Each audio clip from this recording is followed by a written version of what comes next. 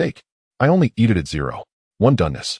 The moment the first ray of morning sunlight falls upon the cow, it is ready to be eaten. Lin Dong. Early morning. In the courtyard of the livestock farm, a group of slaughterhouse workers were busily hauling fresh meat. Strangely, besides the meat, they were also moving jars filled with bright red blood. Under the brilliant morning sun, the glass jars glowed with a crimson hue resembling rich, fragrant wine. Brother Lu, what do you think is going on with Boss Lin? The farm was running just fine, so why did he have over 10,000 head of livestock slaughtered all at once? One slaughterhouse worker asked curiously. Another worker chimed in. Exactly. And more importantly, what does he want with so much blood plasma? Foreman Old Lu was equally perplexed, but he did not want to lose face. Don't pry into matters out in society. Just focus on your work. Okay. The workers went back to their tasks. They wore masks and white gloves, even their hair was completely wrapped up. Foreman Old Lu continued to remind them, everyone must maintain strict hygiene. Even a single hair in the meat and Boss Lin will refuse to pay you. Got it, Brother Lu, don't worry, the workers replied repeatedly. Yet in private, they could not stop gossiping. Hey, have you heard? There's something not quite right about Boss Lin. What do you mean? He looks fine to me. How is he not normal? He's a total clean freak. He hates anything dirty. Oh, that explains it. No wonder he. Ahem. Enough. In the midst of their chatter, one of them hurriedly cleared his throat to cut the conversation short. Not far away, a young man was walking toward them. He was tall and well-proportioned, wearing an immaculate white shirt. His fair face was finely chiseled, his features so sharply defined they resembled an exquisitely carved artwork, handsome to an extreme. Bathed in the morning light, the youth should have evoked a sense of warmth, yet a trace of cold indifference flickered within his narrow eyes. Foreman Old Lu hurriedly ran up to him. Boss Lin, your 1,500 cattle, 3,000 pigs, and more than 10,000 chickens have all been slaughtered. Lin Dong nodded lightly. His gaze swept over the fresh meat wrapped in plastic film and the rows of crimson blood jars, and he felt quite satisfied. Go and collect your pay. Thank you. Here's to a pleasant cooperation. Foreman Lu's face lit up with joy. He instinctively extended his hand for a handshake. But Lin Dong remained where he was, staring at that hand without moving an inch. Only then did Foreman Lu recall something, and embarrassment spread across his face. Lin Dong did indeed have a bit of a cleanliness obsession and disliked physical contact with others. An unwritten rule, everyone knew. Boss Lin will be heading back then. Hope we can work with you again next time. Foreman Lu forced a smile and drew back his hand dejectedly as he spoke. He then led several workers out of the yard, climbed into a small minibus, and sped off. Lin Dong watched them as they disappeared into the distance. Walking up to the piles of fresh meat and rows of blood-filled jars, he waved his hand, and all of it vanished in an instant. Of course, the flesh and blood had not truly disappeared. They had been stored away into Lin Dong's spatial inventory. This space was 1,000 meters long, wide, and high. Within it, time was completely frozen. Whatever was placed inside would come out exactly the same without the slightest change. The reason he did this was because Lin Dong was a reborn man. He had been reborn half a month before Doomsday, and along with it, he had gained this spatial storage ability. The horrific scenes of the apocalypse remained vivid in his mind. Zombies rampaged everywhere, mutated monsters proliferated, humanity was starved of resources. For a piece of bread or a bottle of clean water, people would come to blows. People would even sell out once beloved family and close friends, tearing away the mask of kindness completely. If an ordinary person were reborn before Doomsday, their first thought would surely be to hoard supplies, grain, water, and the like. But Lin Dong leaned instead toward fresh meat and blood. Because he himself was a zombie. Flesh and blood were far too important to a zombie, not merely as food. By devouring flesh and blood, a zombie could absorb the energy within, growing stronger and stronger, evolving step by step into a zombie king. A zombie raised on abundant flesh and blood would grow at a terrifying, unimaginable pace. In short, flesh and blood were the very source of a zombie's evolution. How powerful Lin Dong could become would depend on how much flesh and blood he could consume. At that moment, he received another call. It was from Su Xiaoro, an employee at his supermarket. Boss, the 100,000 packs of frozen steak you ordered plus 10,000 portions of chicken wing tips and 10 tons of premium ribs have all arrived. Oh, tell all the major suppliers to keep sending more stock. What? Order more. Su Xiaoro sounded astonished. But, boss, our working capital is already running out. We can't even afford the deposits anymore. I'll handle the money. You just keep placing the orders. Oh, all right then, Su Xiaoro agreed. Yet confusion still churned in her heart. They were already out of money. Why keep ordering more? What was he stockpiling so much for? Was the world really about to end? Lin Dong owned a livestock farm, a supermarket, and 2 apartments. Assets all purchased with his parents' inheritance. His parents had died when he was too young to remember. The funeral dinner had not even been held by the time they passed. Afterward, he was sent to an orphanage and grew up there. When he reached legal age, he inherited his parents' estate. From there, he slowly expanded his business step by step, building it up. Although his holdings were substantial, Lin Dong's liquid funds were actually quite limited. Now all of his most valuable resources were already stored inside his spatial inventory. There are only 10 days left before Doomsday begins. I need to get more money and keep stockpiling supplies. As Lin Dong was pondering this, he suddenly saw on the road outside the farm a Mercedes G-Class approaching from one direction and a Wuling Hongguang from the other. Inside the Wuling Hongguang sat several street punks, their hair dyed in garish colors. Most people upon seeing them would feel a headache coming on, but the corners of Lin Dong's lips lifted slightly. Just when I needed a pillow, someone brings one. The god of fortune has arrived. As the Mercedes rolled to a stop, a middle-aged man got out. He wore casual clothes, a thick gold chain, and carried a bag clamped under his arms, swaggering with every step. This was Zhao Peng, a well-known property developer in Jiangbei City. He had long taken a fancy to the land occupied by Lin Dong's farm, believing that if a housing complex were built here, it would certainly rake in huge profits. But Lin Dong was stubborn. No matter what terms he offered, he refused to sell, so negotiations had never gone anywhere. Since temptation had failed, Zhao Peng decided to apply some pressure. So he had brought along a group of hired thugs, intending to lean on Lin Dong a little.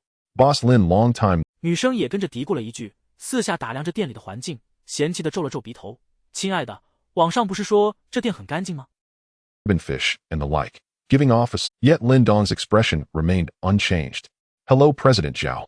Brother Lin, you should know why I'm here. About this piece of land. Have you given it any more thought? Zhao Peng got straight to the point, his tone still fairly courteous.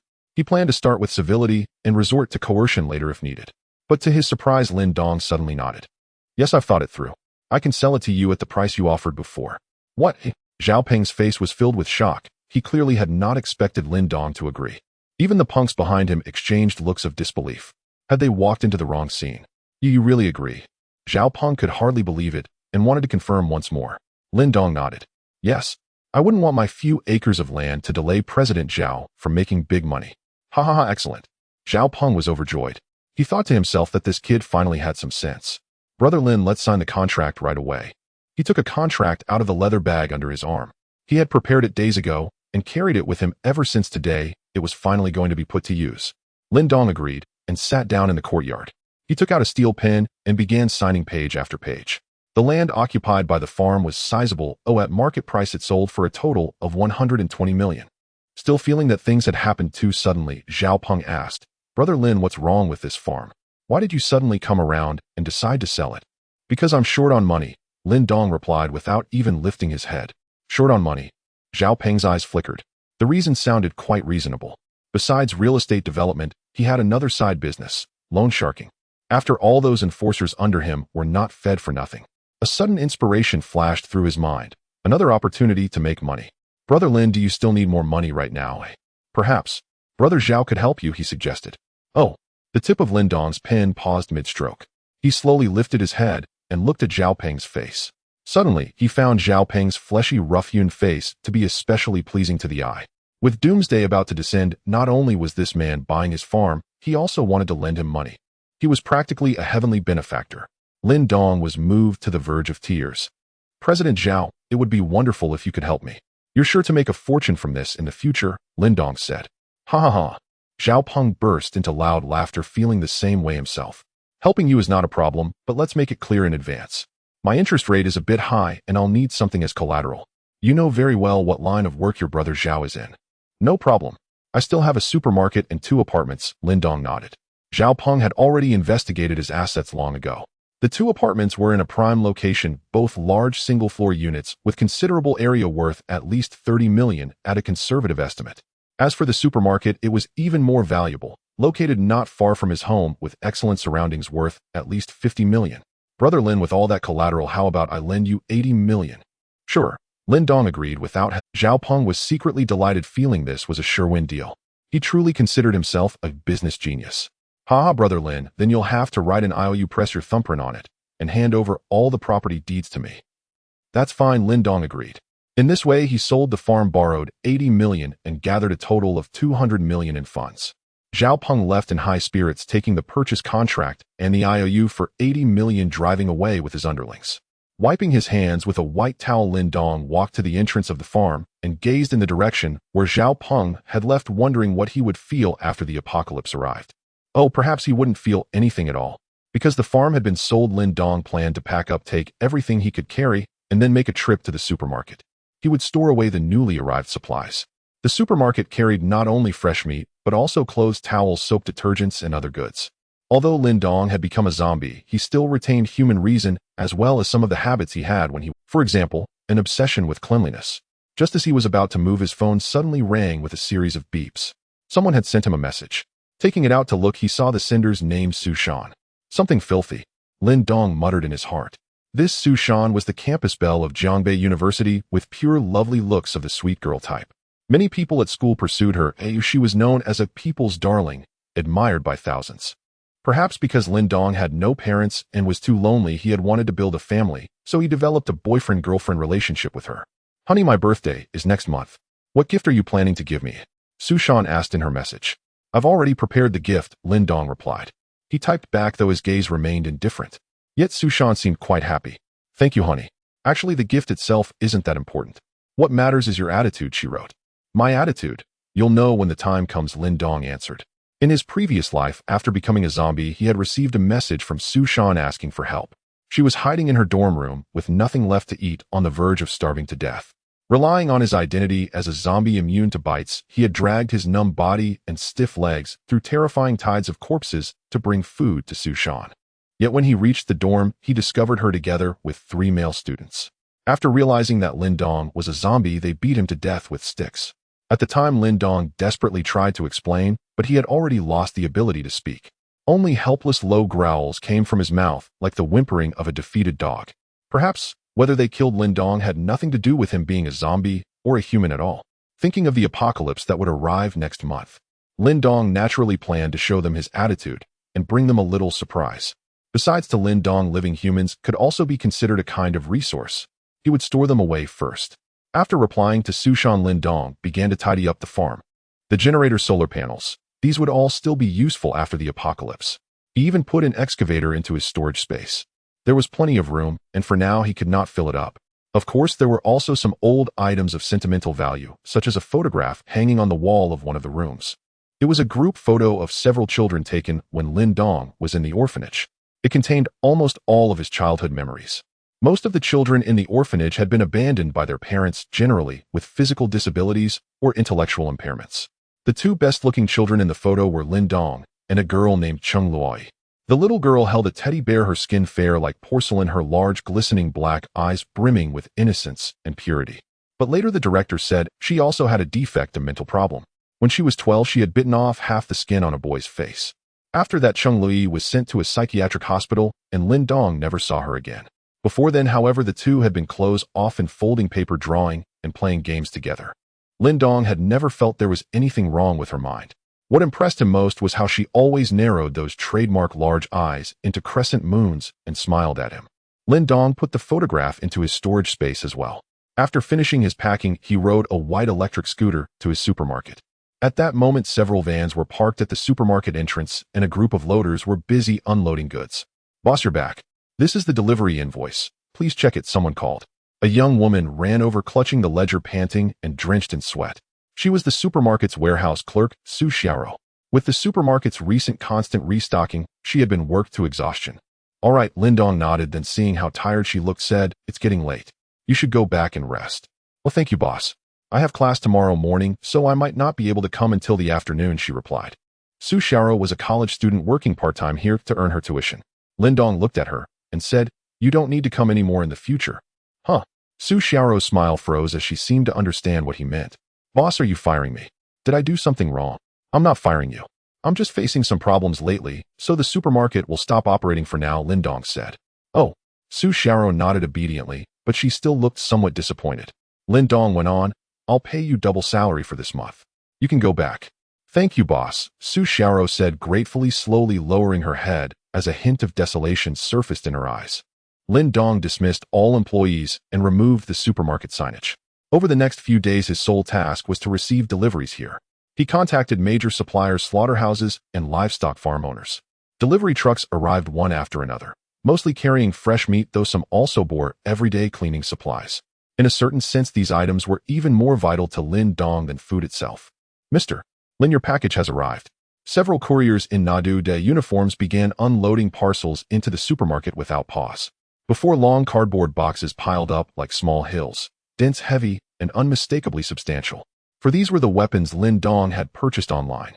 Among them 100 compound bows, 100 crossbows, and hundreds of knives and machetes. In the early days of the apocalypse, such arms retained formidable lethality. Though Lin Dong would soon become a zombie as one possessing extraordinary intellect, wielding weapons seemed perfectly reasonable. Time flew. Soon it was the eve of the apocalypse. Lin Dong's funds were nearly depleted, though he had started with 200 million yuan, having paid only deposits. His purchasing power far exceeded that sum. He had nearly monopolized the market, leaving several major suppliers out of stock. By now dusk had fallen. The setting sun cast golden light across the hollowed-out supermarket. Every shelf stood bare, emptied entirely into Lin Dong's spatial storage. Tomorrow morning the apocalypse would begin. Lin Dong had already resolved to cease being human. Yet still he picked up a mop and polished the supermarket floor until it gleamed.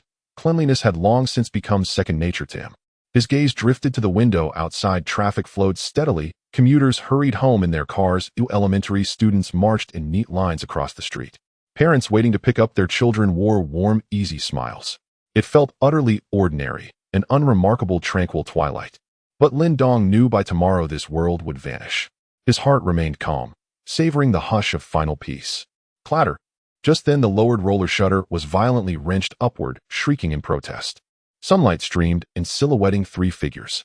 "Boss Lin, I'm starving. Hand over some snacks." The youth at the front, sporting dyed blonde hair and an insolent swagger, was a local thug, a petty hoodlum who lived off free meals and intimidation. Merchants dreaded such men. Most they disrupted business every few days, and shopkeepers usually endured them in silence, offering trinkets or snacks just to be rid of them. Lin Dong didn't even lift his eyes. The supermarket is closed. No food remains. What the hell? The thugs gaped at the empty shelves, baffled. Just days earlier the place had been frantically restocking.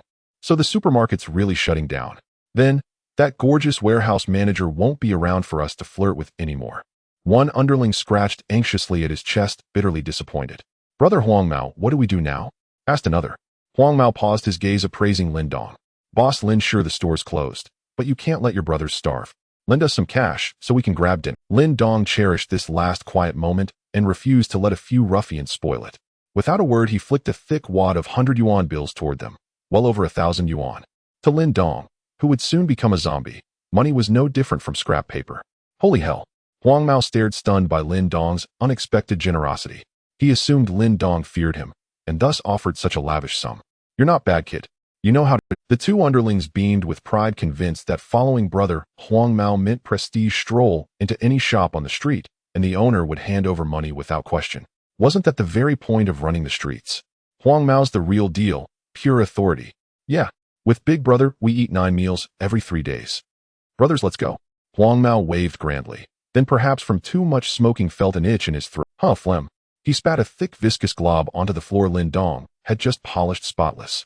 "Wait!" Lin Dong suddenly raised his head and called them back, his eyes fixed on Huang Mao. He abhorred filth. The three turned puzzled. "What is it?" "Something wrong. The floor is dirty." Step by step Lin Dong advanced toward him. "Uft!" Huang Mao burst into laughter. "I just spat some phlegm. What's the big deal?" The two underlings crossed their arms, tilting their heads to size Lin Dong up, utterly unconcerned. "Just moments ago he handed over money when we asked. So what if we spat? What could he possibly do?" Shink. In a flash of cold steel, Lin Dong's hand lashed out. His dagger cleaved the air, striking true, throat severed, blood spurting. The blade pierced Huang Mao's neck clean through. His eyes bulged wide, shock contorting his face, disbelief freezing in his expression. His mouth opened as if to speak, but only crimson welled forth. Thud. His body collapsed lifelessly. To his dying breath, he never grasped why Lin Dong had struck him down without warning. The two underlings stood paralyzed, stunned, speechless. What just happened? Their revered brother Huang Mao, slain before their eyes. They were mere street thugs. Never before had they witnessed such brutality. Lips trembling, eyes wide with terror, they turned toward Lin Dong, only to meet his chilling, emotionless gaze. Was he a deranged killer? To Lin Dong, whose past included surviving as a zombie, this scene was trivial, unworthy of notice. The two clutched the shelves for support, legs quivering. "Elder brother, don't kill me. I know I was wrong. Yes, please forgive me. I swear I'll tell no one. A faint subtle smile curved Lin Dong's lips. You may go. I won't kill you. Okay. Relief washed over them. They whirled and bolted for the exit, only for Lin Dong behind them to calmly raise a crossbow aim at one and release the trigger. Whoosh! A razor-sharp bolt pierced the man's skull from behind, sending him crashing face first to the ground. Huh! The remaining thug spun, saw his comrade crumpled, an arrow jutting grotesquely from his skull. Horror seized him utterly. He whipped his head around, only to find Lin Dong already knocking another bolt, bow drawn, taut sight locked squarely on him. Pure paralyzing terror flooded his veins. But hadn't Lin Dong just promised not to kill him? This man had no honor. Elder brother, Shink. Before the words left his mouth, the bolt punched through his forehead. His voice cut short, his body collapsing in silence. The supermarket fell still once more. The crossbow's penetration power is impressive. Lin Dong examined the corpses thoughtfully, then swept his hand, vanishing all three bodies into his spatial storage. To him, they were merely resources. Not just the living, but the dead too must be stored. Lin Dong returned to his residence. It was a high-rise building specifically located on the top floor, the 20th level. His home was kept impeccably clean, free of dust, with items neatly arranged in a minimalist style, providing a pleasing aesthetic. The windows were fitted with sturdy stainless steel railings to prevent mutated beasts from the apocalypse from launching attacks against him. Solar panels were also installed, although Lin Dong might turn into a zombie, electricity remained crucial. Possessing human intellect, he would inevitably feel bored. He could watch television, play games, or use his phone to pass the time. Additionally, he could gather some intelligence through these channels. Everything was already in place. The countdown to the apocalypse had begun. After a long, endless night, the dawn slowly rose. Lin Dong remembered that the apocalypse would commence at 9 in the morning. Glancing at the clock on the wall, it read 8:59. Just one more minute. Lin Dong approached the window and looked out at the bustling street below, where people chatted and laughed amidst the traffic. The clock ticked steadily behind him. The second hand gradually aligned with the minute hand, heralding the dawn of a new era. At exactly 9 o'clock, suddenly the bright morning sun was veiled in a layer of crimson, transforming into a blood-red orb. Passers-by on the street looked up in astonishment. Huh, why has the sun turned red? I don't know. Could it be some astronomical phenomenon? Hurry and take a picture, posted on social media. As people speculated, several individuals suddenly collapsed, their vision darkening as they fell to the ground. The speeding cars began to crash into one another in rapid succession. Bang! Crash! Car windows shattered, shards of glass flew, and chaos erupted on the street. People realized something was wrong, their expressions growing more anxious. Honey, what's wrong? Wake up! A woman shook a man by the shoulders on the street. Roar! Upon opening his eyes, the man transformed into a grotesque figure and bit down on the woman's delicate neck. Oh! The woman screamed in agony, her clothes quickly soaked in blood. Her eyes rolled back and her body began to convulse violently. Such scenes unfolded across the streets. Oh! There are monsters. This is a zombie. Help! Wah! Mom, wake up! In an instant, the cacophony of screams, wails, and roars filled the air, casting a veil of chaos over the scene. Lin Dong, standing by the window, also felt his vision darken and fainted. When he awoke again, he had transformed into a zombie. Hiss! He opened his mouth, his throat emitting a raspy sound, having lost the ability to speak. So it really is like this. Lin Dong mused to himself, noting that many bodily functions had ceased, including his invincible premium dragon below, which had lost all responsiveness. I suppose I need to evolve gradually to regain my abilities. Lin Dong turned to look at his reflection in the living room mirror. His appearance remained unchanged, though his skin was pale and devoid of color, giving him a somewhat unhealthy look. As a zombie, his limbs felt stiff, somewhat numb, and his movements were sluggish, with a significantly diminished sense of pain.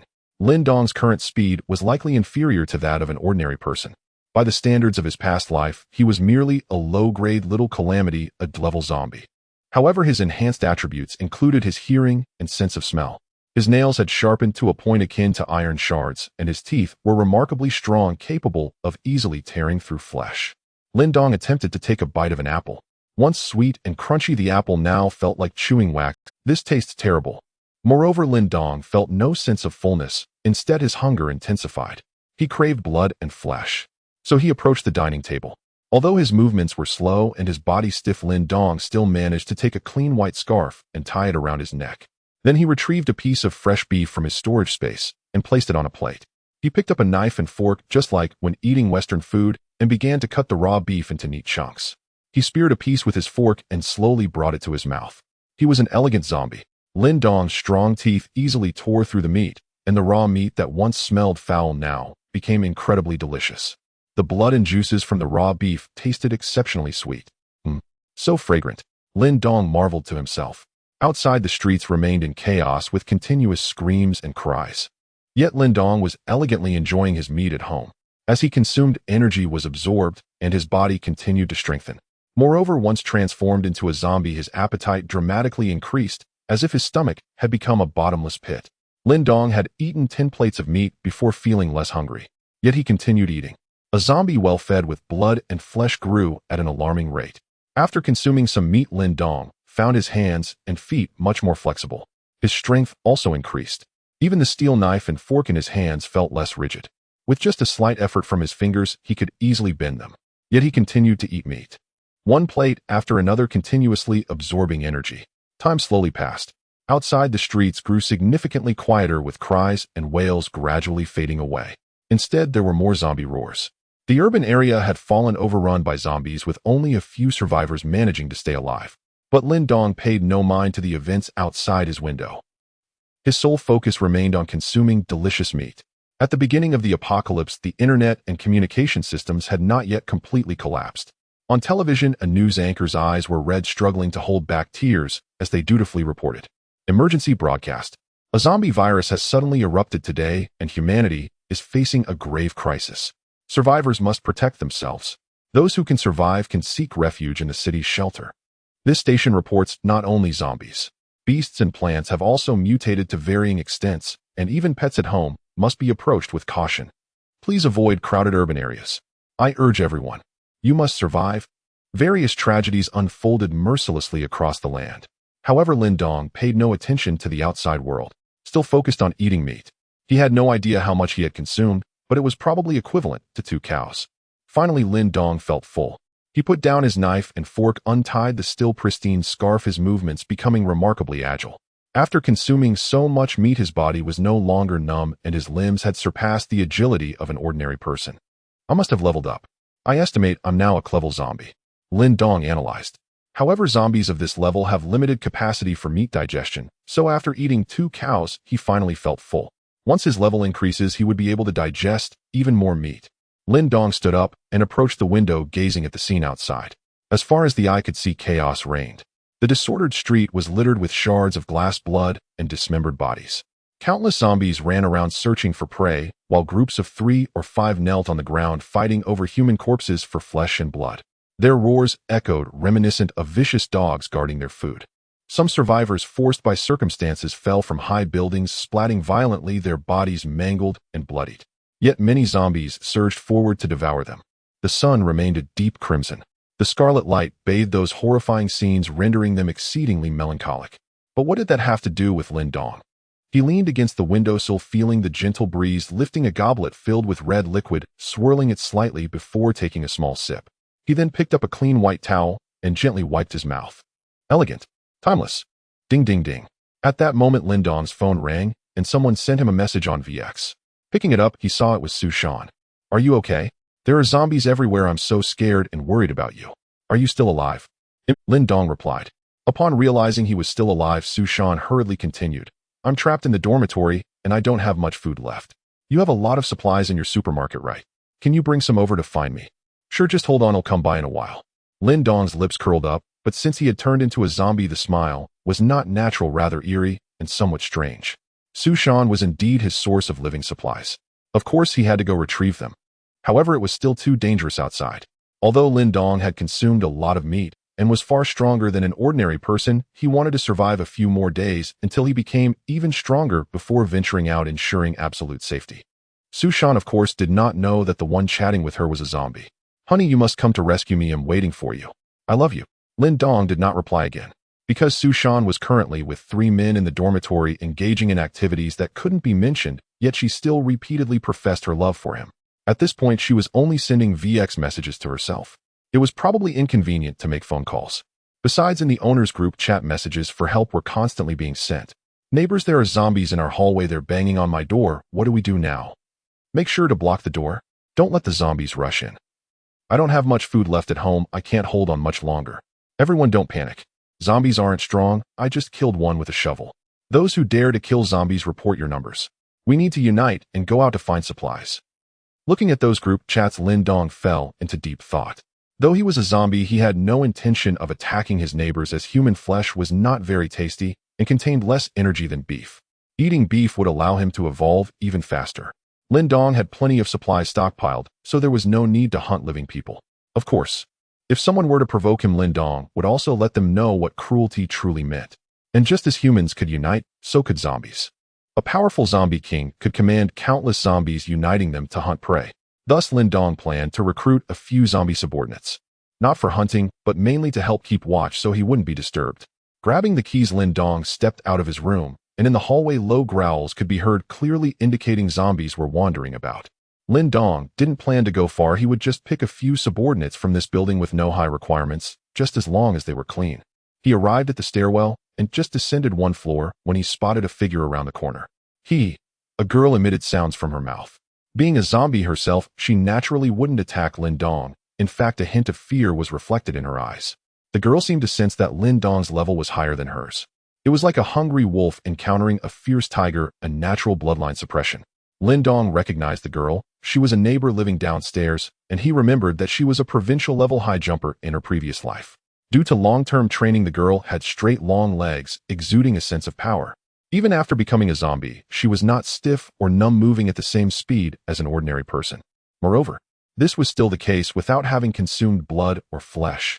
It seems that zombies also have qualifications and can retain some of their characteristics from their living days. Lin Dong found the female zombie's qualifications impressive. If nurtured, she would definitely have the potential to be an agile zombie king. The girl was wearing a white t-shirt and hot pants with her hair in a ponytail, looking quite fresh and clean. She's the one. Lin Dong waved his hand and threw out a bag of frozen steak.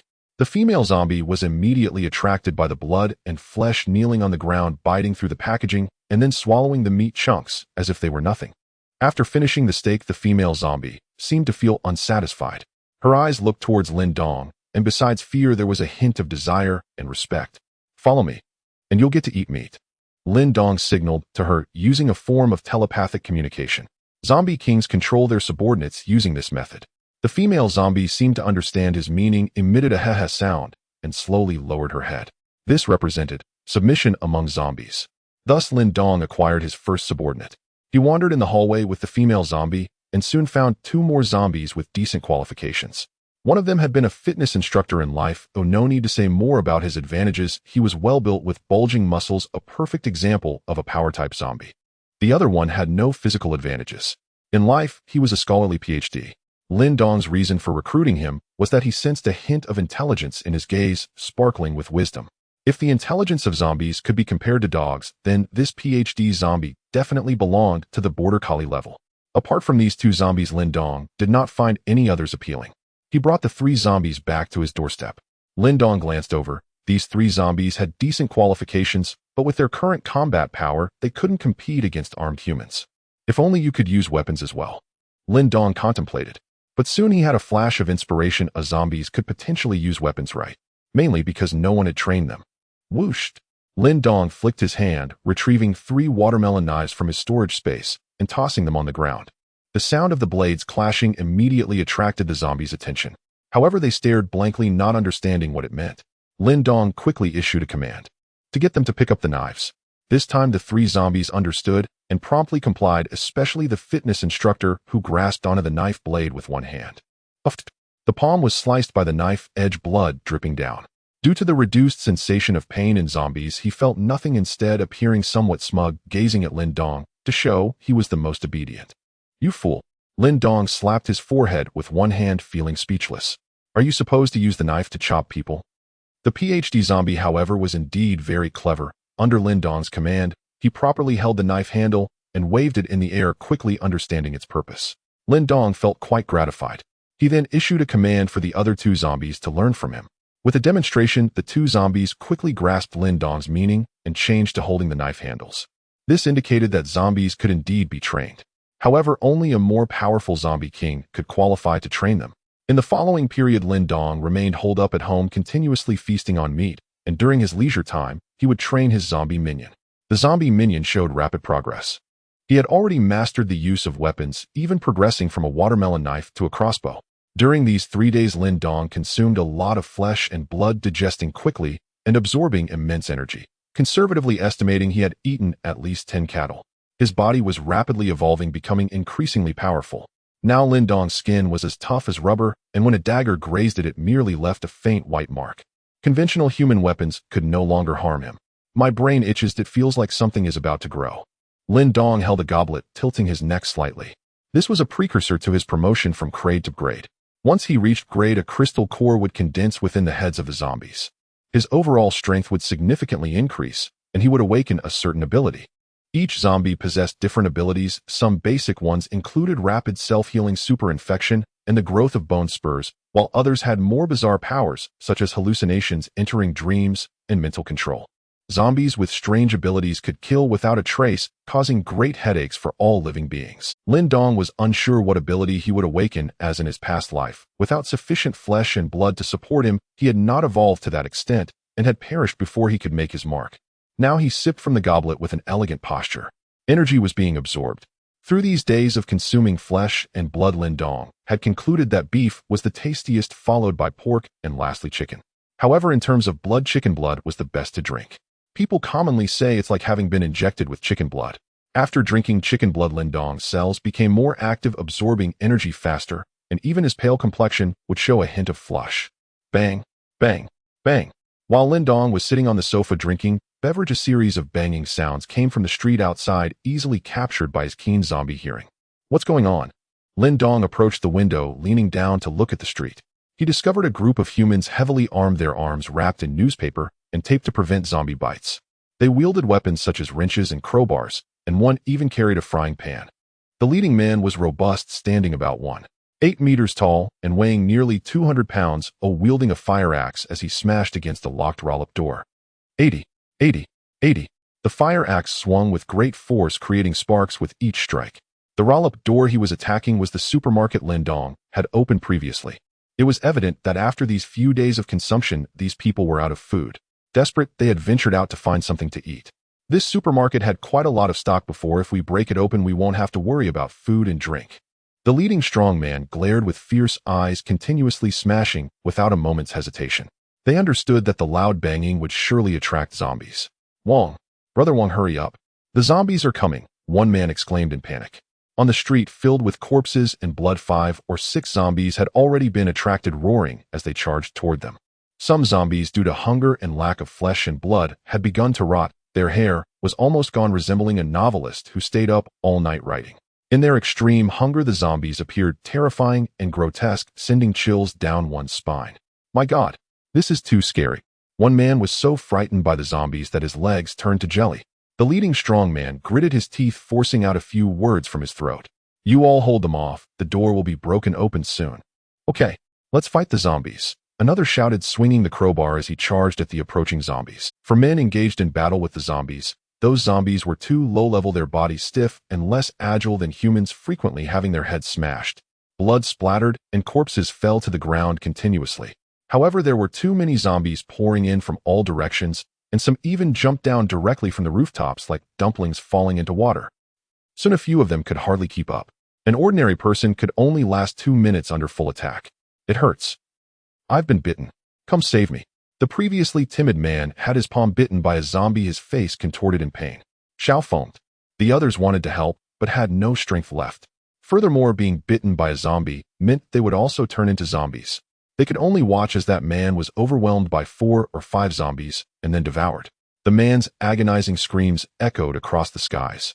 Lin Dong upstairs took a sip of the crimson liquid, watching the commotion, unsure why they were making futile efforts to break into his supermarket. The items inside had long been stored in his storage space. The man's screams quickly faded. He had just been devoured, and the leading strongman, Brother Wong, wore an excited expression. The lock has opened. Hurry in. With a loud clang, he immediately pulled open the roll-up door. The others, hearing this sound, looked like they had heard heavenly music, all displaying joyful expressions as they quickly turned to dive into the roll-up door. However, one person, while running, was grabbed by a half-zombie on the ground at his ankle. Thud. This person immediately fell, scrambling desperately towards the roll-up door. Brothers, hurry. Help me. The The few who had entered quickly grabbed his arms, pulling him desperately inside. But the zombies behind had already pounced upon him one after another. No matter how hard they tried, they could not pull him in. The fallen person's body was just stuck at the roll-up door, preventing it from closing. A few zombies were also crazily trying to squeeze through the gap of the door. "Brother Wong, what do we do?" Two of them looked urgent. The strong man swung the fire axe, smashing a few zombie heads, gritting his teeth as he said, "We can't save him. Throw him out. We must close the door now." This. The two displayed shocked expressions, reluctant to abandon their partner. But they still tacitly released their grip. "You all. Save me." The man on the ground showed despair. He was being dragged by the zombies, his body slipping outward, but his instinctive survival instinct made him grip the edge of the roll-up door with all his strength. At this moment, the leading strongman's eyes turned red as he swung the fire axe directly at that pair of hands. Swish! The man's palm shattered, and he instantly screamed in agony, his body being completely dragged out, swallowed up by the roars. Finally, the roll-up door made a loud clang and closed completely. Pretty impressive. Lin Dong thought to himself at the window, feeling that they performed quite well, costing only the lives of two individuals to rush into his supermarket. Especially that leading strongman, his final action was very wise. Unfortunately, there was nothing left in his store. Inside the supermarket, three men, blood-stained and breathless, leaned against the rolled-down metal shutter door. Yet their hearts raced with exhilaration. At last they had made it inside. Visions of abundant supplies flickered in their minds. "Wait, hold on." Wang Tsung's eyes widened sharply as something unsettling dawned upon him. The shelves before him stood utterly bare. Not a single item remained. Where is everything?" The other two stared blankly, stunned. "Could someone have beaten us here?" "Impossible. Even if others had come first, no one could have stripped this place so completely." Clutching his fire axe, Wang Tsung strode urgently deeper inside. Room by room they searched, only for their elation to crumble into despair. The storage room was empty, utterly vacant. Not even a single hair remained. "Fuck this shit," one man roared, swinging his crowbar, wildly smashing shelves and crates in furious frustration. Having fought tooth and nail to reach this place, only to lose two comrades along the way. Their efforts had yielded nothing but hollow air, and his composure shattered entirely. "Dongzi, calm down." Wang Tsung intervened at once. The noise would draw more zombies and serve no purpose. Dongzi panted like a raging bull. "Brother Wang, we're out of options." "Not necessarily." Wang Tsung frowned deep in thought. Such thorough looting couldn't be the work of ordinary survivors. This was premeditated. The supermarket owner must have planned it all along. "You mean?" The other two exchanged glances, realization dawning. Wang Tsung nodded. "Yes, I've shopped here before. The owner lives in the high-rise just across the street. Let's go find him." Dongzi's eyes lit up, not with hope, but with desperate resolve. They'd battled their way this far. Abandoning the mission now would render every sacrifice meaningless. And the building stood directly opposite. Reaching it would be no great challenge. The young man holding a frying pan voiced concern. But why would he hand over his supplies? Whether he gives them or not is no longer his choice. Dongzi gripped his crowbar, eyes blazing with feral intent. Cornered and desperate, he was capable of anything. Wang Tsung silently affirmed his stance. "If he hoarded food, we'll take it by force." "Fine." The frying pan youth steeled himself. He'd witnessed Wang Tsung's and Dongzi's raw power firsthand. Two men like them could easily overpower a lone shopkeeper. Or perhaps there was another possibility. Maybe the owner had already turned and would fall without resistance, granting them access to his untouched stores.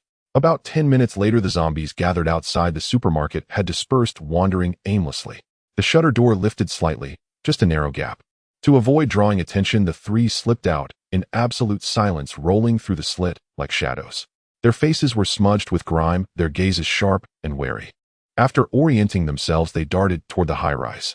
"Just as I expected," Lin Dong murmured from his window, having watched their every move, anticipating precisely this turn of events. All the better. His delivery had arrived, and this moment offered the perfect opportunity to test the combat readiness of his three subordinates. With the building's power long gone, the elevators were useless. They began the arduous climb, 20 floors of stairs. Scattered zombies lurked intermittently in the stairwells. Though fierce in battle, bludgeoning each zombie without hesitation, their stamina waned heavily. By the time they reached the top floor, sweat poured down their brows. "We're here, Dongzi, knock," Wang Tsung commanded. Dongzi stepped forward without hesitation and pounded the door. Thud, thud, thud, thud, thud, thud. "Open up." His roar echoed down the corridor, but Lin Dong, unperturbed, calmly washed his hands. Drying them gently with a towel, he then tied a pristine white scarf around his neck. Dinner was about to begin. I know you're inside. If you don't open, we'll break the door down. Wang Tsung raised his blood-smeared axe, gaze sharpened with menace. 3, 2, 1. The heavy axe hovered midair, poised to cleave, when suddenly a soft click echoed from the door. The door swung inward. Bright light spilled out, illuminating a tall, lean silhouette. The young man's skin was pale and flawless, his features strikingly chiseled, his countenance breathtakingly handsome. He wore an immaculate white shirt, spotless and crisp, with a white scarf knotted neatly at his throat, radiating an eerie, unsettling purity. Wang Tsung and his companions froze dumbstruck. Since the apocalypse began, they had never seen anyone so clean. Yet what unsettled them most was his gaze, cold, hollow, devoid of warmth, empathy, even humanity itself. You're the supermarket owner, right? Wang Tsung demanded. Lin Dong remained silent, motionless, unresponsive. The other two grew agitated. Don't play dumb. We know you've stockpiled supplies. Hand them over now, and we'll spare your life. Yeah, you're even wearing a scarf. You're about to eat, aren't you? Speak, goddamn it. Silence stretched. Then Lin Dong slowly parted his lips. A guttural bubbling rasp escaped his throat, HRRGH. The trio stared, jaws slack, minds reeling, utterly paralyzed. Holy shit.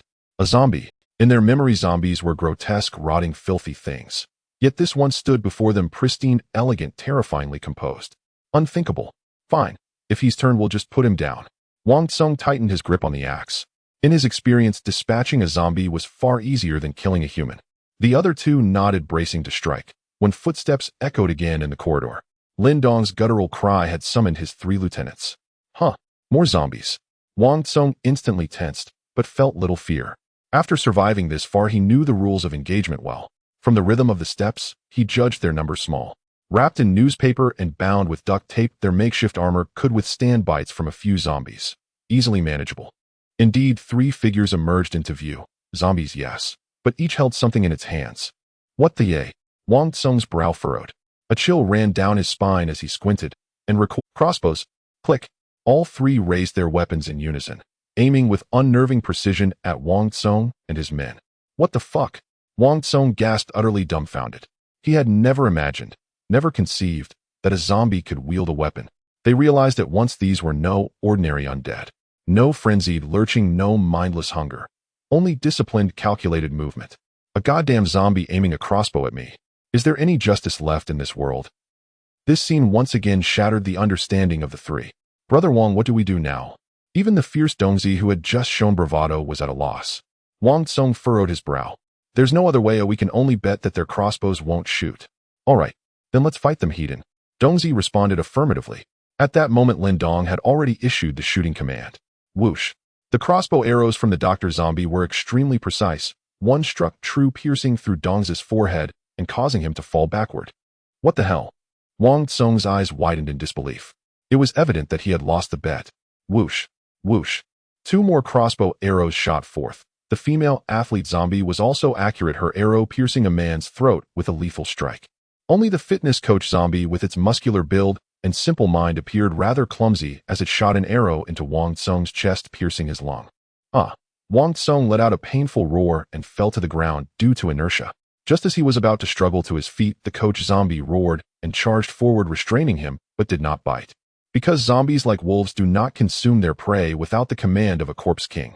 Wang Tsung, at this moment, he finally understood that these zombies were organized and disciplined, and their king was Lin Dong. Does that mean they possess a certain level of intelligence and can understand what I say? Wang Tsung analyzed in his heart, enduring the pain as he spoke. I beg you, spare my life, though I have my own difficulties. Please just let me go, I will do anything. At that moment, Lin Dong was walking over step by step. He stopped in front of Wang Tsung and reached out to grab the crossbow bolt lodged in his chest. Then he pulled it out violently. Pshh. Blood gushed forth. Wang Tsung screamed in pain, once more filled with fear. What did this strange zombie want to do? Meanwhile, Lin Dong waved his hand and took out a straw from his storage space. Wang Tsung's face was instantly filled with confusion. However, he seemed to have guessed what Lin Dong intended to do next. I don't know how much energy is contained in the blood. Lin Dong pondered, having never tried it before. Thus he inserted the straw into Wang Tsung's wound. But soon Lin Dong frowned. Tui. He turned his head and spat out the dark red blood. This guy is too fat, he has high blood level. Seeing this scene, Wang Tsung was even more bewildered. His own blood was even rejected by a zombie. Could it be that he would spare him? But in the next moment, Wang Tsung's hope was shattered as a fierce mouth lunged toward his neck. Lin Dong issued the order to kill. The three little brothers, starving, were eager to partake. They were not picky at all. Not long after, this bloody feast came to an end. The three little brothers had bloodstains at the corners of their mouths, still yearning for more, but their loyalty to Lin Dong had increased, even more, bordering on admiration. Following the big brother, they had meat to eat. Dinglingaling, dinglingaling. At that moment, a phone rang. Who uses such a tacky ringtone? Lin Dong glanced and found that the sound came from a pocket of a piece of clothing on the ground, which belonged to Wang Tsung. He picked it up and answered. A man's threatening voice came through. Wang Tsung, I advise you not to play tricks. Hurry up and bring back supplies. Your wife is in my hands. If you don't bring back the supplies. Ha ha ha. Upon hearing this, Lin Dong understood. It turned out Wang Tsung had been coerced into searching for supplies by someone else. No wonder. He said he had his own difficulties. Hello, hello, hello. Wang Tsung, say something. Don't pretend to be dead. Let me let you hear your wife's voice. The voice on the other end continued to threaten, accompanied by a woman's cries. Husband, save me, they are not human, boo-hoo-hoo. But upon hearing this, Lin Dong directly hung up the phone. What a coincidence. Am not either. However, Lin Dong thought he could track down the hiding place of these people. After all, living people could also be considered supplies. He categorized them as the takeout headquarters. Lin Dong fiddled with his phone, quickly finding clues through Wang Tsung's text messages and VX chat records. The location of the takeout headquarters was at a construction site. Wang Tsung had previously been a foreman there, often exploiting the labor of workers. Thus, he was very ruthless.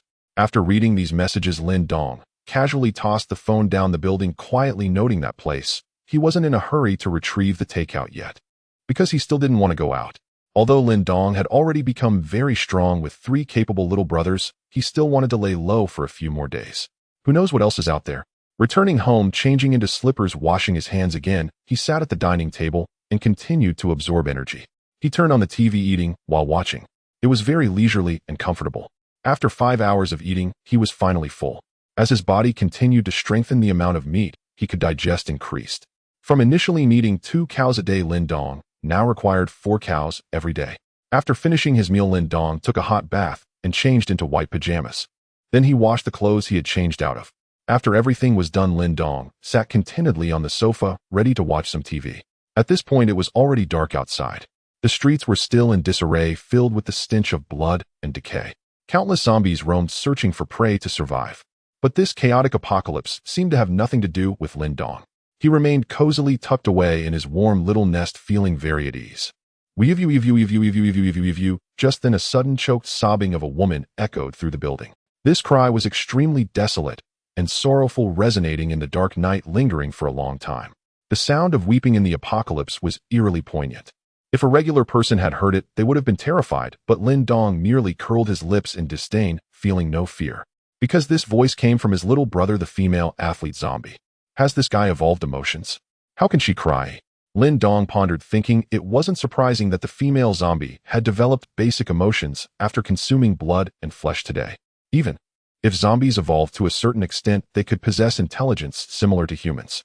But that would likely require glass. Of course, this also depends on the zombie's potential. For example, that clever Dr. Zombie might not need glass to evolve a very high level of intelligence. It seems the female zombie is not weak. Oh, she has developed basic emotions. Let's go see what she's crying about. Lin Dong was somewhat curious. After all, it was just to pass the time. So he opened the door and went downstairs. A shrill wail echoed through the desolate, hollow stairwell.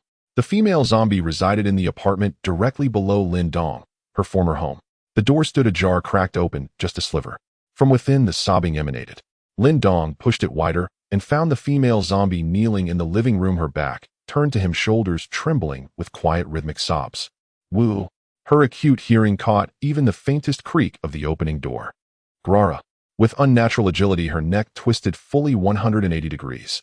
Her face contorted into a savage snarl, and a guttural roar tore from her throat, as if poised to strike at any moment. Yet the instant her gaze fell upon Lin Dong, standing in the doorway, the roar died mid-breath. Her ferocious expression melted, replaced by fawning subservience, almost pitiful in its eagerness. Woo! Her weeping carried meaning, clear, insistent, unrelenting. I'm starving. I'm starving. I'm starving. I'm starving. Every sob conveyed only those 3 words. Glutton. Lin Dong mused inwardly. She'd devoured fresh flesh just today, yet while her 2 brothers remained sated, she alone wept without cease. Whoa. As if reading his thoughts, she lowered her head in awkward contrition, emitting a plaintive, appeasing whimper. Lin Dong offered no reprimand, merely flicked his wrist and tossed a corpse into the room. It was the thug he'd slain earlier. At the scent of fresh meat, the female zombie surged with frenzied excitement. Her eyes bulged wide, an eerie, unnatural chuckle spilled from her lips. Then, blurring into motion, she lunged toward the corpse and tore off a hunk of flesh with her teeth. Evidently, this female zombie did not merely weep, she laughed too. And that chilling hollow laughter was far more terrifying than her cries. Lin Dong also noted her astonishing speed. Her powerful, shapely thighs left ghostly afterimages in their wake. No wonder, she possessed the physique of an elite athlete. As she crunched and tore into the meat, slurp, crunch, rip, a thick coppery stench filled the air. The scene was profoundly uncanny. A man calmly feeding a zombie. Any ordinary person witnessing it would have been paralyzed with terror. You eat it yourself. I can't stand the stench. Lin Dong turned and walked away. He'd just bathed. And like anyone stepping out of hot pot or spicy noodles, he refused to let the odor cling to his clothes. Meanwhile, the doctor zombie and the fitness coach zombie lingered in the adjacent room, silent, unmoving. Lin Dong made no effort to feed them. So it seemed. Only the weeping zombie earned her meal. Back in his own room, Lin Dong sank onto the sofa, mind already calculating. Relying solely on stored provisions was unsustainable, though his storage space still held vast quantities of flesh that reserve would inevitably dwindle. In the early days of the apocalypse, supplies remained relatively abundant, but soon scarcity would reign absolute. Lin Dong resolved to venture out and replenish his stores.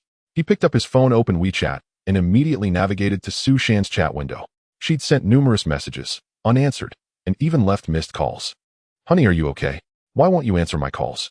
Whoa, are you safe? I'm so worried about you. Please reply to me right away. Don't you dare get hurt. Whoa, pick up the phone. I miss you so much. Bring supplies and come find me. Dozens more such messages scrolled upward. Su Shan was truly frantic. At last, Lin Dong typed a single line, I'm still here. Moments later, the screen flickered, typing, you're alive? Thank goodness. Why didn't you answer? I was terrified. I keep my phone on silent. I'm surrounded by zombies and ringing might draw them closer. He wasn't lying. Zombies were all around him. Su Shan continued, voice trembling. I need to see you. Alive or dead I must. Will you come for me? All right. I'll come tomorrow. Lin Dong replied. Yes. She sounded elated. I'll wait for you in my dorm room. Please promise you'll come. Bring as much food as you can. We have to survive. Understood. A faint, cruel curve lifted Lin Dong's lips. It was time to collect his supplies. The next morning, Lin Dong dressed in clean athletic wear and studied his reflection, handsome, impassive, utterly devoid of expression. Though his mind remained human, his transformation into a zombie had subtly eroded his emotional resonance, rendering him colder, more detached, less moved by joy or sorrow than an ordinary person. Thus he projected an aura of unnerving calm. Descending the stairs, he spotted a medium-sized cargo van parked roadside, the same vehicle he'd once used to haul goods from the supermarket. He slid into the driver's seat and issued the signal for an outbound hunt. Instantly, the building reverberated with guttural roars. The female zombie shot down the stairs like a whirlwind, her mouth twisting into that unsettling laugh, her features alight with manic glee. After several flights, impatient with the pace, she smashed through a stairwell window and leapt outward.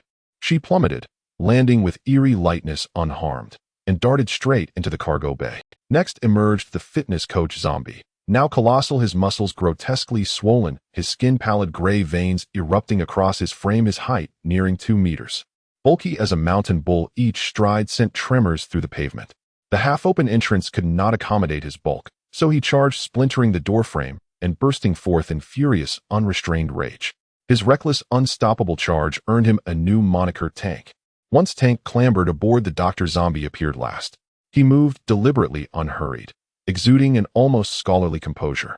Upon entering the cargo bay, he even closed the rear doors himself. Lin Dong slammed the accelerator to the floor. The van roared forward, surging onto the street, shattering undead bodies and crushed wrecks alike beneath its wheels. Lin Dong slammed the accelerator to the floor. The van roared forward, surging onto the street, shattering undead bodies and crushed wrecks. Inside the cargo bay, the female zombie thrummed with anticipation, punctuating the ride with sporadic, eerie chuckles. Tank, however, remained bewildered, his cognition too rudimentary to grasp their purpose. We're hunting, so why lock me inside this black box? Lin Dong drove with brutal force, hurling the van over debris, causing violent lurches. Tank's massive frame gripped by inertia tumbled helplessly with every jolt. But it was brief. Soon Lin Dong screeched to a halt before Jiangbei University's gates, swarming with aimless zombies. He plowed straight through, barreling up to the girls' dormitory. His 3 subordinates leapt from the cargo bay. Tank finally broke free, his bloodshot eyes scanning wildly. The landscape had shifted entirely. Nothing resembled the world he'd entered moments before. With his limited intellect, comprehension eluded him. Could it be? Stepping into the black box transports you elsewhere. Greya. Understanding dawned, and he threw back his head, unleashing a deafening apocalyptic roar. Glass shattered across the dormitory facade. Nearby low-tier zombies recoiled in primal dread. Lin Dong flinched, turning sharply. What are you roaring about? Grr, grr, grr. I don't know what I'm roaring about. Tank bellowed, radiating pure, uncomprehending confusion. Lin Dong stared speechless. A zombie's ferocious roar shattered the silence, sending a flock of birds scattering into the sky. Survivors inside the girls' dormitory heard it and recoiled in terror. Sushan trembled uncontrollably. Could it be? Lin Dong was devoured by a zombie. It's possible. I just heard a car. Must have been your boyfriend arriving. He startled the undead. A burly young man spoke. Seems your boyfriend truly cares for you. Braving such peril, just another towering male added. Sushan and these 3 men were all members of the university basketball team. She is a cheerleader, which is how they've become entangled. Care. More like obsession. In the end he'll have nothing. The 3rd man sneered dismissively and slapped Sushan's backside. He took perverse pride in seeing another's goddess kneel beneath him. Sushan didn't protest. Instead, she complained bitterly. That's all well and good, but what do we do now? Lin Dong's utterly useless. Can't even deliver food properly. Wait. A nearby boy's ears twitched instantly. He seized a steel pipe beside him. There's movement in the hallway. Someone's coming up. At his words, the group fell silent, straining to listen. Indeed, footsteps drew nearer, accompanied by low, guttural zombie growls. Well, looks like your groveling boyfriend barged right in. One of the boys said, eyes gleaming with excitement. After days of rationing, their supplies had run dry, and hunger gnawed at them relentlessly. They'd even lost interest in Sushan's beauty. Execute the plan. Armed with steel pipes torn from chair legs, the 3 men flanked either side of the door. Their intention was clear: seize Lin Dong the moment he entered, and strip him of whatever supplies he carried. From the outset, they never intended for him to leave alive. Setting aside personal grudges, every extra mouth meant one less portion of food. In short, Lin Dong's survival offered them no advantage whatsoever. Knock, knock, knock. Measured, unhurried, almost serene, the rhythm echoed through the corridor. Peering through the peephole, Sushan saw a pale, striking-faced Lin Dong. Coming quickly. She swung the door open. As Lin Dong stepped inside, Sushan slammed it shut behind him and locked it as if fearing he might flee. At that instant, the 3 men emerged, steel pipes raised, encircling him like hunters closing in. Where's the food? Where did you hide it? Hand it over now, one demanded. Their original plan had been to subdue him the second he crossed the threshold, but finding his hands empty, they opted first to interrogate. Lin Dong stood expressionless, cold, detached. His gaze swept the room slowly, then settled on Sushan. She met his stare without a trace of remorse. Yes, I deceived you. But at this point explanation is pointless. Self-preservation is nature's law. Yet Lin Dong remained silent, his eyes unblinking. The 3 men grew impatient. Speak up, damn you. Where's the food? Give it up, or we'll beat you to death. It's the apocalypse anyway. Killing you changes nothing. Hunger twisted their faces into grotesque. Lin Dong realized then starved humans stripped of reason were no different from zombies, on the verge of cannibalism. Where's the food? Talk, or die. One finally snapped, swinging the steel pipe in a brutal arc straight toward Lin Dong's face. A varsity athlete, thick-muscled and powerful, he drove the pipe forward with a shriek of displaced air, unstoppable for any ordinary man. Yet Lin Dong raised a hand and caught it mid-swing. A sharp metallic clang rang out. The pipe froze, immovable, unyielding. Huh. The boy recoiled in shock, straining to wrench it free, but Lin Dong's grip was ironclad. All his strength proved futile. The other 2 stared stunned, about to rush in, when Lin Dong opened his mouth and spoke. After days of evolution, his vocal capacity had partially returned. Though stiff, awkward, his voice rasping and alien, each syllable emerging like a fractured echo from a ruined throat. You are the food. A sharp collective gasp tore from their throats, dread flooding their veins. Every hair on their bodies stood erect, because, suddenly, they understood. Lin Dong was a zombie. Shit. One boy's legs buckled. He dropped the pipe and scrambled backward, panic seizing him whole. But Lin Dong flicked his wrist, sending the pipe flying like a spear, straight into the boy's open mouth. With monstrous force it pierced clean through his skull. A wet, sickening thunk. Blood sprayed in all directions. Sushan and the remaining 2 boys turned ashen. Seeing such horror for the first time, their terror reached its apex. Run! No one knew who shouted, but they burst for the door, tumbling headlong into the corridor. Yet the moment they spun around, they slammed into a wall of living muscle. A violent recoil hurled them backward onto the floor. Lifting their eyes, they beheld a hulking zombie, nearly 2 meters tall, corded with bulging sinew. Roar! Its bellow shook the walls like a bronze bell struck at full force. Then, its fist descended. One blow crushed a boy's skull like a watermelon, bursting crimson across the tiles. Blood spattered Sushan's face, leaving her frozen hollow-eyed. And then, right beside her ear, a low, chilling chuckle. Heh, heh. She turned instinctively, and found herself inches from the grotesque visage of a female zombie, her tongue slowly, deliberately licking a blood-stained fingernail. "Ay!" Sushan screamed, her bladder released in sheer physiological terror. At that very instant, Lin Dong emerged from the dorm room. The hulking zombie and the female zombie ceased their advance, instead standing rigidly beside Lin Dong, their postures deferential, almost eager, as if proudly presenting their captured prey. Meanwhile, a scholarly-looking zombie crouched nearby, delicately prying open a corpse's arm with its nails, methodically extracting veins as though conducting some arcane anatomical study. All in all, this tableau was far more unsettling than brute force carnage. Sushan and the sole surviving boy stood paralyzed, faces drained of color, bodies trembling violently, as comprehension dawned. Lin Dong was the sovereign of the undead. "Please, don't kill me. I was wrong. I'm sorry. Please, please." The boy collapsed to his knees, sobbing, snot and tears streaming, his arrogance utterly erased. Sushan followed suit, begging frantically. "Lin Dong, you love me most. Please, I'm your wife. Don't kill me.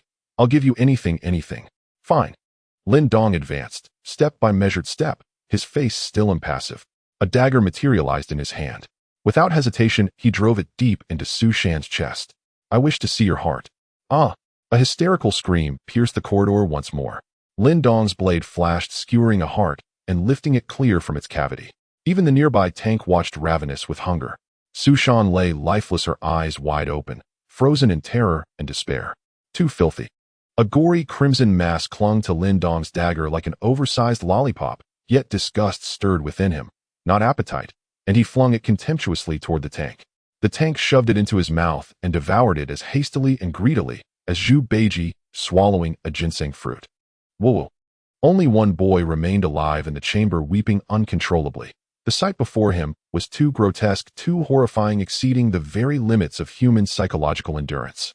A female zombie beside him cackled, hee, perhaps amused or perhaps attempting clumsy comfort, as if to whisper that today was a fine day and tears were unnecessary. And so, her razor-sharp nails plunged into the boy's neck. His carotid artery severed cleanly.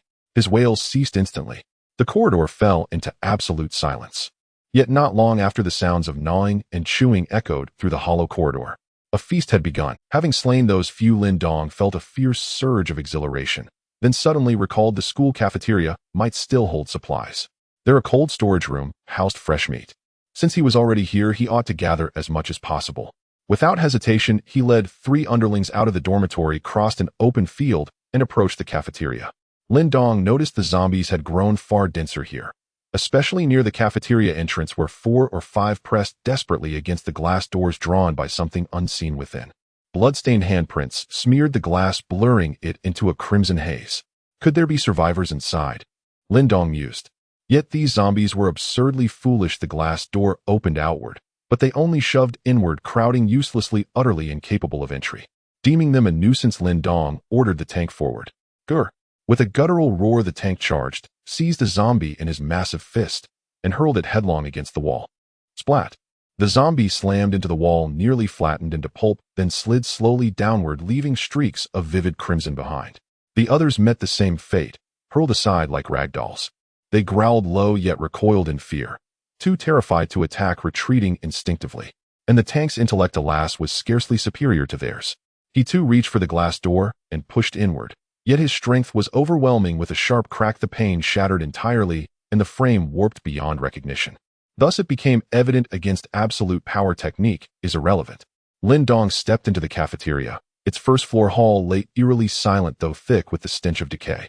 Several corpses littered the floor, zombies all shot dead at point-blank range.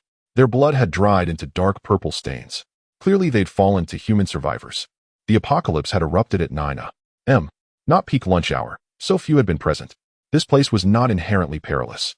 Yet if survivors remained, they would surely congregate in the storeroom, where ample food could sustain life. Lin Dong strode directly toward the storeroom. Soon a heavy double iron door loomed ahead, firmly shut. He pushed it, did not budge. An ironclad lock held it fast. From within came faint hushed whispers, soft but unmistakable to Lin Dong's acute hearing. "Oh no, we're being surrounded by zombies. What do we do?" A woman cried, panic sharpening her voice. "Don't be afraid. I'll protect you." A young man drew her close, soothing her. Yet her anxiety lingered. Maybe we should flee now. If you two want to run, go ahead. Staying here just wastes rations." A middle-aged chef in stained cook's whites sneered from across the room. The young man frowned, ready to retort. But when his gaze fell upon the chef's cleaver, he swallowed his words. Inside this storeroom, 5 people hid in total: the chef, the couple, and 2 other women. At the sound of that earlier doortel, both women's faces flushed with dread. One of them was strikingly beautiful, lips lightly pursed, Su Xiao, Lin Dong's former warehouse clerk from the supermarket. Born into poverty, she worked while studying. After Lin Dong dismissed her, she found another part-time job, still as a warehouse clerk, at the campus cafeteria. Indeed, Su Xiao's beauty attracted many suitors. Anyone could have become her lifelong provider. But she prided herself on self-reliance, her spirit fiercely independent. "Zombies surely can't get in, right?" Su Xiao whispered, voice trembling. The chef nodded. "These zombies are impossibly stupid. If they can't even breach the glass doors outside, how could they possibly force this locked storeroom? They lack the wit, or the strength."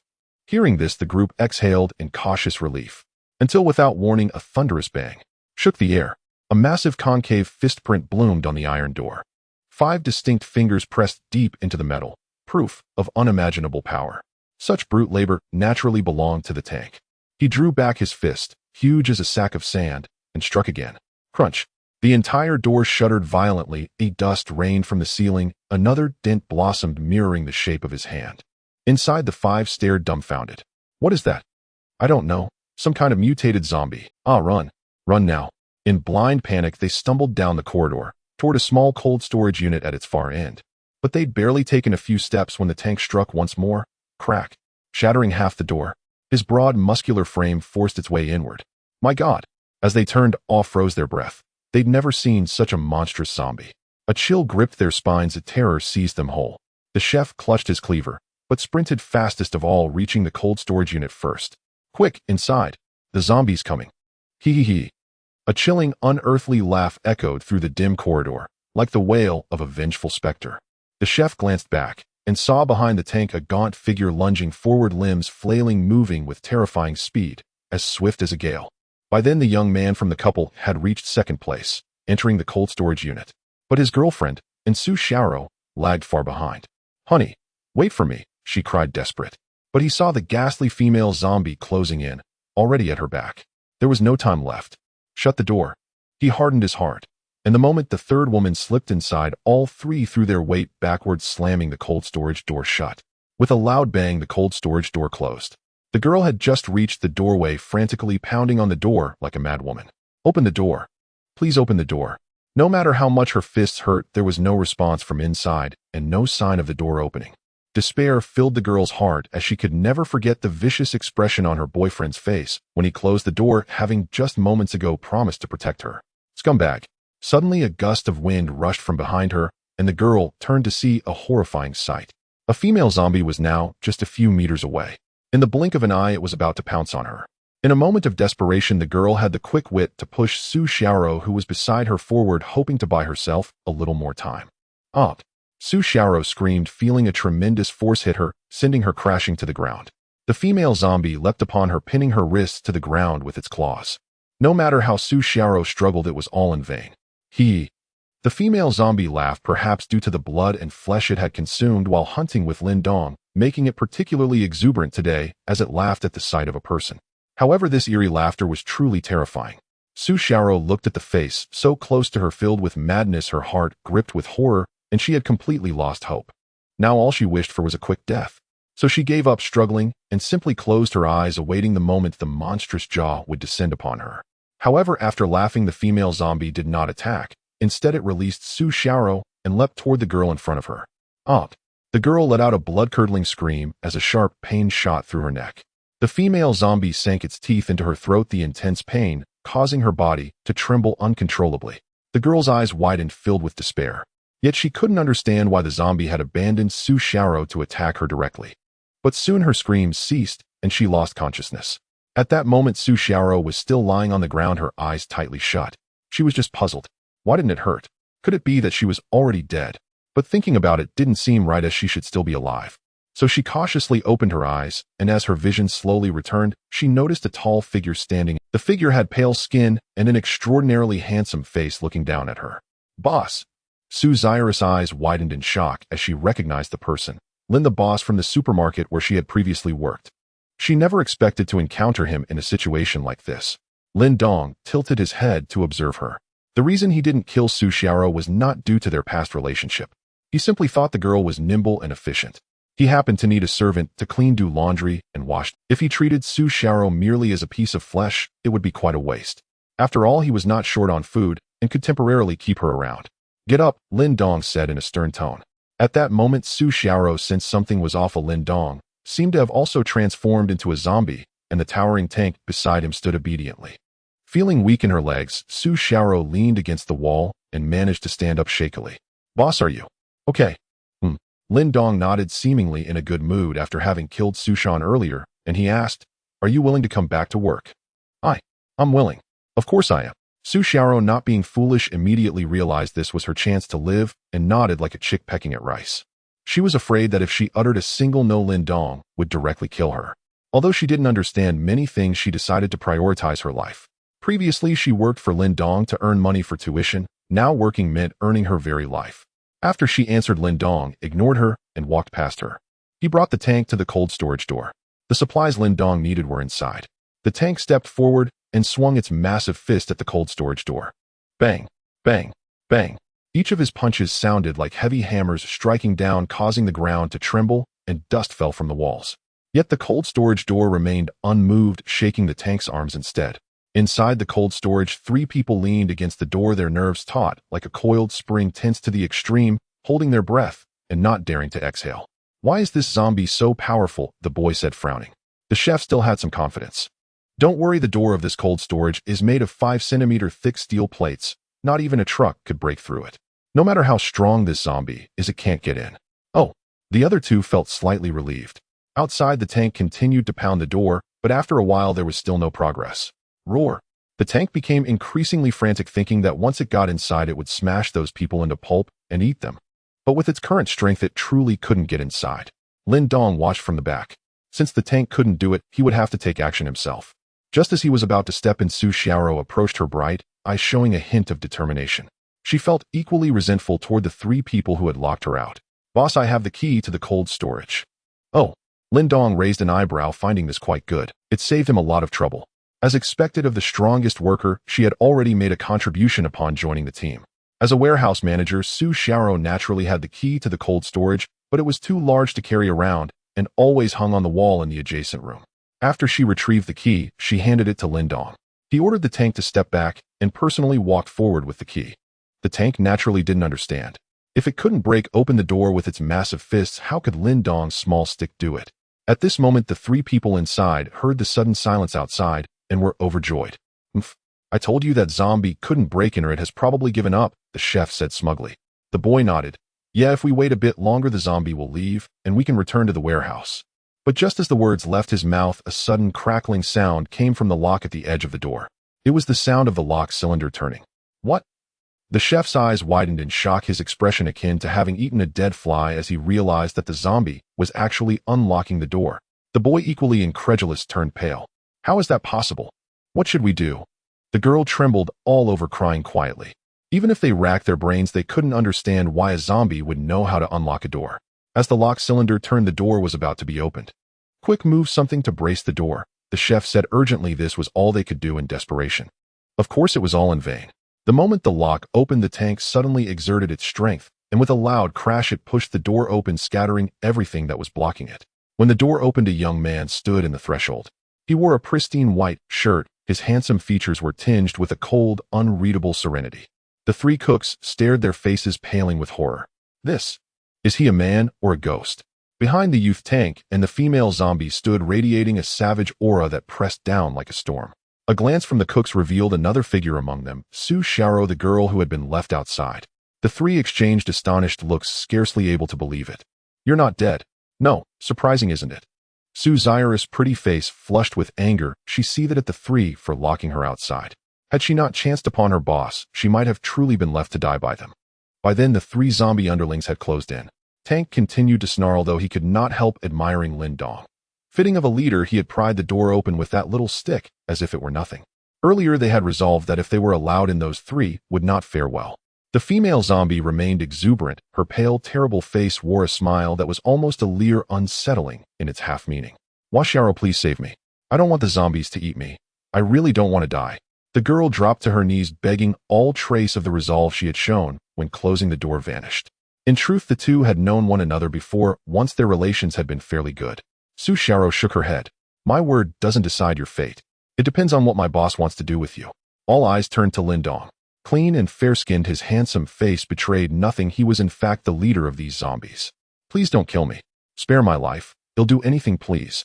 The girl sobbed. The cooks, big brother, I can cook. I can prepare food for you. My skills are excellent. I even won the city cooking contest.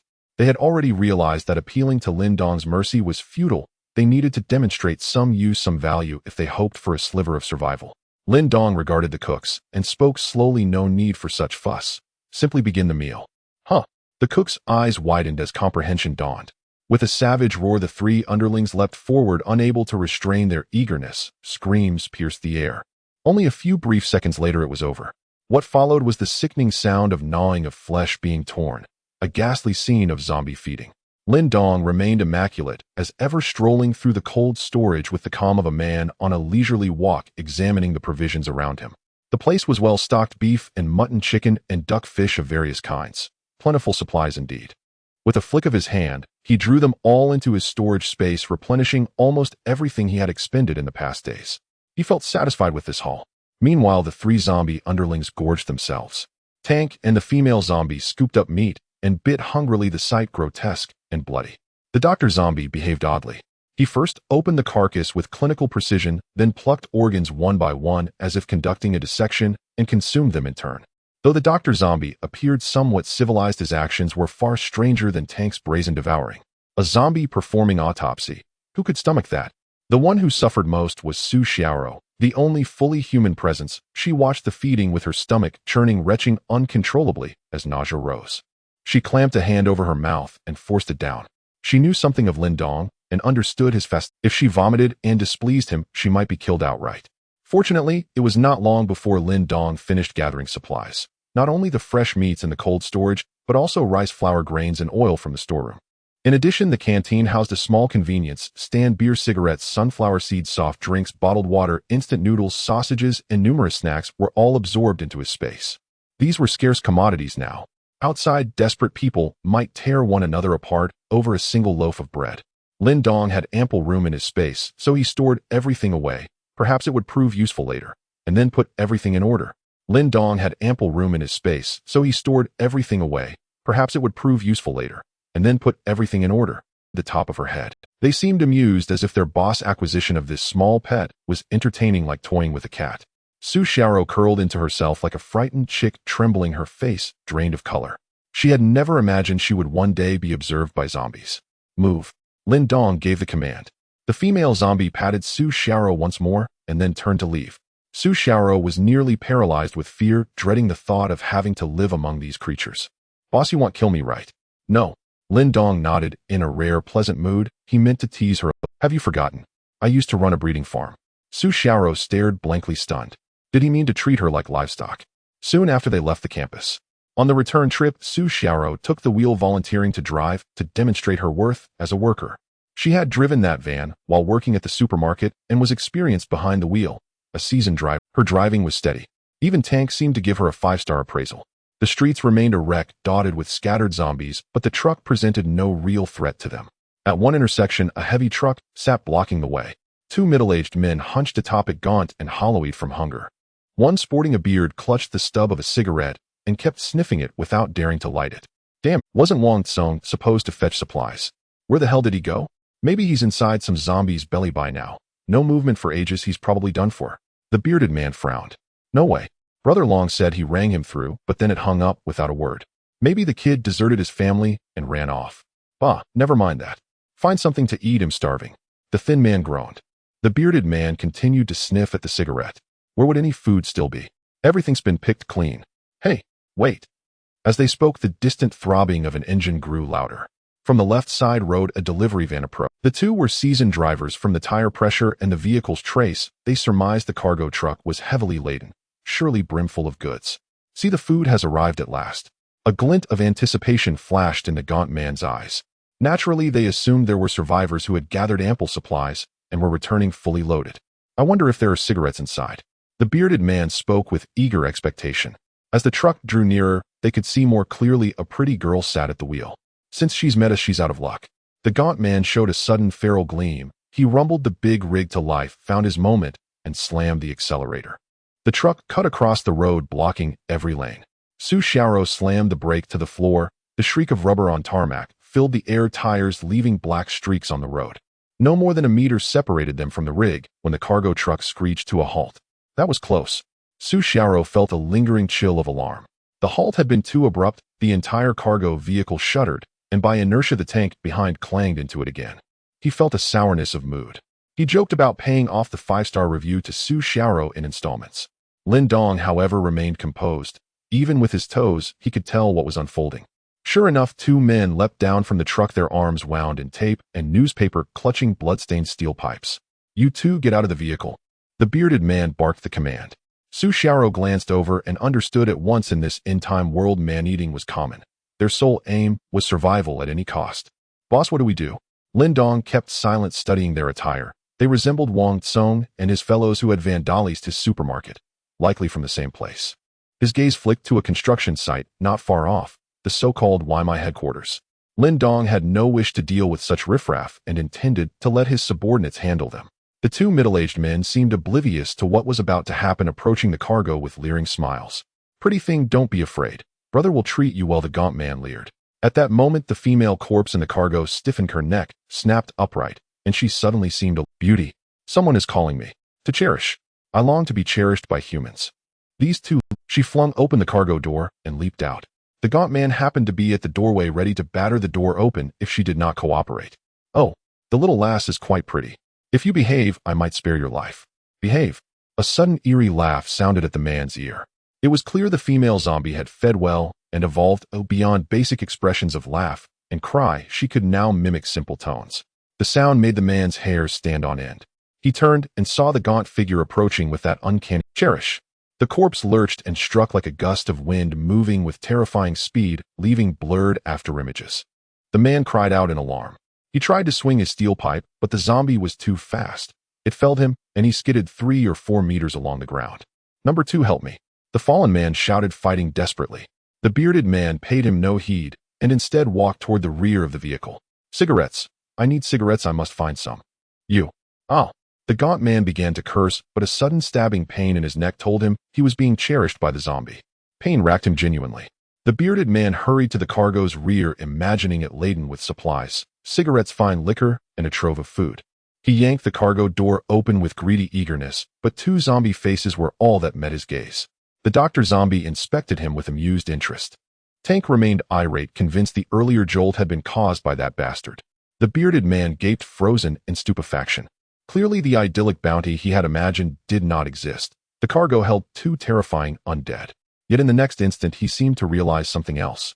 He plucked a half-smoked cigarette from his ear, lit it, and inhaled deeply. Smoke curled around him as satisfaction softened his face. Then a huge hand seized him and dragged him brutally into the cargo. In the space of a few dozen seconds, silence fell again. Inside the car, Su Xiaoro's lips curled in disdain. How tragic. Those 2 had clearly misread their luck, daring to block her boss. At last Lin Dong spoke. Let's go to that construction site over there. Oh, right. Su Xiaoro answered immediately. She did not know the purpose, but as a wage earner she followed the tacit rule, when the boss says go you go, no question. Su Xiaoro restarted the vehicle and drove around the blocking truck toward the construction site. The site was encircled with blue metal sheeting. The entrance gate lay collapsed. Around it lay numerous zombie corpses crushed by trucks, severed limbs, and bloodstains, a grisly sight. The cargo truck followed the tire marks and plunged into the compound. Lin Dong assessed that the site must shelter many survivors who had formed a small stronghold. Wang Tsong and his gang had harassed him before, and today's interceptors likely hailed from here. Once was enough, to prevent further nuisance. Lin Dong resolved to wipe the place out. Hearing the hunt signal, 3 underlings leapt from the car, their faces alight with zeal. They thought following the elder brother was grand. Prey would always be found and flesh would be plentiful. The construction site inside was oddly quiet. The zombies had already been clubbed to death, and the area cleaned. The defenders here appeared formidable. Ahead stood a half-built ruin, bleak and desolate, yet at one corner there rose an odd compact edifice. The structure was poured concrete and rebar throughout, thick and weighty, utterly windowless. Even the door was fashioned from white steel. The door held no glass, only a few fist-sized vents. The building rose about 3 stories, solid and substantial, like a little fortress. It was plain this had been deliberately constructed as a defense against the undead. With the keen perception ability of a zombie, Lin Dong had already heard the sounds of human activity inside, and faintly sensed a strong smell of blood, wondering what had happened. The 3 little brothers detected the scent of prey, their faces showing excitement as they rushed towards the building, resembling an apocalyptic fortress. Indeed, there were quite a few survivors inside. There were more than 10 people. Among them were several construction workers, some thugs from the underworld, and the developer of the construction site, Zhao Peng. He was the one who acquired Lin Dong's farm and lent him a huge sum of money. At the outbreak of the apocalypse, he happened to be inspecting the construction site with his little brothers. Upon discovering the zombies, he immediately organized manpower to build an apocalyptic fortress using reinforced concrete. Thus, he narrowly escaped the disaster and survived until now. Zhao Peng remained the leader of this fortress, controlling a group of construction workers with his capable subordinate Xing Tianlong. Mr. Zhao, the people we sent out have not returned. Xing Tianlong frowned. Zhao Peng was also troubled at this moment. Although the fortress was safe, resources were limited, and they had run out of food, feeling hunger pangs. If it comes to it, we still have to eat some meat, but I wonder, will we get the prion disease? Boss, that shouldn't. A woman with glasses interjected. She was Zhao Peng's secretary and quite knowledgeable. Because prion disease only occurs after a person dies, as long as we eat live ones, there should be no problem. Mr. Zhao, how about I personally lead a team to find some food? Xing Tianlong suggested. Zhao Peng shook his head. No way, it's too dangerous outside. Don't worry, Mr. Zhao, when I used to fight on the streets with a watermelon knife, I could slash through 3 blocks without even blinking. Those zombies are no match for living people. You don't blink, won't your eyes dry out? Zhao Peng asked. Xing Tianlong was speechless. He was talking about cutting people, and Zhao Peng was asking if his eyes were dry.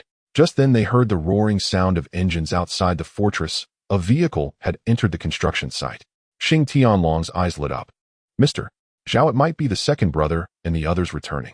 Let's go check it out. Zhao Peng became spirited and hurried towards the fortress main gate, thinking that they might have brought back food. The white steel gate of the fortress was exceptionally solid, with fist-sized vents used not only for ventilation, but also for observing the outside. Zhao Peng and Xing Tianlong crouched down to look. The scene before them instantly sent chills down their spines, for there was no second brother, but rather several terrifying zombies. The face of a female zombie with a creepy grin blocked the vent, only a door separating her from the 2 men, making it extremely unsettling. The female zombie was eagerly loving them, clawing at the steel door with her sharp nails, producing a teeth-grating screeching sound as they scraped against the white steel. Damn! The 2 men were startled and retreated a few steps, nearly falling to the ground. What the hell? There are zombies. Don't worry, Mr. Zhao, zombies can't get in here. Xing Tianlong said. Zhao Peng nodded. Although the zombies were strange based on the fortress sturdiness, they definitely couldn't break in. Bang, bang, bang. Shortly after, there was a loud banging sound, evidently from a tank. As its heavy blows landed, the entire building trembled. All the survivors in the fortress were disturbed and rushed to the door to see what was happening. Roar. The tank let out a thunderous roar. Though its strength was formidable given its current capability, it couldn't even break through a cold storage, let alone this specially constructed fortress. After a few punches, it gave up. It obediently stood behind Lin Dong, waiting for him to make a move, and then took out a small stick to open the white steel door. Has this zombie mutated? What strength? Zhao Peng felt a lingering fear. This was the first time he had encountered such a situation. Since the apocalypse began, strange occurrences had become more frequent. Xing Tianlong waved his hand. Don't worry, even if it's a dinosaur it can't get in here unless the zombies can operate an excavator to dig this place up. Zhao Peng nodded, becoming bolder. Let me take another look at what this zombie looks like. He returned to the vent and tilted his head to observe. However, this time he saw a young figure standing outside surrounded by 3 eerie zombies. That is Lin Dong. Zhao Peng's expression turned astonished as he recognized him. Seeing Lin Dong made him angry, as Lin Dong had sold his farm to him before the apocalypse and owed him 80 million. He still owed him money. Deserved it. Has he turned into a zombie? Truly retribution, Zhao Peng mumbled. But he was also quite impressed. Even as a zombie, Lin Dong still looked so clean. Xing Tianlong said, Mr. Zhao, we don't need to bother with them. They can't get in anyway. Let them wreak havoc. They'll probably leave soon. Zhao Peng stopped watching at the door and returned to sit on a chair. Outside, Lin Dong stared at the building. Even with a key, he couldn't unlock it from the outside, but with his current physical strength, he could easily smash it. However, that would dirty his clothes. So Lin Dong waved his hand and took out something from his storage space, a massive metal machine with a giant bucket connected to a steel arm. It was an excavator. He had brought it from the farm, and today, it was just the right time to use it. Vroom vroom vroom. As the steel machine started, a loud roar echoed. Lin Dong drove the excavator towards the fortress. Due to the heavy thickness of the reinforced concrete, it was not easy to dig. He planned to start digging a tunnel from the surface soil. The people inside the fortress, including Zhao Peng, heard the machine roaring. They were instantly alarmed. What is that? They hurried to the door and looked through the vent. They saw a steel giant beast slowly approaching them. Everyone was dumbfounded.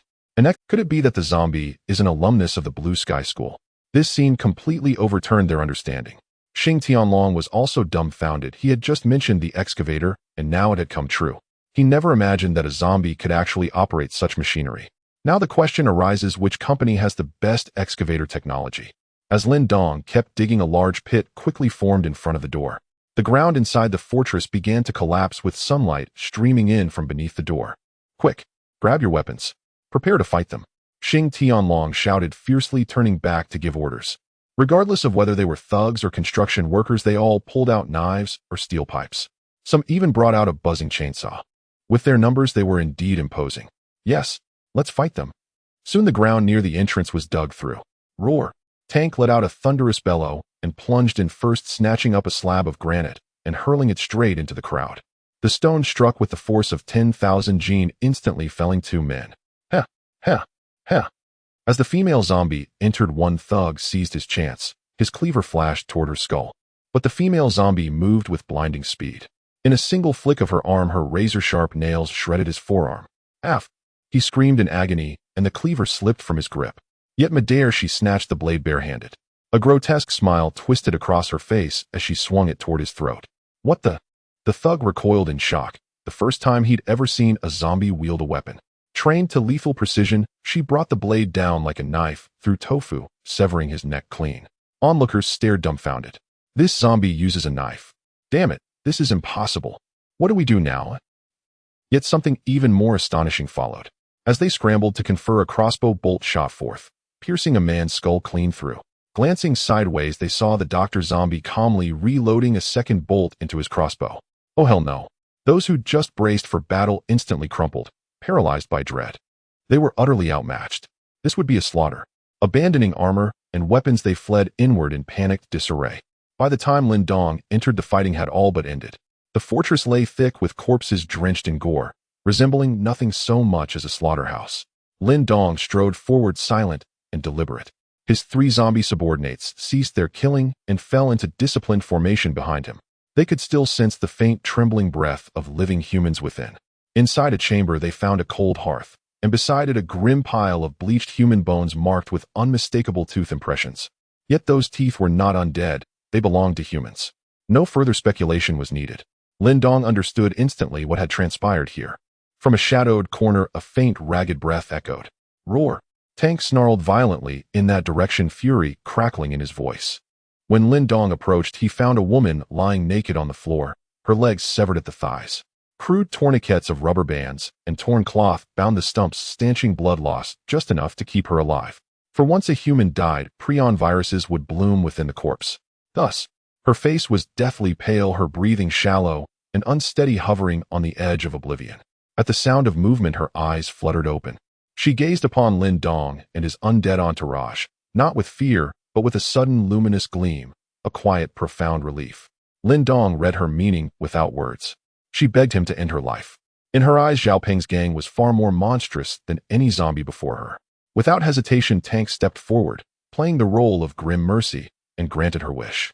Since the fortress possessed only a single entrance, Zhao Peng and Xing Tianlong had retreated into the final chamber, trapped with nowhere left to run.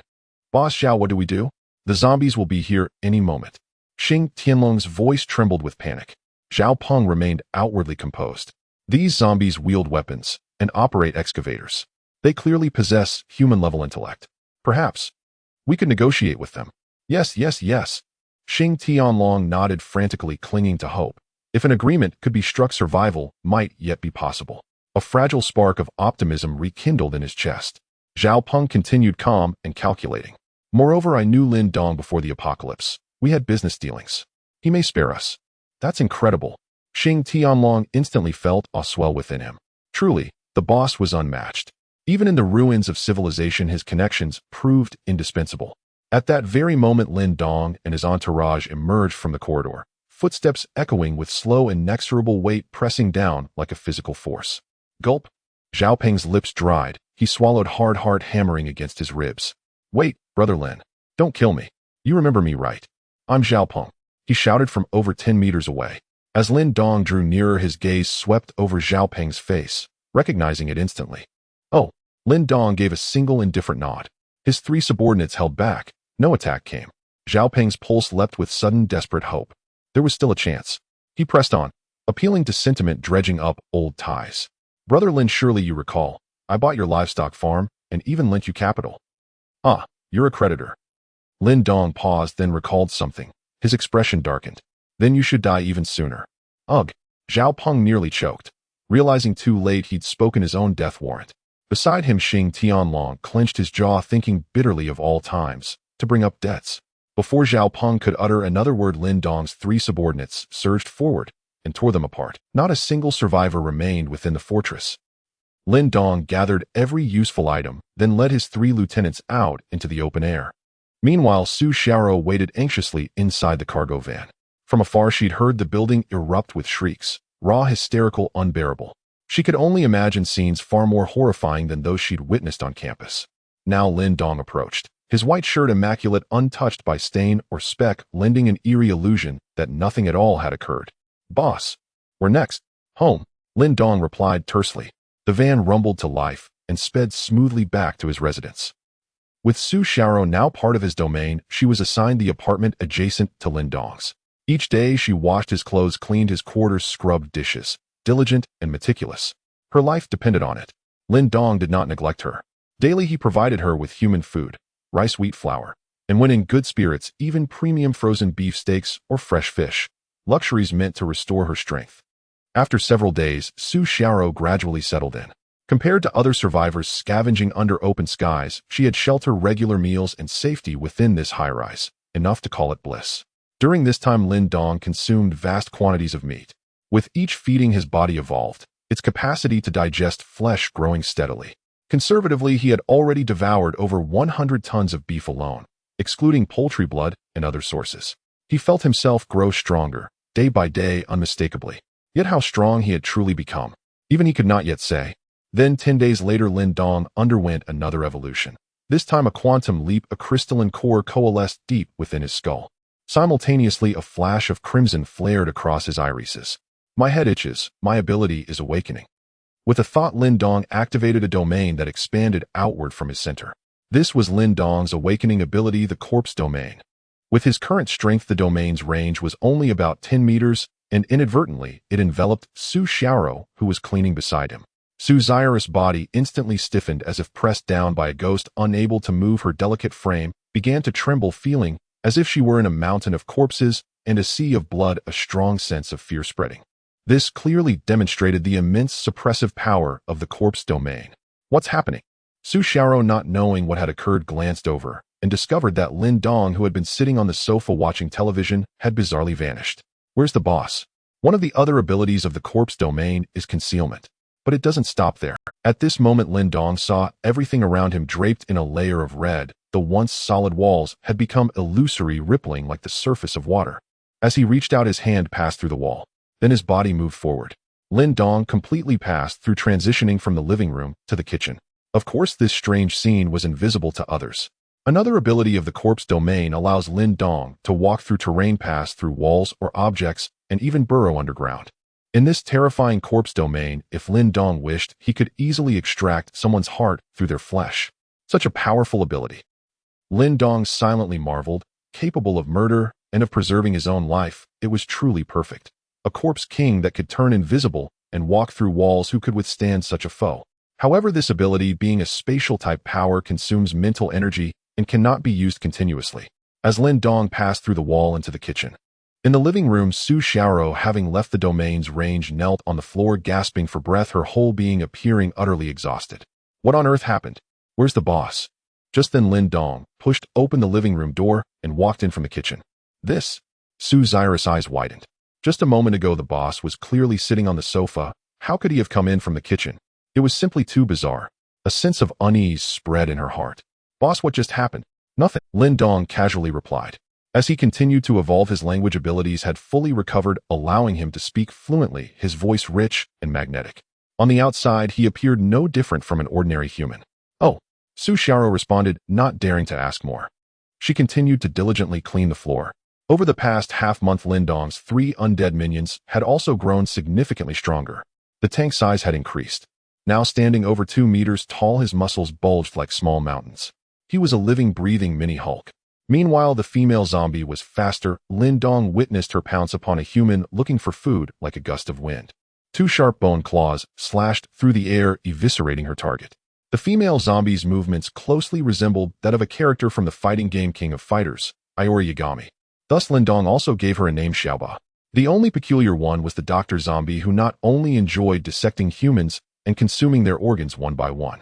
Recently, he had taken a disturbing turn, even dissecting other zombies, often cutting one open and dismembering it, leaving various parts scattered everywhere. It is worth mentioning that these 3 zombie minions had also recruited quite a few others. They originally had the potential to be corpse kings capable of commanding other zombies. During their leisure time, they gathered near the building. During this period, Lin Dong allowed them to roam freely, letting them grow wildly. Moreover, Lin Dong discovered another issue. The zombies on the streets were now running significantly faster, generally exceeding the speed of normal humans, no longer as stiff as they were when the apocalypse first struck. It was evident that they were evolving. The zombies had entered a frenzy of evolution, becoming increasingly powerful. I wonder what the situation is like on the human side. Lin Dong sat on the sofa, took out his phone, and began gathering intelligence. As the living humans were still able to send signals. As he unlocked his phone, a notification caught Lin Dong's attention. Tech Biotech Company has formulated a zombie extermination plan. Exterminate zombies. Lin Dong had heard of this company. They specialized in researching viruses, genes, and more, boasting significant strength and being at the forefront of global technology, quite famous. Similar to the Umbrella Corporation in the movie Resident Evil. Tech is a multinational corporation with a branch in Zhongbei City. Lin Dong was curious about what the zombie extermination plan entailed. Upon clicking in, he read our tech company has developed a biological weapon, Hunter 1, capable of effectively exterminating zombies, soon to be mass-produced and deployed to various departments. Below the text, there were accompanying images. The so-called Hunter was actually a biomechanical human, nearly 3 meters tall, wielding a Gatling gun in its right hand, covered in ammo chains. On its back lay a massive iron hammer. Its enormous head bore numerous stitched scars with centipede-like scars all over, appearing grotesque and terrifying. Lin Dong's assessment of it was it didn't even look as good as a zombie. Best not to provoke him. Continuing to scroll down, Tech Company had also released a statement. Currently, our major companies have established shelters. Survivors can go there, and our company will ensure your safety. Many survivors commented on this news.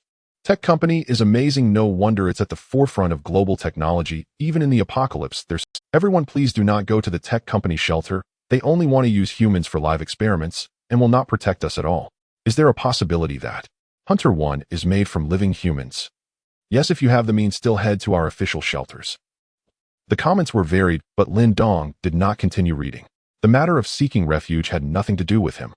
However, the next piece of news was extremely useful to him. It was released by the official shelter. After testing, some human bodies are evolving. They can run 100 meters in 6 seconds and exert a ton of force with a punch. According to experts, the source of this strength comes from the brain core growing in the skull. If anyone feels itching in their skull, it is highly likely to be a precursor to evolution. Indeed, humans were also beginning to change, but so far it seemed no one had awakened abilities. According to the experts, the brain core would develop into a crystal core after reaching a certain stage, at which point abilities would awaken. Evolution occurs gradually. No one suddenly gains abilities. That would be unrealistic. I should capture 2 human awakened ones, just to savor what they taste like. Lin Dong mused inwardly, preparing to step outside for a stroll and test the power of his newly awakened ability, the domain of the dead. Who he wondered would be the lucky one to cross his path. He rose and walked out the door. Outside, the high-rise, ferocious zombies lining the street bowed their heads instinctively upon seeing him. When the zombie sovereign marches forth, 10,000 corpses kneel in submission. His 3 underlings had scattered freely and were nowhere nearby. He had no intention of bringing them along. With no destination in mind, Lin Dong chose not to drive. Instead, he wandered idly along the roadside. The streets lay in ruin. Shattered glass littered the pavement, streaks of dried blood stained the ground, and patches of moss had already begun creeping across shadowed corners. Now and then rats screeched shrilly as they dragged half-severed fingers into storm drains. As far as the eye could see, desolation reigned. Amid this apocalyptic cityscape, Lin Dong moved immaculate and unruffled, strolling as if on a peaceful afternoon walk. He walked for roughly half an hour. Suddenly, Lin Dong halted. A faint scent of fresh blood drifted through the air, the unmistakable aura of living flesh. With his heightened olfactory senses, he detected it effortlessly. He turned his gaze and saw beside the road a large gate bearing 3 bold characters zoo. Strangely, the compound stood utterly empty. Not a single zombie in sight, not even a corpse on the ground. Only dark, dried, violet-black bloodstains remained. This place appeared to have become the sovereign domain of some unknown entity, strictly off-limits to intruders. To ordinary survivors, it was undoubtedly a death trap. Lin Dong, however, paid no heed. He strode calmly through the gate. Inside, silence reigned, broken only by the soft rustle of wind through leaves. The animal enclosures stood vacant, each smeared with congealed blood. Scattered tufts of fur and gnawed bone fragments littered the floors, gruesome remnants of some unspeakable feast. Clearly, whatever had dwelled here had devoured them all. Lin Dong pressed deeper into the zoo, arriving at the keeper's station, a building whose doors and windows had been welded shut with steel bars. Though the interior lay utterly still, Lin Dong could distinctly hear human breathing, shallow, rapid trembling with acute tension. There are people inside.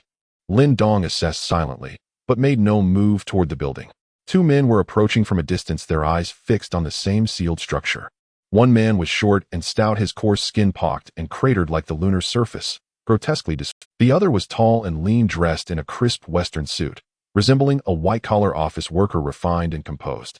Their attire clearly marked them as no zoo staff. They were likely scavenging for supplies. Yet neither showed signs of exhaustion or hunger. Both moved with vigorous predatory grace, their physical vitality far surpassing that of ordinary humans. Could they be awakened ones? Lin Dong speculated coolly, already contemplating whether to open their skulls for inspection.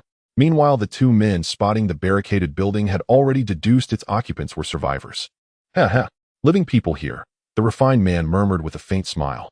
The stocky man nodded approval. Now things just got interesting, though I wonder, are there any beauties inside? Definitely.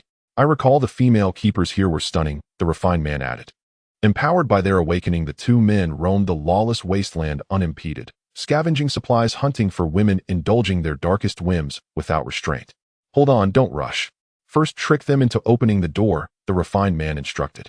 Though physically formidable, the building's ironclad seal made forced entry laborious. The stocky man nodded. This was clearly a well-practiced routine. He stepped forward and rapped lightly on the door, spinning a lie. Hello? Anyone inside? We're an awakened task force dispatched from the official shelter. We're conducting rescue operations. Oh. Inside, the sound of official rescuers ignited a flicker of hope. At last, someone has come to save us. For survivors huddled within 3 female zookeepers and an elderly night watchman clutching a rifle loaded with tranquilizer darts, originally used to subdue wild beasts. Chill. Keep your voice down, or you'll draw that thing. And what if they're lying? So, do we open the door? Asked a petite young woman, her voice trembling with dread in this Who knows if those outside are human? Or something worse, another woman whispered. But I saw the official shelter's broadcast. They confirmed bodily evolution had occurred and awakened squads are conducting rescues across the city. Then, shall we open it? Yes, let's open it. Our food is nearly gone. Staying locked in is certain death anyway. Agreed. After brief deliberation, they slowly cracked the door open. Instantly the two men slipped inside, eyes darting hungrily about. Truly beautiful women. A sigh of satisfaction escaped the refined man. You're from the shelter's rescue team, one keeper asked. Of course. The stocky man nodded. The petite keeper pleaded, then please, take us with you. Patience, my dear. Rescue comes with conditions. Ha ha ha. What conditions? She asked, puzzled. The stocky man grinned wickedly. You'll need to make me comfortable. Oh, what? She understood instantly. Her face froze in shock. But the second keeper had already sensed the deception. Everyone, be careful. They're not rescue personnel. How clever of you. In a flash, the stocky man's expression twisted into menace. He seized the woman's throat and lifted her off the ground like a helpless chick. Her breath choked off, her legs kicked wildly. Yet against his overwhelming strength, resistance was futile. The old watchman raised his rifle, but the tranquilizer dart was snatched midair by the refined man's bare hand. An awakened one's reflexes dwarfed those of mortals. No, despair flooded their hearts. To perish not by zombie fangs or monstrous claws, but at the hands of their own kind subjected to unspeakable torment. A sharp crack. The refined man struck her down with a backhanded blow. Damn fool, asking for death. Meanwhile, the stocky man lunged forward, eager to unleash his basest instinct. A sharp crack. The refined man struck her down with a backhanded blow. Damn fool, asking for death. Meanwhile, the stocky man lunged forward, eager to unleash his basest instincts. It's the end of the world. Who could possibly save you? And I'm an awakened one. The entire world belongs to me. Clearly these two had devolved into tyrannical, self-proclaimed gods. Just then, silence shattered. A low, resonant voice echoed through the hall. Awakened ones. Are they delicious? At the sound, everyone turned their heads. There stood a handsome young man, calm-faced and silent, at the doorway. How is there a man here? The short, stout man frowned. Meanwhile, the three animal caretakers and the night watchman stared in utter terror, hearts pounding with dread. For they knew, Lin Dong did not exist here at all. He had appeared out of nowhere. SSS. A collective gasp escaped them, and chills raced up their spines. Was he human, or something else entirely? The refined-looking man remained utterly indifferent. Having killed countless times, he had long grown numb to death. Just eliminate him then. And so the man strode forward toward Lin Dong, unaware that each step carried him deeper into the abyss. Brat, you're dressed too neatly. Die. He swung a fist toward Lin Dong's jaw. With his strength, such a blow would be instantly fatal to any ordinary person. Yet Lin Dong stood motionless, eyes flickering with a faint crimson light. Then, something uncanny occurred. The man's fist passed straight through Lin Dong's body. What? The refined man instantly sensed something was wrong. Before him stood a figure seemingly translucent, visible yet utterly intangible. Uncanny. Terror seized him without warning. A profound, gnawing unease spread through his chest. The scene defied reason, and behind him the others froze in stunned silence. This man was undeniably unnatural. In an instant, Lin Dong raised his hand, and a dagger materialized. In one fluid motion, it pierced deep into the man's chest. No blood flowed, but the man's expression locked in place, his pupils dilated, his breath extinguished. This was one of Lin Dong's necrorealm abilities, striking directly through the chest to pierce the heart. With a subtle twist of his wrist, he withdrew the dagger, now clutched in his palm, bearing the man's still-beating heart. The heart pulsed vividly red, steaming, faintly dripping thick crimson droplets. Ghost. A ghost. The others recoiled in primal horror. The very sight made their flesh crawl. Even the burly short man trembled violently, knees buckling. Lin Dong examined the heart, closely noting that the blood of this awakened one was impure and held no greater energy than that of an ordinary human. Yet something felt off. According to official bulletins, the awakened derived their power from a cerebral core, the brain core, embedded within the skull. At that thought, Lin Dong glanced down at the slumped corpse beneath him. He casually flung the bloody dagger aside, then drove another blade upward, splitting the man's forehead open. Inside, nestled within the cranium, lay a spherical fleshy orb, roughly the size of a thumb's tip, radiating pure luminous energy and exuding a delicate sweet fragrance. This appears promising. Lin Dong plucked the orb free and placed it upon his tongue. It burst with rich honeyed sweetness, like biting into a sun-ripened cherry. Warmth surged through his limbs and veins, soothing and invigorating. Yet the energy it contained was meager, leaving him unsatisfied, craving more. His gaze shifted, settling upon the short, stout man. The man shuddered violently as if pinned by a predator's stare, so terrified he nearly lost control of his bladder, and bolted screaming toward the door. Mamaya, ghost, don't kill me. He had almost reached the threshold, when Lin Dong flicked his wrist and 5 slender fingers shot forward, piercing deep into the man's occiput. Activating his necro-realm ability, Lin Dong extracted the brain core intact through the skull itself. The man collapsed like a puppet with severed strings, lifeless before he hit the floor. With effortless grace, Lin Dong had slain 2 awakened ones. Brutal, ruthless, absolute. Please spare us. Wah, have mercy on us.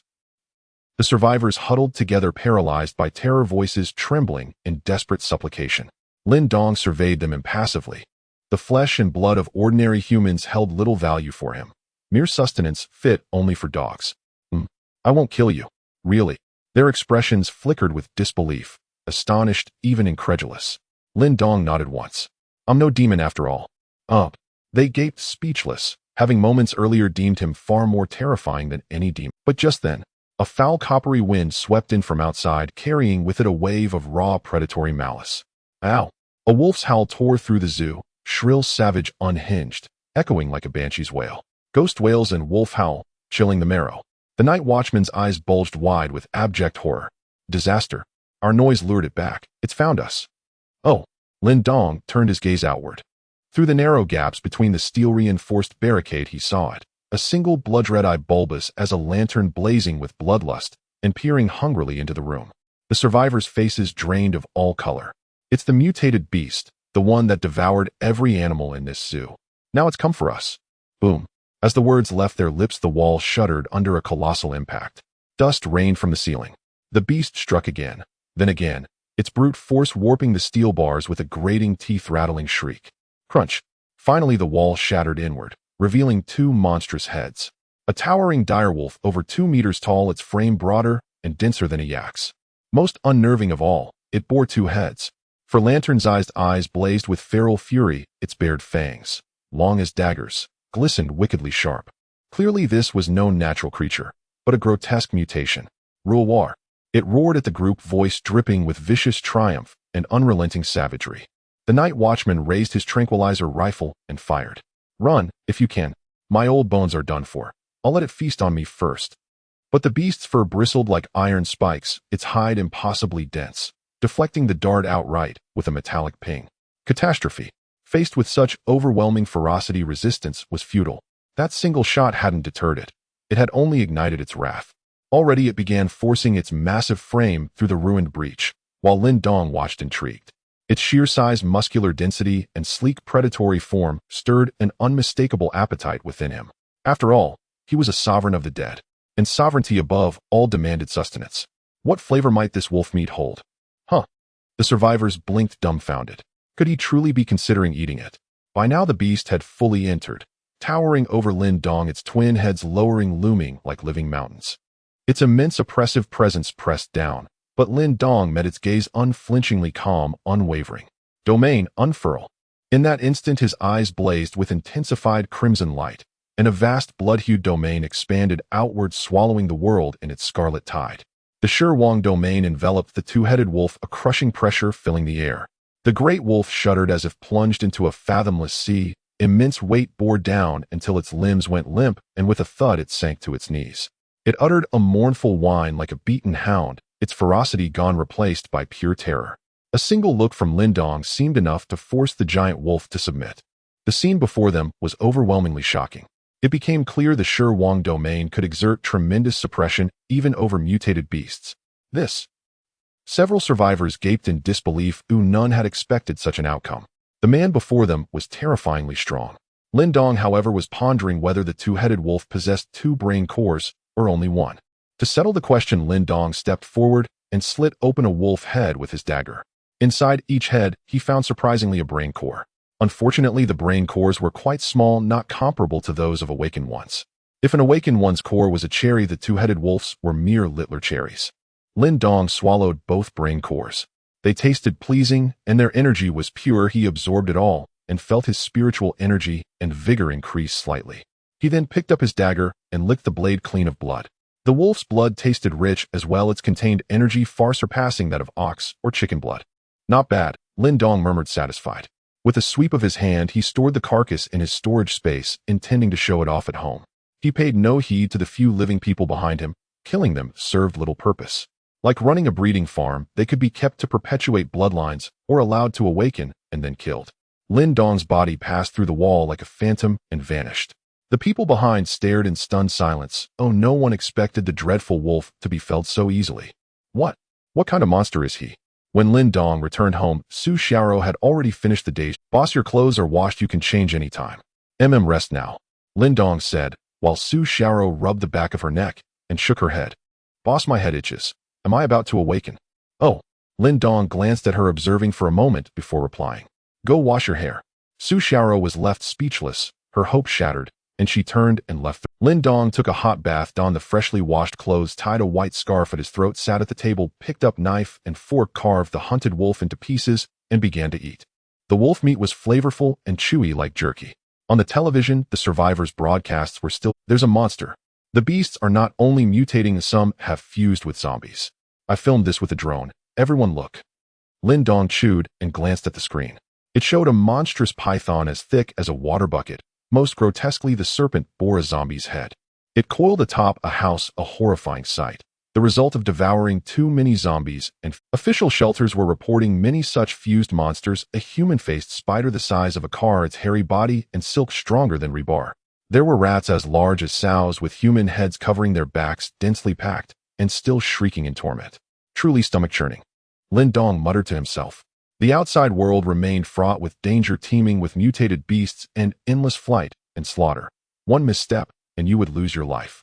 Human survivors had to guard against monsters and against one another. For food or carnal desire, they would slaughter their own and cast off the veneer of kindness. But such bloodshed meant little to Lin Dong. He hid in a clean house attended by servants, living in considerable comfort. Outside the building lay a wholly different world. 3 lieutenants guarded it, and their underlings numbered it. Neither awakened humans nor mutated beasts dared to act rashly here. Thus Lin Dong continued to lie low for roughly 10 more days. He consumed vast quantities of flesh, hundreds of tons. The eating did not stop, and his strength surged. When he now unleashed his corpse domain, it doubled in range to about 20 meters and became markedly stronger and more enduring. In recent days, Lin Dong noticed helicopters often screaming across the sky. Human activity had become noticeably more frequent. From his gathered intelligence, he learned that awakened humans had increased and were conducting rescues. In Jiangbei City, official shelters, the population had grown to 50,000, 7,000 of whom were awakened. They even published a list of the top 100 awakened, numbered 001 to 100, ordered from strongest to weakest. 001 the most powerful, 100 the least. Of course, these were data analyses rather than combat rankings. They also released daily updates on rescue teams to prevent survivors from making mistakes or being deceived by ill-intentioned people. That day, Lin Dong happened to be watching TV. With most networks down, there were few programs. Signals from the shelter's broadcasts were all he could receive. Rescue bulletin: we have dispatched rescuers Cheng Loi and Sun Xiaoqiang, both awakened. They will soon land at the University District. Nearby survivors, please await rescue. Lin Dong had not paid much attention, but upon hearing the 2 names, he set down his goblet and watched closely. 2 photographs appeared on the television screen. The first was a girl with straight black hair and blunt bangs, her skin exceptionally pale. Her round eyes were dark, yet devoid of luster, hollow, as if stripped of feeling. Her beauty, however, was undeniable and of the highest order. Combined with that blank expression, she seemed unreal, like a mannequin. The second was a young man with dark skin, gaunt cheeks, and naturally curly hair. His most striking feature was his eyes, one gazing straight ahead, the other slightly askew, as if infused with some odd wisdom. Placed side by side, the 2 photos showed a stark contrast, as if heaven and earth apart. Yet Lin Dong recognized them both. His gaze drifted to a photograph on the wall taken at the orphanage, a picture that contained almost all his childhood. Both of those people were in that photograph. Lin Dong's impression of Cheng Loi was the strongest. They had often played together in childhood, but later the director said Cheng Loi suffered from mental illness and sent her to an institution, and she was never seen again. He had some recollection of Sun Xiaoqiang as well. Lin Dong remembered Sun's congenital defect, simple-minded one eye seeming ever watchful, while the other stood like a sentinel, and that his parents had abandoned him. Lin Dong recalled a telling incident. When Sun Xiaoqiang was 12, he had a pet hamster that fell ill, and Sun fed it rat poison. The photographs on the TV had stirred Lin Dong's memories. Childhood playmates he had not seen in 10 years. He had not expected to encounter them here. Those 2 had somehow ended up together and formed a rescue team. A mental patient and a simpleton. Can they really save people? Cheng Loi indeed suffered from a mental illness. While confined in a psychiatric hospital, she had developed a propensity for self-harm. When the apocalypse struck, she was among the first to awaken. She held the refuge number 001 and was proclaimed the strongest. Her awakening deadly pain meant that the more pain her body endured, the stronger she became, granting her an extraordinarily high ceiling of power. Sun Xiaoqiang ranked 002, his ability called Fearless Frenzy. The duller the intellect, the bolder the heart. He could plunge into a berserk state, where his reasoning collapsed to nothing while his strength surged. At that moment, Cheng Loi stood in a university corridor clad in a white and blue striped patient gown, a bandage wrapped around her right arm, and a fire axe dangling from her hand. Two zombies lunged ahead, hissing as they charged. Expressionless, Cheng Loi swung the axe and smashed their skulls. Blood splattered against the corridor walls, leaving streaks that made the skin crawl. "Move," she said. Behind her, several survivors trembled. From the corner behind them came a chaotic chorus of footsteps and the guttural roars of the undead. A vast tide of zombies poured out, pressing and trampling over one another, crowding the corridor like a My God, so many. Run. The survivors were overwhelmed with terror and fled alongside Cheng Loi. Ordinary human speed could not match the undead. The distance between them shrank. Fortunately, not far ahead lay a stairwell. Reach it and shut the door, and the zombies could be barred out.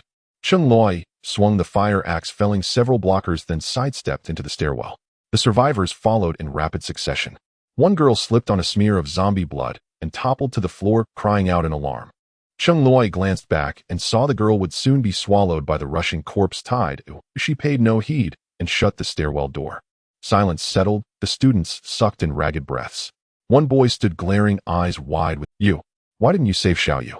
You left her outside." "She cannot be saved," Cheng Loi replied. "The boy pleaded. Xiaoyu is our classmate. She is a good person. We have to go back for her. We cannot abandon someone so easily." Cheng Loi nodded, turned, and pulled the door open. Then, to everyone's shock, she grabbed the boy's arm and shoved. With a slam, she closed the door. In the apocalypse, saints are the first to be called. "Anyone else want to try saving people?" Cheng Loi asked, scanning the group. The remaining survivors trembled and shook their heads, not daring to draw breath. They had realized this woman was dangerous. "There is a helicopter on the roof. Let's go up." Cheng Loi descended the stairs. The stairwell was eerily quiet. A few hacked corpses lay about, already slain. It seemed other awakened individuals were in the school. Rescuing an awakened person would bring merit. The refuge might reward 2 genes of flour. Just as they neared the roof, at the top of the stairwell stood a youth clutching a box cutter, its blade stained dark with blood. He stood there looking at them with a cold gaze. "Did you kill the zombies here?" Cheng Loi asked. "Yes, I did." He was a student as well, already awakened. "Very well," Cheng Loi nodded. "Come with me to the refuge." He shook his head, madness glinting in his eyes. "Why would I go to the refuge? There they control you. It's better outside, free. Stay with me." "Jiangsu, are you insane?" A girl behind cried. Some who gained power inevitably changed. The youth's face twisted into a snarl. He reversed his grip on the cutter and lunged the blade, stabbing. The blade did not reach the girl. A bandaged arm intercepted it, the metal sinking in as blood poured and stained the cloth a deep crimson, like a red blossom unfurling. The arm belonged to Cheng Loi. Despite the wound, her expression remained unervingly calm. The boy frowned, a creeping sense of wrongness. Did this one feel no pain? At that moment, the bandage on Cheng Lui's arm slipped, revealing the skin beneath. He looked down, and his eyes widened in astonishment, as if confronting something impossible. Her arm was crisscrossed with scars, some healed, some newly scabbed, an appalling sight. Those were marks left by her past self-harm. Pain, how exquisite. A faint curl touched Cheng Lui's lips as she activated deadly pain, then shoved the boy's chin with her left hand. A tremendous force snapped his head back. His neck cracked. He collapsed lifeless to the floor. 2 genes of flour gone. Came the stunned murmur. When Cheng Loi and the survivors reached the roof, a helicopter sat waiting in the distance, and a lean figure stood with his back to them. It was Sun Xiaoqiang. Peculiarly, he still held a zombie by its collar. Dong Yao, this is Dong 2, do you copy?" He broadcast into his walkie. Sun Xiaoqiang tugged at his collar and spoke into the radio. "Hey, what are you doing?" Cheng Loi asked from. Sun paused, turned, and offered that trademark vacant look. "I've already rescued people and wanted to check on you. Are you in trouble?" "Was that a person you rescued?" Cheng Loi asked, glancing at him. Sun looked down and realized the thing he had been dragging was a zombie, its jaws buried in his arm. "Huh. It was human a moment ago. When did it mutate?" "Sorry." He swung and punched the zombie in the face. The powerful blow sent it tumbling off the roof. Meanwhile, Lin Dong sat at home, lazily watching television. He never expected to see the name of a childhood companion on the rescue roster. Out of curiosity and idle hands, Lin Dong took out his phone and logged onto the refuge website to search for more information about the two. Sure enough, their photos appeared on the rescue list, and beneath each was a short signature-like blurb. Under Cheng Lui's photo, it read, "I, a gentle girl afraid of pain." Sun Xiaoqiang's read, "I, a handsome boy unmatched in wit and bravery." These two people. If it weren't for seeing Sun Xiaoqiang's message, Lin Dong would have almost believed it. This shelter's official website not only had rescue team information, there were also sections for rescue requests, mutual assistance, and communication. Many people in the shelter were venting their frustrations online. "I'm starving. Can someone give me something to eat? I can pay back in kind. I'm a professional model. Damn, I would like to help you, but I have nothing either. If you're really starving, I can produce some milk for you. Hey, is that even real milk? Hee, I dug the foundation yesterday, and the shelter rewarded me with 1/4 of a cup of instant noodles. That's too muchy, I can't finish it at all. I didn't even dilute the noodle soup with water, just gulped it down. Oh, it's all about wasting it." It was evident that supplies in the shelter were extremely scarce, but the population was the true source of productivity, which is why they were rescuing survivors everywhere. Among them, someone shared a research report from tech company. "According to our company's research, high-grade zombie skulls can produce brain pills. Human awakeners can absorb them to rapidly enhance their strength, so our company is currently capturing the Zombie King, designating it as the Hunting King operation." This tech company had previously initiated a zombie elimination plan and now launched a Hunting King operation, becoming increasingly arrogant recently. Lin Dong was pondering this when he suddenly heard a rough, sorrowful woo-woo cry coming from outside the door. Why is he still crying? Based on the sound, it was not the female zombie Xiaoba, but the tall and mighty Tank. Lin Dong approached the door and opened it. Sure enough, a burly figure came into view. Tank was covered in muscles, but his large face bore dark marks as if it had been burned. There were bullet wounds on his body, but his strong physique had healed them already, and he was not seriously injured. Woo woo woo woo woo. Due to evolution, Tank had developed basic emotions, and he was crying sadly like a child weighing over 200 pounds. His cries conveyed one message: humans are bullying me. What happened? Lin Dong asked. Woo woo woo woo woo woo woo woo.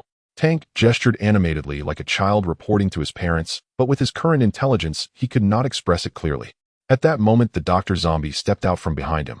Your Majesty, it is humans. They have taken over the prison and want to hunt us. Among them are those who can condense crystal cores and manipulate fire. Oh, Lin Dong nodded, already understanding the situation.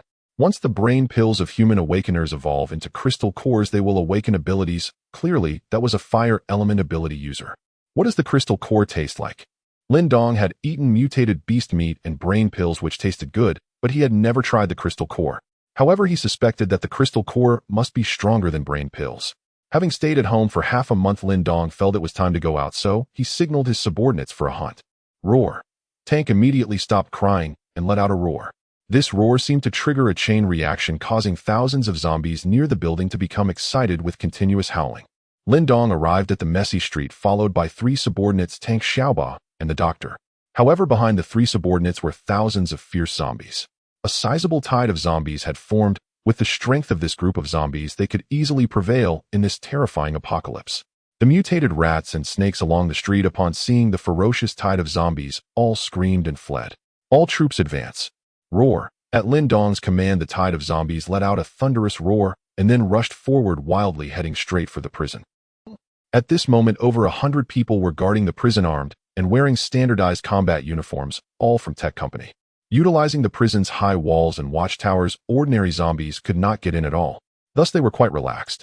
In one room, a young man sat on the sofa, attended by 2 curvaceous women serving him. The young man was a fire element ability user named Zhang Xiaoyuan. For him, acquiring women in the apocalypse was incredibly easy. All he needed to do was give them 2 pieces of bread. Before the apocalypse, Zhang Xiaoyuan was a 996 office worker. Now, as an awakener, he was invited by tech company and was well fed and watered. So comfortable, Zhang Xiaoyuan couldn't help but sigh. At this stage, there were not many awakeners capable of condensing crystal cores. Zhang Xiaoyuan had killed high-grade zombies and absorbed brain pills, making him undoubtedly a strong figure in the human camp. I need to hunt more zombie kings, keep evolving.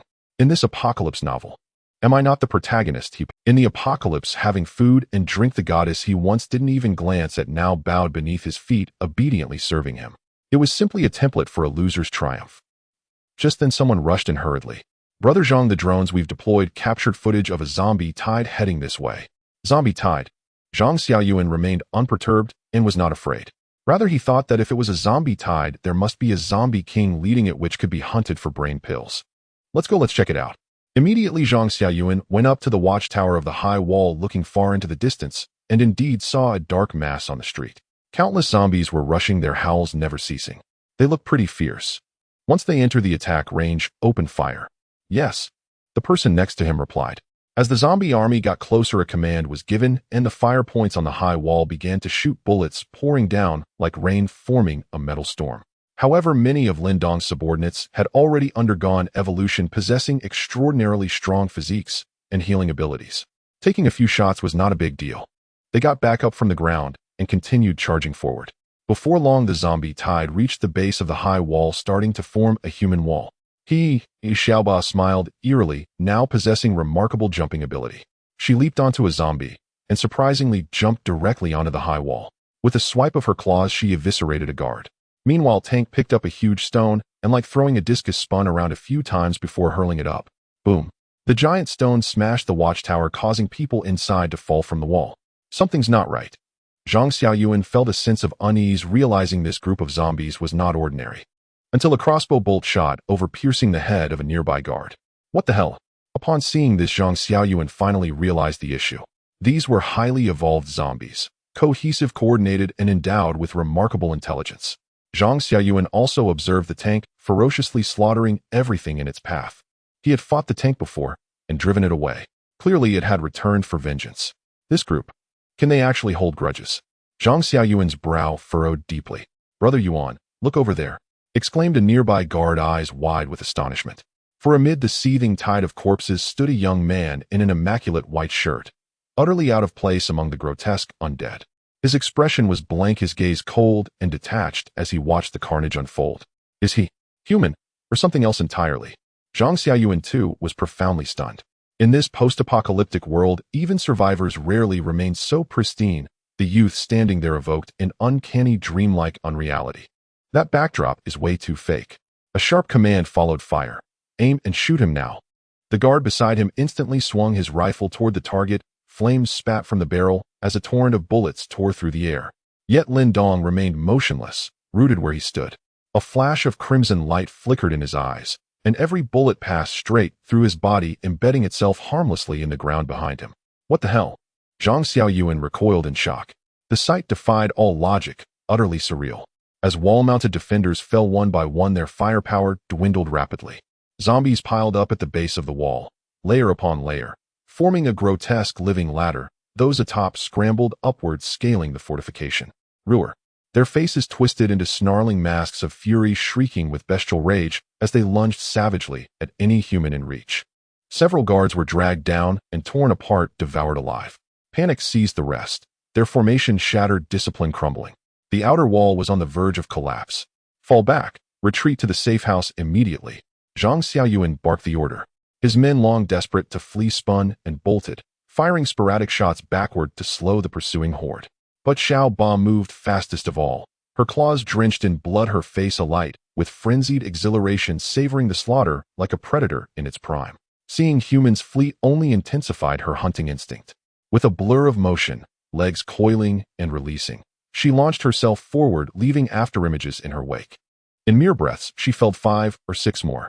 She's an agile zombie sovereign, Zhang Xiaoyuan realized instantly, and ignited twin flames in his palms, unleashing scorching heat as his fire-based ability surged to life.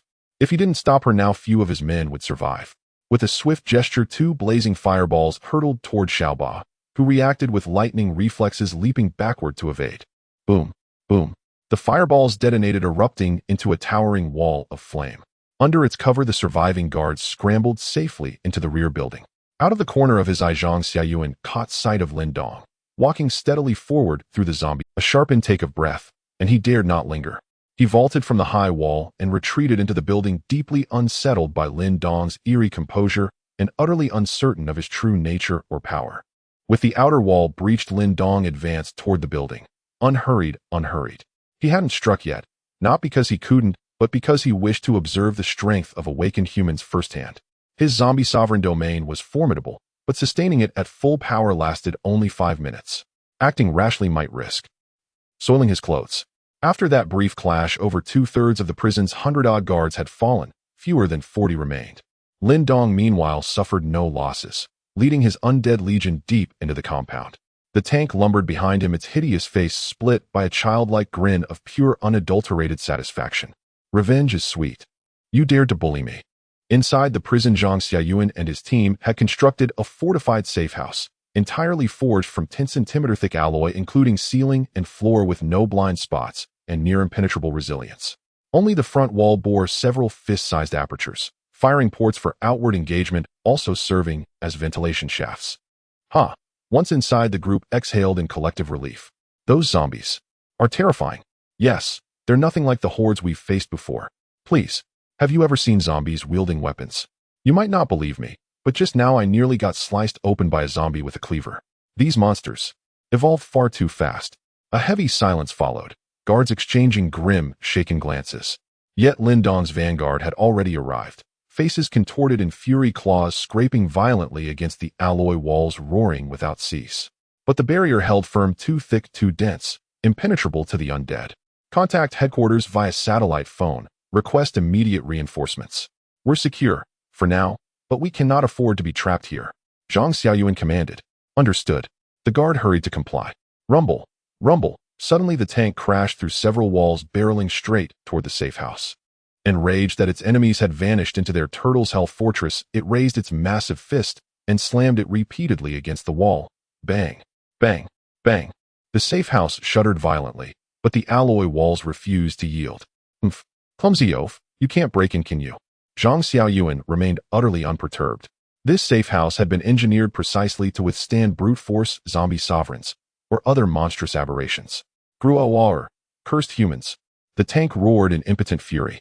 Zhang Xiaoyuan analyzed swiftly. Such tactical discipline could never stem from the tank's crude intellect. The true mastermind had to be someone else.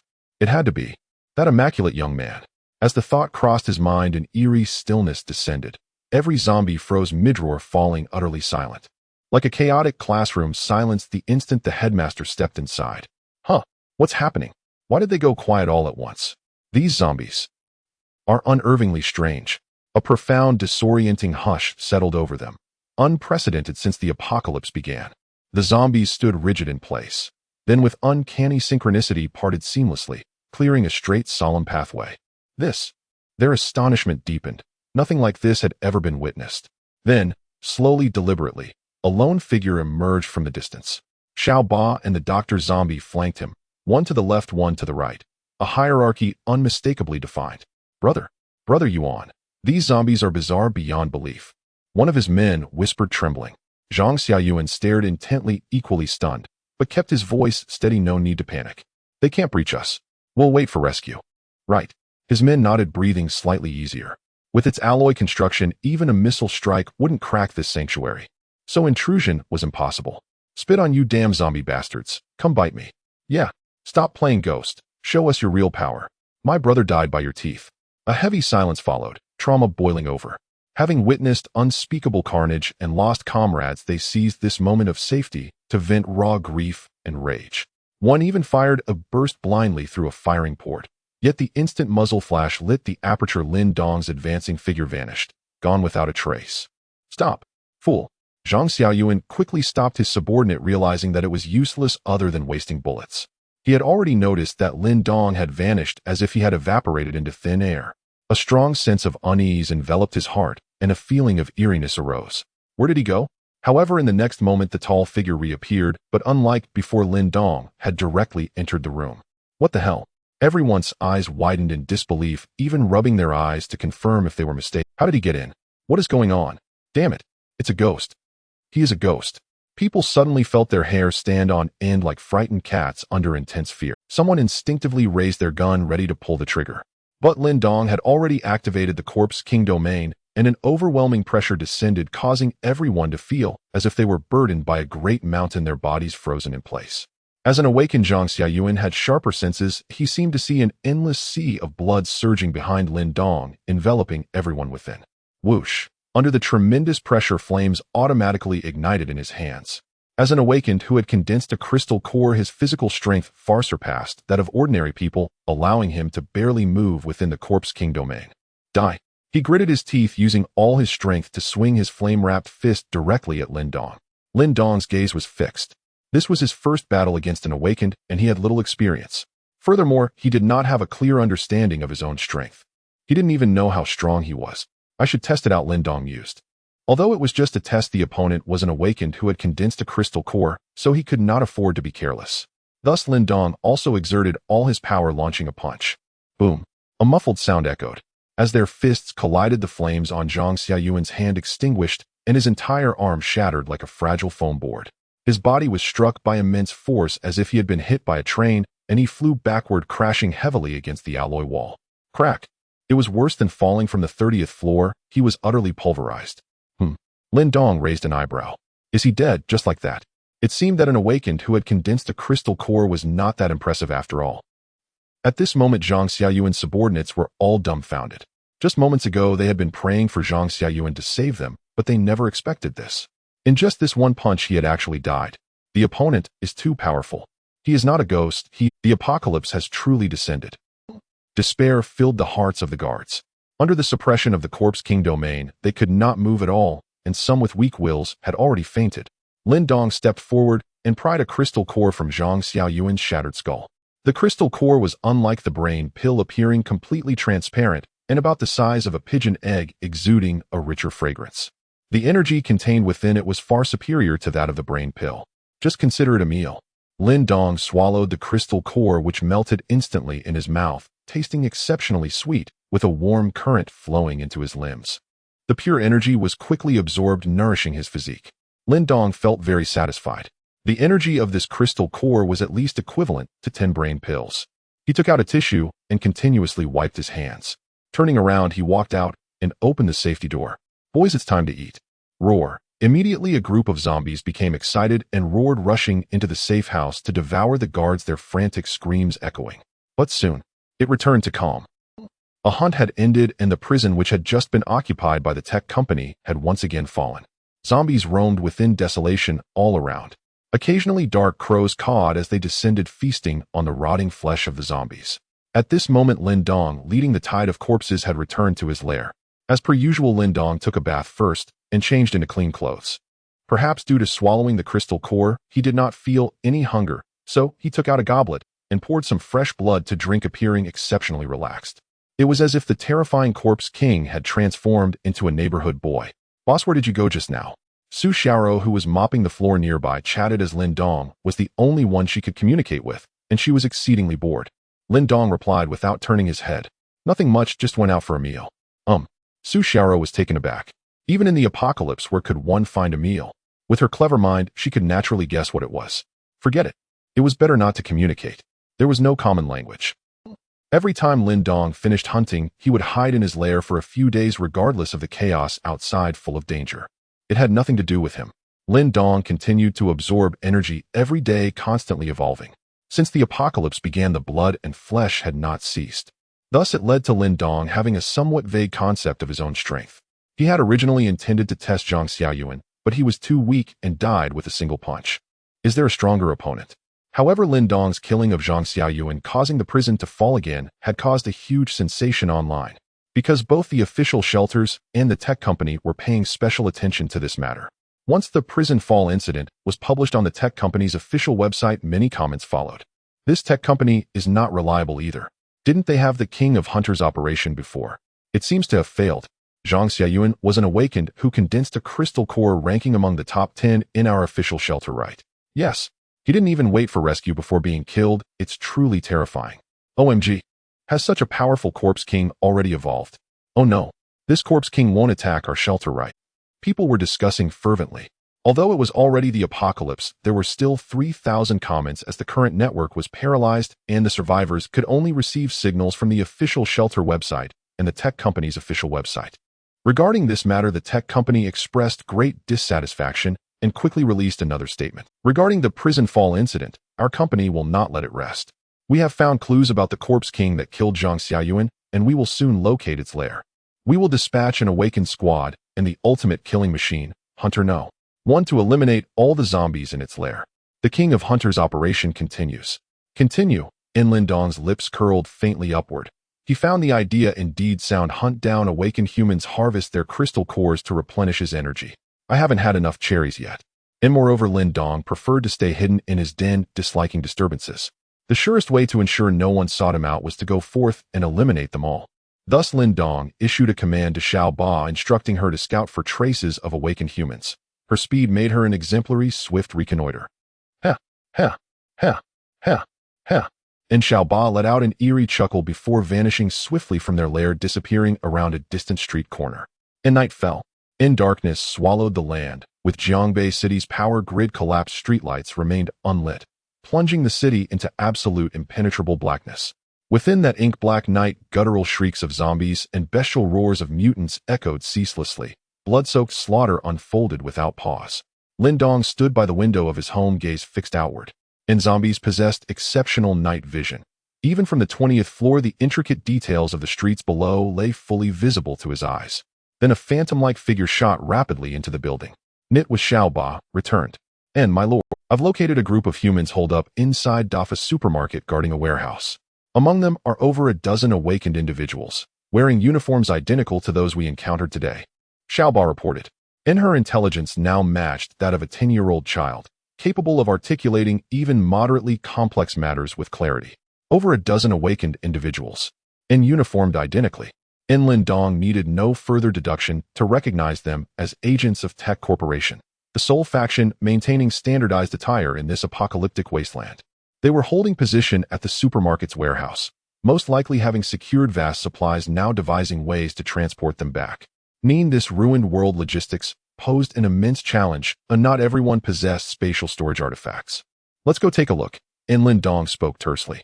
And Xiao Ba instantly brimmed with excitement, her grin stretching ear grotesquely wide. Nightfall was the optimal hour for zombie hunting, yet tonight differed markedly. And the horde moved in utter silence, gliding wordlessly behind Lin Dong toward their target. The zombie legion flowed like phantoms, merging into darkness. And inside Dafa supermarket, more than 200 humans huddled, over 100 ordinary survivors, the rest employees of Tech Corporation. Among them stood precisely 12 awakened individuals. In the warehouse housed supplies worth hundreds of millions, provisions critical for sustaining tens of thousands. Their importance could not be overstated. A failure was unthinkable. How long will it take to haul all this away? With just over 200 of us, merely carrying it would exhaust us to death, grumbled a young night watchman. A companion exhaled smoke clouds swirling around him. And who cares? Let headquarters send reinforcements. We've got food, drink, cigarettes, liquor. We'll just hold the line. The real issue is, we can't return to the company. Out here, I just don't feel safe. And the youth's voice trembled with uncertainty. Ni's companion laughed heartily. Surely you're not worried about zombies breaking in. With 12 awakened among us, any intruding zombie would meet certain death. And let's hope so. And the youth yawned. Deep night had brought drowsiness. Brother Nan, pass me a cigarette. I need to stay sharp. Unbeknownst to them, the supermarket's perimeter was already encircled by over 1,000 zombies. Motionless as wooden stakes, yet their eyes burned with ever-deepening ferocity, like malevolent specters born of shadow. At Lin Dong's signal, they would charge without hesitation, heedless of death, unstoppable in fury. And so many awakened. Lin Dong sensed the human auras within, and suddenly realized a frontal assault would be unwise. And he himself faced little risk. But his subordinates might suffer catastrophic losses. And the ones he'd brought tonight were elite, zombies capable of comprehending commands and executing orders with discipline. Thus Lin Dong resolved to act alone first, sneak in and silently eliminate several awakened individuals before launching the final assault. He ordered his minions to hold position, then advanced alone, his silhouette dissolving into the darkness with each step vanishing utterly. Using his zombie domain ability, Lin Dong phased directly through walls, entering the supermarket's interior. And he moved without sound, a true phantom. I must remain cautious myself. And Lin Dong surveyed his surroundings carefully. 12 awakened humans resided within. His zombie domain, deployed at full strength, could last no longer than 5 minutes. Should he become trapped in prolonged attritional combat, complications would inevitably arise. And guided by the ebb and flow of human auras, Lin Dong advanced steadily. Though cloaked in darkness, every detail of his surroundings remained vividly clear. The supermarket's ground floor housed jewelry and precious gems, useless relics in this apocalypse left untouched and abandoned where they lay. Lin Dong continued forward, reaching the main lobby. Inhuman breaths grew louder here. Even faint snores drifted through the air. In glancing sideways, he saw dozens sleeping on makeshift floor mats, most already deep in slumber. Some remained awake, scrolling idly on smartphones, their screens casting dim light upon balding faces, and still burning the midnight oil despite having lost every strand of hair. Large supermarkets typically maintained backup generators, so smartphone use was unsurprising. Lin Dong deliberately avoided disturbing them. They were mere ordinary survivors. Moreover, Nay had already pinpointed his target, a small private room nearby. Three auras pulsed within one awakened human and two women. Lin Dong approached soundlessly, then used his zombie domain to phase straight through the wall. In the room, once a retail stall, had been converted into a bedroom with beds hastily installed, its air thick with cloying lascivious scent. On the bed lay a young man entwined with two naked women, completely unclothed. No explanation was needed to deduce what had transpired. In this apocalyptic age, awakened individuals had become prized commodities. Countless women willingly threw themselves into their arms. Daily exposure to monstrous horrors inflicted crushing psychological strain. With death looming unpredictably, chastity held little meaning. Abandonment, not restraint, became their refuge. Lin Dong drew a dagger and drove it silently into the youth's forehead. To suppress all sound, he extended his zombie domain through the skull, shattering the brain, then deftly flicking upward to extract a nascent brain core. Clearly, this awakened individual remained low-tier, unable to form a crystalline core. Lin Dong did not discriminate. He swallowed the brain core whole. It tasted as always like cherries. The two women slept deeply, utterly unresponsive, evidently exhausted beyond measure. When they awaken beside a corpse, surely terror will seize them. Lin Dong, ever chivalrous in his own grim way, spared them that horror, drawing his dagger once more to pierce each woman's heart with quiet precision.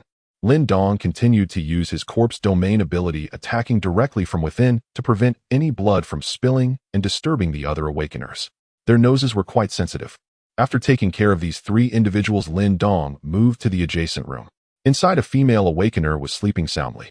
Lin Dong followed the same method and extracted her golden core. Just like that, Lin Dong killed 5 awakeners in succession, absorbing their golden cores. The sensation was indescribable. Suddenly, Lin Dong was reminded of his childhood when there was a cherry tree in the backyard of the orphanage. Whenever the cherries ripened, he would go with Chung Loi and a group of children to pick and eat them. Even after so many years, Lin Dong still remembered it vividly, as if it had happened yesterday. It was a fragment of his lost childhood. He never expected that in such a situation today, it would evoke those memories. With those pleasant memories in mind, Lin Dong intended to continue his killing spree. However, when he passed through the wall again, he found himself in a large warehouse filled with various supplies: oil, salt, rice, soy sauce, vinegar, tea, beverages, instant noodles, sausages, bread. Everything you could find in a supermarket was there. Lin Dong wasted no time sweeping everything into his storage space with a wave of his hand. He moved further ahead. It was still another large warehouse. This section contained fresh meat, frozen shrimp, crabs, etc., preserved perfectly thanks to the backup generator. Lin Dong took everything in one go. Continuing forward, he encountered yet another warehouse. Astonishingly, there were 4 such large warehouses, indicating a vast storage capacity that included household appliances, brooms, mops, and detergents, everything one could need. Only the vegetable storage was experiencing significant spoilage. However, Lin Dong didn't mind, as he was a carnivore. At that moment, the 2 awakeners on night watch outside began to sense that something was off. "Nengu, it's already past 2 o'clock.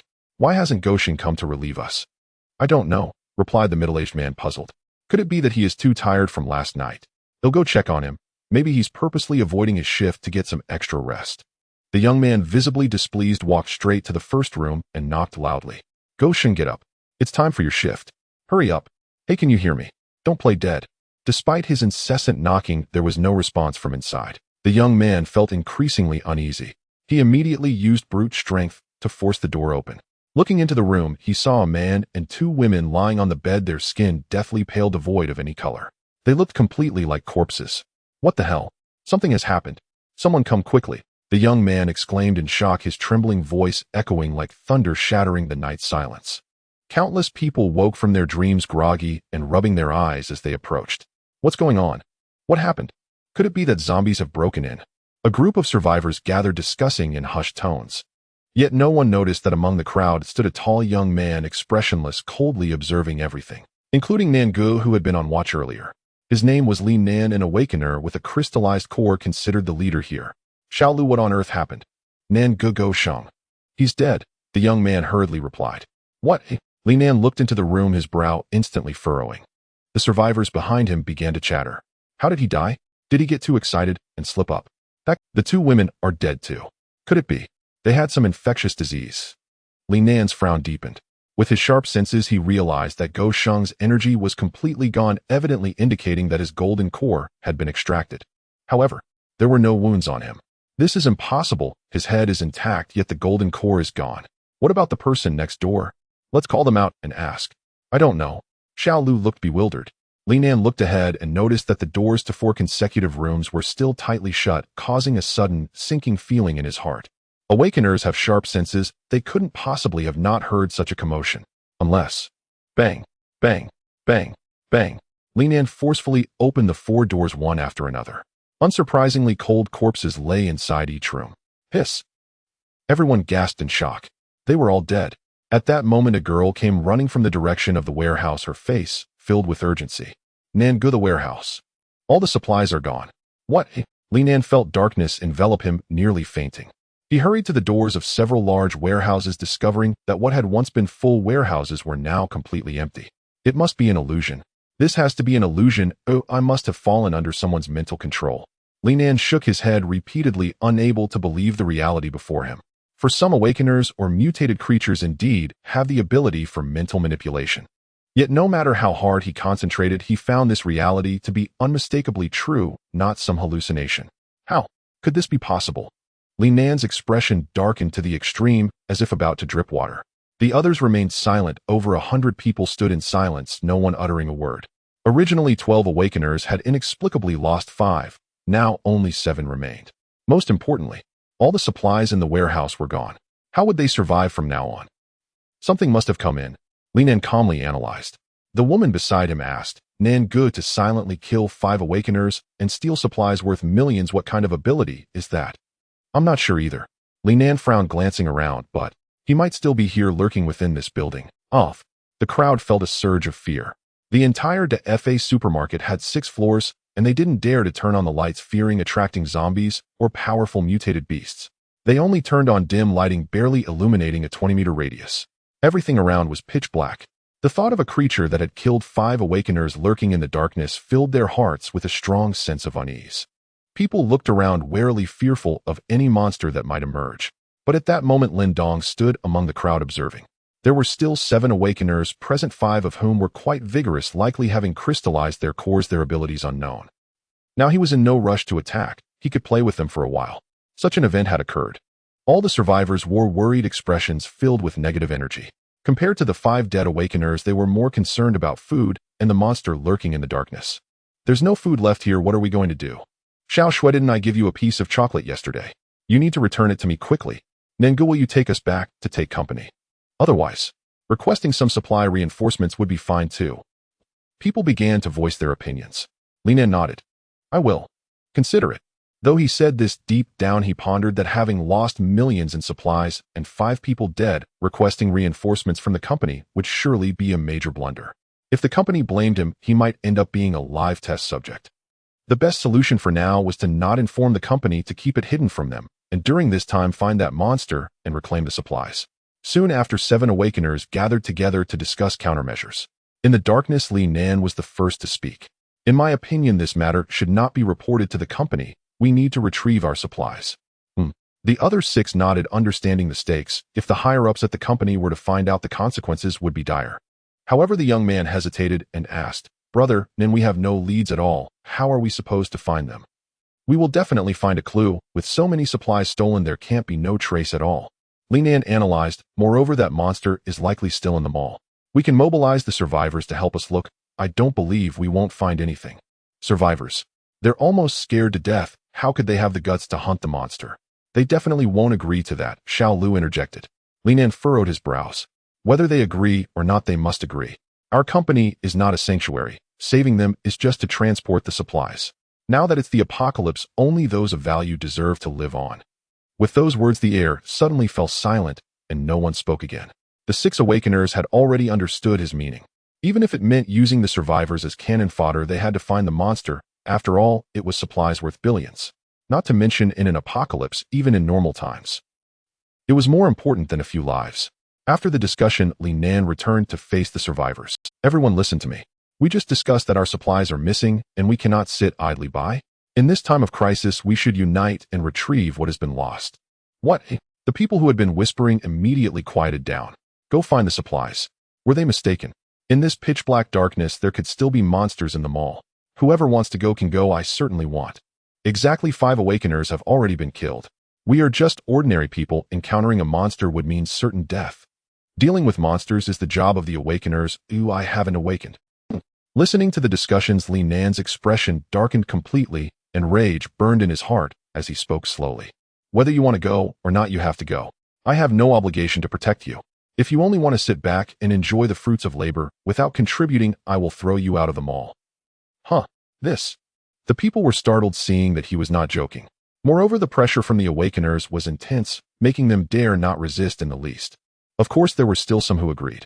We have survived until now thanks to the warehouse supplies. We have consumed very little. It makes sense to go look for them. Yet there are so many of us, what is there to fear? What if that monster is just strange in ability, but weak in combat? Right, there must be weaknesses that can't be strong in every way. The people murmured softly. Seeing that the crowd had gained some fighting spirit, Li Nan decided to give them a slap and then a sweet date. Li Nan guarantee that anyone who can find the supplies or provide useful leads will be rewarded with enough food to last a year by take company. Wow, a year. The crowd looked astonished in this apocalypse. Even though they had been guarding the warehouse, they had always been frugal. They received only fixed rations daily to ensure they wouldn't starve. Food for a year was incredibly precious. A few strong men immediately seemed invigorated. Let's go. I want to see where the monster is. Yes, let's find it. Sneaking around, we can only manage an animal. The crowd turned on their flashlights or used their phones to illuminate the surroundings, intertwining countless beams of light that dispelled the darkness. They began to disperse in small groups to search. Among the crowd, Lin Dong focused on the 7 awakeners, planning to find an opportunity to kill them. He retreated into the inky darkness. This mall was too large. It could accommodate over 10,000 customers at a time. With 200 survivors, they seemed quite sparse. The further they walked, the more scattered they became, with some even giving up and hiding away. But Lin Dong was not focused on them because these people were not worth eating. The 7 awakeners, however, were very cautious, always staying together without separating. Brother and I always feel like someone is following us.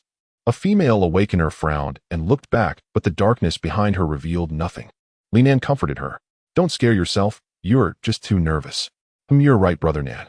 Xiao Lu nodded in agreement, saying, when I walked at night before, I also always felt someone behind me. The more I thought about it, the more scared I got. You just need to stop thinking about it. Really? The girl expressed doubt.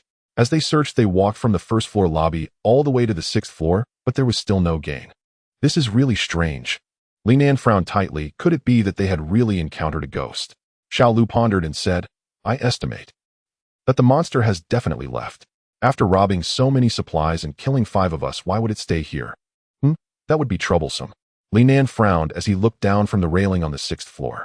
The view here was excellent, allowing him to see the first floor lobby and the situation on all the floors.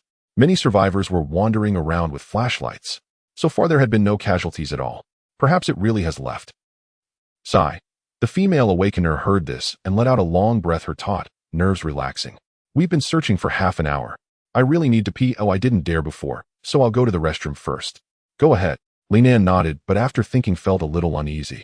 Chun-Li, you accompany Xiao Jing. It's better to have someone with you. Okay. Chun-Li shrugged her shoulders, looking somewhat helpless. She thought to herself, is it really necessary to have someone accompany you to the restroom? The two turned a corner and didn't actually go to the restroom. After all, it was the apocalypse, so they found a secluded spot to resolve their needs. In the uninhabited corridor, the environment was even darker. But the awakeners had eyesight beyond ordinary people, and they could barely see clearly. Hurry up. Chun-Li urged, turning away since no one wanted to watch someone else use the restroom. Xiao Jing responded and approached the wall. Just as she unbuttoned her pants and was about to squat down, an inexplicable sense of unease surged within her, a warning from her awakener instincts that she was in extreme danger. Filthy thing. From the darkness, a voice suddenly whispered. Soon after, a young figure slowly materialized, his face pale, with a cold gaze that held a hint of disdain. It was as if he were accusing her of how she could relieve herself in such a manner. You? Xiao Jing's heart raced with tension, and as she raised her hand, she was about to unleash her powers. But a dagger had already plunged into her temple. The woman's eyes were wide open, retaining the horror and fear from her life. Her pupils slowly dilated, and her body fell limply to the ground. In the darkness, Chun-Li quickly turned her head and happened to see a shadow stabbing a dagger into the girl's skull. A wave of terror surged within her, and her eyes went wide. A monster had appeared. Chun-Li radiated a chilling aura. Her awakened ability was of the frost type. As she clasped her hands, ice crystals formed, and two sharp ice spikes extended outward. Then her figure suddenly moved, rushing towards Lin Dong. Her speed was astonishing, like a leopard pouncing on its prey. The ice spikes sliced through the air, producing a series of sonic booms more lethal than bullets. Lin Dong did not wish to take the blow. He dodged backward, directly merging with the wall. This. Chun-Li lost her target in an instant, feeling slightly bewildered. Where did he go? But just as she hesitated, a dagger suddenly slashed out from the wall, aiming straight at her crown.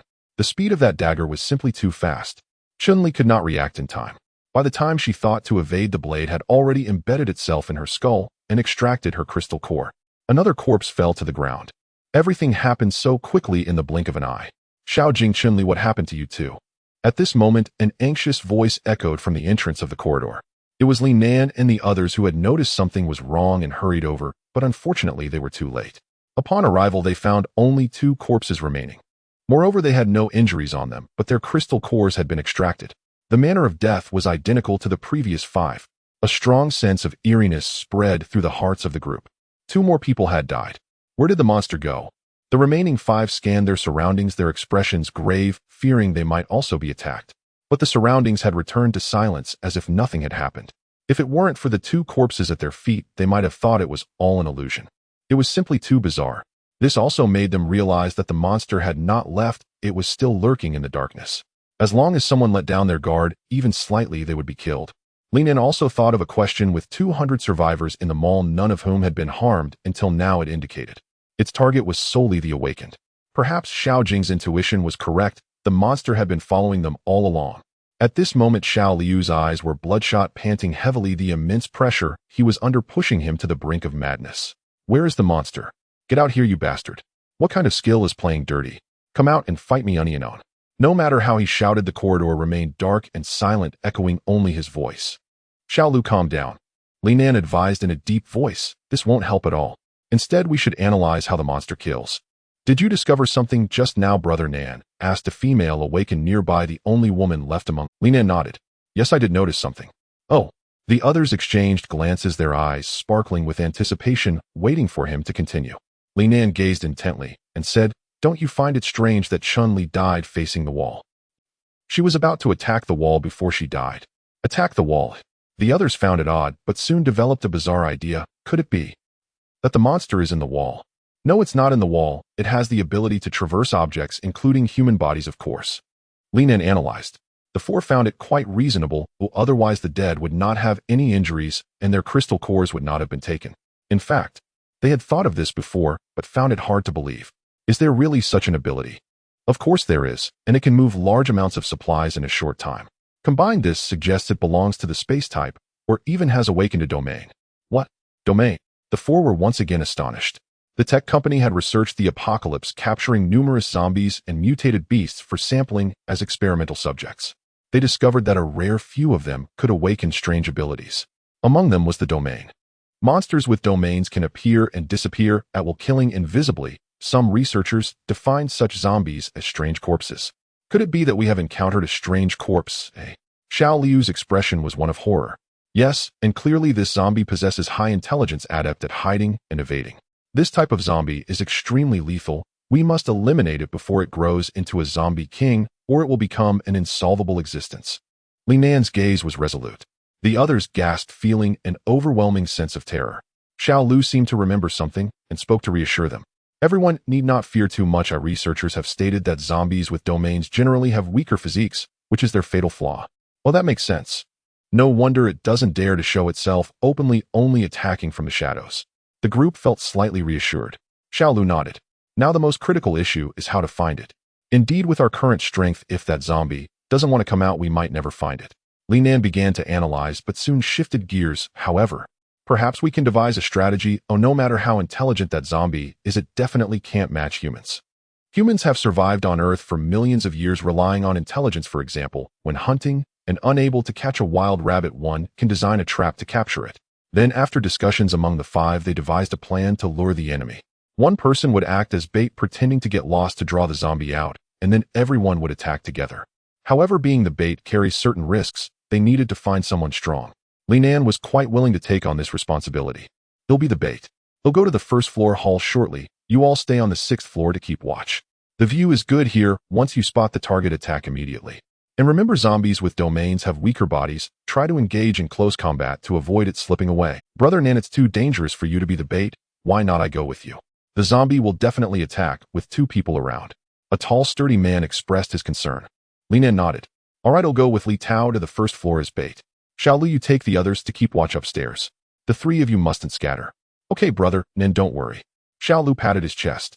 Having been led around by the monster with 7 teammates dead, he had long felt stifled. Now the counterattack's horn was finally sounded. Then the group, filled with vigor, began their actions.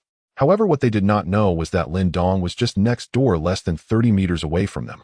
With the zombies' keen hearing, it could catch everything clearly. Li Nan's plan to lure the enemy was heard distinctly, talking loudly and conspiring quite well. Lin Dong's figure flickered, reappearing in the corridor right where the group had just left. He felt these people had some intelligence, but not much. Now there are only 5 awakeners left, among which 3 have condensed crystal cores and possess considerable strength, while the other 2 are still at the brain pill stage, merely stronger physically than ordinary people. Lin Dong could easily deal with them hidden. At this moment, Li Nan had already brought a tall man to the first. Seeing the group of survivors hurriedly approached. Captain Li, we have searched the entire mall, but we haven't found any traces of the monster. Of course you wouldn't find it, that thing is quite elusive. Li Nan looked at the survivors, feeling somewhat irritated, thinking that the monster only targeted them, the awakeners. They seemed to be completely unaffected. Off. The crowd scratched their heads. Captain Li, what should we do? Don't worry, we will resolve it soon. Li Nan said confidently. On the 6th floor of the mall, Xiaolu was with 2 people, 1 male and 1 female, standing at the railing, focused on observing, not wanting to miss any clues. Stay alert. If brother Nan is attacked, rush down to support him immediately. No problem, the 2 nodded seriously. Unbeknownst to them, Lin Dong had already walked out from the corridor, heading straight towards the 3 from behind. The female awakener, however, had a sharp intuition and suddenly felt an unsettling sensation, as if something was behind her. Who? She immediately turned to look. The sight before her left her momentarily stunned. A tall young man, dressed neatly and looking handsome, was slowly walking towards her. Such looks easily garnered favor from girls. Phew, scared me, I thought it was a monster, the girl exhaled, patting her ample chest. Monster? What monster? Lin Dong did not agree with those words. Xiaolu and the other man also looked over instinctively, regarding Lin Dong as a survivor. You did well to make it to the 6th floor. Well, since I was idle anyway, Lin Dong smiled slightly and stepped forward, placing his hands on the railing, looking down into the 1st floor hall. Due to the close distance, the female awakener caught a faint scent of laundry detergent. Turning to look, she just happened to see Lin Dong's handsome profile, with sharp features and no flaws. The girl couldn't help but feel a flutter in her heart. If it weren't for the life-and-death situation, she would have insisted on having him as her consort. In this apocalypse, female awakeners were also highly sought after. Polyandry was not an issue. There really is a monster in the mall. You should stick with us, as there might be dangers on the 1st floor soon. The girl said. What danger could there be on the 1st floor? Lin Dong casually asked. Xiaolu, with a fiery temper, felt somewhat annoyed. You wouldn't understand even if I told you to stop asking irrelevant questions and let us focus on the task at hand. Why don't you think the 6th floor is dangerous? Lin Dong said playfully. I say you. Xiaolu opened his mouth to curse, but suddenly thought something was off. His tone did not resemble that of a survivor. Could it be? Especially the girl recalled how Lin Dong had approached silently, and in such dark surroundings, ordinary survivors, without flashlights or phones, could see nothing. Yet he had brought nothing and could lean against the 6th floor railing, directly observing the 1st floor hall. Realizing this, the girl felt her body stiffen, a chill running down her spine, as every hair on her body stood on end. What exactly is this thing beside me? Xiaolu reacted quickly and charged towards Lin Dong. Quick, it's him. Attack. But Lin Dong swiftly retreated, evading like a ghost. Xiaolu remembered the teachings of the researchers. Zombies in certain areas are relatively weak, and he happened to be an enhanced strength awakener. Still want to run? Die. Xiaolu immediately pursued, raising his fist to strike, ready to take revenge for the many teammates he had lost. His arm muscles bulged like small mountains, almost tearing his uniform. This punch was incredibly powerful. He was using all his strength. Lin Dong was pondering testing his own strength. The last time he encountered Zhang Xiaoyuan, he had killed him with just 1 punch. So this time he only used 50% of his strength. He raised his hand and punched forward. Bang! The collision of their fists was like hammers striking, creating a shockwave that caused the sixth-floor railing to rattle loudly. Crack! Accompanied by the sound of bones breaking, Xiao Lu felt a sharp pain in his arm, as if his entire arm bone had shattered, twisting at an unnatural angle, and it fell limply. So strong. Xiao Lu struggled with pain, clutching his arm, staggering back a few steps with cold sweat pouring down his forehead. At this moment, he realized that the guy before him was ridiculously strong, completely unlike what the researchers had described. That punch could definitely crush a tank. In an instant, a strong sense of despair surged in his heart. Damn it! Which researcher produced if there is a next life, I will definitely bark at him. This was Xiao Liu's last thought before death. Meanwhile, the two teammates beside him were still at the brain pill stage, lacking awakening abilities, and combined they were not as strong as Xiao Lu. Lin Dong swiftly moved, piercing the necks of the two. Meanwhile, in the first-floor hall, Li Nan was still chatting with the survivors when he suddenly heard a muffled sound from the sixth floor, followed by the entire railing shaking and rattling. Something's wrong. Li Nan frowned and hurriedly looked up, but he scanned around and couldn't find any sign of Xiao Lu and the others. Oh no, the tall man with him thought of something. It's Xiao Lu and the others who have been attacked. Oh, we need to rush up to help them. Wait. Li Nan called him back, suddenly thinking of another issue. He might have seriously underestimated the enemy's strength. Because Xiao Lu was already a strong member of the team, second only to Li Nan, wasn't he and the other two awakeners together enough to handle the monster. Moreover, even if they couldn't win, they should at least be able to hold their ground for a while, right? But just now it was only a moment, and Xiao Lu and the three were gone. The tall man was still anxious. Brother, and what are we waiting for? Are we not going to help Lu go? It's already too late. Li Nan's pupils shrank sharply, a strong sense of crisis enveloping his heart, feeling as if he was being watched by something, with the possibility of death looming at any moment. At this moment, the survivors looked at each other, unsure of what was happening. The surroundings were pitch black, and they could see nothing. A burly man suddenly felt a chill at the back of his neck, as if something wet was dripping onto it. What is that? He instinctively reached back, feeling something sticky that emitted a fishy scent, faintly pungent. The burly man quickly shone his flashlight, but upon seeing it clearly, his face turned ashen because his palm was covered in bright red. Blood. This is blood. The crowd was startled by the scream, turning to see a pool of blood, not only beneath the burly man, but also on the ground. It had dripped down from the sixth floor. Fear gripped the hearts of the people as they hurriedly shone their flashlights upward, faintly illuminating a dark figure by the railing. But the shadow flickered and vanished in an instant. Ghost. It's a ghost. I saw it. It was just there, then disappeared into thin air. But where did it go? Fear consumed the crowd as they frantically searched with their flashlights, yet they could find no trace of the earlier shadow. Li Nan's expression turned grave as he squeezed out a few words. It has come down. Huh. The crowd grew increasingly panicked, their eyes darting nervously around. Li Nan understood that the intense unease he felt was due to being watched by that entity.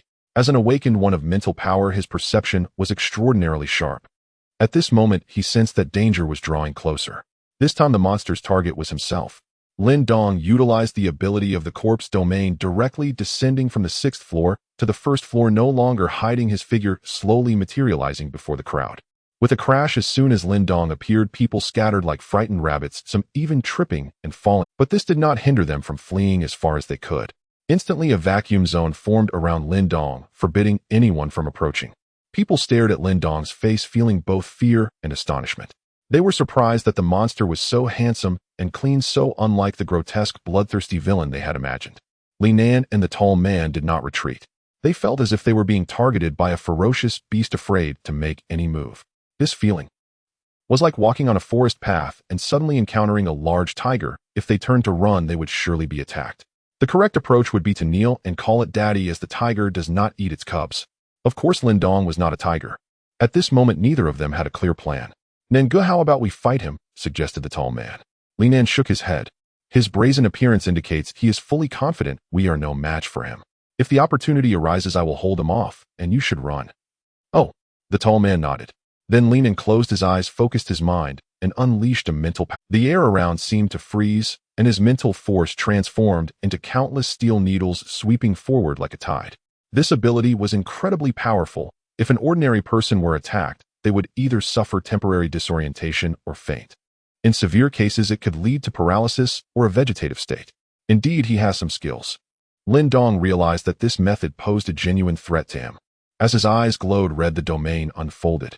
The powerful domain of the Corpse King spread outwards, immediately blocking the mental attack from the outside. Lin Dan felt his mental intent hindered. A sharp pain pierced his brain, and his vision darkened, nearly causing him to faint, but he bit his tongue, forcing himself to remain conscious. Quick, go. I can't hold on much longer. Huh. The tall man hesitated, for in his eyes ahead lay a sea of corpses who, once caught in it, he would surely face death. Lin Dan continued, right now I can still maintain my mental force, later there may be no chance. All right. The tall man steeled his gaze. Even if it meant charging through a sea of corpses, he had to do it. His body coiled like a bow, shooting towards Lin Dong, muscles bulging, skin hardening as if it were rock. This was his awakened ability, resilient skin. But as he entered the corpse domain, his speed suddenly slowed, as if he were sinking into a swamp. Yet he gritted his teeth and, relying on his formidable physique, threw a punch at Lin Dong. Lin Dong took a step back to evade his fingers, reaching for the man's head. This is bad. The man's brows furrowed as he recalled what Lin Dan had said: this guy could penetrate the body and attack internally. That meant he must not let Lin Dong touch him. He quickly sidestepped to avoid. Within the corpse domain, he was already under immense pressure, as if fighting while carrying a small mountain. The man barely managed to evade, stumbling, but forcing himself to steady his footing. That was too close. Just one encounter, and he almost died. This feeling of dancing on the edge of death was particularly exhilarating, sending adrenaline soaring. But at that moment, the man's body sank again. The pressure of the corpse domain grew stronger, rendering his body extremely stiff, making effective attacks impossible. What's going on? He quickly turned his head to look back, surprised to find Lin Dan was no longer there. That guy had not launched a mental attack, but had turned and run towards the mall's entrance. Clearly he was fleeing. Your captain has abandoned you, Lin Dong's calm voice echoed in his ear. The man was dumbfounded, never expecting such a turn of events. Just moments ago, Lin Dan had said he would hold off the opponent, allowing him to escape. But he had deceived himself into stepping up to face the pressure while fleeing himself. Human hearts are inscrutable. It's hard to discern a person until faced with a situation.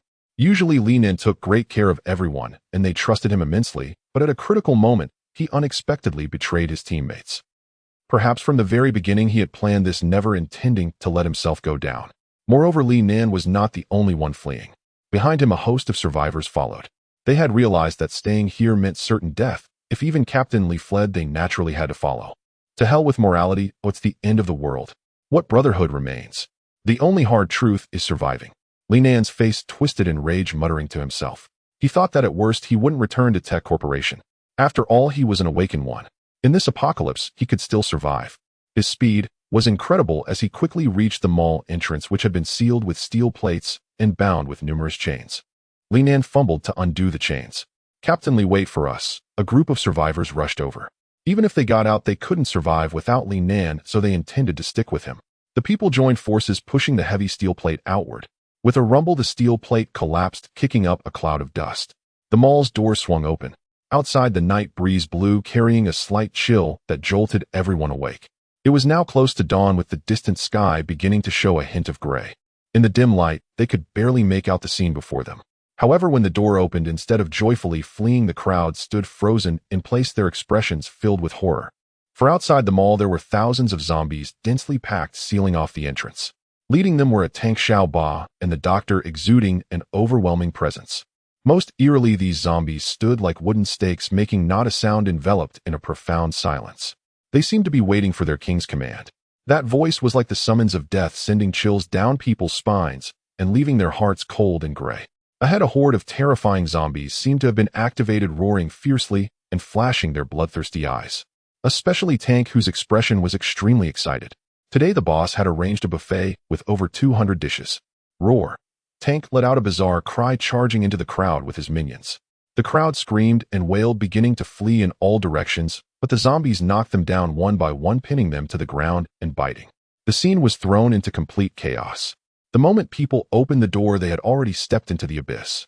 Lin Dan felt utterly despairing. Due to the immense consumption of mental energy, just now he had lost the strength to resist. At this moment, he realized that it was this group of well-trained zombies that had breached the prison and killed Zhang Xiaoyuan. And Lin Dong had already grown into a zombie king. A zombie king with domains was nearly an unbeatable existence. Humans, how on earth can they survive? This was the last thought of Lin Dan before his death. Pain surged through his body. He had been eviscerated by After the people of Tech Company perished, any resistance from ordinary people was futile. They fell one after another only to be devoured by the zombies. This was the true apocalypse. It was filled with blood and slaughter, leaving people helpless and lost. Before long, the screams of the people completely vanished, replaced by the sounds of zombies biting and devouring. The entire mall fell with no one left alive. Lin Dong's expression was indifferent as he stepped out. Tank and Xiao Ba obediently followed behind him. It's time to go back. After killing Li Nan and the others, Lin Dong obtained 5 crystal cores. After devouring 3 of them, he felt a surge of power. It felt as if he was on the brink of evolution. However, the energy from the 3 crystal cores was immense and required time to absorb, so he decided to keep the remaining 2 for now. On the way back, the sky was beginning to brighten. If it were before the apocalypse, this would have been a bright, hopeful morning. But before him lay destruction, with corpses strewn everywhere. The entire city resembled a wasteland. At this moment, Lin Dong led his minions through a park where bloodstains and the stench of decay were everywhere. Scattered zombies surrounded them. Some still retained their habits from when they were alive. For example, an old man was using his back to bump into a tree exercising. Now his flesh was battered, yet he continued tirelessly, leaving gory stains on the cracked bark. There was also an old lady pushing a wheelchair, her movements stiff as she walked in circles around the square, tirelessly repeating her actions. Lin Dong glanced over and noticed that a huge rat was on the wheelchair, clutching something with its paws, gnawing at it with great delight. Before long, a few young zombies appeared ahead, but these were not as stiff as before. They had clearly fed on flesh. Roar! One of the zombies opened its mouth wide, exposing sharp teeth, and let out a roar towards Lin Dong. My! Lin Dong glanced over, surprised that a small zombie dared to roar at him. However, the zombie's roar conveyed a message. This is the territory of our boss, and no one is allowed to trespass. Clearly, it was under another zombie king, and this area belonged to another's domain. No wonder it dared to roar at him. Lin Dong understood. Tank, with his explosive temper, saw the zombie roaring at the boss, stepped forward, grabbed the zombie by the neck, and lifted it like a chick, then slammed it hard onto the ground. Smack! The little zombie was smashed into pieces, blood splattering far and wide. Tank was treating it like a toy. However, Tank still felt unsatisfied and beat up the nearby zombies with 3 punches and 2 kicks, thoroughly smashing them. Then he returned to Lin Dong's side, looking immensely proud, as if to say, "Come praise me. Let's go back to the base." Lin Dong didn't take it to heart and walked away with his minions. But on a hillside far in the park, a group of zombies was watching them. The leading zombie was tall, nearly 2 meters high. Its skin was a pale red. Veins bulged on its face, clearly visible, giving it a hideous appearance. Moreover, around its neck was wrapped a dark, hairy thing resembling a large scarf. "Your Majesty, the humans in the mall were hunted down by them." A nearby zombie signaled, evidently possessing considerable intelligence.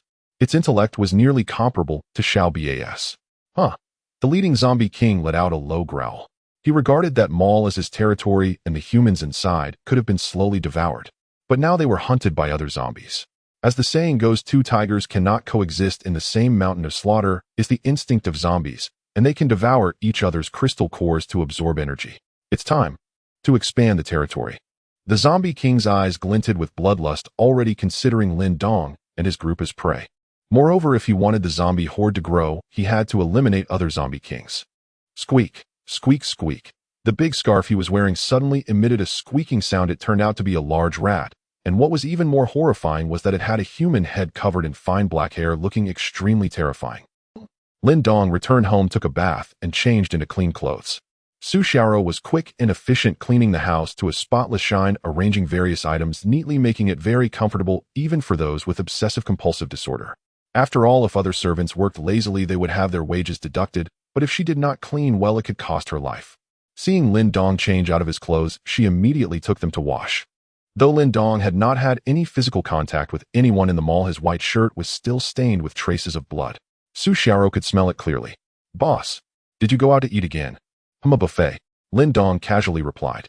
"Hiss." Su Xiaoro shrank her neck, realizing that the situation was quite significant, but she did not dare to ask more and hurriedly went to wash the clothes obediently. Lin Dong took out his phone.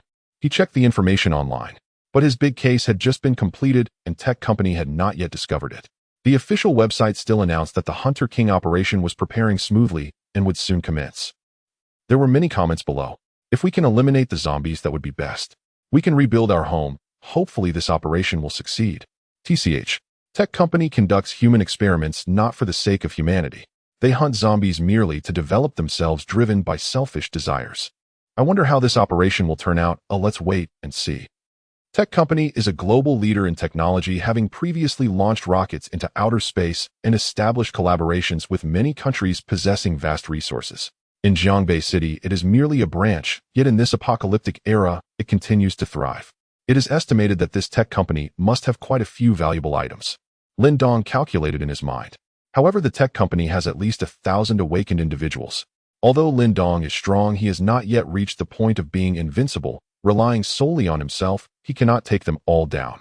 Even with the tank Xiao Ba and the doctor along with 2,000 elite zombies, it may not be enough to break in. Unless he can command 1,000,000 zombie tides, then he could charge at whoever he wishes. Perhaps it is time to expand his territory. Lin Dong's more than 2,000 subordinates are only around the vicinity of the building. The reason for gathering them initially was merely to keep himself safe at home undisturbed. Now Lin Dong has the thought of recruiting and expanding his territory. In the following days, he continues to consume flesh and blood, absorbing all 5 crystal cores, significantly enhancing his strength. The range of the zombie domain expands. If fully unleashed, it can last for 20 minutes, and its power becomes even more formidable. At night, darkness envelopes the earth. The blood moon hanging high in the sky dies at a dark red, heralding another night of slaughter. In recent days, the area around the building has not been peaceful. Other territories' zombies often wander here, roaring at the tank and its subordinates, filled with provocation. 2 groups of zombies frequently engage in fierce brawls. Of course, the tank is not one to tolerate such behavior, smashing the heads of those invading zombies.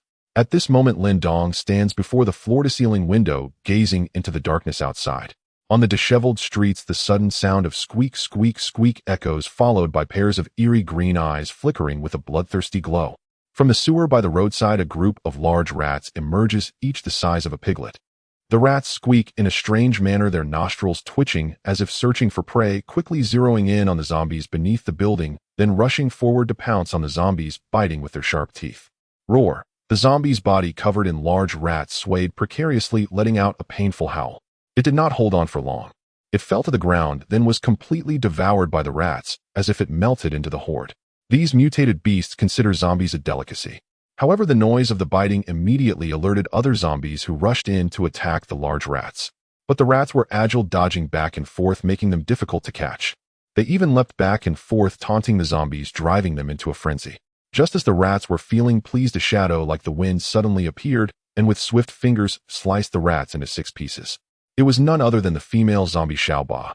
With her speed and agility, she could crush the rats, grinning wickedly, treating the slaughter of the rats as a game. Not only that, under the night sky, a burly figure appeared, his large hands grasping a rat, fingers beginning to exert force. Regardless of the rat kicking and squealing, it was ultimately crushed. The tank licked the blood of the rat from his hands, excitement written all over his face. Then he charged forward, stomping a rat into paste, or grabbing a rat and twisting it in half. The tank's motions resembled breaking a cucumber. The rats were intimidated and began to flee, soon disappearing into the darkness, scattering in all directions. The tank chuckled, carrying 2 blood-dripping large rats running into a nearby alley, then began to gnaw at them, as if eating watermelon. Blood splattered, leaving him drenched in juice. He did not dare to eat openly on the street, as Lin Dong had said to avoid eating dirty things, since those are junk food. If the boss saw him, he might be looked down upon. Such incidents of rat attacks and zombie provocations have occurred frequently in recent days. Lin Dong has grown accustomed to them and is too lazy to intervene. Early the next morning, thick dark clouds covered the sky, black as ink, and soon it began to pour. But these raindrops were not ordinary. Within the water, black worms were mixed and falling from the sky. This was a rain of worms. The worms, about the size of a pinky finger, landed on the streets or abandoned vehicles, making a crackling sound.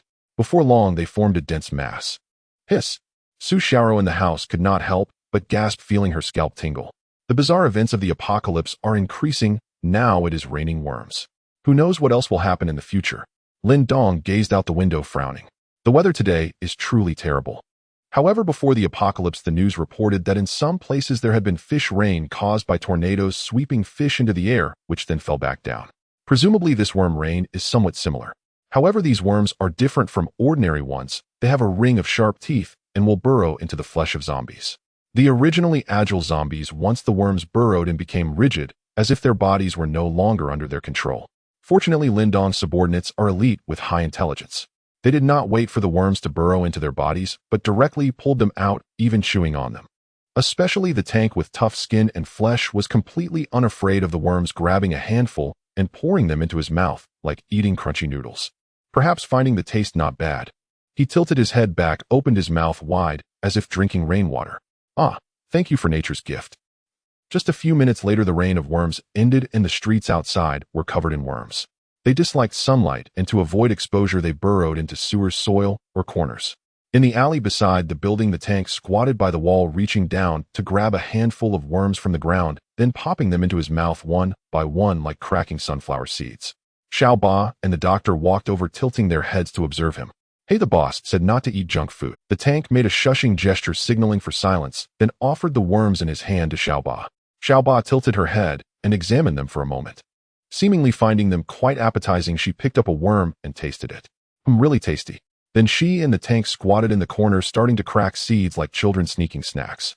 The doctor crossed his arms, leaning against the wall, looking at the two zombies with exasperation. You guys will be caught by the boss. No way. The boss loves to stay in the house and hardly comes out. Xiao Ba said, appearing to know Lin Dong very well. But just as they were talking, a sinister face suddenly appeared at the entrance of the alley. Are you eating? Lin Dong's tone was calm, as if chatting casually among friends. However, Xiao Ba and Tank hurriedly stood up straight from the wall, their backs rigid like elementary school students in detention. During this time, Tank discreetly tossed the insect in his hand behind him. Then he grinned widely, saying, Hee boss, it's all Xiao Ba's fault. I actually don't want to eat at all. Xiao Ba turned to look at him, feeling quite speechless and somewhat irritated. With a sharp claw, she swiftly clawed into Tank's side, cursing inwardly. How shameless can you be? But Tank was tough and unaffected by the pain.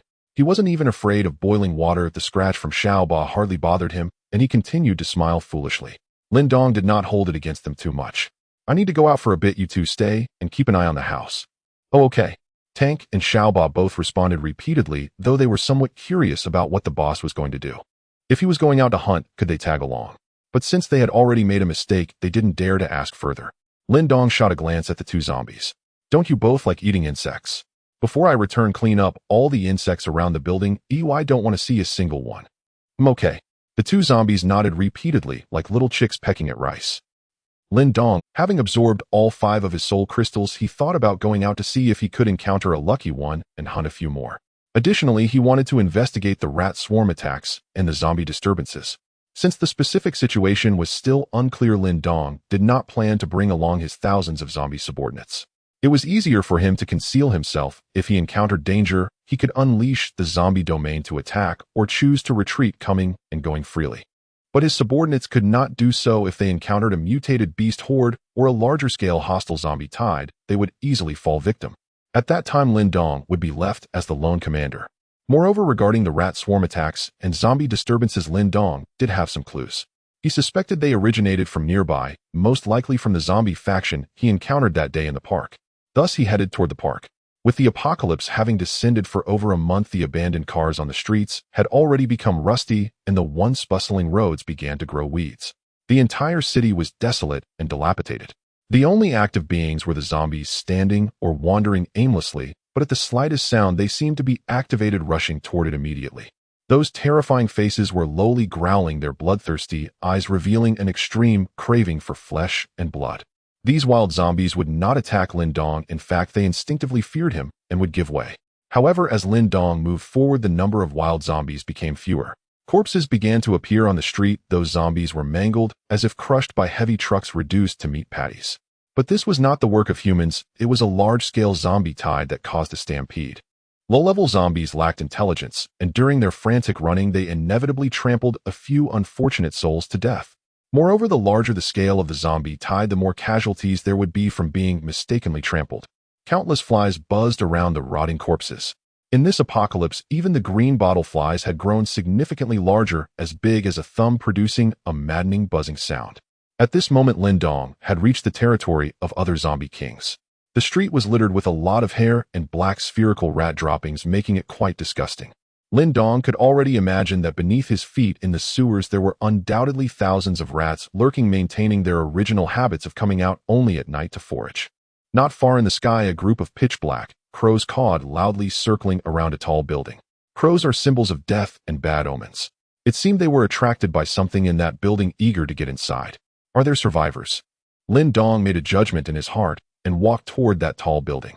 As he got closer, Lin Dong indeed caught the scent of blood. There were indeed living people inside the building.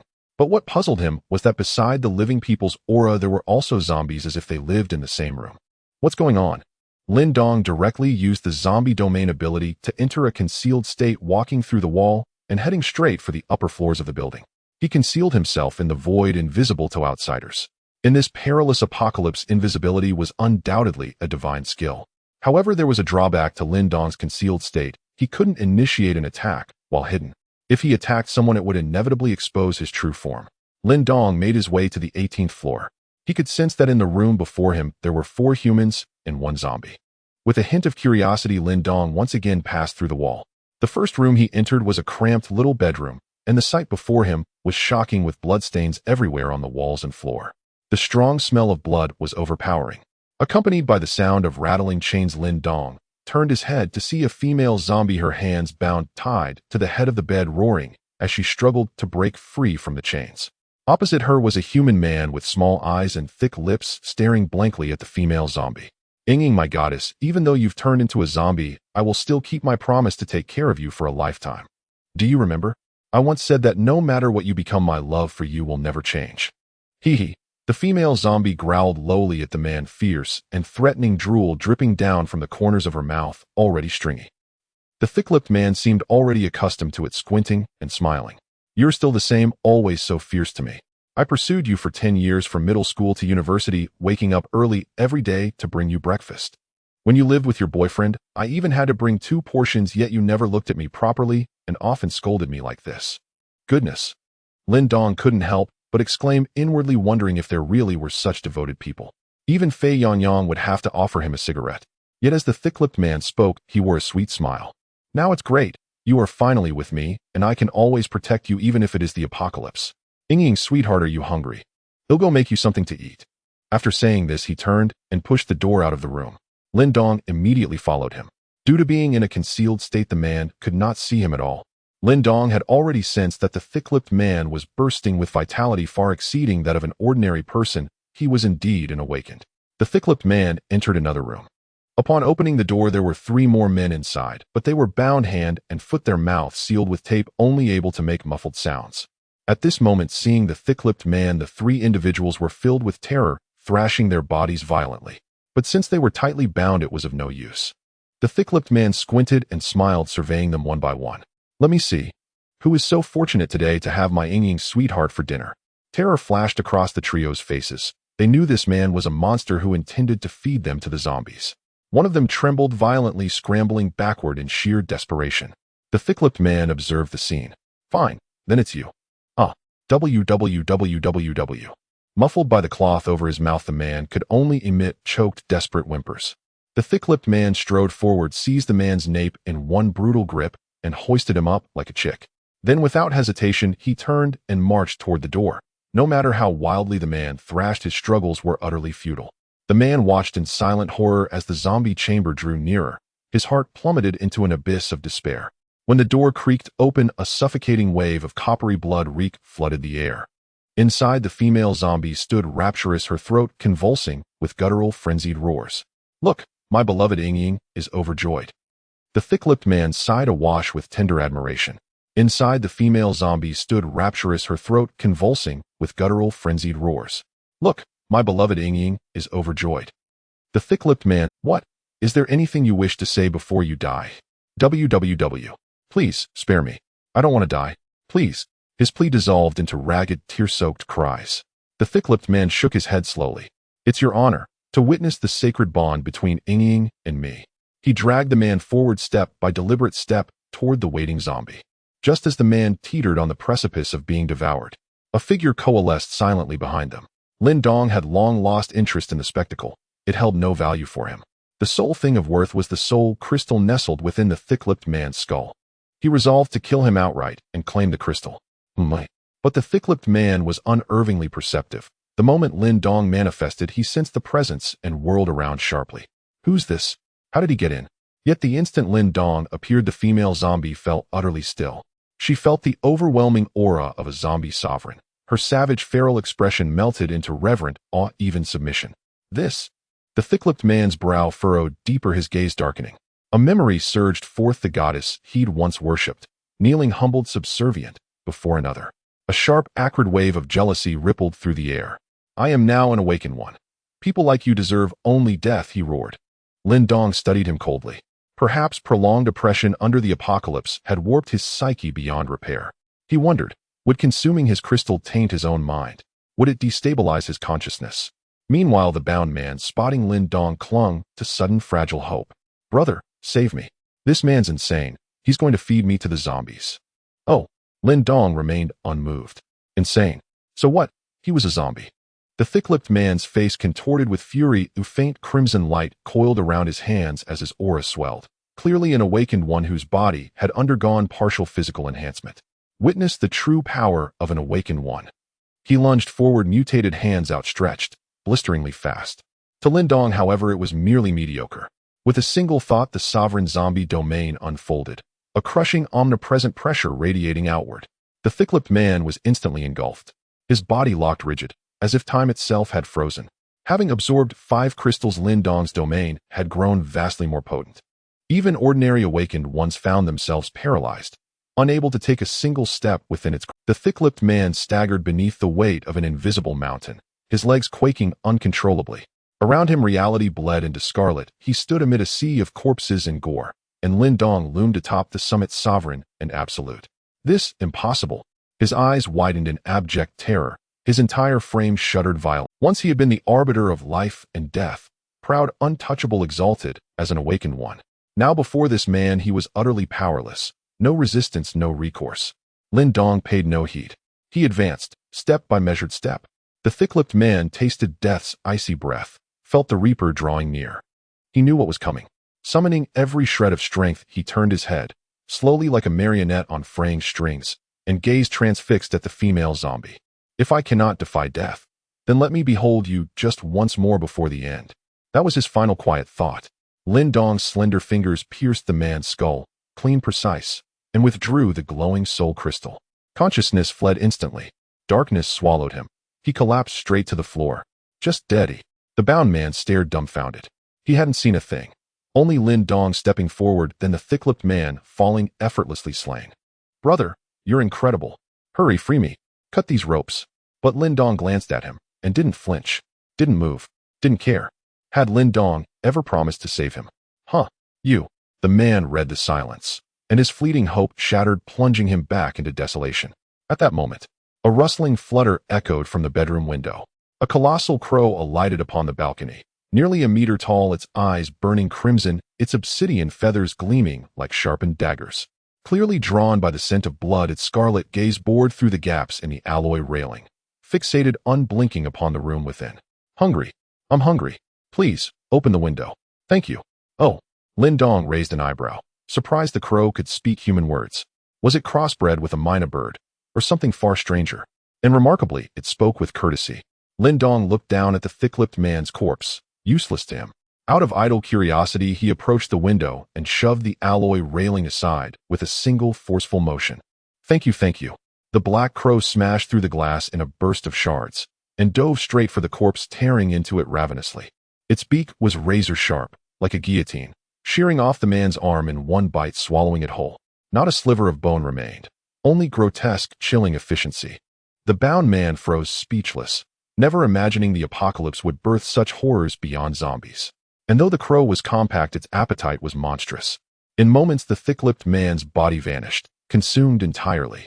Yet the crow lingered still, unsated, and its scarlet eyes slowly turned toward the bound man. Yet Lin Dong's presence seemed to give it pause, hesitant, almost bashful about feeding so openly. In its strange avian trill, it politely asked, I'm still hungry. May I eat him too? Go ahead, if you're hungry. Lin Dong shrugged, indifferent. The crow dipped its head in a gesture oddly resembling gratitude. Thank you, thank you. You're not eating yourself, yet you offer me the meat. What a kind soul you are. You're welcome. Lin Dong replied calmly. Huh. The bound man, hearing their exchange, stood utterly kind. Is that even polite? But in the next moment, a red-eyed crow lunged at him, and the man completely lost consciousness. The crow's sharp beak pierced his heart, and it continued to feast. After devouring the man, the crow seemed satisfied, flapping its wings and flying out of the window. Goodbye, goodbye, I will repay you. A unique bird call floated through the sky, gradually fading away. This thing is rather interesting. Lin Dong found it amusing. He acquired a crystal core, so this trip was not entirely fruitless. Suddenly, he remembered that there were two survivors in the opposite room. At that moment, the two individuals were still trembling, terrified, and shaken. Although they had just escaped one disaster, they ultimately could not escape the fate of being food for zombies. The process of waiting for death tormented them. They would rather die immediately than endure this agony. Just then, footsteps approached the room. Why is he back again? Is it possible the zombie isn't full? The hearts of the two men rose into their throats again. However, when the door opened, it was not the thick-lipped man, but a tall, handsome young man. Huh.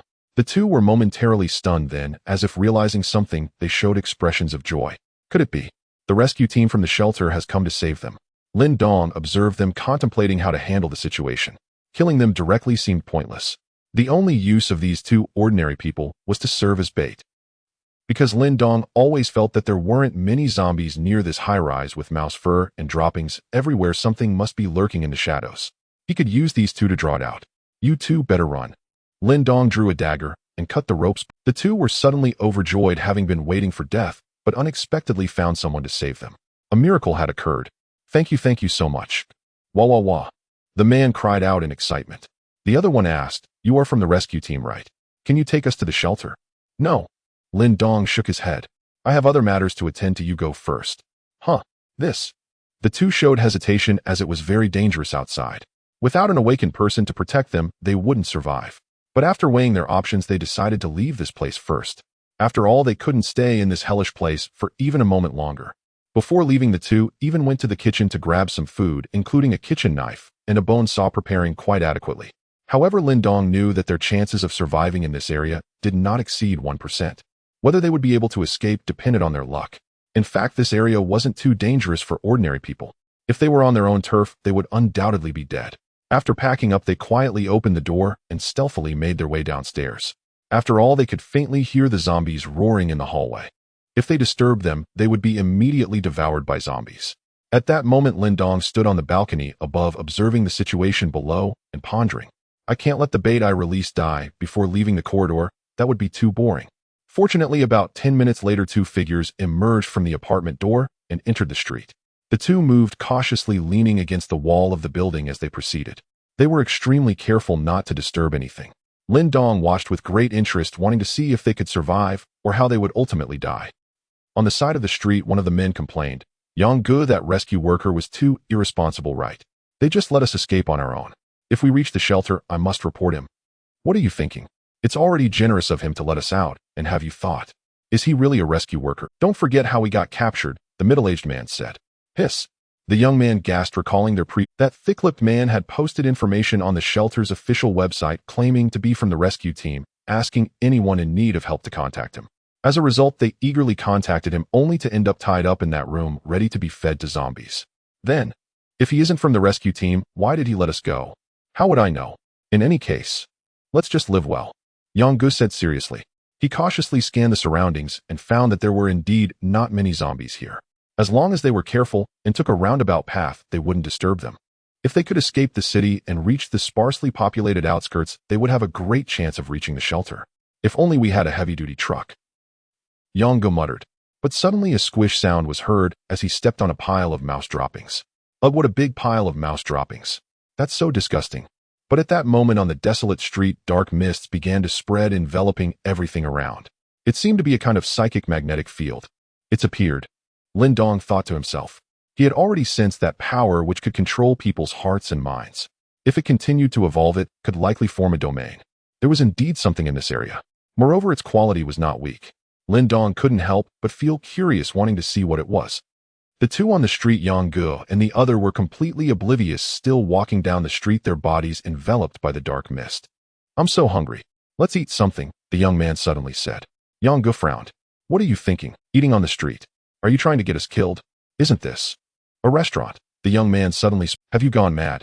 Yang Gu turned around and scolded. The young man actually regarded the street, filled with zombies and mouse droppings, as a restaurant. However, he soon realized that the young man was acting strangely. There was a hint of confusion in his eyes, and his mouth curled up into a blissful smile. Xiaoliang, what's wrong with you? Wake up. He's so much delicious food. Xiaoliang laughed foolishly. This is bad. Yang Gu felt a surge of fear, realizing that he must have been affected by something. Many monsters in the apocalypse have strange abilities. Could it be that they encountered a strange corpse? Just then he suddenly saw ahead an old woman appeared, her face very familiar, holding steaming dumplings and calling out to him. Son, come eat. Mom. Yang Gu's eyes also turned dazed as he looked at that kind face, strong memories of longing flooding his heart.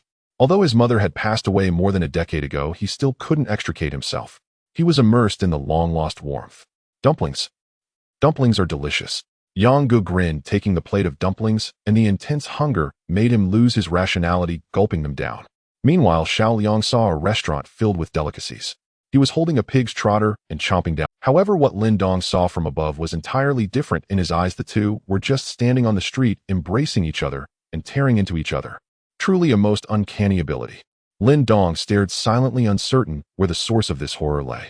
On the street, two people gnawed at each other with savage ferocity.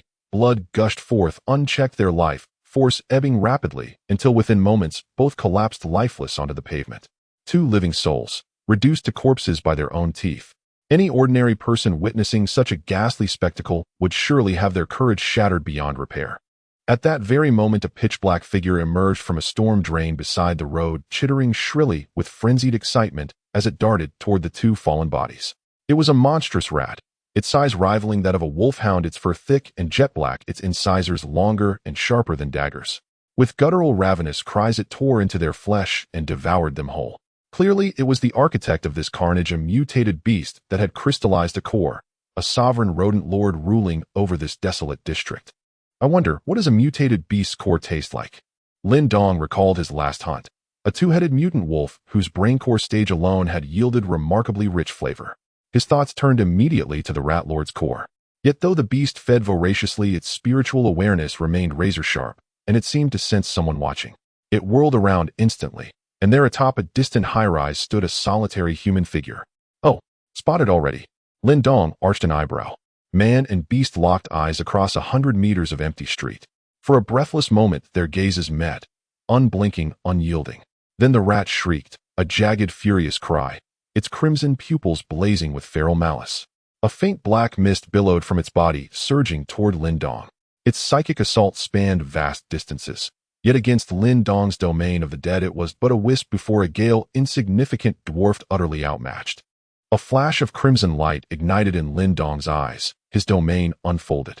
The domain of the dead rippled outward, and the drifting black mist shattered instantly, dissolving like frost beneath scorching sun, unable to breach even the outermost edge of his aura. Squeak! The rat's nostrils flared in palpable terror. Its gaze remained riveted upon the figure atop the skyscraper, as if beholding a sovereign monarch of the mortal realm overwhelmed by an indomitable, crushing pressure. Rodents by nature possess extraordinary sensitivity to peril, often detecting cataclysms like earthquakes or tsunamis long before any human could. Now this colossal rat sensed death drawing ever closer, and abandoned the corpses without hesitation. It spun to flee. Think you can run? Lin Dong leapt from the rooftop, landing soundlessly on the street, and then surged forward, covering more than 10 meters in the blink of an eye. He moved like a phantom capable of instantaneous teleportation. Hundreds of meters vanished in a single breath. Squeak, squeak. The rat lord's piercing shriek tore through the air, shrill, penetrating, echoing across the entire avenue. Squeak, squeak, squeak. A rustling tremor vibrated up from the earth beneath Lin Dong's feet, mingling with the shrieks. Then from every sewer grate countless rats erupted, black writhing, surging upward like a grotesque fountain of living shadow. The geyser of vermin immediately converged upon Lin Dong, and from every alleyway, side street, and crumbling storefront more rats stampeded, swarming from all directions as though answering a sovereign summons. So, it's summoning its underlings. Lin Dong stood alone, encircled by a tide of millions. Their sizes varied wildly, some dog-sized, others cat-sized, each bearing mutations of differing severity, yet all united in blind, bloodthirsty fury as they charged their enemy. But Lin Dong's domain of the dead was absolute. Any rat breaching its boundary exploded violently, shattered like melons crushed beneath iron hammers. Though the tide roared, a perfect vacuum formed around him. No creature dared, or could, draw near. Yet they feared no death. Like moths to flame, they hurled themselves onward, until Lin Dong became a slaughter engine. Shreds of fur and flesh flew, arterial sprays painted the air. Within mere heartbeats, corpses piled high in layered mounds.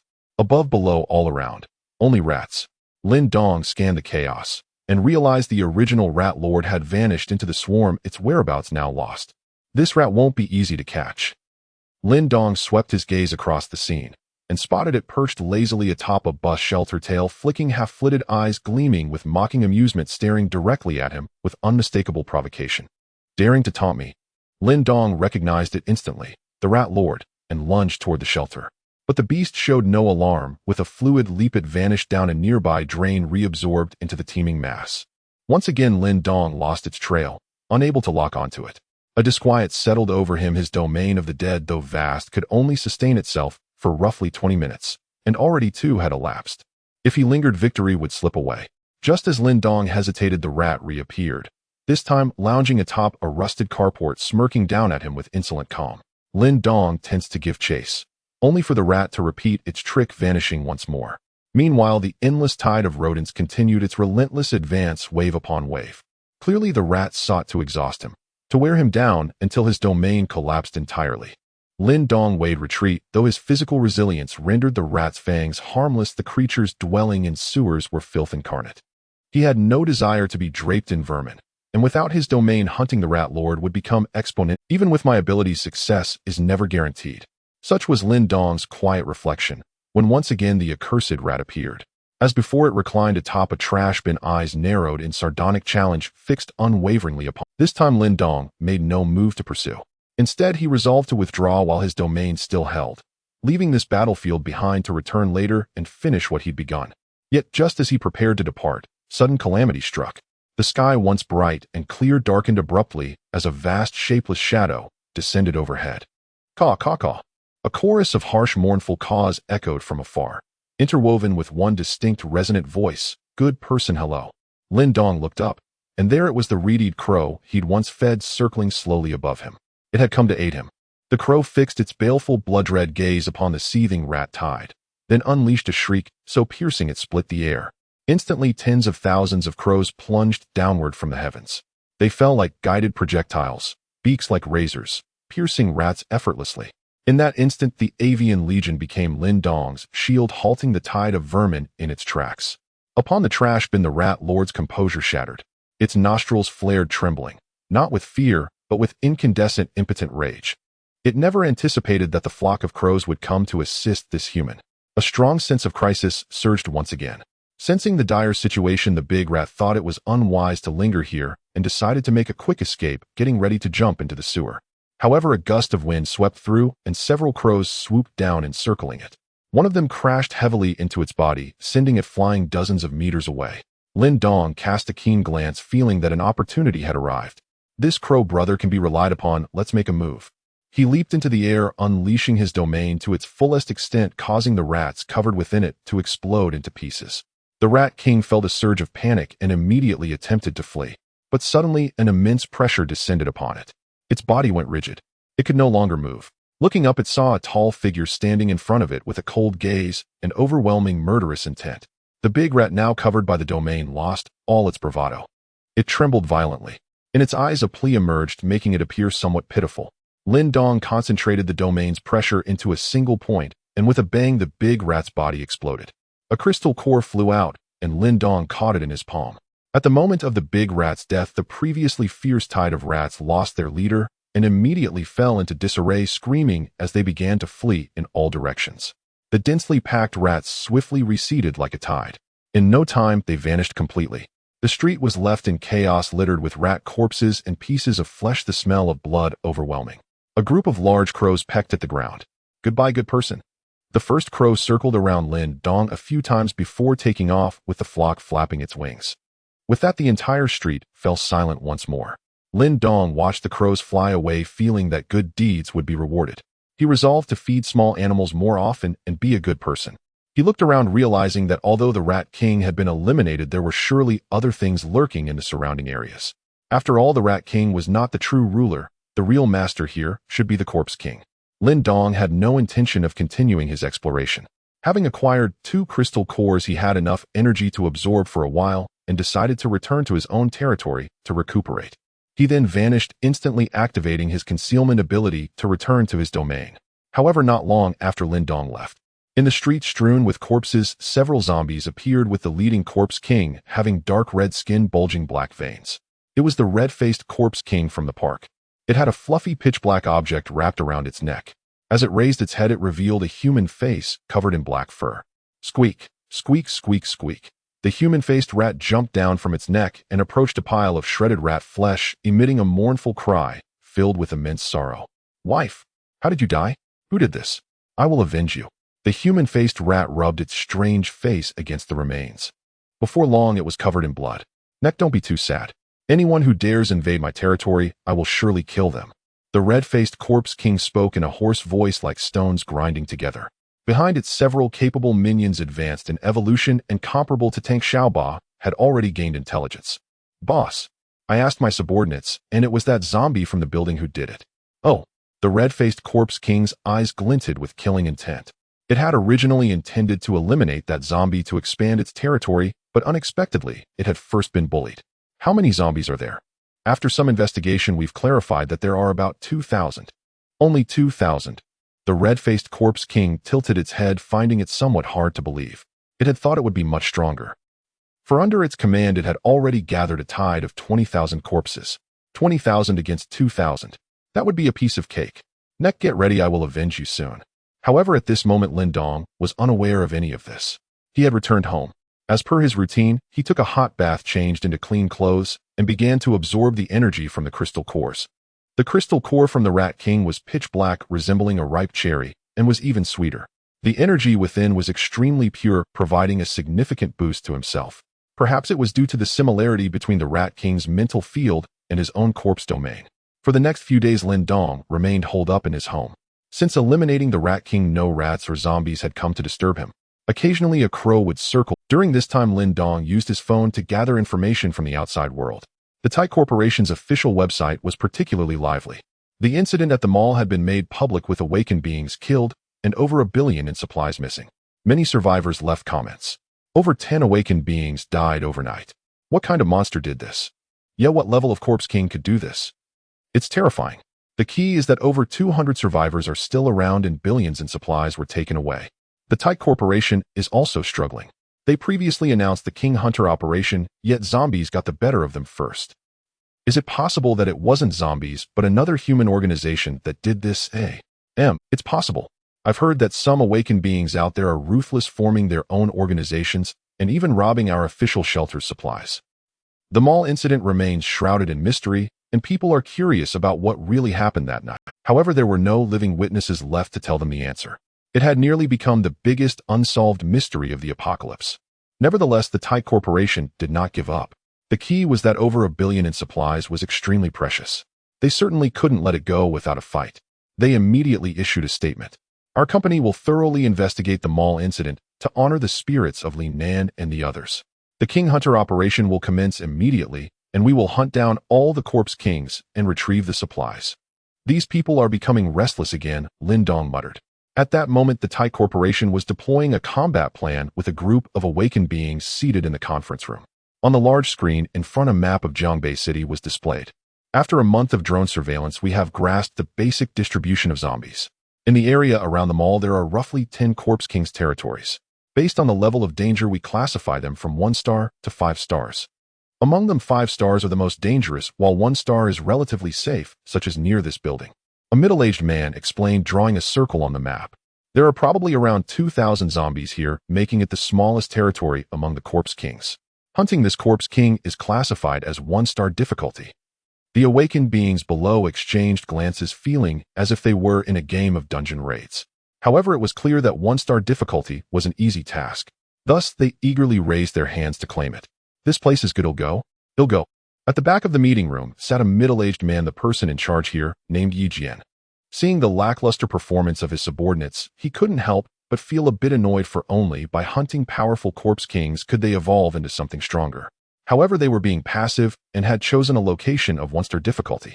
Nevertheless, this operation progressed smoothly, which would help boost morale and establish the company's reputation, gaining the trust of the survivors.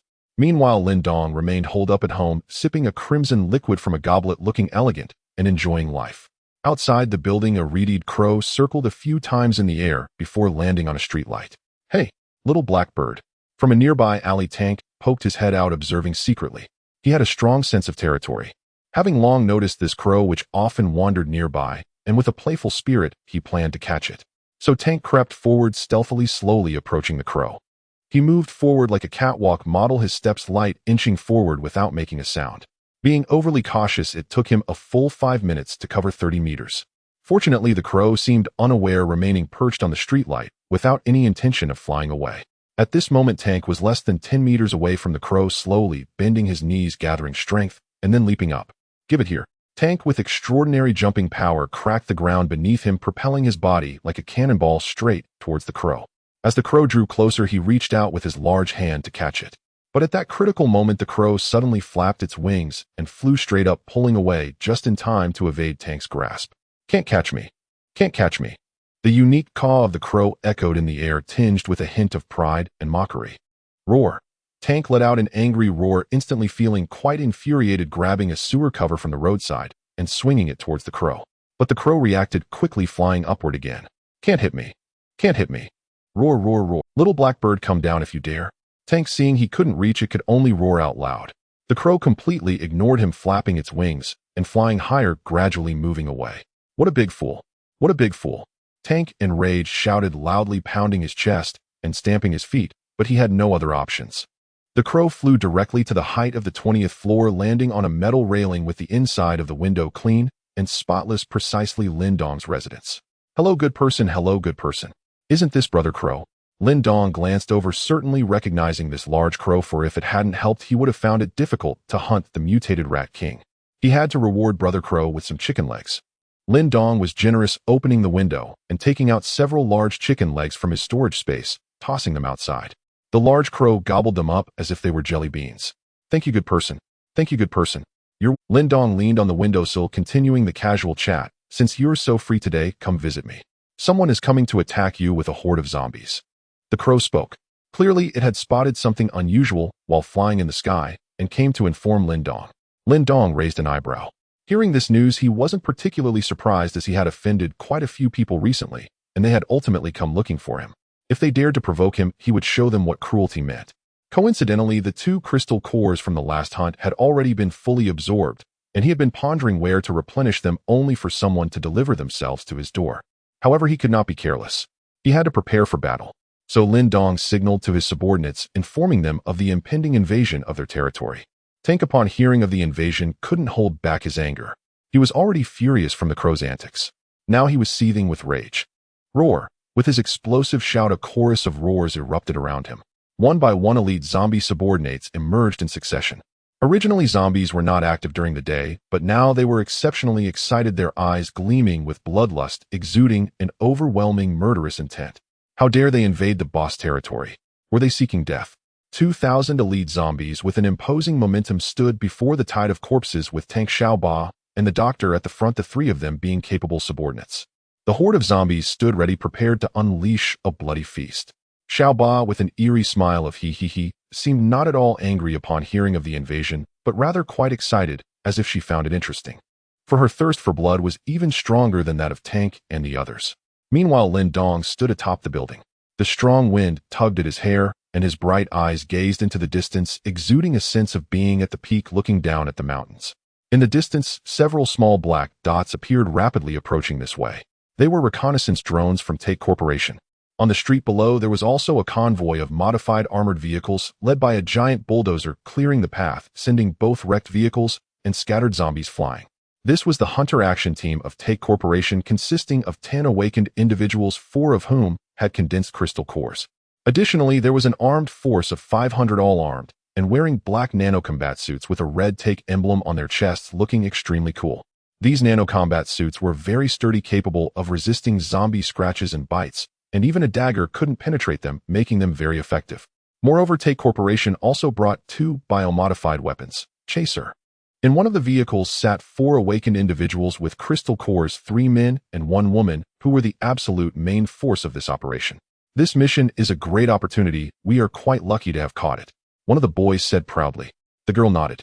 With 1-star zombie nest difficulty, it's just right for training. This is my first time participating in such an operation. Ha ha ha, then you must pay attention and learn well, the boy replied. Nearby Captain Lu Hao reminded. Shaowen, even when fighting a rabbit, one must use full strength. Never underestimate any zombie, they are all dangerous. Captain Lu, there are only 2,000 zombies here. I estimate the Corpse King has no special abilities, just a strong physique, otherwise it wouldn't only occupy this small territory. Shaowen said, shrugging her shoulders. The last tall man concurred. As long as we don't encounter any tricky zombies, a purely physically strong type is one of the easiest zombie types to deal with. Oh. The girl listened attentively to the three discussing. As it was her first time participating in an operation, she realized there were so many details to consider when hunting zombies. It seemed she really should learn more from her seniors. In addition to the Hunter King action team, another force was gathering here as well. It was the red-faced Corpse King from the park area. It donned a scarf with the intention of taking revenge on the mutated Rat King and eliminating Lin Dong to seize his territory. The red-faced Corpse King's minions were numerous, with a full 2,000 zombies surging forward in a dark, overwhelming tide. They howled as they raced, resembling a torrential flood. Among them were over 100 elite agile zombies leading the charge, leaping and bounding like monkeys. Amidst the horde of zombies, many mutated giant rats were mixed in, their red eyes flickering with menace. The sight of the throng of zombies flooding the streets was indeed magnificent. The red-faced Corpse King and a few of its minions walked at the back. It believed that it wouldn't even need to lift a finger to handle Lin Dong. 2,000 zombies against 200 left no room for doubt. Your Majesty, the battle will likely end soon, and you can simply collect the crystal cores then, one of the minions suggested from behind. The red-faced Corpse King nodded, pleased to hear such words. At this moment, the Hunter King action team had reached their target location, and the armed personnel began shooting at the scattered zombies on the outskirts. As the gunfire erupted, zombies fell continuously. LV Hao and 3 other awakened stepped out of the vehicle, surveying the surroundings. Scattered zombies rushed out from alleys and streets only to be shot down before they could get close, requiring no further attention. Their gazes turned towards the direction of the building. In the distance, they spotted a tall figure standing in the middle of the road. It was the incredibly aggressive tank. Roar. The tank caught the scent of humans and howled in that direction. Its roar was deafening and frenzied. If not for Lin Dong not yet giving the order, it would have rushed forward impatiently. Indeed, it is a power-based Corpse King. Looking at its clumsy appearance, it likely possesses no special abilities, Shaowen analyzed. LV Hao nodded. But we still need to be cautious. There might be other Corpse Kings. Look at that group of zombies behind. They seem to be at a high level of evolution. Hiss. So terrifying. The only female awakened gasped, slightly intimidated on her first mission. Shaowen adopted a gentlemanly demeanor and comforted her. Don't be afraid, it's just a tier 1 zombie nest with only over 2,000 zombies. They are not densely packed and will be cleared out quickly. Right, let's finish this quickly and head back for our rewards. I've been hungry for days, said the last tall man. Although Tech Corporation was technologically advanced, food was still in short supply. As the Hunter King action team slowly advanced, the two forces drew closer, the atmosphere thick with gunpowder, as if a great battle was imminent. Tank stood at the forefront, embodying the spirit of a lone warrior against 1,000 foes. His fists were clenched, his exaggerated muscles bulging, and his eyes glinted with ferocity. He was just waiting for Lin Dong's command to charge forward and tear those humans apart. Xiaoba also wore a smile, tilting her head to stare intently at the humans ahead, feeling a stir of excitement inside. Why hasn't the boss given the order yet? I can't wait to kill. The horde of zombies anxiously awaited their roars, echoing, yet Lin Dong remained silent. Watching the group of humans approaching, now less than 500 meters away, they were almost within the enemy's firing range. What is the boss doing? Did he forget about us while looking for something to eat? Tank remarked, urgently turning back to communicate. Fool, do you think the boss is like you? Without orders, we just wait. Wait. At this rate, their wheels are about to roll over my face. Xiaoba was scratching her head, almost going mad. However, after the Hunter King action team advanced a few meters, they too came to a halt. Captain LV Hao observed intently. These zombies are rather strange. What's wrong, Captain LV? Shaowen stepped forward to inquire. LV Hao looked ahead and said, if they were ordinary zombies, they would have rushed over at the slightest disturbance, but they have remained motionless. That's true, the female awakened nodded. The zombies before them were different from what she knew. The tall man also agreed. The emergence of such a situation likely indicates that a highly intelligent zombie is leading them. What if they are just plain stupid and unwilling to step out of their territory? Shaowen speculated. The four observed from the periphery, discussing tactics, cautiously refusing to advance and remaining at a standstill for several minutes. The tall man remarked, "Could it be a feigned retreat?" What a ridiculous feigned retreat. Do you think zombies are Zhuge Xiaowen couldn't help but laugh. LV Hao thought about it too. Now that they were here, they had to eliminate these zombies regardless of what was going on with them. Xiaowen couldn't help but laugh. LV Hao thought about it too. Now that they were here, they had to eliminate these. All right. Xiaowen agreed, unable to hold back any longer. The rest of the personnel took a deep breath, their gazes turning resolute as they prepared to face the ferocious horde of zombies. But just at that tense moment, the ground suddenly shook with a rumble. Chaotic footsteps accompanied by howls and eerie screeches echoed from all directions. But just at that tense moment, the ground suddenly shook with a rumble. Chaotic footsteps accompanied by howl. The armed personnel exchanged glances, each recognizing the seriousness in one another's eyes, as they had all experienced this kind of situation before. Only a massive zombie horde could produce such an effect. Sure enough, several agile zombies leaped onto the surrounding rooftops, landing on all fours and glaring at them with fierce eyes. Then from the street corners and alleys, countless zombies and fierce mutated giant rats surged forth. Where did so many zombies come from? LV Hao and the others looked horrified, seeing that the scale before them far exceeded 2,000. They couldn't fathom what was happening and assumed they had fallen into an ambush. Elder, what should we do now? The female awakened asked. The others also looked grave with no clear idea. LV Hao looked around. There's no time to worry about that. Prepare for battle. The zombies charged forward at incredible speed, reaching them in no time. Fire! At LV Hao's command, the surroundings erupted with gunfire. Clearly in his own territory, why are the two groups fighting in front of him? The tank scratched his head. Could it be a challenge on his own turf? Meanwhile, Lin Dong stood tall on the rooftop, having seen the tide of zombies rushing towards them, so he didn't let his underlings engage. Currently, the two factions were battling fiercely, a dog-eat-dog scenario, and he could just watch the show. Go for it. He even cheered for them, thinking the more devastating the fight, the better. The red-eyed crow circled around Lin Dong. Good man, when will your meal be ready? Don't rush, it's not boiling yet. Lin Dong replied without turning his head. It turned out Brother Crow had come to visit just in time for a meal, hoping to snag a bite. In the distance on the battlefield, gunfire erupted, flesh and blood flew everywhere, with severed limbs scattered about, the stench of blood pungent, resembling a hellish slaughterhouse. Humans had dispatched their trump card, 2-3 turtle bioengineered beings, the hunter models. They were built like tanks with a large scar running down their foreheads, resembling a giant centipede. The hunters were covered in belt-fed ammunition, carrying massive hammers on their backs, and in their right hands they wielded Gatling machine guns. At that moment, 6 barrels began to spin and flames roared forth. Countless bullets rained down. It transformed into a storm of metal. Once a zombie was shot down, it was either sliced in half or blown to pieces, meeting a tragically grotesque end. If an elite zombie got too close, the hunter was unafraid of being bitten, drawing out its massive hammer to smash down heavily. The hammer was made of an unknown material, extremely dense, seemingly weighing 20 tons. When it struck the ground, it created a deep crater, and the zombie hit was instantly reduced to mush. As Lin Dong observed the scene before him, he couldn't help but recall his childhood. Every New Year the orphanage would make dumplings. It was Lin Dong's job to crush garlic. He felt the zombies' plight was much like that of crushed garlic. The appearance of 2 hunters gave humans a significant advantage. Even though the tide of zombies was fierce, they couldn't break through. No wonder they were the ultimate weapon of the zombie extermination plan. The only thing people needed to be wary of was the large rats that might spring up from underfoot. However, the armed squad was clad in nano-combat suits, and even though the rats had sharp teeth, they couldn't penetrate the suits, only managing to leave minor wounds on the humans. This showed that the hunter action team still had some strength. In about 5 minutes, they had eliminated 6,000 to 7,000 zombies, reducing the once mighty tide by a third. Just then, the red-faced zombie king, wearing a scarf, sauntered over. He had no idea what was happening had his underlings captured Lin Dong. But as he focused his gaze, he quickly noticed something was off. His underlings were actually fighting alongside the humans, especially the 2 hunters who stood out like garlic crushers, seemingly crushing garlic over there. Among them were human awakeners, utilizing their powers to wreak havoc, utterly unstoppable. What is going on? Your Majesty. There are human awakeners here, and we are fighting them. A sharp zombie reported. Oh, the red-faced zombie king realized this without needing to be told. What about the zombie king in that building? I don't know, it seems he hasn't come out yet. What? The red-faced zombie king was furious. He had come primarily to attack him, and seeing the current situation his side, had already taken significant losses, yet he hadn't even seen the enemy. This is outrageous. Boss, how could there be human awakeners here? A subordinate asked from the back.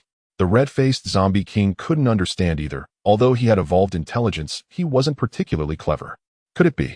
He has colluded with humans. Your Majesty, is it possible that humans are also here to attack him, and we just happened to run into them first? Another subordinate analyzed. The red-faced zombie king's eyes widened, feeling there was some truth to this. Was this a blunder? Oh. The more he thought about it, the more infuriated he became, making a ruckus. A subordinate from the back asked, "Boss, what should we do? Should we retreat first?" Retreat. The red-faced zombie king glared with murderous intent. Having lost so many underlings, retreating would only make him feel more aggrieved. He had already incurred sunk costs, and could only seek complete victory in this battle to compensate for his losses. Moreover, humans were also enemies, and their cores were even sweeter. There's no retreat now, kill them. Roar. With the red-faced zombie king's command, his subordinates let out a howl. Since the boss said not to retreat, they charged forward. They all turned bloodshot, charging into the fray. These zombies had extremely high degrees of evolution, also considered zombie king level, with formidable strength. Squeak, squeak. The scarf let out a shriek, leaping off the red-faced zombie king's shoulder, darting up to the top of a tall building. At the same time, its body began to emanate black mist. It also possessed a strange ability, mental control. The zombie king has appeared. Lu Hao furrowed his brow, having guessed something from the thunderous roar just heard. With such a large-scale tide of zombies, a zombie king was bound to appear. Everyone be careful, the real battle is about to begin. Understood. The people around replied in unison. However, strands of black mist had already drifted over, enveloping several armed personnel. I'm so hungry. Me too. What do you see over there? The ocean. I want to go to the beach, have a beer, and eat crabs. One of the armed personnel's eyes glazed over, mimicking the action of picking up a beer, unexpectedly pulling out a grenade from his waist. Hey, stop. What are you doing? Lu Hao sensed something was off and hurriedly tried to intervene. But the man had already pulled the pin on the grenade. Cheers. Boom. The grenade exploded, engulfing him in flames, while countless shrapnel pierced through the surrounding comrades. This type of fragmentation grenade had extreme lethality. But that wasn't the end of it. Several armed personnel simultaneously pulled out grenades. Cheers, they collectively raised their glasses, then mutually perished. Boom, boom, boom, boom. Several explosions rang out, with countless sand and shrapnel sweeping through like a storm. Lu Hao pushed forward with both hands. As an Earth-type awakener, the soil solidified in his hands, forming a heavy earthen shield to block the blast. The remaining armed personnel ducked behind the armored vehicle to avoid shrapnel injuries. But within them, panic spread as they realized that comrades who had just fought together had inexplicably blown themselves up. Strange. That ability to kill invisibly was the most frightening. Lu Hao's brow furrowed, having deduced they were under mental control. Xiaowen, activate the mental barrier and locate the enemy's position. Okay. Xiaowen nodded earnestly. He was a mental-type awakener. In an instant, the mental barrier unfolded, isolating the black mist and quickly sensing its source. Found it. Up there. Everyone followed his gaze and discovered a black rat with a furry human face lying on the window ledge of the third floor not far away. A sharp intake of breath. Everyone froze. Indeed, a grotesque creature loomed. A zombie leapt from a high-rise building and landed squarely atop an armed operative's shoulders. It was a nimble elite zombie commander under Hong Mian, the so-called monkey. Monkey's muscular frame bristled with oozing pustules. With one swift, brutal twist of his arm around the man's throat, he snapped his head clean off. Attack! Before others could react, Monkey darted forward with uncanny agility and vaulted onto the back of a hunter, seizing his neck. The hunter staggered violently, causing his right-hand-mounted Gatling gun to discharge uncontrollably. Rat-a-tat-tat-tat. Flames spat forth as a hail of bullets tore toward the armed squad. Take cover! Someone shouted, and they threw themselves behind armored vehicles. Bullets struck metal with explosive sparks. A few unlucky souls were struck midair, their bodies exploding into crimson mist. With the zombie sovereign now engaged, humanity began to falter. Then Hong Mian himself struck, raising his arm. It swelled to monstrous proportions, veins surging outward like living serpents. Those pulsating vessels coiled with sentient ferocity, snaking around several operatives before piercing deep into their flesh. Ugh, ah! The operatives screamed in agony, their bodies rapidly desiccating as every drop of blood was siphoned away, leaving only shriveled, mummified husks. Incredible! Lu Hao's gaze sharpened as he observed the assault, reminding him instantly of a film Venom, the lethal symbiotic guardian. Yet this ability, though formidable, remained within the bounds of known anomalies, not truly ghastly zombies. As Hong Mian's writhing veins claimed more lives, Lu Hao stood resolute. With a single stomp of his foot, 3 oval earthen walls erupted from the ground, blocking the assault. Team Leader Lu. The zombie tide has breached our line. A comrade reported urgently. Without sustained suppressive fire, the hordes surged forward en masse. I know. Lu Hao turned sharply, feeling like he'd just pressed down one gourd only for another to bob up. Under relentless assault, he was stretched thin. Yet at that moment, a towering figure stepped forward from the ranks. His name was Su Jian, a lightning affinity awakened renowned for overwhelming offensive power. Alone he stood before the advancing tide, crackling energy swirling about him, his hair standing on end like a crown of static fury. The volatile energy peaked. Die. He roared, driving his fist into the earth. A web of fissures exploded outward across the ground, lightning arcing wildly. Within a 20-meter radius, thunderous electricity surged. Zombies who touched it convulsed violently, smoke billowing from their charred bodies as they collapsed into blackened cinders. This won't hold. We'll be worn down. Su Jian glanced back, voice strained. Though awakened were mighty, their stamina was finite. Even the frontline fighters now bore exhaustion on their faces, their reserves nearly spent. Yes, these zombies didn't originate here. Their strength rivals that of a Tier 3 zombie nest. Lu Hao had already deduced the truth. What? This? The female awakened, paled, her expression draining of all color. She hadn't expected such peril on her very first mission. Then why did they come here? How should I know? Even the Tier 1 nest's occupants haven't emerged yet. Lu Hao's voice edged with frustration.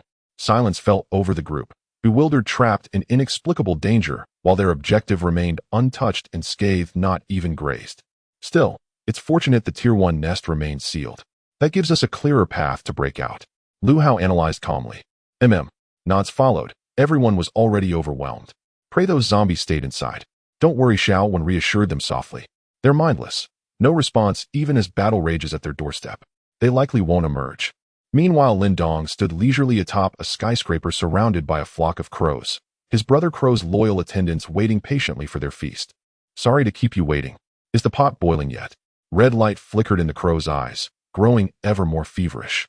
Yes, Lin Dong nodded. Below, the armed squad's ammunition was nearly exhausted. The awakened staggered under fatigue, their energies utterly depleted. Even the original horde of 20,000 had dwindled to scattered remnants. It's time we entered the stage, Lin Dong commanded, and below, thousands of elite zombies stirred, as if awakened, roaring in unison, their malevolence thickening the air. Roar! A tank-like zombie bellowed like a rampaging ox charging forward, the very earth trembling beneath its advance. Behind him, elite zombies surged like untamed stallions. But none burned with greater fervor than Xiaoba. Tears welled in his eyes at last receiving the order. He'd watched the slaughter ahead with mounting itch, desperate to cherish those humans with his own hands. Ha ha ha. A grotesque grin stretched Xiaoba's mouth ear. In a blur of motion, he vanished, reappearing as a phantom streak hurtling forward. From the rooftop, countless crows erupted skyward. At their center stood a cold, stern youth, his eyes flashing crimson once. Then he simply ceased to exist. The tank struck first, its colossal form barreling through the battlefield like a runaway locomotive, scattering zombies in all directions, some even impaled upon lampposts. He tore a jagged rift through the horde.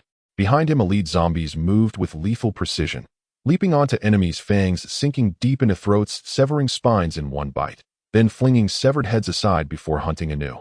Wait, what is that? Lu Hao and his team felt the earth shudder violently, turning just in time to see a colossal zombie sovereign cleave through the tide, bearing down upon their position with terrifying speed. Shit, they've emerged. Faces blanched white. The female, awakened, trembled. Xiaowen, brother, you said they wouldn't come. Xiaowen fell speechless, his confidence shattered in an instant. Was it mere coincidence? In that moment, their dire plight deepened into utter despair. But soon they realized, this wasn't mere worsening fortune. This was cataclysm. The tank's massive frame hurtled toward their lines, the ground buckling, the roar deafening, the spectacle apocalyptic. We must stop it, Lu Hao barked. Armed operatives opened fire, but the tank shrugged off bullets like rain, its momentum undiminished, accelerating instead. Let me handle it. The female awakened narrowed her eyes, her metal manipulation affinity flaring. With a graceful gesture, she hurled a heavy armored vehicle directly into the tank's path. Boom.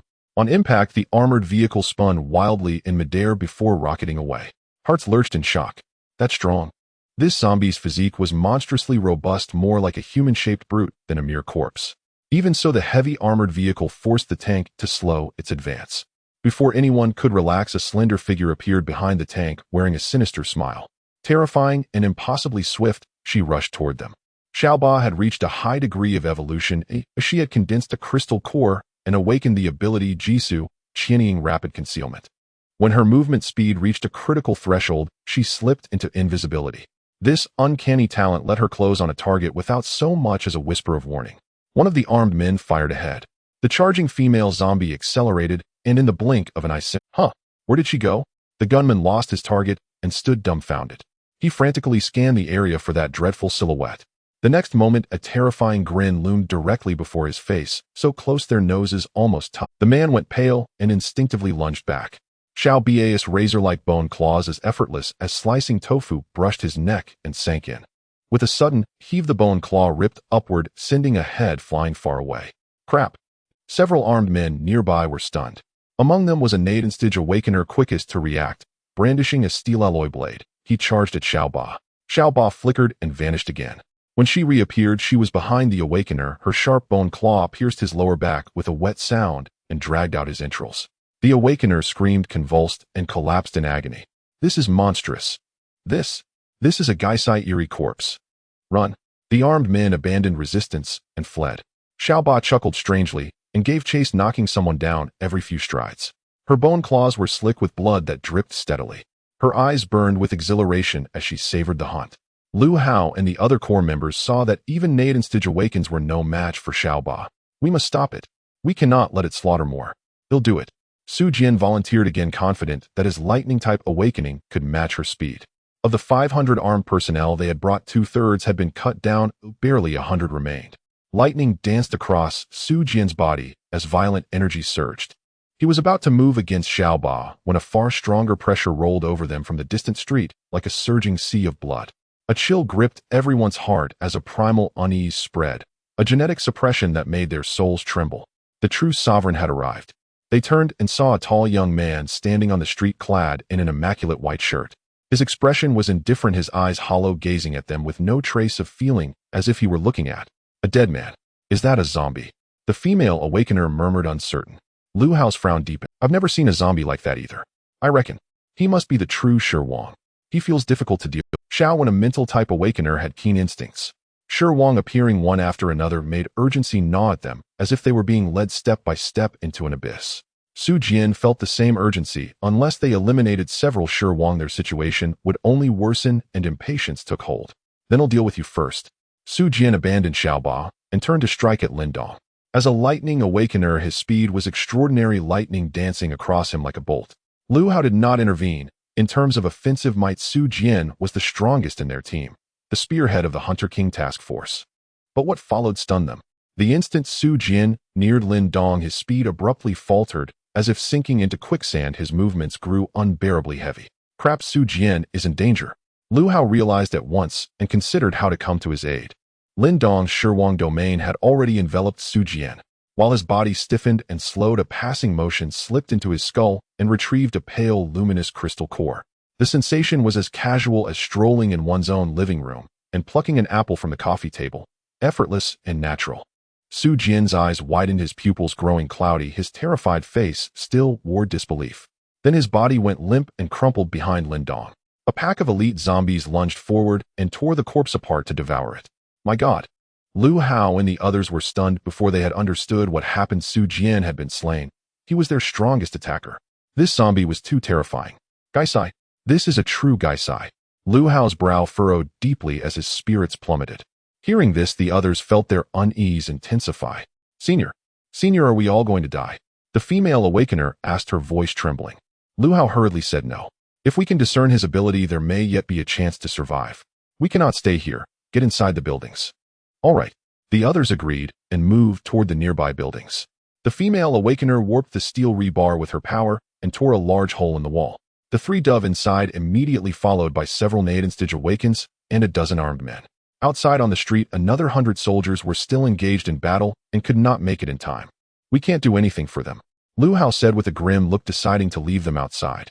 The female awakener protested not and used her power again to reseal the breach. Still uneasy, Lu Hao used his earth-type ability to pile sand and soil around, reinforcing the wall layer upon layer. Doors, windows, and walls were sealed tight. The wall alone grew nearly 10 meters thick. Such a formidable fortress shut out the chaos outside, giving them the sudden illusion of being removed from the battlefield into quiet. A long collective exhale, they finally felt a measure of safety. The armed men felt absurdly lucky to have stayed close to the awakeners and thus found refuge. Had they been left outside, death would have been certain. Outside, however, had been utterly transformed into a slaughter. The armed men fought back, then suddenly realized the awakeners were gone, their faces falling ashen. We've been abandoned. What do we do? Two of them pleaded with desperate eyes. The next second, several elite zombies pounced, dragging them down and tearing them apart as blood splattered. Wails and screams filled the air without end. They had neither heaven above nor earth below, only a crushing sense of helplessness. They could only await death, helpless and adrift in this cruel apocalypse. Yet Xiao Ba swiftly bestowed upon them a merciful end, relieving them of all suffering as corpse after corpse collapsed. This was the price of invasion. Over 100 humans fell to the zombies' jaws in just 2 or 3 minutes. With the humans in the center eliminated, Hongyan Shi Wang and his entourage finally confronted Lin Dong. Roar! Hongyan Shi Wang raged beyond measure. After such catastrophic losses, he had at last laid eyes on Lin Dong, the very man he loathed. It was vengeance incarnate, hatred made flesh. His remaining subordinates echoed his roar. In that instant, a chorus of undead fury shook heaven and earth, a spectacle of staggering intensity. Battle erupted without warning. Naturally, Tank Xiao Ba and the elite zombie vanguard were born warriors. Rather than anger, they felt exhilaration, thrilled by the provocation. Go play. At Lin Dong's command, his subordinates surged forward without hesitation. Two ferocious tides of undead hurtled toward each other at breakneck speed. Yet Lin Dong's elite forces moved with the lethal precision of professional football players charging civilians. On impact, they sent their foes flying in violent, crackling collisions. Tank in particular reveled in such combat. He stormed through the enemy ranks like an unstoppable force, scattering corpses in every direction. Meanwhile, atop a high-rise building, Renmian Shu Weibo chittered shrilly, his heart boiling with resentment upon spotting the killer of his mate. Once again, he unleashed his eerie ability, mental domination. A faint creeping mist of darkness began to drift outward, enveloping Tank Xiao Ba and the others. Yet hidden in a nearby alley, Doctor observed in silence, his gaze sharp and calculating as it locked onto Renmian Shu. Perhaps owing to his elevated intellect, he lacked Tank's brute impulsiveness. Instead, he was cunning, stealthy, patient, and ruthlessly strategic. Doctor had recently awakened his own ability, mental penetration. He had yet to deploy it in this battle, until now. Seizing the moment when Renmian Shu's mental energy dispersed, he prepared to strike, not at his foe directly, but through subversion. Doctor focused his will. Snap! A sudden surgical ambush. His spiritual energy coalesced into a razor-sharp spike, driving straight for Renmian Shu's mind. Struck full force, Renmian Shu convulsed violently, his skull pierced by searing agony. He shrieked, toppled backward, foamed at the mouth, and spasmed uncontrollably, his fate uncertain. Weibo! Hongyan Shi Wang roared in fury. In that instant, he grasped the grim truth: Lin Dong's forces were evolutionarily superior, far beyond his own. His trusted lieutenant Hosey leapt onto Tank's neck. Bearing fangs grotesquely wide, Hosey lunged to tear open Tank's scalp, only for Tank to seize him by the jaw with one massive hand thrust deep into his throat, then grip the upper palate and hurl him headlong in a brutal shoulder throw. You dared bite my head. Incensed, Tank stomped twice more upon Hosey's writhing form. Lin Dong's vanguard swept across the battlefield like a typhoon, crushing the opposing horde with overwhelming force and near zero casualties. Hongyan Shi Wang seethed with impotent rage. You will all die? He thrust both arms forward, muscles swelling, veins erupting like living tendrils that lashed out across the entire street. Dozens of zombies were instantly impaled by those pulsating vessels. Yet Lin Dong's warriors charged onward, undaunted by death. They clamped jaws onto the writhing arteries, some even drove forward while skewered bodies pierced yet were unbroken.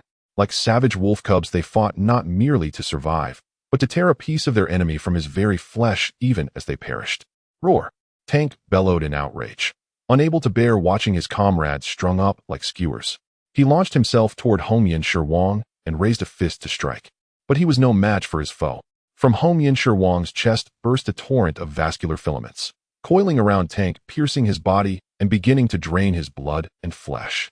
Tank roared in pain and thrashed wildly, yet the arteries lifted him clear off the ground, suspending him helplessly midair, limbs flailing in vain. Die, all of you!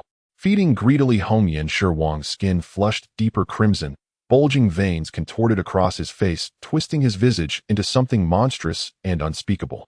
Just as he reveled in triumph, a black cloud drifted overhead. No mere cloud, but a murder of crows descending with guttural cries, their ruby-red eyes blazing with predatory fury. Just as he reveled in triumph, a black cloud drifted overhead. No mere cloud, but a murder of crows descending with guttural cries, their ruby-red eyes. Gouts of thick, fetid blood sprayed into the air. Cursed crows. Overwhelmed by the assault, Hongmian Shi Wang recoiled in agony, yanking his vessels back in haste. At last freed Tank looked up, and there perched upon a broken ledge was a single reed crow, Xiao Hei Niao, the very bird he'd once tried to capture. Tank had never imagined it would return to save him, that this small dark bird, wronged yet forgiving, would risk itself to rescue him, stirred profound gratitude within his chest. Xiao Hei Niao, you're truly magnificent. I swear, I'll never try to catch you again. Big fool, big fool. The crow flapped its wings once, then vanished into the sky just as before. Tank stared silently, speechless. With the crow's intervention, Hongmian Shi Wang lost his deadliest weapon and seethed with bitter fury. But when he glanced up, his blood ran cold. A dense ring of Lin Dong's elite zombies had already encircled him completely. These were Lin Dong's most formidable lieutenants, each terrifyingly powerful. It's over. A chill of dread settled over Hongmian Shi Wang, inescapable, absolute. Meanwhile, Lin Dong blurred forward, using his zombie domain ability to phase effortlessly through walls, entering the building where Lu Hao had taken refuge. Once a luxury hotel, it now lay in ruins. Marble floors stained dark with countless rivulets of blood. During the apocalypse's onset, the hotel had been densely populated, making it a true epicenter of devastation. Now its walls had been sealed shut by Lu Hao and his group, using their awakened abilities, reinforced to a thickness of 10 meters. Such talent, wasted on this. He should have been a construction engineer. Lin Dong muttered inwardly. The space was utterly sealed, pitch black, sunless, suffocating. Only a few wavering beams of light pierced the gloom ahead, tactical flashlights wielded by armed personnel. Lu Hao and his companions sat resting on the floor. We need to recover our strength. We expended too much just now, Lu Hao said. Xiaowen nodded, convinced their retreat had been wise. Zombies can't breach these walls. We have all the time we need. But breaking that Renmian Shu's mental control just now, it drained me utterly. Brother Xiaowen, please say no more. A female awakened being spoke with a desolate expression, her heart gripped by mounting dread. She had witnessed the Shi Wang's power firsthand, uncanny, effortless. In a single glance, he had slain Su Jian as if swatting a fly. She recalled official reports on Gishi's phantom zombies. Encounters with such entities carried an 80% fatality rate, even among awakened beings. Who compiled this intelligence? Who labeled this place a level 1 zombie nest? The woman's voice cracked, her composure shattering under the weight of despair. This time the intelligence was indeed erroneous. With that Corpse King's bizarre abilities, it must be at least 4 to 5 stars in difficulty. Lu Hao furrowed his brows and said, recalling the previous scene, a lingering fear still gripped her heart. That tall and slender figure was truly terrifying. Faced with such a dire situation, the female awakener couldn't help but cry, her voice choked with emotion. I don't want to die yet. It's okay, at least we are safe for now. Once we regain some strength. Xiaowen was about to comfort her with a few words, but his tone suddenly halted. Because a sense of foreboding enveloped his heart. As a psychic-type awakener, he was exceptionally sensitive to danger and felt as if something was approaching him. Xiaowen felt as if he were sitting on needles, a chill running down his spine. He instinctively turned around, only to find the darkness behind him devoid of anything. Xiaowen, what's wrong with you? Lu Hao noticed that something was off with him. Xiaowen's brows were tightly knitted. It seems something has come in. What? The surrounding people gasped in shock, finding it hard to believe. Xiaowen, don't scare me. Right, how could that be? This wall is so thick and it hasn't been damaged. How could anything possibly come in? Didn't we just say it was safe? People began to discuss among themselves. I'm not sure either. Maybe I just exhausted too much energy and my nerves are too tense. Xiaowen pinched his forehead, equally in disbelief. In a state of extreme tension, experiencing illusions is normal. Perhaps he was just misjudging his... But just as Xiaowen turned his head back, a tall and slender figure suddenly materialized behind him, dressed in a pristine white shirt with a cold expression, like a harbinger of death. Lu Hao and the female awakener sitting opposite him saw it most clearly. Their eyes widened in shock, as if they had seen a ghost, their expressions filled with terror, even doubting their own sanity. He came in. The female awakener stuttered as she spoke. Xiaowen looked confused. Who? But as soon as those words left her mouth, she realized something was wrong, as everyone's gaze turned to what was behind Xiaowen when their expressions filled with sheer terror. There really was something. A strong sense of crisis arose again. He felt the breath of death and did not dare to turn back, fearing that his life would be frozen here. However, he could not suppress the impulse to look back, slowly turning his head only to find a large hand already gripping the top of his head, penetrating through his skull, directly extracting his crystal core. Thud! With the motion of turning his head, Xiao Wen's body fell to the ground. In his final moments, he vaguely saw the white shirt. That figure of death truly came in. At the same time, he had the last thought. Everyone here is doomed to die. Lu Hao's eyes widened in shock. At such close range, witnessing Lin Dong's killing methods, he felt a chill run through his body. Although he had experience hunting corpse kings, this was the first time he had seen such an absurd scene. The crucial part was that the surrounding walls were completely reinforced, yet he could stealthily infiltrate. The feeling was incredibly eerie. This was a true ghostly corpse. The female awakener, frightened to the point of her face turning pale, stared blankly at Lin Dong's figure, her delicate body trembling uncontrollably. This tomb is built quite well. Lin Dong swept his gaze around. The hotel walls were at least 10 meters thick, making the interior space appear oval, indeed resembling a grave. Lu Hao did not want to sit and wait for death. Quick, open fire. Da-da-da-da-da-da. A group of armed personnel pulled the trigger, the tongues of fire from the gun barrels, dispelling the darkness as bullets rained down. Red light flickered around Lin Dong, as if he had transformed into nothingness. The bullets passed through his body, all hitting the back wall. People felt their hearts sink. The ghostly corpse was indeed extraordinary. The firearms were utterly ineffective, and a sense of despair arose. Yet they continued to pull the triggers. The roar of the gunfire was deafening, not just directed at Lin Dong, but a final protest against this cruel world. What is this happening? In the next moment, Lin Dong's domain expanded, enveloping the surrounding space, and the gunfire suddenly fell silent. The armed personnel were just ordinary people, unable to withstand such pressure. Their bodies shattered like overripe watermelons, exploding one after another. Lin Dong looked at the blood flowers flying around him and could not help but recall the garlic paste he experienced during his orphanage days. After setting off firecrackers, it was time to eat dumplings. Facing this group of defeated soldiers, it was a complete massacre.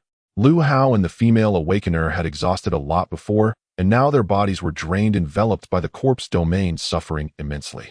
The female awakener gritted her teeth, feeling that against such a ghostly corpse the death rate was not 80, but 99. 99,999. Die. The female awakener screamed, blood spilling from the corner of her mouth, having exhausted her body and using her last ounce of energy. From the thick walls around her, countless steel bars flew out like arrows, slicing through the air, shooting towards Lin Dong from all directions. Since these steel bars contained the energy of awakened crystal cores, Lin Dong did not take them heeded. With a wave of his hand, the power of the corpse domain coalesced, sending the steel bars flying away. At the same time, he approached the female awakener. In her desperate gaze, he reached out and extracted her crystal core. The female awakener's body fell limply to the ground. He had only one thought in his mind.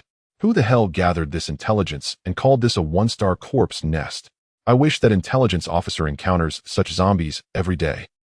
After the female awakener's death, the Hunter King action team was almost annihilated, leaving only Lu Hao. However, this person had an extremely strong will to survive. Taking advantage of the moment the corpse domain's power dispersed, he immediately unleashed his last bit of energy. Earth armor. With a thought, the surrounding soil quickly gathered towards him, attaching to his limbs and body, transforming him into a giant of earth in an instant.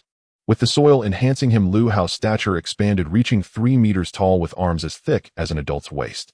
He looked immensely powerful. Bearing the pressure of the corpse domain, Lu Hao swung his heavy arm and threw a punch at Lin Dong, the sound of wind rushing through the air.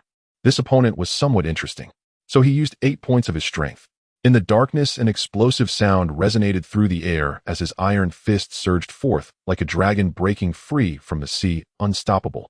Boom. The moment they collided, it was like two small mountains crashing into each other, a deafening roar followed by a sharp cracking sound. The giant's arm, although seemingly powerful, displayed spiderweb-like cracks and began to shatter, pieces falling off. Soon Lu Hao's true arm was revealed, but it hung limply, completely numb. So strong. Lu Hao gritted his teeth, feeling increasingly grave. The corpse king before him was not only bizarre in ability, but also incredibly formidable in physical strength. It was almost an insurmountable existence. Lin Dong was also analyzing that among the many awakened he had hunted, Lu Hao should be considered the strongest. With earth-based abilities, he excelled in both offense and defense. However, it was time to end this. In a moment of thought, Lin Dong unleashed his domain to its limits. A powerful pressure descended upon Lu Hao, causing his body to sink, nearly collapsing to the ground. His body was severely exhausted and at its limit. Lin Dong dashed forward and struck Lu Hao's chest with a powerful punch. This blow shattered the earth around Lu Hao, sending him flying like a kite, with its string cut, crashing through the rear wall and out of the building. Cough, cough. Lu Hao lay on the ground, continuously coughing up blood, unable to stand up again. The bright light outside felt especially harsh to him. A horde of zombies had already surrounded him. Among them was Tank, holding the head of the red-faced corpse in his right hand, playing with it like a basketball.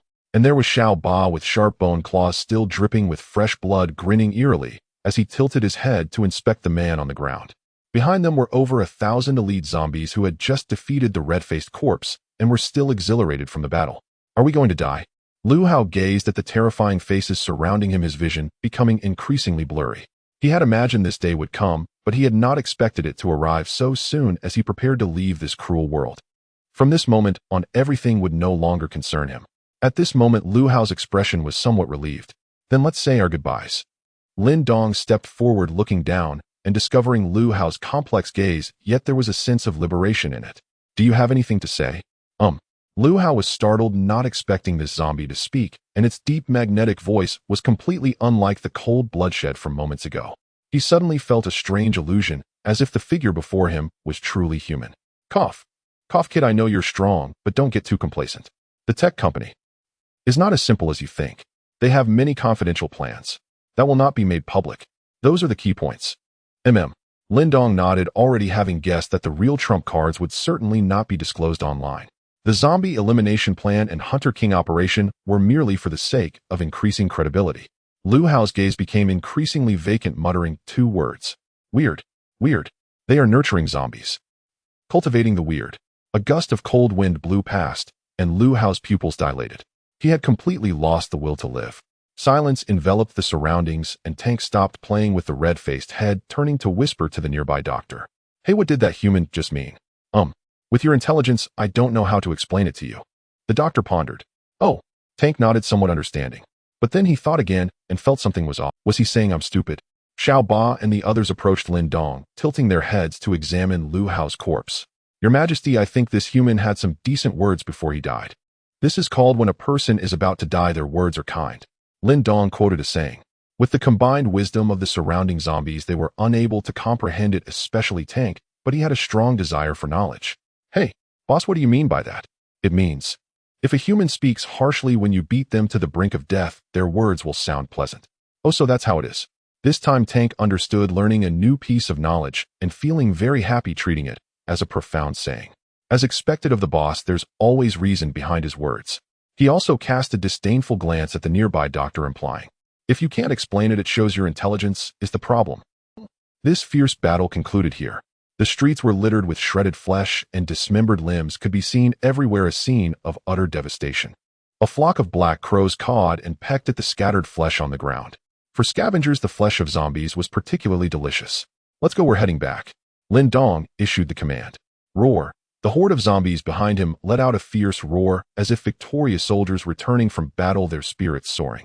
They had defeated the red-faced corpse king, expanding their territory. Now the area from the skyscraper to the park had increased 3-fold. After this battle, Lin Dong obtained 6 crystal cores, a significant harvest.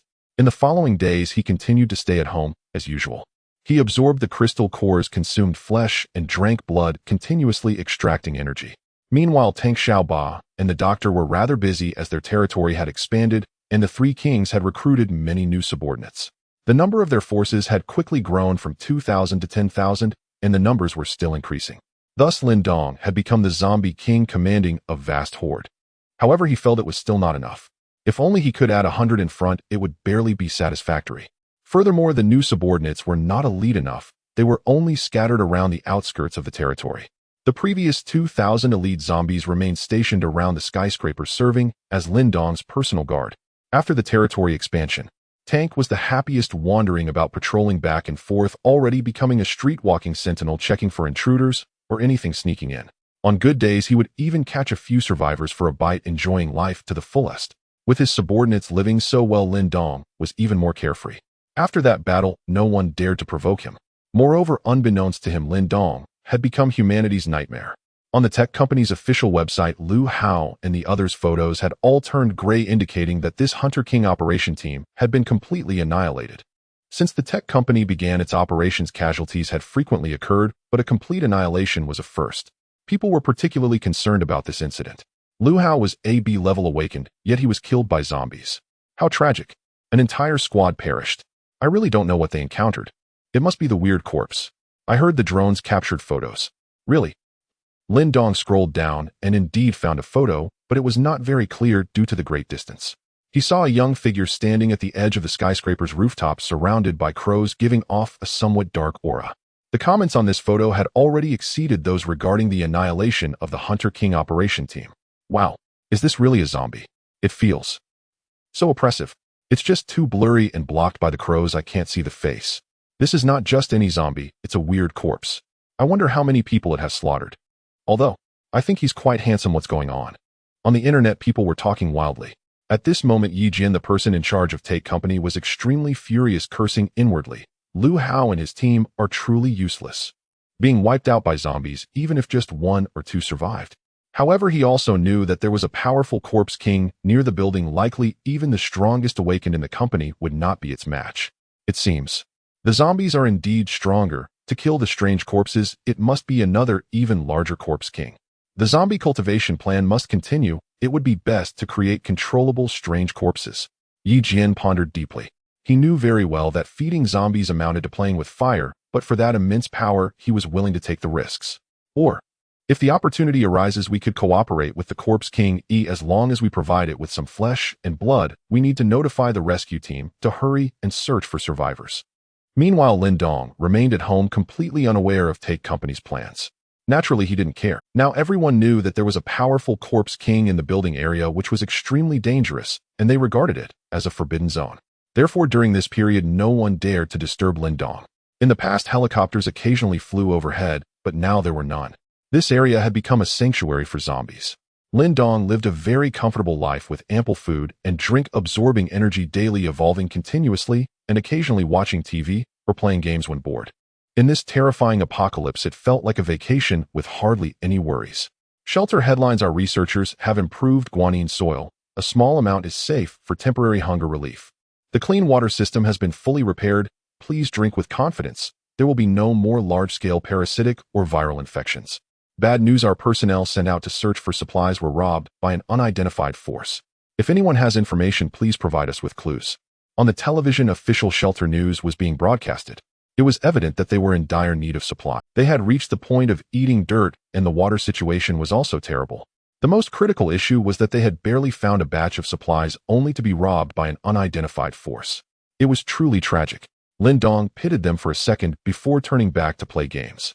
At this moment, at the edge of Lin Dong's territory, a group of people was hiding in a building.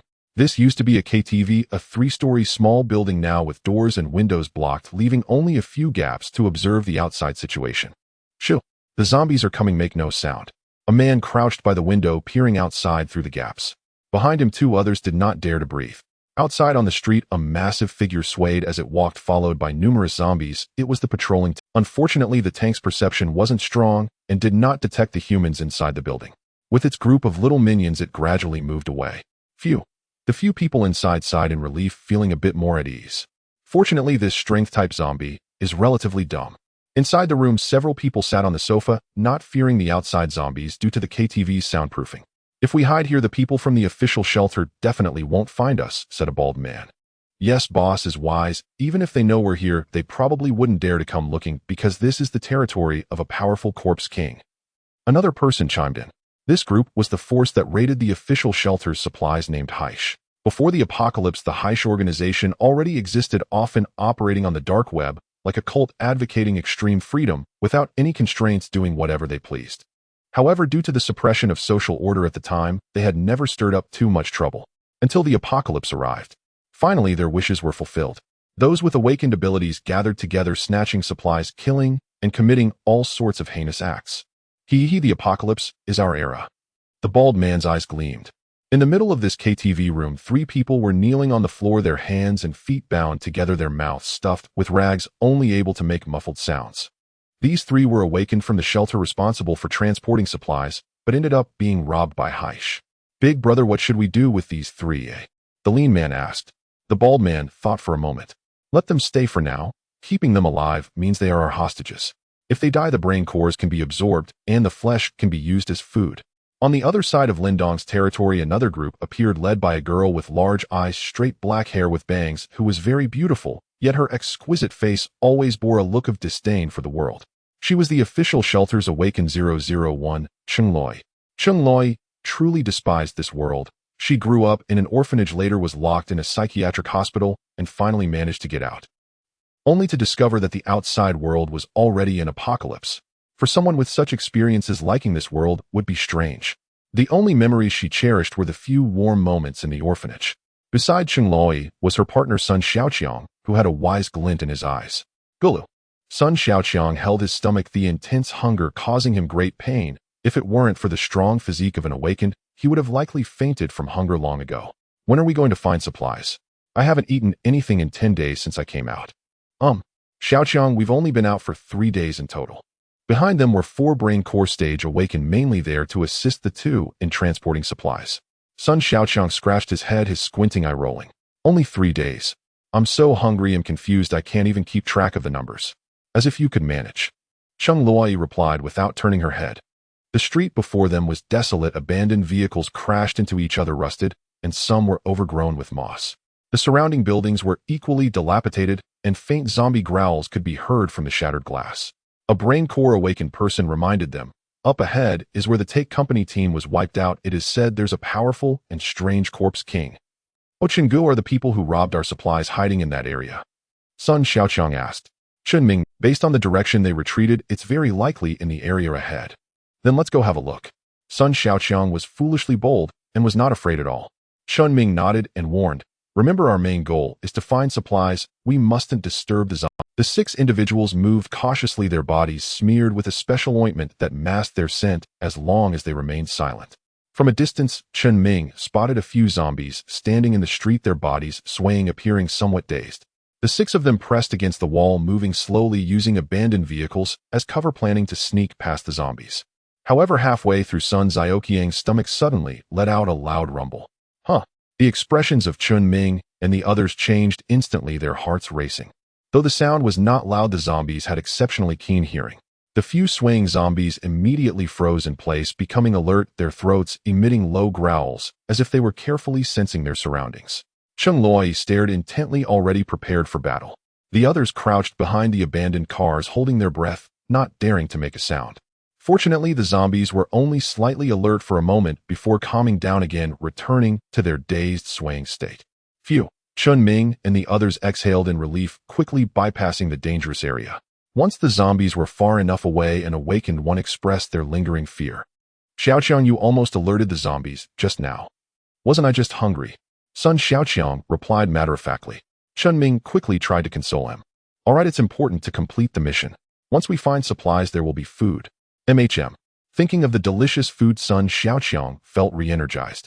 Imagining in his mind, once they found supplies, he would first take a bite of bread and then drink a mouthful of 6 nuclear bombs, feeling utterly satisfied. Thus the 6 continued on their cautious journey. The journey went relatively smoothly as they dodged wave after wave of zombies.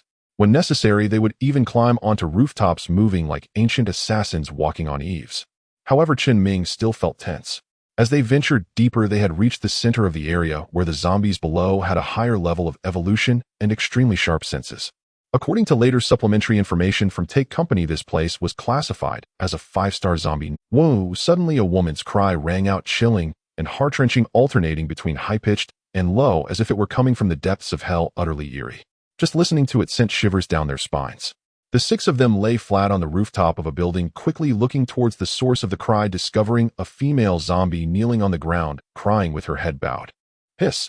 Chun Ming gasped, his body covered in goosebumps. It was simply terrifying. I haven't cried even when I was this hungry, so why is she crying? Sun Xiaoqiang stretched his neck to look. Cheng Loi said, she might be hungrier than you. We can't go this way, we have to detour around. Chun Ming immediately assessed the situation.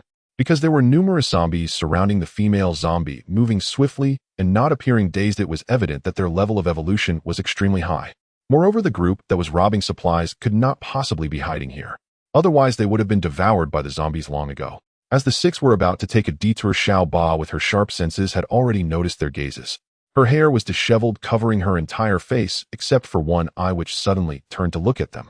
Upon spotting her target, that eye's pupil shrank to a pinhole size, making her appear even more terrifying. Hee hee hee, the previously chilling cries instantly transformed into eerie laughter. Her figure flashed as she rushed toward the group like a gust of wind. Not good. We've been discovered. Chun Ming's expression turned grave, his heart filled with fear. It was his first time encountering such a terrifying zombie. As Xiaoba moved, she also startled the nearby zombies. Roar! Hundreds of elite zombies roared, forming a small horde rushing towards them in a frenzy. They were agile, and with a few leaps they could reach the rooftop. Even though the six hid at a high position, it was of no use. What do we do now? In their panic, Chun Ming was at a loss. Chun Loi remained calm. What else can we do? Prepare to break through. Chun Ming and the other awakened ones drew alloy knives from their waists. These were specially made by researchers with tough and sharp materials capable of slaying high-level zombies. But facing so many elite zombies, the four of them felt uncertain. Even though Chun Loi was the number one awakened from the shelter, known as the strongest, yet there were too many zombies. They feared that even a good tiger could not withstand a pack of wolves. Moreover, among that group of zombies, there was a terrifying agile zombie king. Xiao Ba's figure was rapidly approaching the current territory, was so peaceful that it made these warlike individuals feel bored. They were so bored they were on the verge of tears. Today they finally discovered prey, naturally feeling exhilarated. However, just as they neared their target, Xiao Ba suddenly received an order in her mind. Wait, don't kill them yet. Huh? Xiao Ba's swiftly moving figure abruptly halted. It was the voice of their leader. Although she wanted to kill, she had to control herself, so she glanced at Chun Ming and the others before moving sideways. Chun Ming's body trembled. He would never forget the mournful gaze of that female zombie. But what happened next left them even more astonished. The once frenzied zombies all became quiet, then scattered in all directions, and in no time, they completely disappeared. What is going on? The six were incredulous, having never encountered such a situation before. They had all been prepared for battle. They were ready for a fight. Instead, the zombie tide receded. Oh, I see, they were deliberately trying to... Sun Xiaoqiang analyzed seriously. Chun Ming was speechless. What are they trying to scare us for? There must be some special situation. What special situation? Chun Loi was also confused. However, she suddenly realized it turned out was not as bad as expected. Occasionally, there would be small surprises. At that moment, a tall figure appeared in the street, handsome in appearance, surveying everyone. Lin Dong gazed at Chun Loi, the face before him gradually overlapping with memories, childhood, scenes flashing in his mind, causing him to reminisce about his lost childhood. Long time no see. Chun Loi was momentarily stunned. Having spent 10 years in a mental hospital, her heart had long turned as cold as a bedboard, but seeing that figure, her heartbeat quickened. The face before her also carried many memories. It was one of the few warm scenes in her life. Sun Xiaoqiang was also particularly excited. He had a deep impression of Lin Dong, and his unique eyes were already misty with tears. In this desolate end of the world, unexpectedly meeting a childhood friend, he jumped directly from the rooftop to stand in front of Lin Dong. Lin Dong, it's really you. I never expected to meet you here. However, Chun Ming and the others began to feel increasingly uneasy, linking it to what had just happened along with the photos online. Though the photos were blurry, the resemblance to the figure before them was striking. Xiaoqiang, be careful, he might be a zombie. Don't say nonsense. Sun Xiaoqiang pouted, feeling annoyed that his long-lost friend was being called a zombie. Lin Dong can't possibly be a zombie. My eyes are the measure. A ruler. Chun Ming and the others looked at his wise expression, feeling that this ruler was a bit off. Unexpectedly, in this cruel apocalypse, I would encounter Lin Dong here. What a coincidence. What are you doing here? I was passing by, Lin Dong casually replied. Sun Xiaoqiang was excited and smiled broadly. This is a 5-star zombie nest. Many zombies appeared just now. Oh, it's extremely dangerous. It's truly remarkable that you survived. Lin Dong looked at Sun Xiaoqiang and saw his unique eyes, realizing that after so many years he had not changed at all. What are you all doing here? Someone robbed our supplies and is hiding in this area. We came to find them. Sun Xiaoqiang explained. Lin Dong raised an eyebrow. He was aware of the supply theft at the shelter and was surprised that the robbers had infiltrated his territory. When did this happen? I wasn't even aware. I'm quite familiar with this area. Perhaps I can help you find them. That's great. Sun Xiaoqiang didn't care about anything else. He felt that meeting an old friend and having him join his team was a good thing. However, Chun Ming and the others gasped in shock. They judged in their hearts that Lin Dong was most likely the bizarre zombie king and the source of all danger, yet Sun Xiaoqiang wanted him to join their team. This world is too crazy. I'm just a mouse serving as a bridesmaid for a cat. Cheng Loi nodded in agreement and continued speaking. Once we find the supplies, we can take you to the shelter. It's very safe there. Chun Ming and the others almost spat blood. They felt that Sun Xiaoqiang was already ridiculous enough, but Cheng Li was even more outrageous actually thinking of bringing him to the shelter. The others felt. Whether the shelter is safe or not might depend on what the others say. Lin Dong thought for a moment and did not directly refuse. We'll talk about it then. Cheng Loi agreed and turned to the four behind. You all come over. Why are you still hiding on the roof? Okay. Chun Ming and the others hesitated, their expressions worried, but they still jumped down to the street cautiously. As they got closer to Lin Dong, they couldn't tell if it was psychological or something else, but there was an inexplicable sense of unease. Moreover, they noticed that Lin Dong's gaze was filled with indifference devoid of any emotion. When he looked at them, it was as if he was looking at cattle and sheep. Only when he was conversing with Cheng Loi and Sun Xiaoqiang did a fleeting spark of liveliness flash in his eyes. Let me introduce you. These four are all awakeners from the shelter: Chun Ming, Su Tianhao. Cheng Loi introduced each one in turn. Lin Dong merely responded and did not glance at the four at all, his attitude seemingly completely ignoring them. Chun Ming forced a smile. Hello. The four felt very nervous, but for now it seemed that the other party had no intention of killing them, otherwise that group of zombies just now would have been enough to take their lives. Thus the four did not break that thin layer of pretense and continued to act dumb, treating Lin Dong as an ordinary human. However, Sun Xiaoqiang was truly oblivious and very generous. Lin Dong, once we find the supplies, let's have a big feast. We'll eat well and drink well, as if it's a reunion dinner. Okay, Lin Dong agreed. But at that moment, Sun Xiaoqiang's stomach growled uncontrollably, the intense hunger making him dizzy and weak, nearly fainting. Lin Dong noticed his state. He himself was this hungry. Yet Sun Xiaoqiang was still thinking of treating him to a meal. How about I treat you first? Do you have food now? Sun Xiaoqiang's intelligent eyes widened. A bit, not much. Lin Dong waved his hand and took out bread, sausages, and spicy strips from his storage space. These were all taken from the warehouse last time, worth hundreds of millions, and there was plenty in the storage space, which was of no use to him. Sun Xiaoqiang stared at the food, completely stunned. It felt so magical, as if Lin Dong had conjured it out of thin air. Uncontrollable tears streamed from the corners of his mouth. There were even spicy strips inside, which were his favorite snack. Thank you, I won't be polite then. Sun Xiaoqiang took it, tore the packaging open, and began stuffing it into his mouth. The oiliness of the spicy strips spread on his taste buds, tingling and fragrant. It's really delicious. Hunger is the best chef, and in Sun Xiaoqiang's current state, the spicy strips were a delicacy. Watching the scene before him, Lin Dong couldn't help but recall his childhood back then in the orphanage. Sun Xiaoqiang loved eating spicy strips. He was afraid the other kids would snatch them, so he hid the spicy strips in his blanket while sleeping, and the spicy strips were crushed out, making the whole blanket greasy, and he was scolded by the director on the spot. Gulp. Seeing Sun Xiaoqiang eating so blissfully, Cheng Loi couldn't help but salivate, instinctively swallowing while her stomach growled with hunger. Lin Dong glanced at her, not saying much. He also took out bread, sausages, and spicy strips, and even had an extra bottle of nutrient drink, handing it to her. I'm not hungry. Cheng Loi shook her head in refusal. Lin Dong sized her up, though she was still the same as when they were kids, soft all over yet stubborn. It's okay, just eat. Cheng Loi slowly accepted it, but she was still hesitant because food was extremely precious in the apocalypse. Earlier, Lin Dong said he didn't have much, so she thought to let him keep it for himself. What's wrong with you? Lin Dong saw her fidgeting, her expression fluctuating, and casually asked. Cheng Loi looked at him blankly and picked up the bread. It's expired. Lin Dong was speechless, eat it or not. Although the bread's label was past its expiration date, it was perfectly edible after being stored in the storage space. Cheng Loi stopped hesitating, thinking she would return it later. So she opened the packaging and started eating. The four behind her stared wide-eyed, their stomachs churning, also growling, looking very envious. But they didn't dare to ask Lin Dong for food. Seeing how he could conjure food out of nowhere, it was clear how bizarre his abilities were. If things went wrong, they could end up as food themselves. The four simply turned their heads away. Out of sight, out of mind. After a while, Cheng Loi was full and felt much more energetic.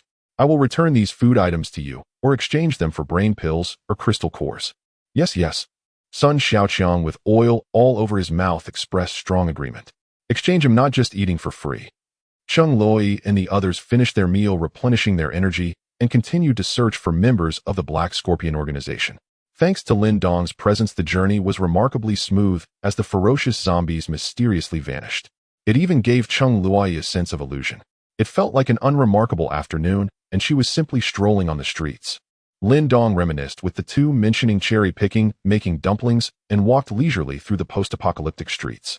Chun Ming and the others exchanged glances. They dared not ask or say anything, merely following silently behind, trying their best to be invisible. Yet they noticed that the usually reticent Cheng Lui spoke a bit more today. In the far distance behind them, Tank Xiaoba and the doctor stood atop a tall building, their fierce eyes fixated on the scene. Why is the boss leading humans into action?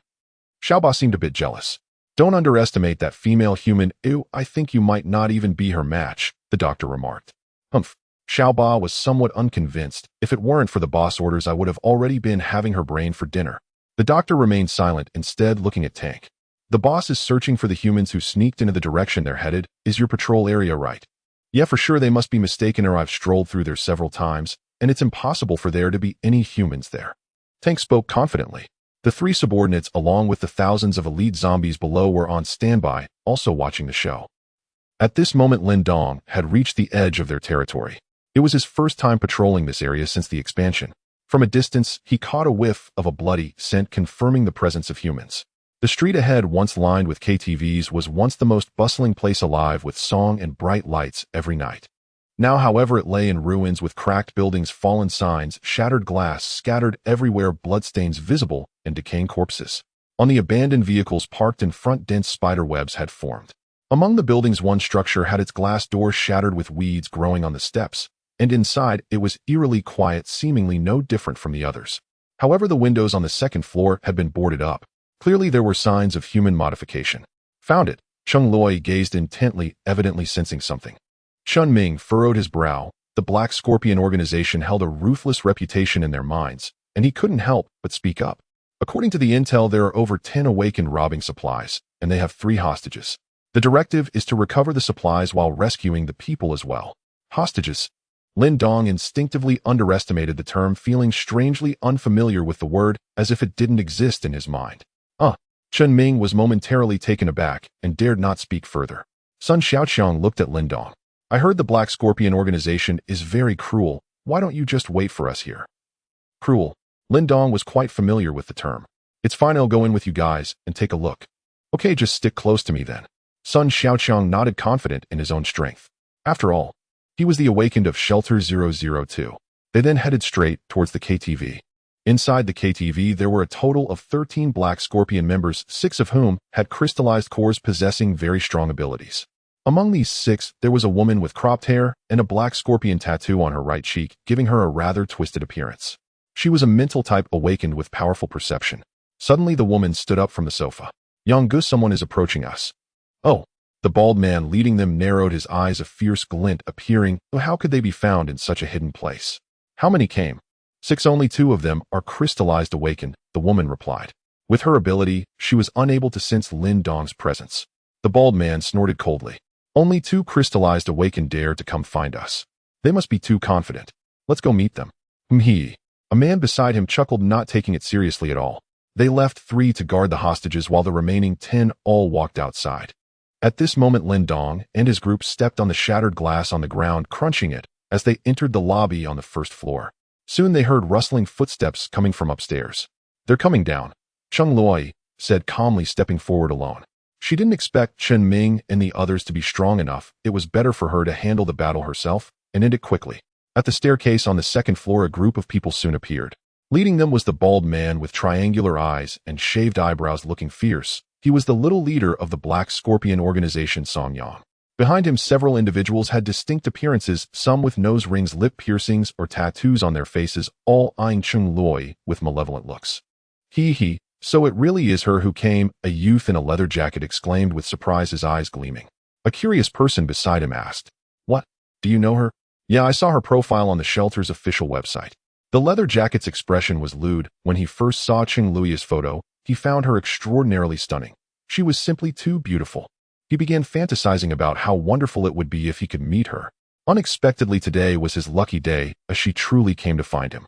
Moreover, the leather jacket remembered a description beneath Cheng Lui's photo that left a deep impression. I am a gentle girl afraid of pain. I like gentle girls. Yang, go leave her to me. The leather jacket eagerly volunteered.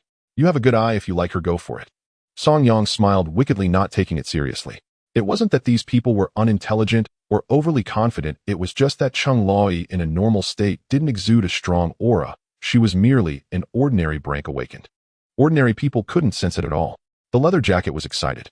He bent down and drew an alloy dagger from his pants leg, the blade glinting coldly, extremely sharp. Beautiful girl, let's play. The leather jacket flashed forward, brandishing the deadly weapon with incredible speed. He was a speed-enhanced awakened. Cheng Lui stood still, not even moving, her large eyes staring blankly at him, showing no intent to dodge. The cold gleam grew larger in her pupils as the dagger approached, coming closer. Suddenly, Cheng Lui raised her hand and grasped the blade. Pucci. Bright red blood gushed out, flowing down her wrist, leaving a striking color on her fair skin. A sharp, cutting pain stimulated her nerves, awakening every cell within her body as the killing factor inside her was about to burst forth. This strike triggered Cheng Lui's awakening ability, deadly pain, causing her aura to surge. On her right wrist, there was a bracelet. It displayed pain value 10. Oh, the man in the leather jacket suddenly sensed something was wrong. He attempted to retract the alloy dagger, but Cheng Lui's grip was like a vice, not budging despite his efforts. As the leather jacket struggled, the dagger sank deeper into flesh, blood gushing from Cheng Lui's fingers. The pain value continued to rise. 15. Crack. Cheng Lui exerted a sudden force, snapping the blade and gripping the broken edge, thrusting it towards the man's temple. The man didn't have time to react, only feeling a sharp pain in his head as warm blood flowed down his cheek. His consciousness began to fade. This is the gentle girl. The man's pupils dilated, the last thought crossing his mind before he succumbed, his body crashing to the ground. In a brief moment, Cheng Lui had eliminated a crystal core awakener. Song Yang and the others widened their eyes in astonishment, never expecting this seemingly fragile girl to be so ferocious. She killed so easily. I feel she's a bit off. Everyone be careful, this person is actually very dangerous. The group suddenly grew serious. When Cheng Lui killed, her expression was calm and unperturbed, her strikes precise and ruthless, clearly a seasoned criminal accustomed to such deeds. Cheng Lui lowered her gaze to the corpse at her feet, as if suddenly reminded of something. She slowly crouched down, prying open the leather jacket man's head with the alloy blade, then inserting her pale fingers inside, stirring about. What are you doing? Lin Dong asked with curiosity, as her actions reminded him of their days at the orphanage when they used to make dumpling filling. Soon Cheng Lui found the man's crystal core and forcibly extracted it, her hands drenched in blood, also pulling out some red and white matter. She then turned and walked up to Lin Dong, offering him what she held. You give me bread, I give you the crystal core. Oh. Lin Dong nodded, realizing she was fixated on this matter. Just like before, she was still impulsive. But her blood-soaked hand was still dripping with some unidentifiable brain matter mixed with other fluids. It seems not very hygienic, right? Freshly extracted, still warm, clean, and hygienic. Cheng Lui explained, knowing Lin Dong had a habit of being particular about cleanliness. To Lin Dong, this was akin to soup over rice, but with the broth spilling everywhere, it looked rather unsightly. So he stood still, hesitant to move. Cheng Lui glanced at him with a puzzled expression. What are you still picky about? Not elegant enough, Lin Dong. Cheng Lui's expression darkened as she mimicked his previous tone. Eat it or not. Hiss. Song Yang and the others gasped. The person before them was too brutal, completely opposite to the gentle persona the leather jacket had described. He certainly didn't die unjustly. At the same time, doubts arose in his mind. Was this really a person from the official shelter? Why did it feel even more ruthless than himself? Their Black Scorpion organization had also consumed human flesh, even tortured and killed, but they lacked a certain quality that Cheng Lui possessed. That was her indifference. Hey, wait. Suddenly Song Yang noticed a serious problem. The number of people across from him seemed off as he scanned from Lin Dong to Chun Ming, evaluating each one. No matter how he counted, there seemed to be one extra. Yuan, didn't you say there were 6 people? Why are there 7? The short-haired girl furrowed her brows, her expression extremely grave. Yongo, one of them. Seems not to be human. What? Song Yang's eyes widened. He was quite convinced regarding mental perception. Not human. Following the girl's gaze, Song Yang looked at Lin Dong, who had picked up the bloody crystal core and was savoring it, as if finding it extremely sweet. The answer became increasingly apparent. Zombie. His heart sank, realizing that the people from the official shelter were actually mingling with zombies. What had happened today was far too absurd. A strong sense of crisis arose within him. He glanced around. His greatest reliance now was the advantage in numbers. Let's not worry about anything else, take them down, everyone together. The others nodded silently. As the battle was about to commence, the members of the Black Scorpion organization activated their awakening abilities. A few of them surged like fierce tigers, their auras formidable. Cheng Loi turned her head and gazed, her expression still calm. You stand here and don't move, I'll go get some more crystal cores. Huh. Lin Dong raised an eyebrow, feeling something was odd about her words. But at this moment Song Yang and several main forces had approached Cheng Loi. Song Yang's awakening ability was skin metallization, making his physique exceptionally strong. His skin was transforming, covered in a layer of silver sheen. As he moved, the sound of clashing steel rang out, as if he had donned metallic armor. As Song Yang swung his fist infused with immense power, a gust of wind surged towards Cheng Lui's face. Cheng Loi remained unafraid, raising her slender arm to block. Bang! With a muffled thud, Cheng Lui withstood the tremendous force, but her feet slid back a bit, her arm tingling as a strong pain surged through. Pain value 17. Song Yang's silver face twisted into a grin, calling to his teammates, now is the time. Good. Yuan responded from behind, simultaneously launching a mental attack, her mental energy flooding into Cheng Lui's mind, initiating a brainstorm. Cheng Loi felt as if her brain had been doused in boiling oil, and intense pain surged, her senses grew hazy, and her consciousness began to blur. Song Yang immediately seized the opportunity, his massive fist coming down again. It seemed this strike would crush her skull. At this moment Cheng Lui's bracelet's digits fluctuated. Pain value 26. Her gaze suddenly sharpened, her eyes regained clarity, the pain empowered her further. With one hand clenched into a fist, she struck at Song Yang's chest with an almost imperceptible speed. Buzz! Even with Song Yang's metallic body, his chest caved and deformed from the immense force, as if he had been hit by a truck, and he flew straight back. Crash! Song Yang crashed through a wall buried in the rubble. How is this possible? Yuan's eyes widened in disbelief. Clearly hit by a mental attack, yet her leader was sent flying, her face twisted in fury, the black scorpion tattoo on her face seemed to come alive. But the situation was urgent. With no time to think further, she quickly turned her head, searching for Cheng Loi, planning to launch another mental attack. But a delicate pale face had already appeared before her. In the next instant, Cheng Lui's 5 fingers slashed like blades into the victim's carotid artery. Yuan's expression of sheer horror froze mid-instant. Her mouth parted as if to speak, yet only gouts of crimson blood spilled forth. Another corpse collapsed at Cheng Lui's feet. What happens if it reaches 100%? A magnetic voice murmured suddenly beside her ear. She turned, and there stood Lin Dong, his handsome face calm and composed. He had long noticed the subtle details on her wrist. Curiosity piqued, prompting him to ask. Cheng Loi offered a faint smile. I might die. Her wristband was a custom device engineered by researchers, linked directly to her pain receptors, calibrated to signal her physiological tolerance threshold. At 100% she would attain her peak state, yet that very threshold marked the absolute limit of her life. Elsewhere, Sun Xiaoqiang clashed with a crystal core awakener, a brute force specialist wielding a colossal alloy battle axe weighing several tons, yet swinging it with effortless grace. The heavy axe whistled through the air, cleaving downward towards Sun Xiaoqiang with crushing force. If Cheng Loi can settle her debt with Lin Dong, then so must I. His sharp, intelligent eyes flickered, then his body cracked and popped. His lean frame swelled with sudden muscle broadening into raw, dense power. This was Sun Xiaoqiang's awakened ability, Fearless Frenzy. His intellect plummeted drastically, while every other physical attribute surged violently. The once clever glint in his gaze had now dulled nearly to vacancy.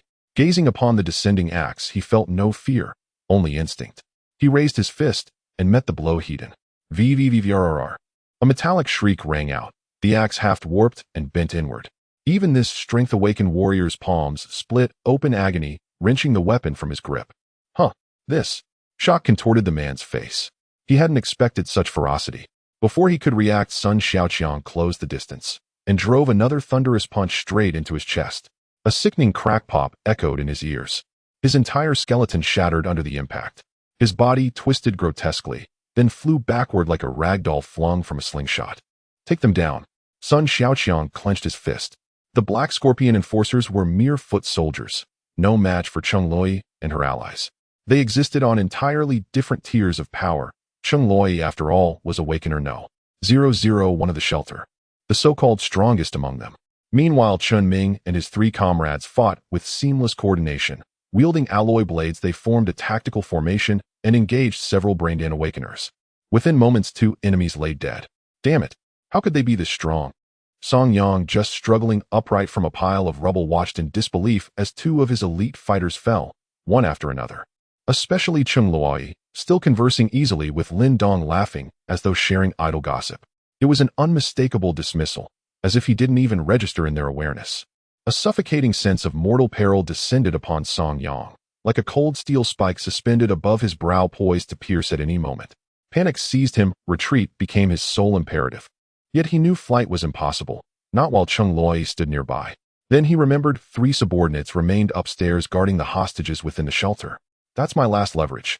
Song Yang leapt, launching himself upward onto the 2nd floor. His ground floor men, already overwhelmed in combat, stared in utter despair as their leader fled. A single phrase flashed through each mind. Fuck. Then they fell, one by one, to Chun Ming's blade. The 1st floor battle ended. Lin Dong hadn't lifted a finger, not against such trivial adversaries. He simply watched a detached spectator. Here, you take these. Sun Xiaoqiang extended a crystal core and several brain pills. Lin Dong glanced at him. You don't need to give so much. Yes, I do. Ever since childhood, the shelter director taught us a drop of kindness demands a flood of gratitude. You gave me bread when I starved, so I must repay you to the utmost. Sun Xiaoqiang spoke with unshakable conviction. Lin Dong said nothing more, and accepted the crystal core and brain pills. On the 2nd floor hall, once a bustling KTV, emptiness reigned. Tension hung thick in the air, silent and electric. In the center of the floor, 3 figures knelt, bound in iron chains, muffled whimpers escaping their mouths. Song Yang tore the duct tape from their lips, planning to force them to beg for mercy later, hoping Chung Luoi's compassion might sway her decision. Soon after, Lin Dong and the others ascended. Big Sister Chung, save me. I don't want to die. Wah. One boy burst into hysterical sobs. Song Yang instantly barked a warning. Stop right there. Come any closer, and I'll kill them all. Right now. Huh. Chung Luoi lifted her gaze. Before her, the hostages trembled violently, still wailing, half-mad with terror.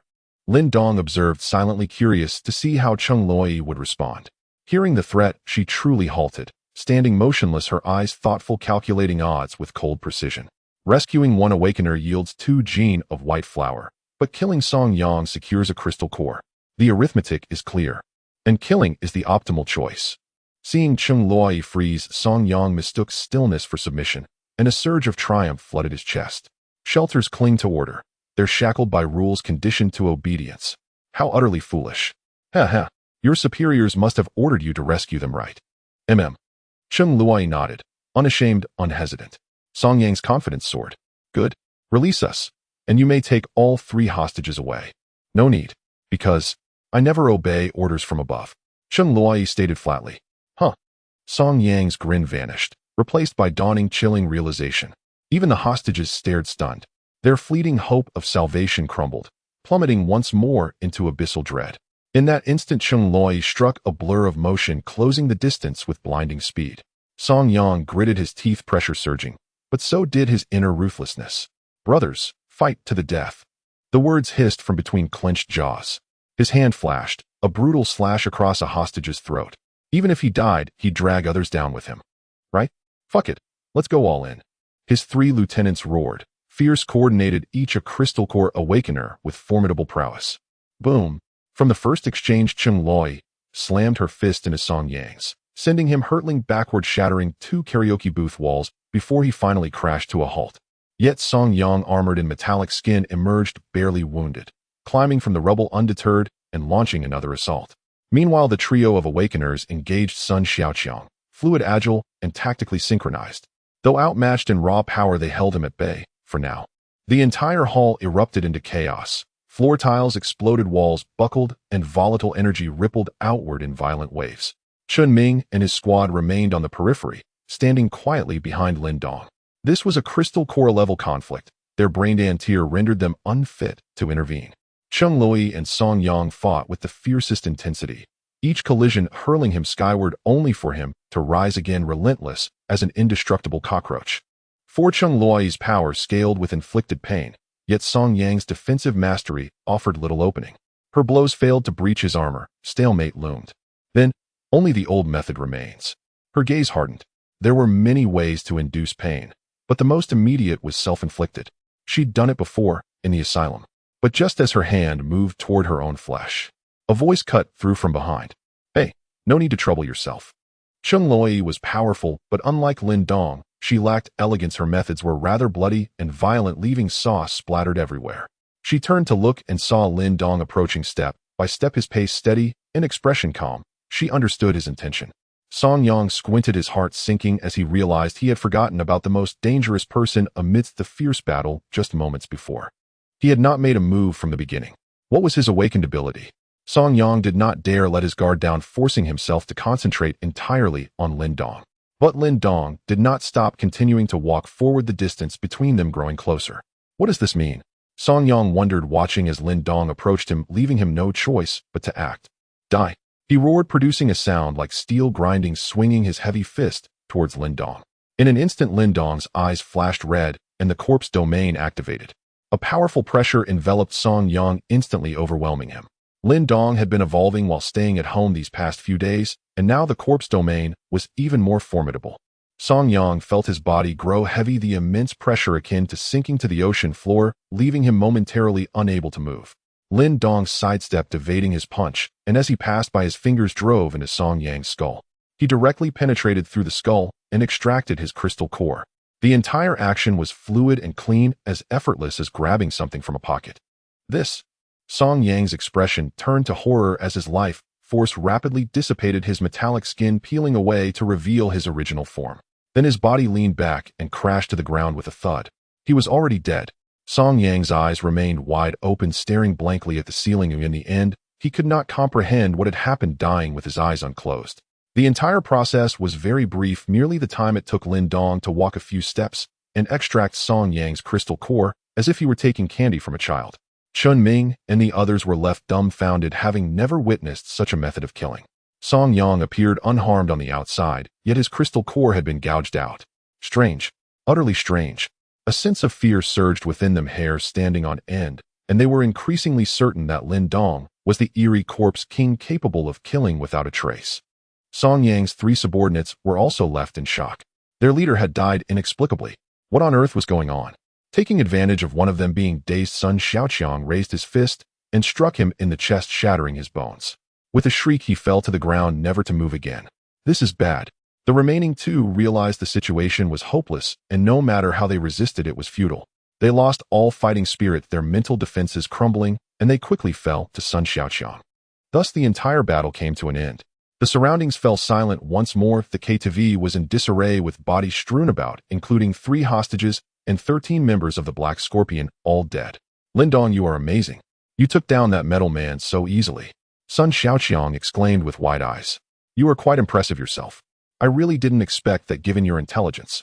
You could awaken such abilities. Sun Xiaoqiang laughed heartily. Ha ha, you figured it out. The others were cleaning up the battlefield, and Chung Loi approached the bodies of the 3 hostages, gazing down at them intently. She seemed regretful that she could not save them. Then she squatted down, inserting her fingers into their heads and extracting their brain cores one by one.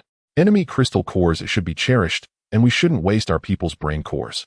Chung Loi murmured, perhaps due to having lived through hard times, she was quite frugal, a good girl who managed her. Meanwhile, Chen Ming and the others were using a communicator to report the situation back to the shelter headquarters.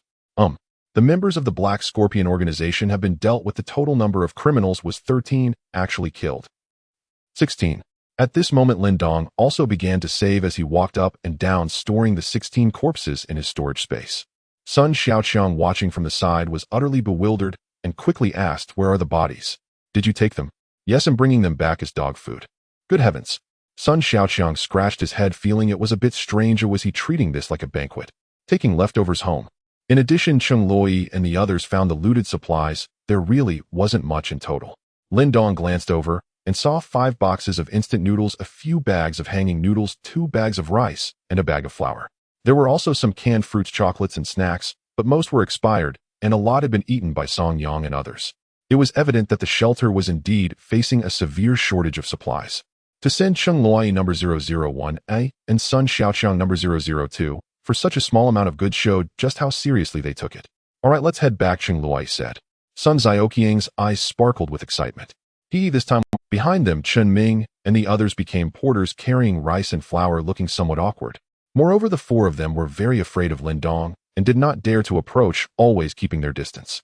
Lin Dong, come back to the shelter with us, Sun Xiaoqiang said. No, Lin Dong shook his head in refusal. Sun Xiaoqiang looked puzzled. Why not? I don't need shelter, Lin Dong replied. Oh. Sun Xiaoqiang nodded, seemingly understanding. At this point they had arrived at the street where they met and were at the moment of parting ways. Cheng Loi looked at Lin Dong with her big eyes. When will we meet again? If the shelter lacks food, you can exchange crystal cores with me, Lin Dong said after a moment. Okay. Cheng Loi readily agreed, establishing a cooperative relationship. To facilitate contact, the two added each other as friends online, allowing for chatting. After handling these matters, Lin Dong bid them farewell. This is it, see you next time. Goodbye. Cheng Loi said, walking away without looking back. Chun Ming and the others, burdened with boxes, hurriedly bypassed Lin Dong and quickly caught up with Cheng Lui's pace. Goodbye, Lin Dong, let's chat online when we get back. Sun Xiaoqiang also turned and waved goodbye. At this moment the sun was setting, the hazy sunlight stretching their shadows long as Cheng Lui and the others gradually moved further away. Lin Dong watched them until they disappeared at the end of the street. Soon fierce zombies began to emerge from alley, streets, and buildings, including tanks Xiaoba and the doctor orderly gathering behind Lin Dong. Boss, are those your friends? Lin Dong responded and turned to walk towards the building. Xiaoba tilted his head, seemingly perplexed, as if to say, did the boss actually have a friend? But soon a waft of food aroma rushed towards him. As Lin Dong left, he waved his hand, tossing aside a pile of corpses, some still warm. Xiaoba grinned, no longer thinking too much about it. Cheng Lui and the others had walked quite a distance without encountering any zombies until they exited Lin Dong's territory, when those terrifying figures reappeared. But they were only low-level zombies, easily dealt with by regular humans, posing no threat to awakened ones. Luai, did you notice? Chun Ming suddenly asked. What? Cheng Lui turned to look at him. Chun Ming explained, we only encountered zombies again after leaving the 5-star zombie nest, so we can almost confirm that your friend is the king of that 5-star zombie nest. Oh, Cheng Lui nodded, showing no other expression. You. Chun Ming was taken aback, feeling that it was different from what he expected. Wasn't she surprised? Next to him, Sun Xiaoqiang scratched his head, though his mind was simple. But after all that had happened, he vaguely thought of something. Sister Cheng, do you think Lin Dong is really does it matter if he's human or a zombie? Cheng Lui paused, her tone before continuing. As long as we know he is Lin Dong, that's enough. Near the building, the setting sun bled into the sky, painting it a dark red, with several pitch black crows cawing as they flew around. In this desolate apocalypse, several zombies were gnawing on flesh and blood. The boss is really great going out to hunt and bringing back food for us. Xiao Ba's chin was stained with blood. The nearby zombies nodded in agreement. In other nests, the younger ones hunted and offered tribute to the zombie king, while Lin Dong was the opposite, which touched Xiao Ba and the others. The zombies were enjoying their feast, but Tank squatted nearby, lost in thought, seemingly guilty. Because there were actually humans hiding in his patrolled territory, yet he hadn't discovered them, he felt somewhat derelict. Moreover, Lin Dong not only did not blame him, but instead brought back food, which made Tank feel even worse. Xiaoba looked up at him. Aren't you going to eat? No appetite. Tank crossed his arms, turning his head away, pridefully, silently considering that he should hunt some humans to repay the boss and make up for his failing. Although Xiaoba had some intelligence, he was far from being able to guess Tank's inner thoughts. He naturally did not know what he was thinking. If you don't eat soon, I'll be gone, and you won't even have a chance to eat. Oh. Tank glanced at the meat out of the corner of his eye, feeling somewhat swayed, unconsciously licking his lips. A couple of bites wouldn't hurt. In the following days, the territory returned to calm, with nothing significant happening. Lin Dong remained at home, very leisurely, collecting information and absorbing energy daily, and occasionally chatting online with Cheng Lui. The hunger, slaughter, and dangers outside seemed to have nothing to do with him. This area around the building had become his paradise. In truth, Lin Dong had thought that Cheng Lui and Sun Xiaoqiang were not weak, and with ample food, he could easily have them stay by his side. When trouble arose, they would also serve as great assistants. However, Cheng Lui and Sun Xiaoqiang were awakeners no. 001 and 002 of the shelter, and were themselves figures of significance. As the saying goes, a tall tree attracts the wind. If they stayed, it would certainly not be peaceful. Thus, Lin Dong temporarily abandoned this idea, believing they would be fine staying in the shelter and could still form a cooperative relationship. Downstairs, Xiao Ba and the other zombies were bored wandering the streets and patrolling the territory, but unfortunately, they had no gains. The most unhappy among them was Tank. Given his level of intelligence, he was equivalent to a 7 or 8-year-old child and still brooded over his previous dereliction of duty. At this moment, his burly body sat by the street, looking somewhat lonely from behind. Where can I find someone to kill? I need to make up for my shortcomings by catching some prey to repay the boss, or else I'll always feel guilty inside. However, the main city had long been overrun, completely a world of zombies with not a single human in sight. At most, he could catch a few big rats from the sewers. But Tank thought that if he were to catch 2 big rats to repay the boss, he might very well end up ruining himself right there. What to do? Just as Tank was at a loss, a sudden flapping sound caught his ear. A red-eyed crow landed on a nearby. Under the dark red sky, the red-eyed crow's beak was smeared with blood, and it was even holding a human eyeball in its mouth. The scene was utterly grotesque. Tank didn't care about anything else. His little eyes immediately fixated on it, as if he had discovered a new land. The crow seemed to sense his gaze. The crow tilted its head back and quickly swallowed the eyeball, casting a disdainful look at Tank. Tank felt speechless and somewhat irritated, but since he needed something from the crow, he didn't dwell on it too much. Little black bird, do you know where there are any prey? I know. Of course I know. The red-eyed crow blinked its eyes. Tank was excited upon hearing this. Where? Hurry and tell me. I won't tell you. The red-eyed crow replied. Tank scratched his head, thinking that this little black bird was too vengeful. Wasn't it just that he had tried to catch it once when he first arrived, but he hadn't even caught it? Where exactly is it? Just tell me quickly. I want to hunt and repay the boss. It's too dangerous. It's too dangerous. If you go there, you won't come back.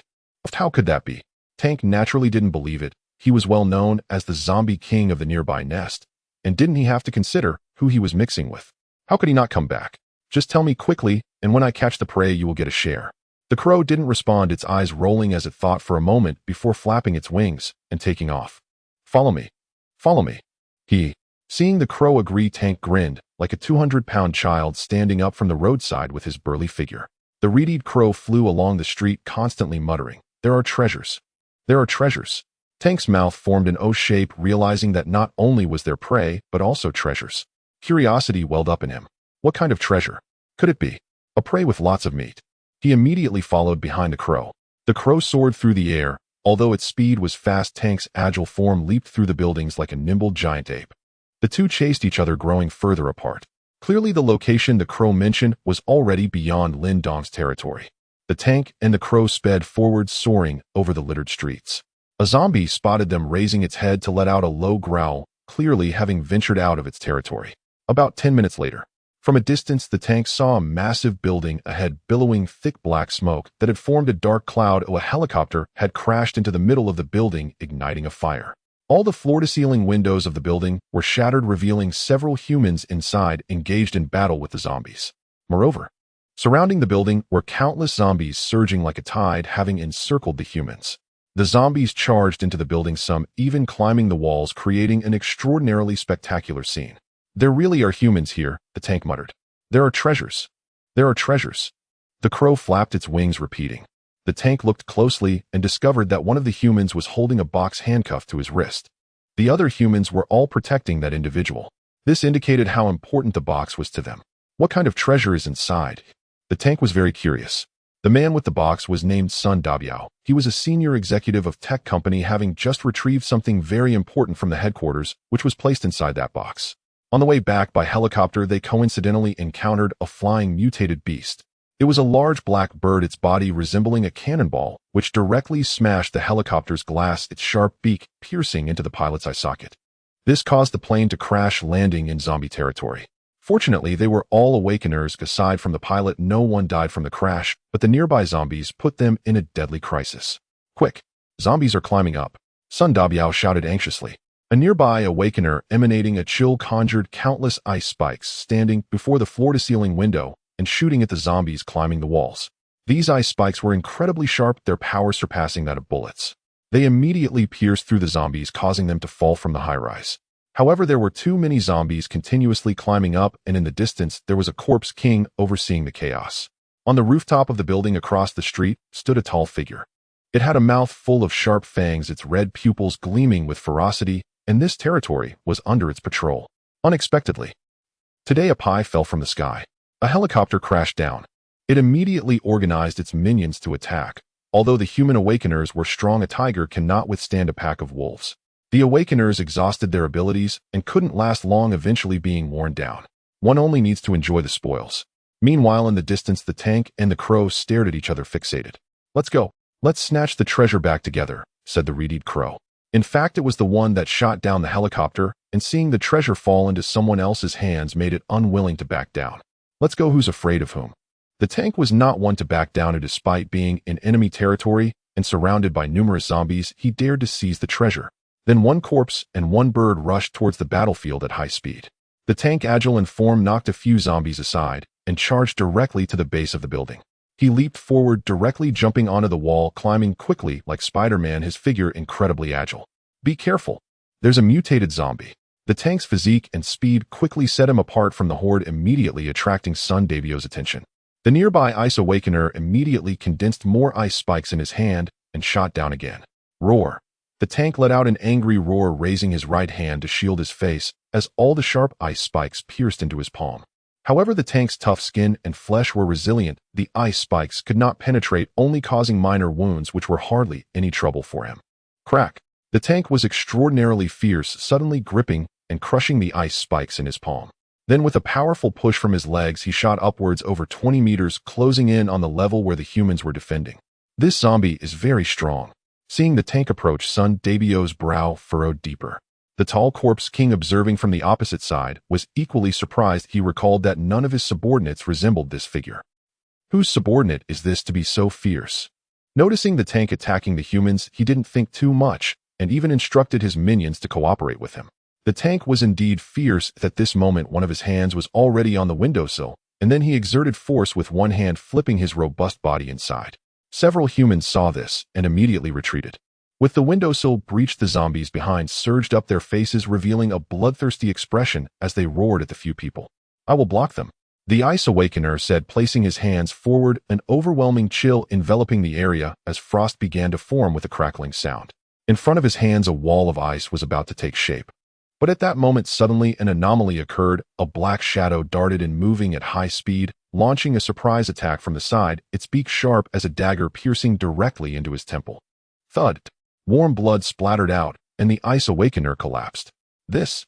Sun Davio's eyes widened as he looked at the black shadow, realizing it was the very large black bird that had attacked the helicopter.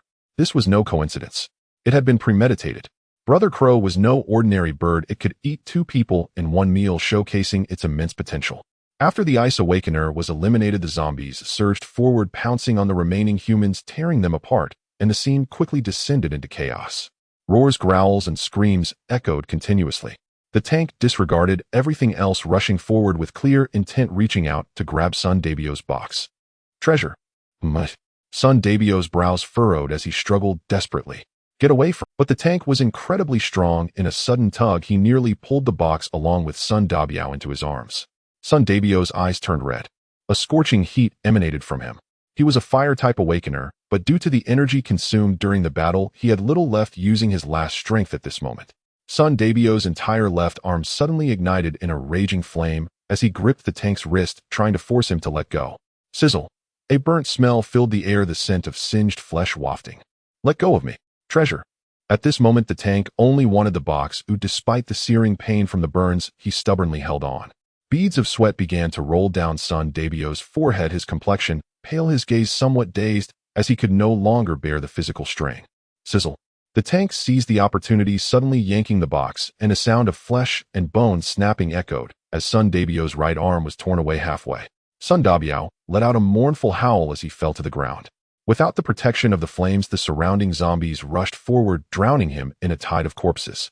The treasure is in hand. Tank cradled the box with handcuffs still attached to a severed arm. All the nearby humans had been devoured. The zombies celebrated their victory, their spirits particularly high. Roar. Tank did the same, lifting the box and letting out a roar as if showcasing a World Cup trophy, a bit boastful. He had no idea what was inside the box. Interestingly, the surrounding zombies cooperated with him, emitting low growls to celebrate together. Big fool. What are you showing off for? Hurry and leave. The unique voice of the crow echoed. Oh, right. Tank finally snapped out of his excitement.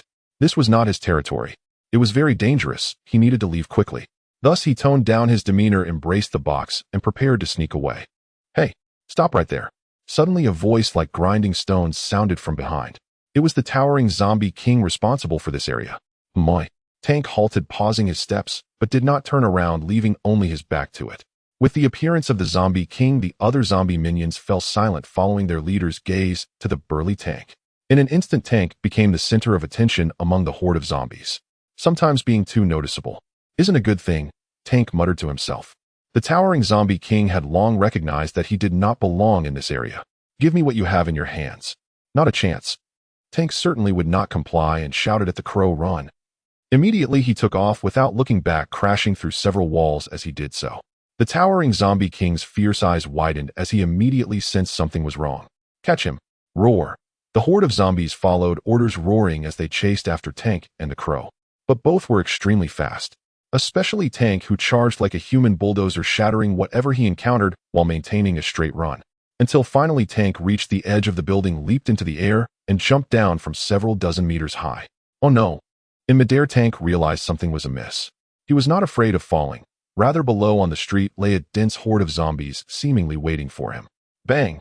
Tank crashed into the pile of corpses, his immense strength cracking the pavement and sending several zombies flying. However, the rest of the zombies pounced toward him. Tank barreled through the pile like a raging bull, ignoring the zombies that clung to his back and gnawed at him. Just then, the towering zombie king arrived with a group of elites. If they caught him, no matter how strong Tank was, he would be torn to shreds. Run to the rooftop. Run to the rooftop, the crow in midair advised. Oh. Tank looked up. Ahead was a tall building. He sprinted a couple of steps and leaped, scaling. He moved swiftly, reaching the top in no time. The ordinary zombies could not climb, only the elites could keep up with his pace. Don't run. Turning around, Tank saw the towering zombie king had caught up with his minions. He then dashed across the rooftop, jumping from one building to another like the world's top parkour athlete. However, the towering zombie king was even faster. After all, Tank was power-oriented. He certainly did not have the speed advantage at the same level, and the distance between him and the zombie king was narrowing. Moreover, hundreds of elites followed closely behind, like wolf pups, relentlessly pursuing. I can't outrun them. Tank clutched the box, glanced back, and seeing the zombie king closing in, felt that it was impossible to escape. He decided to fight back. The red-eyed crow spoke again. You need to think of a way to hide. Oh, right. Tank thought this idea was good. Oh, why hadn't he thought of it? Ahead lay the edge of the rooftop. This building was over 100 meters tall. Tank did not choose the opposite rooftop, but leaped down to the street below. My. The towering zombie king sensed something wrong as Tank's figure plummeted down, instantly disappearing from its view. It hurried to the edge of the building and looked down. To its surprise, it found the street below was equally empty. Tank was nowhere to be seen. Bossward, the minion who arrived, looked down, equally bewildered. The towering zombie king thought for a moment. He must be hiding nearby. I hurry up and find him. Yes. The group of elite minions dispersed. At this moment, Tank and the crow had already hidden in a small room within the building. When he jumped down from the rooftop earlier, Tank did not land on the street. Instead, he grabbed a windowsill with one hand midway and flipped into the building. He curled his massive body, cradling the box, and hid in a corner. Little black bird, your idea is not bad. Of course. But what do we do next? We can't get out. Tank was somewhat troubled because the zombie king would not give up and its minions would only gather more and more, eventually surrounding them completely. As time passed, Tank's situation grew increasingly perilous. The red-eyed crow was always resourceful. Don't worry, you'll go back for help. Ooh, just hide here, it said. How will you go back? They're surrounding me outside. If you go out, you'll definitely be discovered and they'll eat you. Tank urged earnestly. The red-eyed crow blinked and suddenly fell silent for a moment, then looked at him with a caring gaze as if he were foolish. I can fly, you fool. It flapped its wings and flew out the window. Tank was speechless. Finally, that birds can fly. Thinking about it, the little black bird was quite loyal, but hadn't flown away immediately to help him, waiting for him to hide before going back for help. A good bird. While Tank pondered, he noticed a black figure outside the window flying around in midair before suddenly returning. The crow landed on the windowsill, red eyes sizing him up. Tank was immediately puzzled. Hey, why are you back? Don't worry about me, hurry up and go. Give me the treasure. Knock, knock, knock. Not long after, the window of Lin Dong's house was knocked on. Turning to look, the red-eyed crow stood on the windowsill. But Lin Dong found it strange that it was holding a box in its beak, shiny metallic color with a red circle on it, and its shaped pattern in the middle. That was the exclusive logo of Tech Corporation. Why are you so polite today, coming to see me with a gift? Lin Dong opened the window and asked lazily. The red-eyed crow's eyes twinkled. This is a surprise. Surprise. Lin Dong thought, curiously pondering what exactly a surprise was. The box, made entirely of alloy, was incredibly sturdy, yet in Lin Dong's hands it felt like soft clay. After taking it, he gently lifted the lid and effortlessly opened it. Lin Dong gazed inside and discovered rows of ampoules containing a light blue, transparent liquid. Beside it was an experimental report outlining the data of the liquid. Lin Dong picked it up and read Z. Experimental result: injecting the Z virus into low-level zombies can increase cell activity, grant rapid healing abilities, and induce a state of excitement, stimulating reflex nerves and enhancing reaction speed. Zombie experiment sample 1. After injecting the Z virus, a level zombie's decaying body began to heal, reaching peak condition after 24 hours, successfully merging with the virus. Zombie experiment sample 2. The rest detailed the experimental process and thorough records with 15 successful trials showing no adverse reactions from the zombies. This is a zombie evolution agent. Lin Dong raised an eyebrow, recalling that someone had mentioned that tech company was cultivating zombies, making such a thing unsurprising. Indeed, it was a surprise. With Lin Dong's strength, he had no need for these low-level products, as his own healing ability was exceptionally strong. The most critical aspect was that he simply did not get injured. However, this Z virus could be used by his subordinates. The experiments indicated that injecting level zombies could enhance their healing and reaction speed. So what if he injected it into elite zombies? Lin Dong felt that tech companies' experiments were not comprehensive enough, and that he should conduct further research to add more data. Where did this thing come from? I went with Tank to raid someone else's territory, the red-eyed crow said proudly. Not bad at all. Lin Dong praised, then asked, where's Tank? Oh right, Tank got blocked by zombies and couldn't return. The red-eyed crow seemed to suddenly remember its mission. Lin Dong was speechless, feeling compelled to praise, as he had indeed been blocked. Tank was a capable subordinate who could bring back useful items. Lin Dong certainly had to rescue him, so he immediately issued orders to Xiao Ba and the doctor. At this moment, Xiao Ba was kneeling on a rooftop, covering his face and crying, as the territory had been too peaceful lately, which made it unbearably boring, longing for bloodshed. Upon receiving Lin Dong's order, the cries abruptly ceased, and his head perked up instantly, revealing a sinister smile. Hee hee hee. The doctor walked down the street with zombies pouring out on both sides following behind him. Among them, a few roared in extreme anger. Their big brother was blocked by zombies. This could not stand. They had to tear them apart to quell their fury. Moments later, a massive horde of zombies gathered in the streets, forming a considerable tide of corpses, exuding a murderous aura as they surged forward. Let's go. With Lin Dong's command, the tide of zombies was instantly activated and rushed towards the target location. In the dim sky, a crow swiftly flew past, leading the way. Behind, countless zombies ran wildly, their malevolent aura overwhelming, filled with a killing intent, as if a flood causing the entire apocalyptic city to tremble beneath their feet. On the other side, Tank was sneaking in a small room, his massive body curled up, looking very pitiful. Why haven't they come yet? Outside, the horde of zombies roared angrily, clearly taunting him. Additionally, footsteps could be heard approaching the door. Tank peeked through the cracked wall and noticed an elite zombie entering, its nose twitching like. This zombie had mediocre qualifications, but its sense of smell had evolved, making it extremely keen, and it was approaching Tank step by step, following the faint scent. What to do? Tank scratched his head, seeing that he was about to be discovered. In such a critical moment, he had to rely on his wits to win. He quickly thought of a method. He could throw a stone to create some noise and lure the zombie away. This plan is not bad. Who said I'm an idiot? Tank was very satisfied. One large hand groped the ground and quickly picked up a broken brick, then casually flicked it out the window. Whether the sent zombie was attracted or not, he did not know. However, after the brick flew out of the window, it described a parabolic arc in the air and landed squarely on the head of a towering zombie king. Who threw that brick? The towering zombie king was extremely annoyed, looking around. A nearby subordinate saw clearly. Boss, the brick flew out from the building. There's a zombie inside.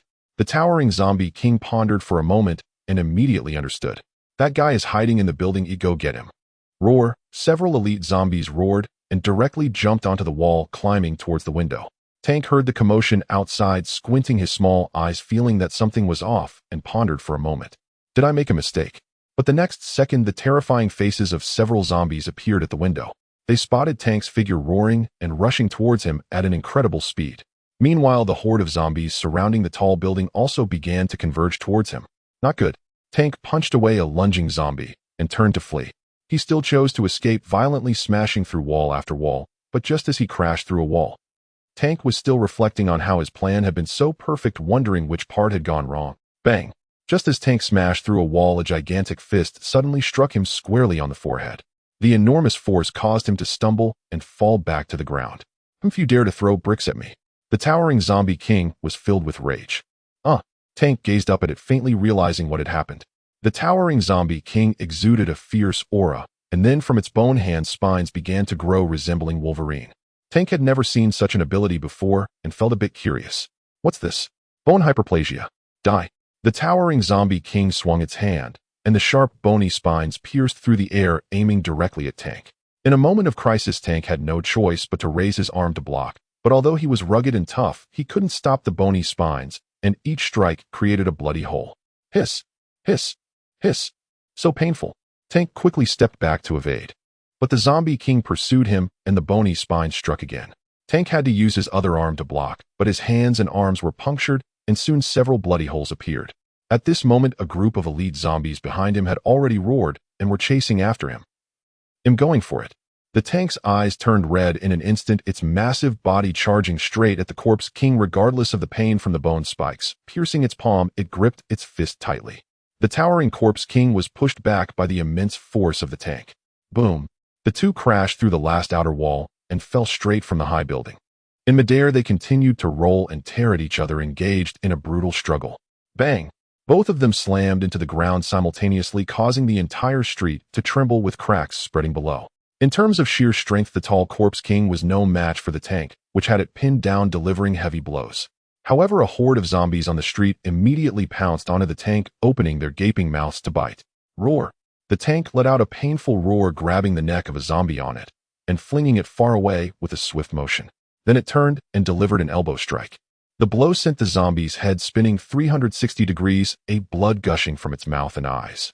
But the corpse king beneath took the opportunity, its sharp bone spikes relentlessly stabbing at the tank's rear. The tank couldn't bear the intense pain and jumped away from it. At this moment, it could see nothing but the horrifying faces of zombies as the tide of corpses had completely overwhelmed the tank and continued to pile on layer after layer. The zombies' sharp fangs relentlessly tore at the tank's skin, causing excruciating pain. Even an Iron Man would soon be shredded. Am I going to die, The tank was powerless to resist, sinking into complete despair. Damn it! Damn it! Suddenly a pitch-black crow flew across the sky, emitting a sharp, mournful cry, as if heralding the beginning of slaughter. The earth trembled as 1,000 troops rushed in. Bang! Bang! Bang! Bang! A powerful pressure enveloped the area, causing the zombies on the tank to explode into fragments, blood and flesh flying everywhere, the stench overwhelming. What's happening? The tank felt the pressure on it lessen, and when the last layer of zombies burst open, it regained its vision. Through the swirling blood, it saw an extraordinarily handsome face. Lin Dong, dressed in a white shirt, stood in the blood-soaked battlefield, completely untainted, with a calm expression as he looked down at the tank. What a mess! Lin Dong noticed that the tank was covered in blood, completely dyed red, now a red tank, and its body was riddled with bite marks and blood-soaked holes from the bone spikes. Did you treat my little brother like a pincushion? That's too cruel, isn't it? Boss. The tank's eyes brimmed with tears at that moment. It felt like a divine weapon descending from the heavens, saving it in its most dire time. Looking around again, it found two groups of zombies already engaged in battle, gnawing at each other, clawing, poking eyes, and strangling necks, each one more brutal than the last. Among them, Xiao Ba moved like a phantom, using its bone claws to send a head flying, flickering away, and reappearing in front of another zombie in an instant. The bone claws continued to swing, severing its neck. Xiao Ba grinned, eerily resembling a battlefield reaper, as heads flew and zombie bodies collapsed. On the other side, the doctor was also fighting alongside the zombies, delivering one punch to a child zombie or using psychic power to attack the enemy zombies. The brothers are all here. If zombies could cry, the tank would be weeping like a fountain. At this moment, the bone-spiked corpse king was greatly alarmed. Suddenly, a tide of corpses surged around, swallowing its subordinates, and among them were many elite zombies like killing machines, exceptionally fierce. Looking again amidst the chaotic battle of thousands of corpses, there was a slender figure in white, gazing at it with indifferent eyes. The corpse king felt an inexplicable fear, unable to sense his aura. It was a suppression from deep within the soul. This feeling had also appeared when facing its king. How dare you step into our territory? The bone-spiked corpse king shouted sharply. Lin Dong couldn't be bothered to respond. After all, it was just a minor character. With a thought, the domain of corpses advanced, extending dozens of meters. The bone-spiked corpse king's body stiffened as if submerged in a sea of blood. Boss, let me hand. The tank suddenly jumped up from the ground as if all its wounds had ceased to hurt, glaring fiercely at the bone-spiked corpse king, eager to take revenge for its injuries. Go ahead. Lin Dong nodded. The tank charged forward in 2 quick steps, leaping into the air and delivering a heavy punch, knocking the bone-spiked corpse king to the ground. Then it pressed it down with one hand, continuously pounding its fist into its face. Bang, bang, bang. As the tank's fists fell, the earth trembled in response. In just a few strikes, it smashed the corpse king's head into the ground with cracks spreading around. Feeling unsatisfied, the tank grabbed its arm with both hands and twisted it like wringing a cloth. With a series of cracking sounds, the corpse king's arm exploded in blood and flesh, its white bones exposed. You dare stab me? Watch me smash your dog head and crush your bone spurs. The tank muttered. This bone-spiked corpse king was not the absolute ruler of the nearby area. It was merely a combatant with strength comparable to that of the tank and its comrades. Even if Lin Dong hadn't come, Xiao Ba and the doctor could easily take it down. Moreover, they had thousands of elite subordinates, their numbers vastly overwhelming their opponent, making the battle one-sided and a complete victory. Before long, the enemy zombies were entirely slaughtered. The surrounding corpses piled up like small mountains, with blood pooling below, flowing like a small stream, the air filled with a nauseating stench of decay. In this horrifying scene, Lin Dong stood untainted, surrounded by countless zombies gathering towards him. Boss, this is all my fault. The tank felt even more guilty. Originally, it intended to come here to hunt prey and redeem itself. Instead, it encountered danger and had to be personally saved by the boss, which only caused more trouble. Lin Dong shook his head. You did very well. Huh. The tank was confused, unaware of the Z-virus situation, and did not understand why the boss praised it. I think I shouldn't have run out of the territory on my own, causing trouble for everyone. It's all my fault. It's not your fault, it's mine. The territory is too small, Lin Dong replied. Hearing this, the tank felt even more touched. Having such a boss was truly wonderful, and it didn't know how to repay him. Xiao Ba tilted its head, observing its sharp bone claws still dripping with blood. I also think you performed well. I should save you more often in the future. Forget it. The tank shook its head vigorously, feeling that once was enough. A few more times, and it wouldn't be able to take it. Looking up at the sky, a red-eyed crow flapped its wings and landed nearby. Little black bird, I must thank you. If it weren't for your timely rescue, I would have been bitten to death. Thank you very much, the tank expressed gratefully. The crow with red eyes gazed at it, pondering for a moment before saying, You are welcome, Z-Wei. Lin Dong looked around, aware that this area was not his territory and that other zombie kings might appear, making it unwise to linger. He should return to research the zombie evolution serum. Let's go back for your injections. Injections? Upon hearing these words, Tank felt a pang in his rear, and already haunted by the psychological shadow of past pricks.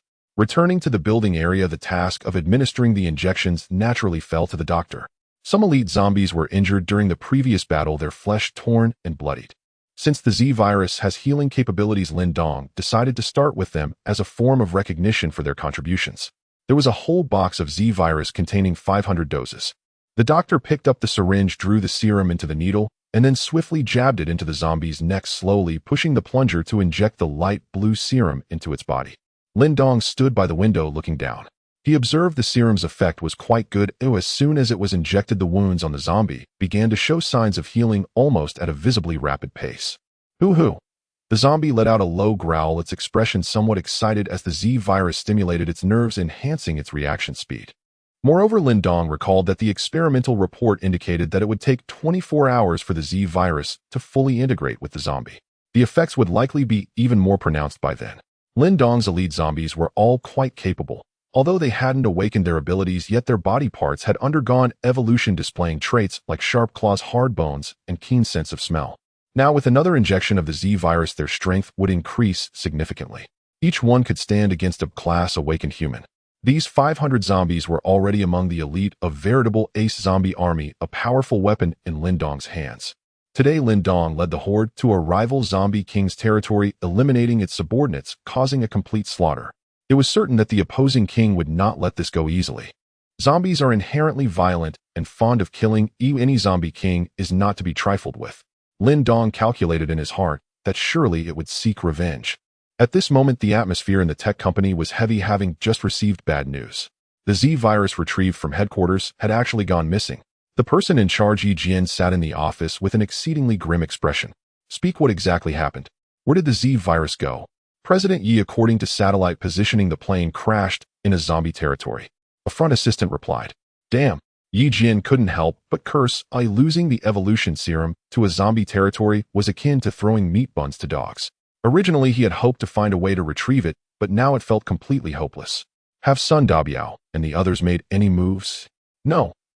There hasn't been any movement. It's likely that they are in grave danger. The assistant's tone was somewhat shaky. Yi Jian pondered. They were surely finished, as dropping it in a zombie territory could only lead to disaster. The most crucial issue was that without the Z virus to enhance cellular vitality, they could not inject the Q virus to modify the skeletons, halting their cultivation plants.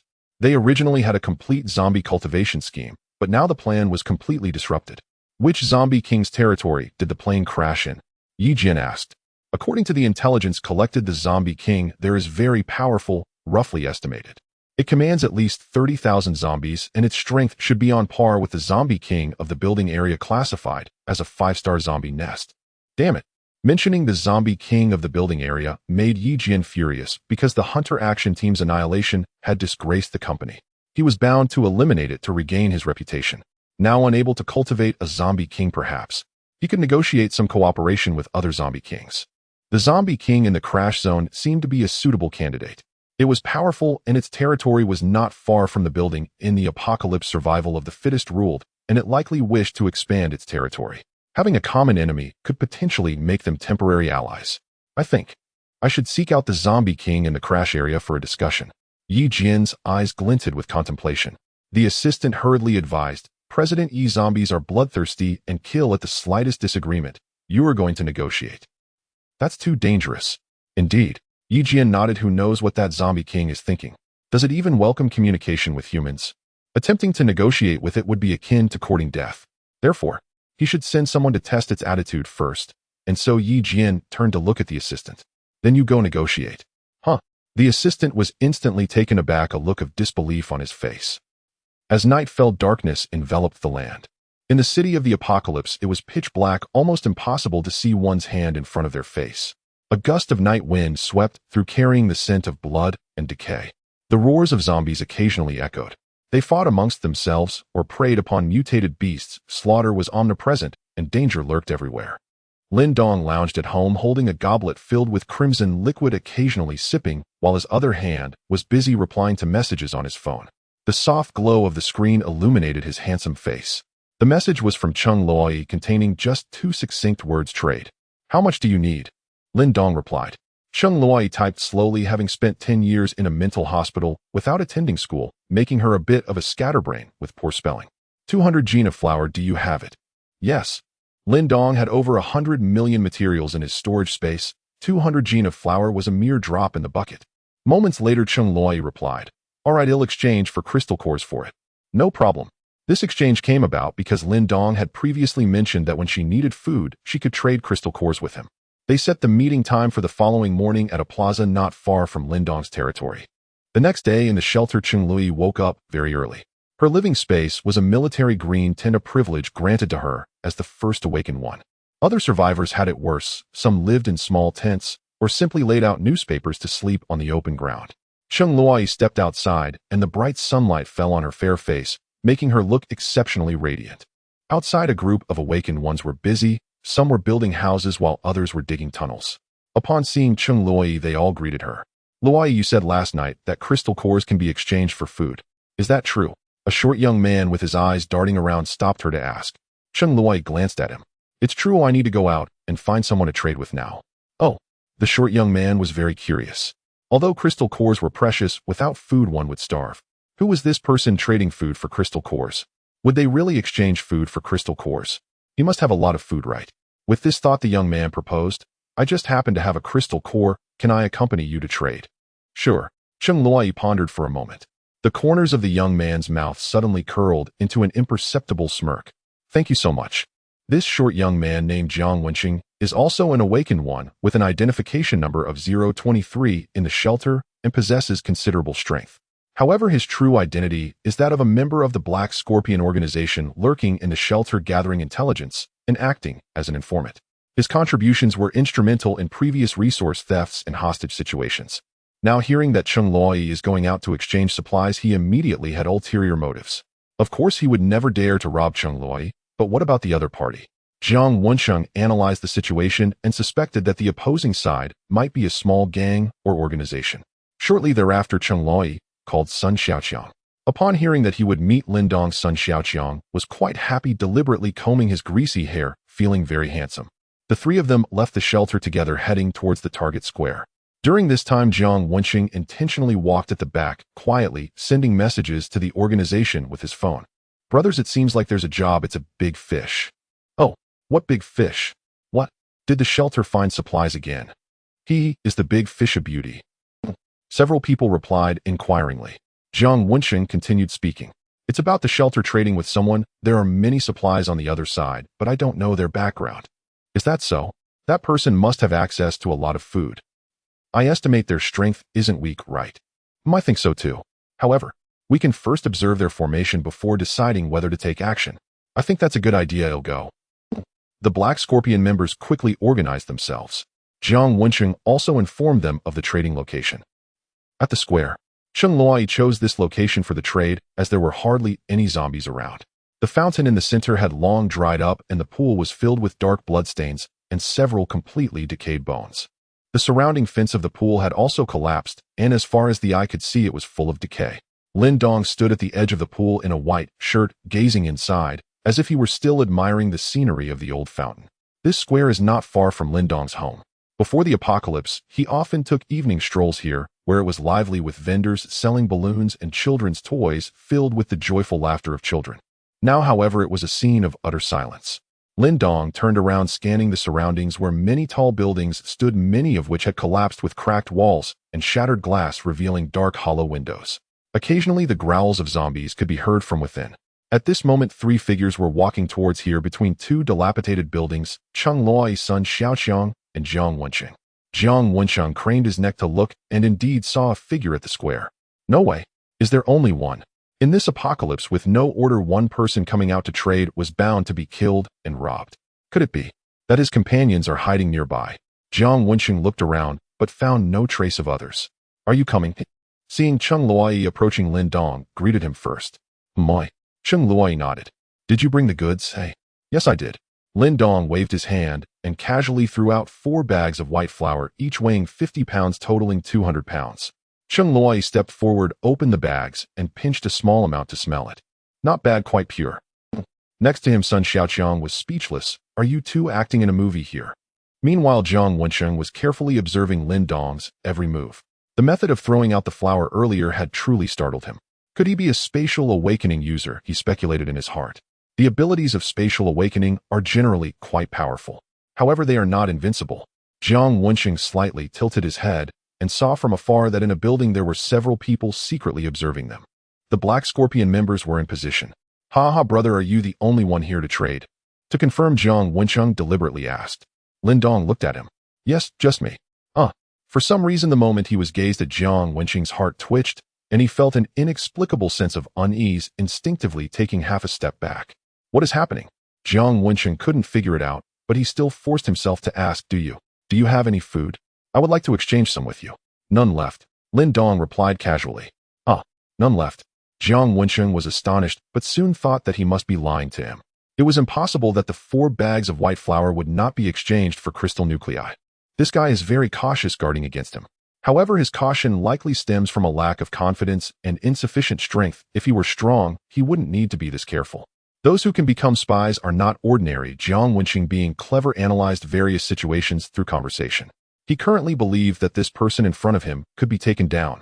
In fact, with Lin Dong's keen sense of smell, he had already detected the presence of humans hiding in a... Moreover, the person in front of him held ill intentions towards him. Sun Xiaoqiang casually said, Lin Dong, it's been such a long time since we last met. How have you been? Not too well, quite dull and boring. Lin Dong replied casually. Even Sun Xiaoqiang, no matter how silly, didn't believe that with so much food available, it could be boring. Then he wanted to be bored as well. Cheng Luoyi stepped forward and handed him 4 crystal nuclei. If you have time, we can hunt zombies together to obtain some crystal nuclei. You should know many targets, right? Not at the moment, but I expect to soon. Lin Dong replied thoughtfully. Cheng Luoyi nodded. All right, let me know when you do. Sure, if you have suitable hunting targets, you can call me too. No problem. The few exchanged a few brief words. Although there were no zombies near the square, it was still the apocalypse. and there could be dangers lurking, hence it was not advisable to linger. Soon they dispersed. On the way back, Cheng Luoyi and Sun Xiaoqiang each carried 2 bags of white flour. Although they weighed 100 pounds combined, they felt weightless. Haha, now we can go back and steam big white buns to eat. Sun Xiaoqiang was quite pleased. Jiang Wensheng fell increasingly silent and suddenly stopped in his tracks. I didn't manage to exchange for food, so I thought I'd take a look around to see if I could gather some supplies. You guys go back first. Oh, go ahead. Don't worry. I will return to the shelter very soon.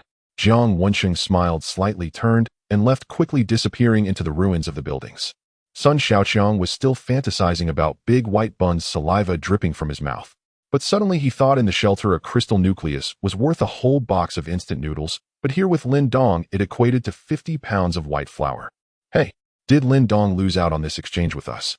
Don't worry, he didn't lose out. I even generously gifted him some.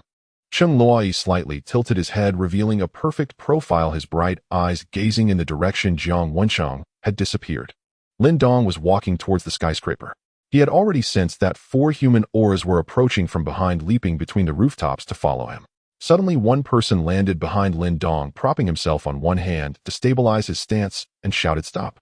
Lin Dong halted in his tracks and turned to look. It was Jiang Wensheng. He stood upright, brushed off the dust from his hands, and his expression was completely different from before. The originally warm smile had turned incredibly cold, tinged with a hint of victorious glee, as if he had become a different person. "If you don't exchange food with me, don't blame me." Jiang Wensheng smiled slightly and continued, "By the way, I should tell you I am with the Black Scorpion." Swish, swish, swish. The other 3 also leaped down from the building, landing on Lin Dong's left and right, forming a siege around him. A space-type ability, huh? Quite rare. Don't let him get away, said a burly man. Lin Dong scanned the 4 men, remaining silent. Has he been scared silly? Hee. A lean man chuckled sinisterly. The Black Scorpion organization did indeed have a certain intimidation factor towards ordinary humans, as they acted without any moral constraints. Jiang Wensheng surveyed him. A space-type awakener is indeed a talent. If you give me all the food, perhaps I might consider letting you join our organization. No need. Lin Dong finally spoke. Oh. Jiang Wensheng raised an eyebrow, noticing that Lin Dong didn't appear frightened. So you plan to resist to the end? Don't think that just because you have a space-type ability we can't do anything to you. Do you know why I won't exchange food with you? Lin Dong retorted. What? Jiang Wensheng was puzzled. The burly man next to him was already impatient. Enough talking, let's take action quickly to avoid any long delays. Because you are the food. At that moment Lin Dong suddenly spoke. The 4 men had varied expressions, feeling somewhat baffled. This guy seemed off, speaking in a strange manner that was hard to understand. But soon they realized what was happening. The ground beneath them suddenly trembled, as if 1,000 horses were galloping, and the previously empty street began to see zombies emerging. They moved incredibly fast, agilely climbing from rooftops or walls. Hee. Among them Xiaoba flashed and disappeared, quickly reappearing in front. The tank leaped down like a giant ape, crashing onto a wrecked vehicle with a loud bang. Smash! A horde of corpses. Seeing this terrifying scene, Jiang Wensheng immediately realized what was happening, staring wide-eyed in shock as he wondered why so many zombies had suddenly appeared. Quick retreat. The 4 realized something was wrong and tried to escape the way they came. But the doctor leading the zombies had surrounded them, blocking their path. Looking around, they saw zombies everywhere. Some were on all 4s, crouching on rooftops or walls, their eyes gleaming with ferocity, constantly growling, completely surrounding them. Jiang Wensheng nearly scared himself silly, instinctively looking back to find Lin Dong standing before a crowd of zombies, his indifferent gaze fixed on him. Hiss! He is the zombie king. The 4 immediately realized, their livers quaking in fear. Is this what you call a big fish? The burly man looked as if he were about to burst, feeling that this was no fish, but an outright great white shark. Jiang Wensheng was equally confused. I don't know. He couldn't comprehend how Sun Xiaoqiang and Cheng Luoyi's food exchange target was actually a zombie king. Damn it. A fool and a lunatic, how could they be reliable? The horde of corpses surrounded the 4, their growls echoing like a pack of hungry wolves ready to feast on them. Among them the tank was the happiest, his small eyes squinting with delight, thinking his boss always brought back food every time he went out. Hee. This is quite good. Seeing the zombies closing in, Jiang Wensheng, terrified, hurriedly pleaded with Lin Dong, don't kill me. I can join you. All right. Lin Dong nodded and said, you are about to merge with them. As soon as he finished speaking, the zombies surged forward violently. These were elite zombies injected with the Z virus, and before Jiang Wensheng and the others could use their awakened abilities, they were pinned to the ground. with sharp teeth tearing into them. Blood sprayed everywhere. Jiang Wensheng and the others cried out in agony, but soon they were engulfed by the tide of corpses. Just as the horde was feasting on the four, a helicopter roared across the distant sky. Inside sat a young man looking anxious and trembling. It was Yang Hao, Yi Jian's assistant. He was sent on a mission by his leader to negotiate with the zombie king. The wicked boss, the wicked capitalist, Yang Hao muttered, gazing out the window, feeling increasingly nervous, as if he were going to the gallows. Are we there yet? Almost there, brother Hao. Oh, just fly past the building ahead, and we'll arrive, replied the pilot Xiao Zhang. Oh, Yang Hao replied, then thought for a moment before saying, how about we circle around a few more times? Xiao Zhang. On the helicopter, it was just the two of them. Because if the negotiation succeeded, everything would be fine. If it failed, bringing more people would just be sending them to their deaths. As the propellers roared, the helicopter swooped down from the rooftop, officially entering the territory of the five-star zombie nest. Yang Hao's palms were sweaty as hard in his throat. Looking down, he saw countless zombies disturbed by the roaring propellers, running wildly in the streets like mad dogs, gathering more and more, howling and chasing. Brother Hao, we've arrived. Should we go down? Go down. Are you looking for death? Yang Hao cursed. He felt it would be certain death if they landed now. Thus he picked up the microphone beside him and shouted through the helicopter's loudspeaker, hey, I'm from Tech Company, here to negotiate with your boss. Hello, can you hear me? I'm from Tech Company. The loudspeaker echoed over the city, repeating several times. Yang Hao kept his eyes fixed below and soon noticed that the zombies suddenly quieted down and began to disperse. Hey, it worked. Brother Hao, they won't be luring us down to eat, will they? Shut up. Yang Hao snapped. Then the helicopter slowly descended, landing on a flat square. Yang Hao and Xiao Zhang walked out, looking around. There weren't many zombies in sight, but a plump figure stood at the forefront. It was about 1.8 meters tall, covered in blubber, resembling a sumo wrestler with sharp fangs and small eyes gleaming with ferocity. This zombie is simply too fat, with layers of flesh piled on its arms and thighs, resembling a Michelin tire. For now, let's call it Michelin. Yang Hao quickly raised both hands, indicating that he meant no harm. We are here to discuss a collaboration. If things go well, you will receive numerous benefits. Benefits? Are benefits delicious? Michelin tilted its head, a blank expression on its face, clearly not very intelligent. With such intelligence, it certainly could not command the five-star zombie nest. Michelin was merely a pawn, a strength-based meat shield akin to a tank in Lin Dong's territory. Yang Hao was taken aback and realized this point. It turned out he was not the ruler of the five-star zombie nest. Human, follow me, Michelin said in a deep voice, and then turned to walk ahead, his bulk shaking with each step. Yang Hao and Xiao Zhang exchanged glances and hurriedly followed in his footsteps. Along the way, the two felt apprehensive and tense. Although the zombies showed no intention of attacking, their unpredictable and violent nature made them fear for their lives at any moment. Fortunately, they did not encounter any other zombies on the way. However, the air grew increasingly cold with a lingering stench of blood, and it seemed like something was writhing in the trees by the roadside. Yang Hao focused his gaze and gasped in shock. There were actually python snakes as thick as arms, flicking their tongues, and with sharp fangs coiled on the branches. Just the sight of them was chilling. Hiss! So many snakes. Yang Hao noticed that it wasn't just one tree. Nearly every tree had them. In his fear, he simply turned his head away to avoid seeing them. He was astonished that there were so many snakes in the central area of the five-star zombie nest, instinctively feeling that the zombie king here possessed bizarre abilities, likely making it a ghostly creature. After a moment, the two finally arrived in front of a building. However, the glass doors were shattered, and on the metal door frame coiled several giant pythons, their bodies as thick as an adult's waist, with massive heads resembling lanterns, their yellow eyes flashing with malice.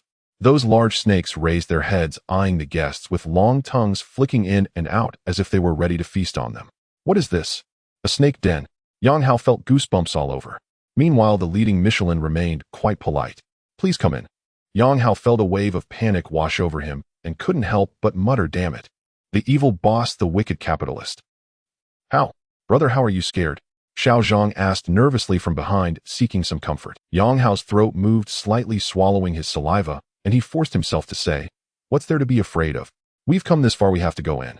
Let's keep our spirits up, we represent the company's image. Oh, Xiao Zhang wiped the cold sweat from his forehead. The two walked towards the entrance together. Fortunately, as they passed the giant pythons, they did not attack, but merely turned their necks to watch the two in. Just as Yang Hao was about to breathe a sigh of relief, the scene in the hall instantly made his hair stand on end, causing him to tremble uncontrollably, forcing himself to stifle his breath. Because the entire hall was densely packed with snakes. They twisted and writhed, coiling together in clusters, sending chills down one's spine, and the pungent stench they emitted was enough to make one feel nauseous. Ugh! Yang Hao felt the urge to vomit, but forced it back. His fear reached its peak, and he trembled, as though he could burst, feeling like he might wet himself from fright. Xiao Zhang, not wanting to linger there any longer, saw Yang Hao frozen in place and hurriedly urged him, "Brother, Hao, let's hurry. You need to support me a bit." Xiao Zhang felt speechless. "If not for the wall, he would support you." The two supported each other cautiously, stepping over the snakes, their hearts racing. Yang Hao felt, aside from the boss tricks, this was the longest path he had walked in his life. The two were so tense that their sense of time blurred. It felt like a second, yet also like a century. Finally, they passed through the snake pit and arrived at the inner hall. Roar! Familiar zombie roars echoed around them, and terrifying faces gradually came into view.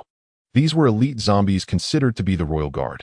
At the forefront of this group of zombies sat an imposing. His skin was extremely pale, almost gray-white, showing no signs of decay, and his features were relatively handsome, except for the dense black veins bulging around his eye sockets, making him appear somewhat eerie. But what was most terrifying was his pair of eyes. The yellow irises with diamond-shaped pupils were strikingly similar to those snakes outside, resembling snake eyes. Hiss! Yang Hao felt a chill run down his back, and a warm dampness spread in his pants as he was directly frightened into wetting himself. "Your Majesty, this human is quite adorable."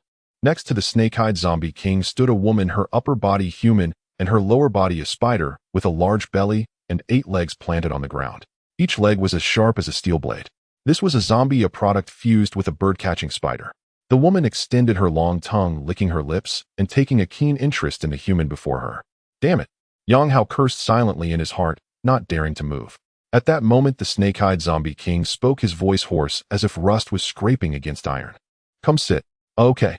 Yang Hao was momentarily stunned, trembling as he tried to walk over, only to quickly discover that several snakes were also coiled under the chair. He couldn't help but silently curse again. The evil boss, the wicked capitalist. Why did he have to negotiate with the zombie king? This was more torturous than being killed. He forced down his discomfort and sat on the chair as the snakes quickly slithered up to his calves, seeming ready to bite him at any moment, threatening his life. Yang Hao, surrounded by the snakes, felt his mind go blank, habitually reaching into his pocket to take out a cigarette. But his hands were shaking so badly, like after effects of a stroke, that it took several tries before he finally got it into his mouth. However, with his other hand, the lighter shook so much that he couldn't aim it correctly, repeatedly extinguishing. At that moment, the snake-eyed zombie king took the lighter from him and pressed it gently. The flame flickered to life. Thank you.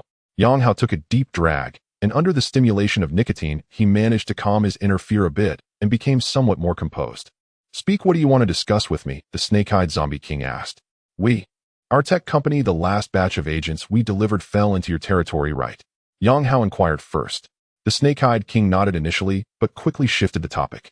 "Yes, it did fall, but it was taken by the zombie king in the building area, who also killed one of my capable subordinates and over 1,000 of my lesser minions."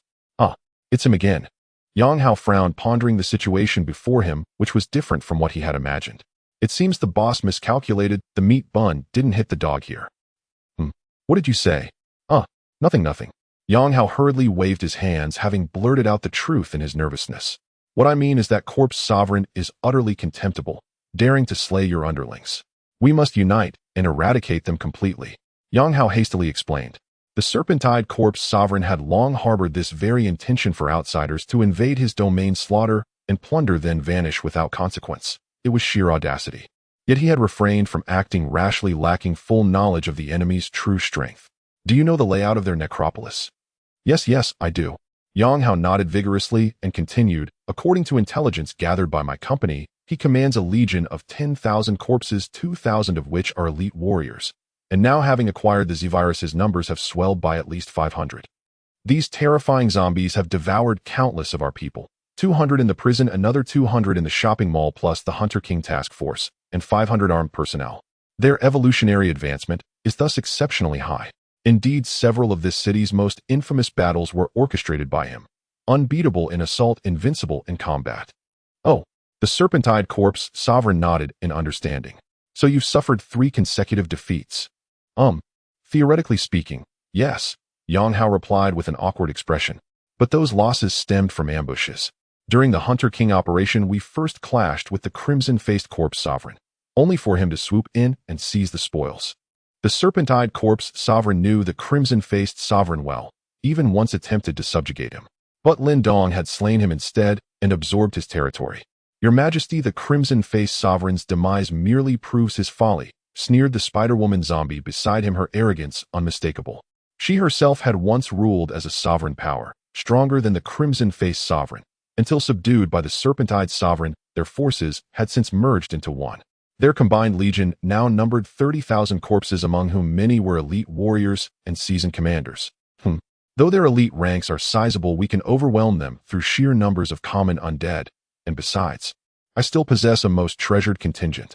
The serpent-eyed sovereign stroked the serpentine head coiled beneath his throne. The beast flicked its crimson tongue, hissing fiercely, its demeanor charged with savage anticipation.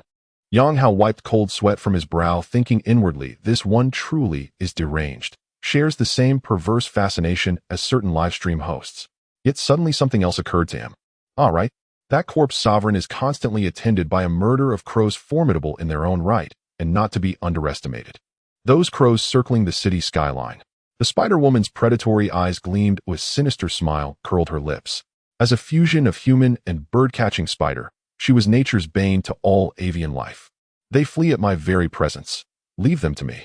The serpent-eyed sovereign nodded, calculating silently. Under current conditions, victory was all but assured, especially with Tech Corporation's support. There existed no plausible path to defeat. Indeed, he even contemplated turning on Tech Corporation the moment their utility expired, annihilating them outright, thereby cementing his dominion over the entire central zone. It seems the time has come to expand my territory. Elsewhere, Lin Dong's underlings tore apart 4 members of the Black Scorpion, some seizing arms, others legs. 2 even wrestled over a severed head, gnawing ravenously. Such meager flesh, Lin Dong observed, realizing it would barely sate his minions. His elite legion of 500 evolved zombies possessed extraordinary metabolic capacity, for human bodies amounted to little more than a mouthful. Why didn't Jiang Wenxing summon more men? Lin Dong mused with mild regret. Then his gaze fell upon a mobile phone lying on the ground, its screen aglow with active group chat notifications. The device had slipped from Jiang Wenxing's corpse. Since he won't call reinforcements, I'll do it for him. Lin Dong picked up the phone and began scanning its messages. He confirmed it belonged to the Black Scorpion. Members were actively conversing in a group chat. Brother's house today going. Anyone scored anything noteworthy? Plenty. I found numerous survivors near the eastern suburbs. So much fun Right. The urban cores too, densely populated, nearly everyone's turned. Head to the outskirts or wilderness though, and live humans might still linger. Found any handsome guys? Send me a few, preferably 187 centimeters tall, with defined abs. Whoa, you should have said so earlier. I've already killed all the males. Want the corpses instead, oi? Cut off their genitalia and bring them back. I'm collecting 1,000. Only halfway there. Hell no. I refuse to touch that filth. Come do it yourself. Even before the apocalypse, the Black Scorpion operated deep within the dark web, a brutal, sadistic syndicate indulging in grotesque murders for amusement, recording and sharing videos of their atrocities. Lin Dong watched their banter, a faint wry smile curling his lips. These little ones are rather in. From their messages, Lin Dong learned of a nearby Black Scorpion outpost, an underground mall richly stocked with supplies. Their over 20 Black Scorpion operatives held more than 100 survivors captive, living in decadent luxury, like emperors in exile. What caliber are you people? Lin Dong muttered under his breath. He simply couldn't abide others thriving, so he resolved to storm the place with his legion. Just then, a private message arrived on Jiang Wenxing's phone, a distress signal. Big brother, I've encountered a ghost near the museum. I'm in grave danger. Hurry and send help. Even refuge personnel will do. Just tell them I'm an ordinary survivor. Lin Dong noted the sender's name, Jiang Wenbin. His relation to Jiang Wenxing required no. A ghost at the museum. Lin Dong paused briefly. Though the museum lay outside his territory, it was not far. And how could ghosts possibly exist on the periphery of his domain? What did you see? Lin Dong replied. I don't know. It moves unseen, elusive, spectral, as if invisible. Already it's slain 4 of us. Invisible, elusive, spectral. Lin Dong pondered. He'd never encountered such a phenomenon near his lands. Could it have wandered in from elsewhere?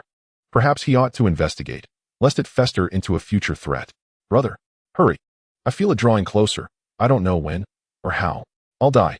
Jiang Wenbin pleaded, his terror palpable, his psyche fraying at the edges.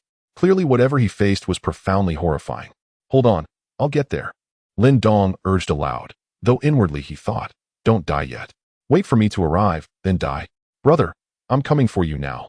Lin Dong turned to Tan Ku and the others and instructed them, I'm going out for a while.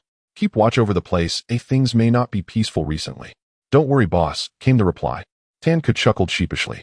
Moments later, Lin Dong's figure grew distant and soon vanished around. Tan Ku watched the direction of his departure, feeling moved. The boss had just brought back a pile of food, and now he was going out to hunt again. His heart swelled with gratitude. So industrious. After leaving the territory, Lin Dong entered concealment silent as a ghost, slipping through the ravaged streets without disturbing a single blade of grass. A short while later, he reached the museum district.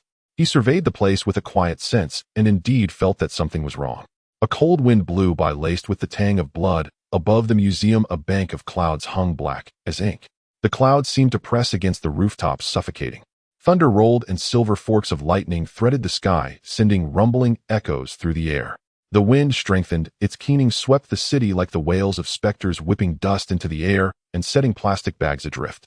Lin Dong fixed his clear gaze ahead.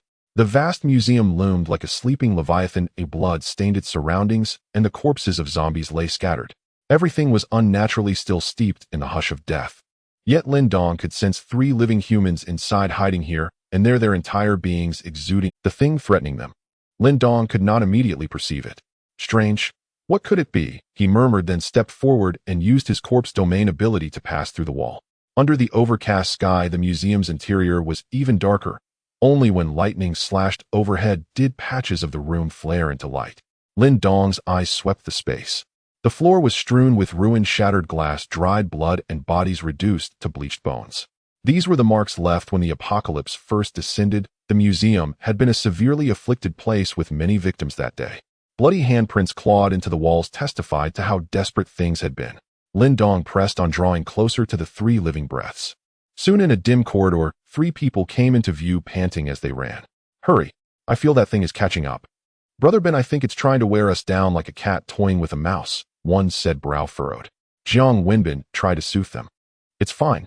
My brother said to hold on, and he'll come save us soon. When will Brother Chung arrive? Probably soon. Jiang Wenbin clung to that thin thread of hope to keep going. What he did not know was, Jiang Wencheng was now everywhere, already fused with the hordes of zombies. The 3 soon reached the end of the corridor. Ahead lay a room. With no other choice, they pushed the door and rushed in. The room was vast, some 200 square meters, leaving a cavernous emptiness.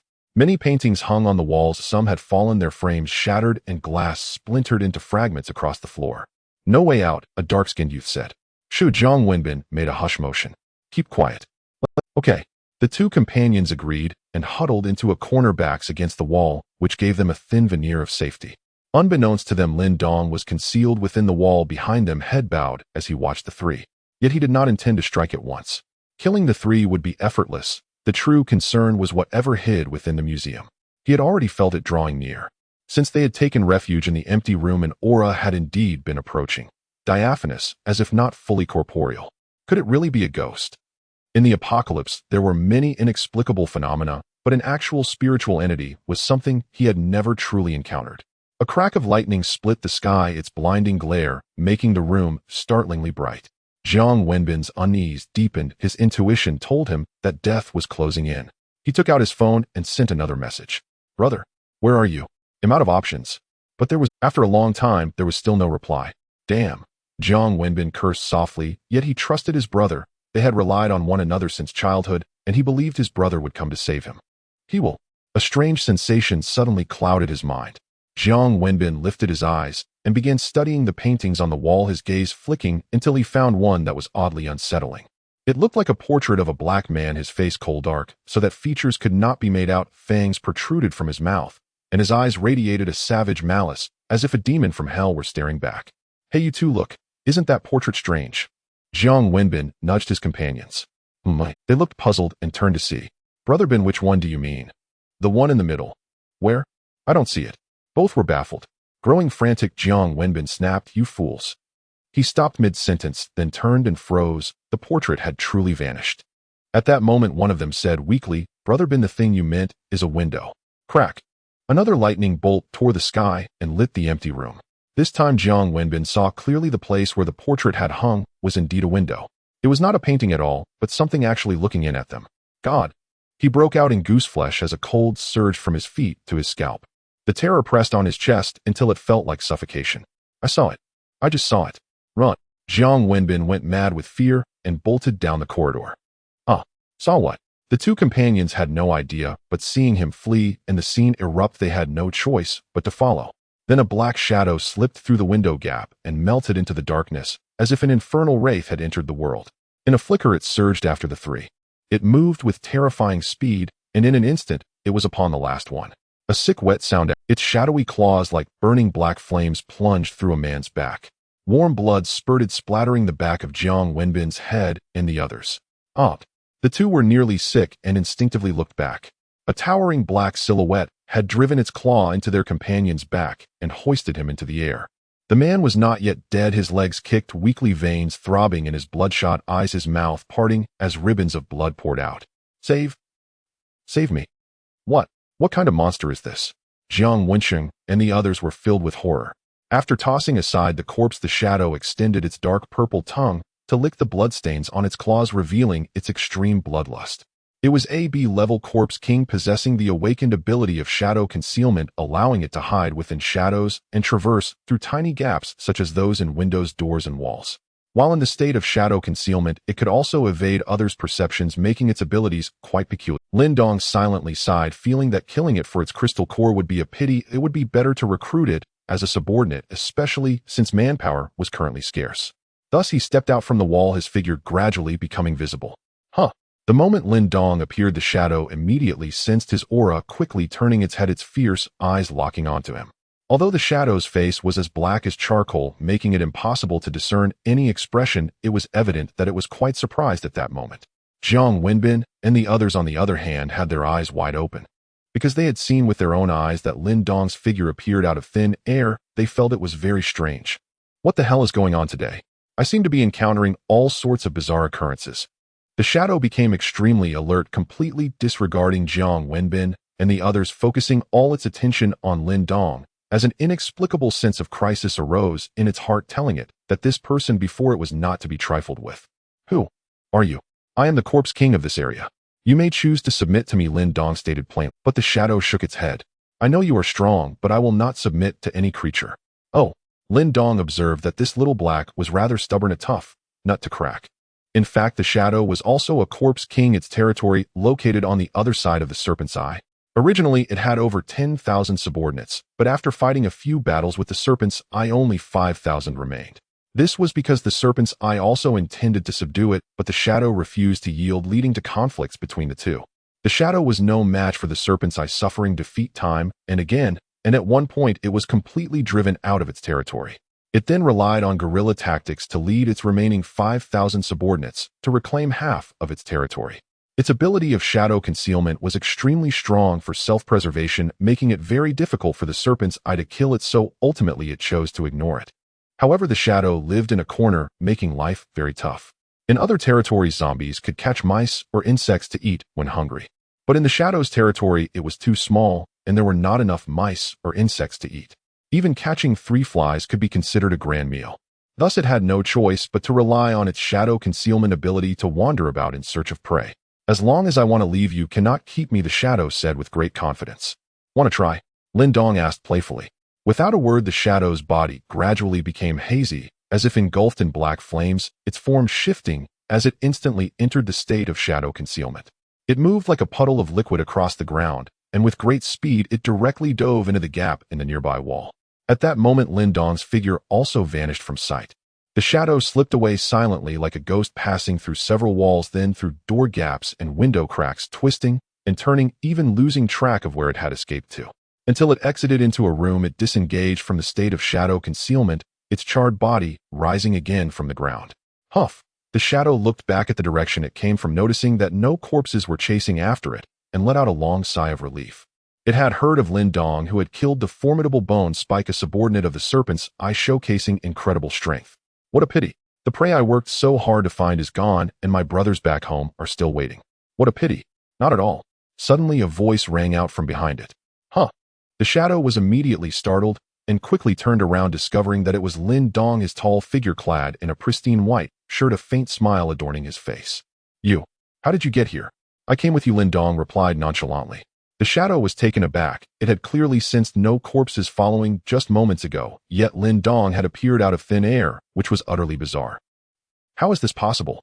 Could it be that I fell into an illusion? The shadow pondered the possible reasons for this situation, its body once again shifting as it planned to escape. But in an instant, Lin Dong's eyes gleamed with a red light, and the powerful corpse domain was immediately unleashed. A tremendous pressure like a raging river surged forth, enveloping the shadow in an instant. This is bad. The shadow's shifting body rippled like waves as if burdened by a massive mountain, making it difficult to move. Lin Dong controlled the corpse domain, asking, "Do you submit?" "I do not submit." The shadow gritted its teeth, its temper incredibly stubborn, a true representation of being poor and defiant. "Even if I die, I will never submit." "Oh." Lin Dong nodded, a contemplative look in his eyes, and suddenly, he directly retracted the corpse domain. The immense pressure dissipated in an instant. The terrifying aura around him rapidly receded, becoming light and breezy again, his expression calm. The dim room returned to tranquility. Then Lin Dong waved his hand, retrieving half a piece of beef from his storage space. Since coercion was ineffective, he decided to tempt it instead. "What about this? Will you submit?" "I." The shadow was immediately taken aback, its eyes fixated on the beef. In the apocalypse, beef was absolutely a scarce resource, especially for zombies who found it tastier than human flesh, containing much more energy. In the shadow's territory, where it could hardly catch mice or insects, seeing such delicious beef, how could it resist?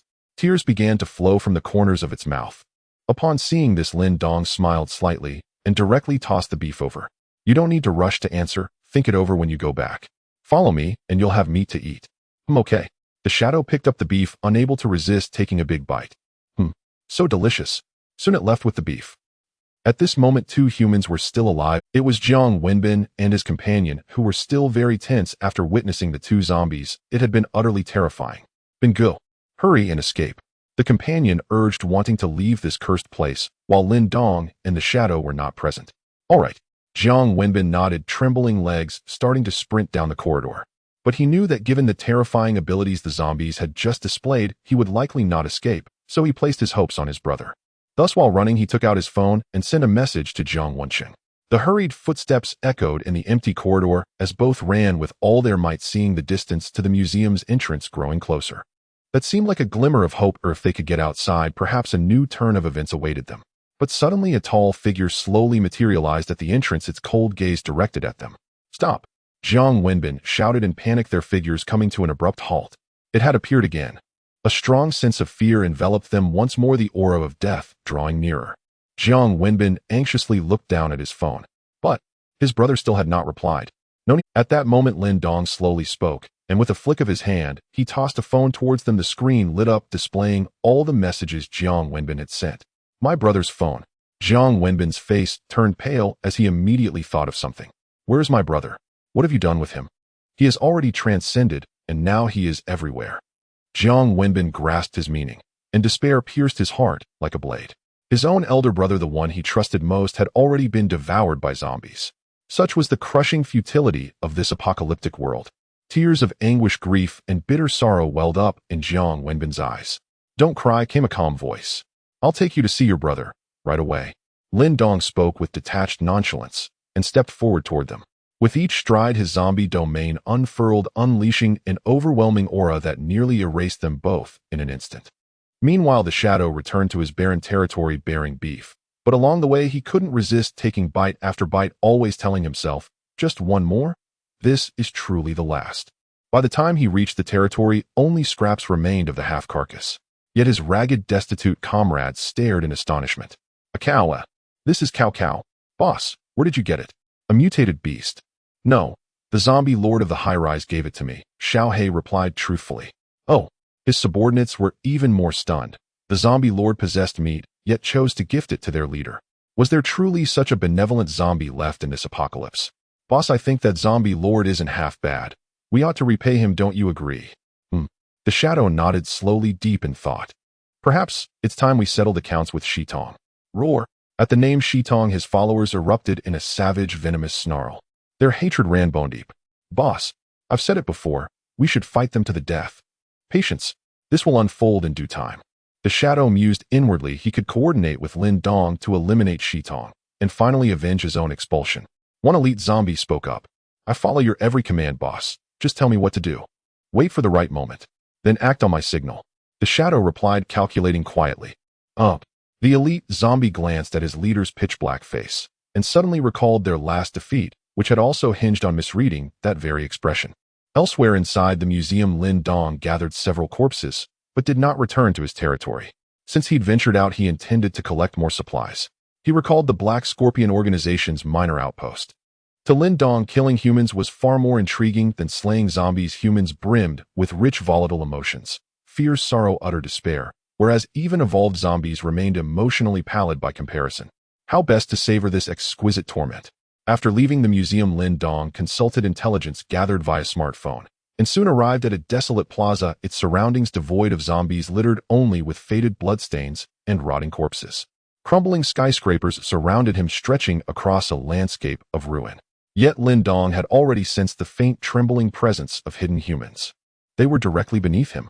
Rather than use the guarded underground entrance, Lin Dong slipped silently into the earth itself, harnessing his zombie domain to infiltrate the subterranean mall unseen. Darkness swallowed him, then vision returned. Lin Dong now stood in a spacious chamber thick with the acrid scent of medicinal chemicals. Wooden shelves lined the walls, bearing row upon row of transparent glass jars, each filled with formalin, and within them, suspended in eerie stillness, floated human penises. What in the world is this? Lin Dong stepped closer and recoiled inwardly.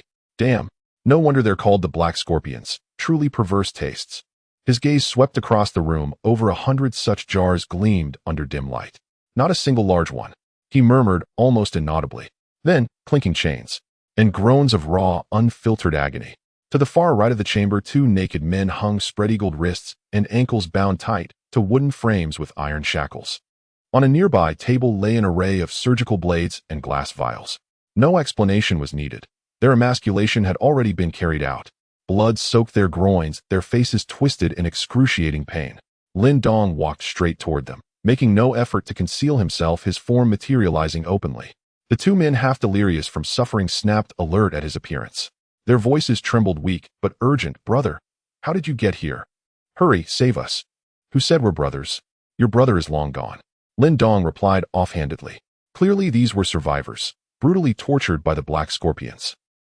The man fell silent, stunned that anyone would crack a joke at a moment like this. Quick, save me. Don't let that demoness see you, or she'll force you erect, then slice it clean off. She's utterly inhuman. Neither am I. Lin Dong ceased conversation, drew a dagger, and drove it deep into the man's throat. Blood gushed, the body convulsed violently, then went still. If the demoness severed below, he'd sever above. Wasn't that infinitely gentler? The other man watched, and his eyes widened in pure terror. Help! Murder! But screams like this echoed daily through these halls. No one stirred, no one. It's the apocalypse. What's one more corpse? With a flick of his wrist, the scream choked off. Silence reclaimed the room. Lin Dong stowed the corpse into his spatial storage. Then he extended his senses. 93 living humans remained in the entire underground mall. Some survivors had already perished under torture. Others, Black Scorpion members, were away on missions, absent for now. At that very moment, however, an awakened being approached the chamber.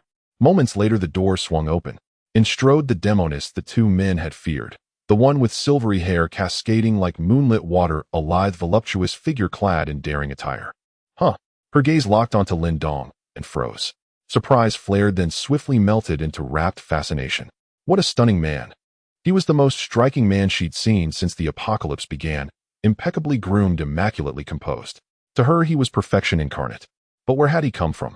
Had another subordinate captured him, intuitively delivering exactly what his elder sister desired? Don't be afraid, handsome, she purred, her voice dripping with seduction, her eyes shimmering with a hypnotic, sullen-snaring allure. Lin Dong recognized her instantly, a mental domain awakened being. He dared not lower his guard. What do you intend to do? She nodded, her gaze growing even more intoxicating, fixed upon him with rapt, unblinking devotion. Her long legs parted gracefully as she glided forward step by deliberate step. There are places sunlight cannot reach, but you can. Lin Dong surmised that the place this woman referred to was none other than her own skull. As she drew nearer, her allure intensified, her spiritual energy strained to its absolute limit. Yet he was soon startled to find Lin Dong utterly unmoved, his gaze remaining clear and unclouded. What on earth is wrong with you? Not a shred of romance. Must I resort to force? At that very moment, Lin Dong's corpse domain erupted outward, spreading like ink in water, enveloping the woman in an instant.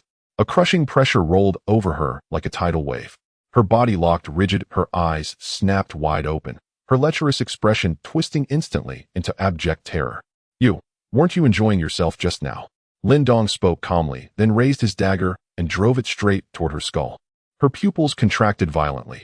She finally grasped the truth: this man was no human at all. Frantically, she summoned her spiritual energy to resist, but Lin Dong's corpse domain was overwhelming. Before her mental force could even surge forth, it was compressed violently back into her cranium. The sensation was akin to a pistol exploding in her hand. Ah! A searing needle-like agony pierced her brain, wrenching from her a shrill, guttural scream. But the cry died midair. With a deft twist of his dagger inside her skull, Lin Dong extracted a fresh, glistening cherry and seamlessly absorbed her corpse into his storage space. The woman's scream, piercing raw, carried far beyond the door, catching the ears of two patrolling Black Scorpion members outside. Haha, he's really going wild this time. Thoroughly exhilarating. Wonder whose manhood just got separated from its owner. Huh. She doesn't just sever heads, she cuts everything. The two guards chatted idly as they passed the doorway, unaware that moments later Lin Dong emerged from within, silent and spectral as a wraith. He sensed Black Scorpion members in both adjacent rooms. To the right lay the outpost's minor leader, Duan Xiong, whose name matched his form, massive hirsute and bear-like in every aspect. He was currently indulging in unspeakable acts with 4 female survivors. Brother Xiong, I knew it. I'm your favorite. One woman flushed crimson as she spoke. Nonsense. Brother Xiong loves me most, retorted another. The remaining 2 bristled with equal indignation. We were here first. You newcomers are latecomers. Brother Xiong still prefers us. The 4 women bickered jealously, not because Duan Xiong treated them well, but because he routinely tormented and abused them. This had warped their psychology into Stockholm Syndrome, a grotesque, twisted devotion. Ha! Duan Xiong roared with laughter at their squabbling, swelling with perverse satisfaction. Once hunted like vermin across the dark web, the Black Scorpion organization now lived like gods, its fortunes utterly transformed. To Duan Xiong, the apocalypse felt indistinguishable from paradise, and Lin Dong for now bypassed him entirely, slipping instead into the room on the left. The moment he entered, a pungent reek of alcohol assaulted his senses. A thunderous snore rumbled from the nearby bed, so loud it echoed like distant thunder. Empty liquor bottles littered the floor, and a broad, heavy-set man slept soundly, dead to the world. Each labored breath exhaled thick fumes of liquor. Clearly he was drunk beyond consciousness, slumped like a lifeless dog. A drunken one, Lin Dong mused inwardly. This man was already perfectly cured alcohol after all masked foul odors, just as in delicacies like drunken shrimp or drunken crab. Moreover, Lin Dong deemed his self-preparation commendable, having marinated himself so thoroughly he awaited only collection. Such initiative deserved praise. Lin Dong stepped forward, effortlessly extracted the crystal core, and instantly stored the corpse. Within this Black Scorpion outpost, vices divided its denizens. One man drowned in drink, another wallowed in lust. Lin Dong moved onward. Past this room, the next held the captives, dozens of living souls. Inside, a suffocating stench of urine and feces struck like a physical blow. Before him stretched a cramped warehouse, dozens of humans, sallow-skinned and hollow-eyed, slumped against walls or sprawled motionless upon the floor. The sealed chamber pressed down with unbearable weight, saturated by a silence so profound it felt like death itself. Yet soon several noticed Lin Dong's silhouette. Their first instinct was to recoil, shrinking away in terror. His immaculate attire convinced them he belonged to the Black Scorpions. Please, don't kill me. Let me out. Just let me go. I'll do anything. Just get me out of here. Give me food. I'm starving to death. I want to join you. Even as cannon fodder, I swear loyalty to the Black Scorpions. Several knelt, men and women alike, bowing their heads frantically, minds teetering on the edge of collapse. Lin Dong watched them impassively, then gave a single slow nod. Very well. Huh. Their expressions froze. They exchanged stunned glances, disbelieving their own ears. Could it truly be agreed? In one fluid motion, Lin Dong produced a pack of 10 sausage sticks. Dozens of eyes locked onto it, saliva flooding mouths, hunger gnawing at reason itself. Though the underground mall held supplies, the Black Scorpions had denied them all sustenance. These people had starved to the brink, sustained only by sheer willpower. Any lapse would send them collapsing into unconsciousness. Now gazing upon the sausages, their eyes gleamed with feral emerald light. Yet Lin Dong flipped his palm once more, revealing a razor-sharp blade, and tossed both the sausages and the knife onto the filthy floor. He simply wished to observe in such extremity when starvation clawed at the soul. Would they choose the blade or the food? A stark, unblinking test of human nature. At first no one spared the knife a glance. They lunged like rabid dogs stampeding toward the sausages. 3 or 4 tore open the packaging with trembling hands, cramming sausages into their mouths, still chewing, yet already snatching for more. "You motherfucker, let go. Wah, don't take it. Give me one. Get lost, that's mine." Chaos erupted. Wails and curses filled the air as 50-odd bodies surged inward, trampling, shoving, desperate for a single bite. Arms folded, Lin Dong observed, then thought almost absently perhaps humanity and the undead were not so different after all. One woman had already shoved a sausage into her mouth, only for a man to wrench it free and kick her hard, sending her sprawling outside the throng. Others dropped to their knees, licking scraps of sausage from the grimy floor. With 50 or 60 survivors and only 10 sausages, scarcity was inevitable, and already a few were devouring the last. Those on the periphery watched helplessly, until one woman turned, and there, lying quietly on the ground, gleamed the cold, sharp edge of the knife. She froze. Then her breath grew ragged, shallow. A flash of silver light reflected in her widened pupils, staining them crimson. "Die, all of you." The woman gritted out a few words through clenched teeth, her face twisting into a grotesque snarl. She snatched up a sharp knife from the floor and lunged toward the crowd, driving it deep into a man's throat. Blood gushed forth, splattering across her face. Fueled by the metallic tang of blood, her adrenaline surged. Pent-up suffocation from confinement, the humiliation of prolonged torment, every suppressed fury and despair now erupted like a volcano. Reason abandoned her entirely. She descended into pure, unbridled madness. Heedless of consequence, she stabbed wildly at the crowd before her. In the dim, fetid warehouse, screams erupted like shrapnel. Within mere heartbeats, she had felled 5 or 6 people. One man suddenly felt a chilling numbness in his lower abdomen. Then searing agony tore through him. "Damn it! You dared stab me. I'll kill you." He seized her wrist with both hands and wrenched the blade free. Reversing its grip, he drove it again and again into her chest, for 5 times. A shrill, guttural scream tore from her lips as she collapsed into a spreading pool of blood. Crimson droplets fell steadily from the knife's tip. His own eyes now burned crimson. Turning his head, he spotted others scrambling for a half-eaten sausage. "Die!" Like a rabid beast, he charged forward, once more stabbing blindly. More screams pierced the air, more wounds opened. Recognizing his lethal threat, the survivors scrambled desperately to seize the knife for themselves. What had begun as a scramble for sausages had devolved into a brutal contest for weapons. Humanity is not governed by reason. When interests are threatened, or when despair, rage, or terror take hold, the mind shatters, and only one primal instinct remains. Kill them. Even several others, driven solely by hunger, wrestled violently on the ground, choking, gouging eyes, transforming the scene into a full-blown slaughter. Chaos reigned absolute in the warehouse. Shrieks, curses, and bestial roars overlapped without cease. One body after another slumped lifeless to the floor. Corpses sprawled haphazardly, blood converging into sluggish rivers, thickening the air into a crimson haze laced with the acrid stench of iron. It was a slaughterhouse incarnate. Lin Dong remained immaculate in white, observing silently from afar. Within minutes, fewer than 10 still drew breath, and most lay gravely wounded, gasping their last on the blood-soaked floor. Only one man retained enough mobility to crawl, dragging himself through the gore, jaw clenched, fingers trembling violently as he reached a half-eaten sausage, snatched it up, and shoved it whole into his mouth, blood and all. "Ha ha ha!" A ghastly smile stretched across his blood-smeared face, eyes crinkling with grotesque satisfaction. The trauma had shattered his mind. He was utterly, irrevocably insane. Lin Dong judged the farce complete. He stepped forward to grant the last survivors true release from their suffering. Yet the commotion had drawn the attention of patrolling guards outside. "What's going on in there? Did they start fighting? Damn it! Can't these two-legged sheep ever stay still? Let him starve to death." The 2 guards cursed under their breath as they strode toward the warehouse. But the moment they wrenched open the warehouse doors, their furious scowls froze into stunned paralysis. Even hardened members of the Black Scorpion feared what they beheld: corpses strewn haphazardly across the floor, 50 or 60 strong, the air thick with the cloying, nauseating reek of blood. Amidst that carnage stood a lone, slender figure, clad in spotless white, untouched by stain or spatter, his cool, glacial gaze fixed unwaveringly upon them. The sight struck with unbearable force. "What the—" They stared petrified as icy dread flooded their veins and prickled their scalps. It was as if a tiger had silently slipped into their own sheepfold and confronted them precisely at inspection time. With every other survivor dead, Lin Dong's identity required no explanation. Quick, go get Brother Xiong.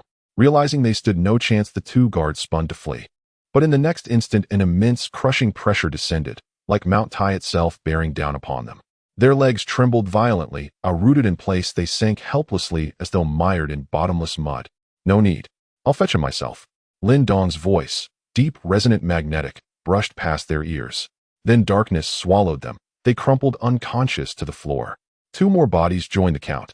With a casual wave of his hand, Lin Dong gathered every corpse, and even the blood, into oblivion, then strolled calmly toward the final chamber.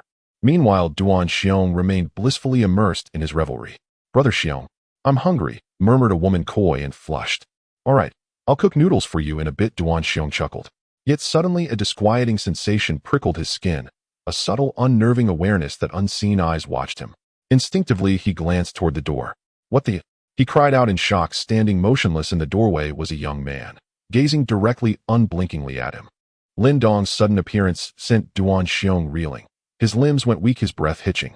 Grandma Lise, when did you get in here? He tumbled off the bed, instantly shouting, who the hell are you? New recruit. Why didn't you announce yourself before? A strength type awakened. Duan Xiong possessed negligible sensory perception, so absorbed in his indulgence that even the slaughter outside had gone utterly unnoticed. Lin Dong offered no reply. Instead, his gaze flickered downward. Then softly, he said, not very impressive. Huh. Duan Xiong's eyes bulged wide, fury igniting like wildfire in his chest. You're asking for death. Even the four women behind him bristled with outrage. Who is this guy? Daring to interrupt my moment with Brother Xiong. Exactly. He insulted Brother Xiong. Cross him, and you're finished. These four women, suffering from Stockholm Syndrome, had grown strangely devoted to Duan Xiong. Yet the moment their voices faded, Duan Xiong launched himself at Lin Dong, his massive bear-like frame surging forward with terrifying speed. But, just as he closed and his body locked rigid, his legs began to quake uncontrollably, his eyes widened in sheer abject terror, his arrogant smirk vanishing in an instant. Hey, Brother Xiong, what's wrong? Teach him a lesson already. Yeah, show him who runs this place. Once you're done, we can continue. The four women urged eagerly, voices overlapping. Then, Duan Xiong's trembling intensified beyond endurance. Overwhelmed by the suffocating pressure of the corpse domain, his knees buckled, and he crashed to the floor with a heavy thud. HM. The four women blinked in confusion. Something was deeply wrong. What in the world was happening? Brother Xiong had just knelt before a stranger. Wasn't that their usual posture?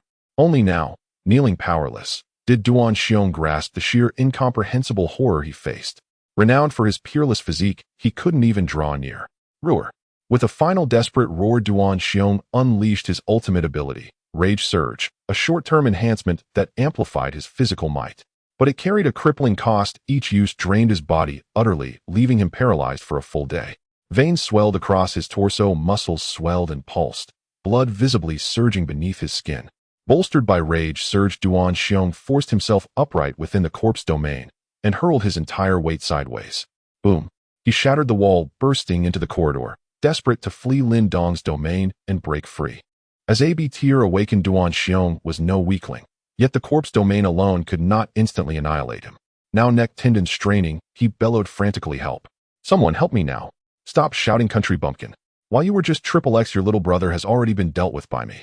Lin Dong slowly walked out of the room. Duan Xiong looked around and found that it was indeed empty. Not a single shadow remained, only a profound silence was left. Were they all dead? A strong sense of fear arose as he realized that he had silently killed everyone and the bodies had vanished as if they had disappeared into thin air. This is too bizarre. I'll fight you to the end. Duan Xiong unleashed his final fury, charging at Lin Dong like a wild bear. Though his movements were agile and his momentum fierce, there was a tragic sense of a moth flying into the flame. Like a valiant warrior launching one last assault, Duan Xiong gathered all his negative emotions into his fist and struck towards Lin Dong's face. Lin Dong remained calm, slightly sidestepping to evade the blow, then casually slapped the back of Duan Xiong's head, a seemingly effortless move. But he had already extracted his crystal core. Duan Xiong lost consciousness in an instant, and due to his Bodis inertia, he collapsed forward and slid several meters away.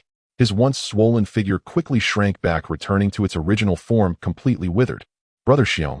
For women rushed forward, their faces filled with sorrow, and some even knelt down and began to weep. Woo, Brother Xiong, wake up, don't leave us behind. We can't live without you. Their emotions had completely twisted, falling in love with someone who abused them as if possessed. If it weren't for the apocalypse, they might have been students, office workers, devoted wives, and mothers living a simple life. But now everything has changed. Lin Dong's corpse domain spread, enveloping the four women, rescuing their deformed souls. Lin Dong felt that he had done a good deed once again. By this point, the entire underground mall had fallen silent with no one left alive. Lin Dong began to wander around the mall, where there were still many supplies, food, and daily necessities, all of which were stored in the storage space. In addition, Lin Dong discovered a list that recorded the members of the Black Scorpion organization in this stronghold. There were a total of 20 people on the list, but Lin Dong had not killed that many. Some had gone out to engage in activities like killing and looting, gathering supplies, etc. Lin Dong speculated that there were definitely others lurking in government shelters like Jiang Wenqing. Thus, Lin Dong took a photo of the list and sent it to Cheng Luoyi. Soon he received a reply. "What is that?" Cheng Luoyi asked directly. "These are all members of the Black Scorpion," Lin Dong replied. Cheng Luoyi didn't say much more and simply replied with 2 words. "Thank you. No problem, it's a friendly gift." After collecting the useful items, Lin Dong returned to his. With a wave of his hand, he discarded the collected delicacies and poured on some sauce. Bodies were stacked on the street, forming a small mountain. Tank and the other little brothers came out, drawn by the smell. To them, it was like sauce carp. "Wow. No wonder you're the boss, so impressive. To catch this many prey." The little brothers were in awe. Especially Tank, who was astonished. The city had been completely overrun by zombies, and it was hard to find a survivor, yet the boss had managed to find so many. Moreover, there were various flavors. Aside from sauce carp, there was also drunken. They then began to feast. On the chaotic street, a horrifying scene unfolded with piles of corpses gnawing on each other, the sounds of tearing flesh echoing continuously. The worker Su Xiaoro was upstairs cleaning the windows. Although she had been there for nearly 2 months, seeing the scene outside still filled her with dread, making her stomach churn. Moreover, she noticed that the clothes Lin Dong had changed out of today were soaked in a strong smell of blood, clearly indicating that his killings had intensified. As night fell, darkness enveloped the earth. In the pitch-black city of the apocalypse, the sounds of growling continued, and there were even more eerie sounds than before, of which no one knew the origin. As time progressed in the apocalypse, humans, zombies, mutated beasts, and even plants evolved different abilities, and one never knew when a strange monster would appear. Survival of the fittest. If you don't compete, you perish. This is the law of the apocalypse. To survive, one must continually kill. Thus, as the apocalypse continued, the killings would only escalate. Lin Dong took a bath, changed into clean clothes, swallowed 2 crystal cores, and then poured some juice into a tall glass. He felt peaceful in his clean and tidy home. The energy from the crystal cores and blood was continuously absorbed, making Lin Dong increasingly powerful. He even felt that he had surpassed the limits set by the official shelters and the tech company. Because he had encountered the strongest awakeners so far, namely the Hunter King's team member Lu Hao and the Black Scorpion's Duan Xiong, all rated B level. Yet none of them could resist his might. Of course, Cheng Luoyi from the official shelter didn't count. If her suffering level reached 100%, it was hard to imagine what extent she would reach. This awakening ability was a kind of talent, also a stroke of luck. However, Cheng Luoyi also had limits. If she faced absolute level suppression, even the strongest awakening ability would be useless. Moreover, real combat cannot be judged solely by data. Many other factors come into play, and there are cases of the weak overcoming the strong. For instance, in real life, there have been cases of a rat biting a cat to death, or a strong adult man twisting his ankle while swinging a punch, falling and hitting his head on a rock, thus being defeated by an elementary school student. So even though Lin Dong was very powerful, he remained extremely cautious, killing enemies whenever he could and not giving them any chance to threaten him. At this moment on the street outside, a shadow as dark as ink had blended into the night, silently approaching Lin Dong's territory. It was the little black from the neighboring area of Snake Eyes, who while passing by Snake Eyes' territory today, discovered something and wanted to discuss it with Lin Dong. Additionally, he thought about cooperating with Lin Dong to take down Snake Eyes. But he didn't know how strong Lin Dong's subordinates were, how many elite troops and powerful warriors there were, and he came to see for himself. As the saying goes, know yourself and your enemy, and you will never lose in 100 battles. Little Black lurked in the darkness, wandering around, and soon heard a series of eerie laughter.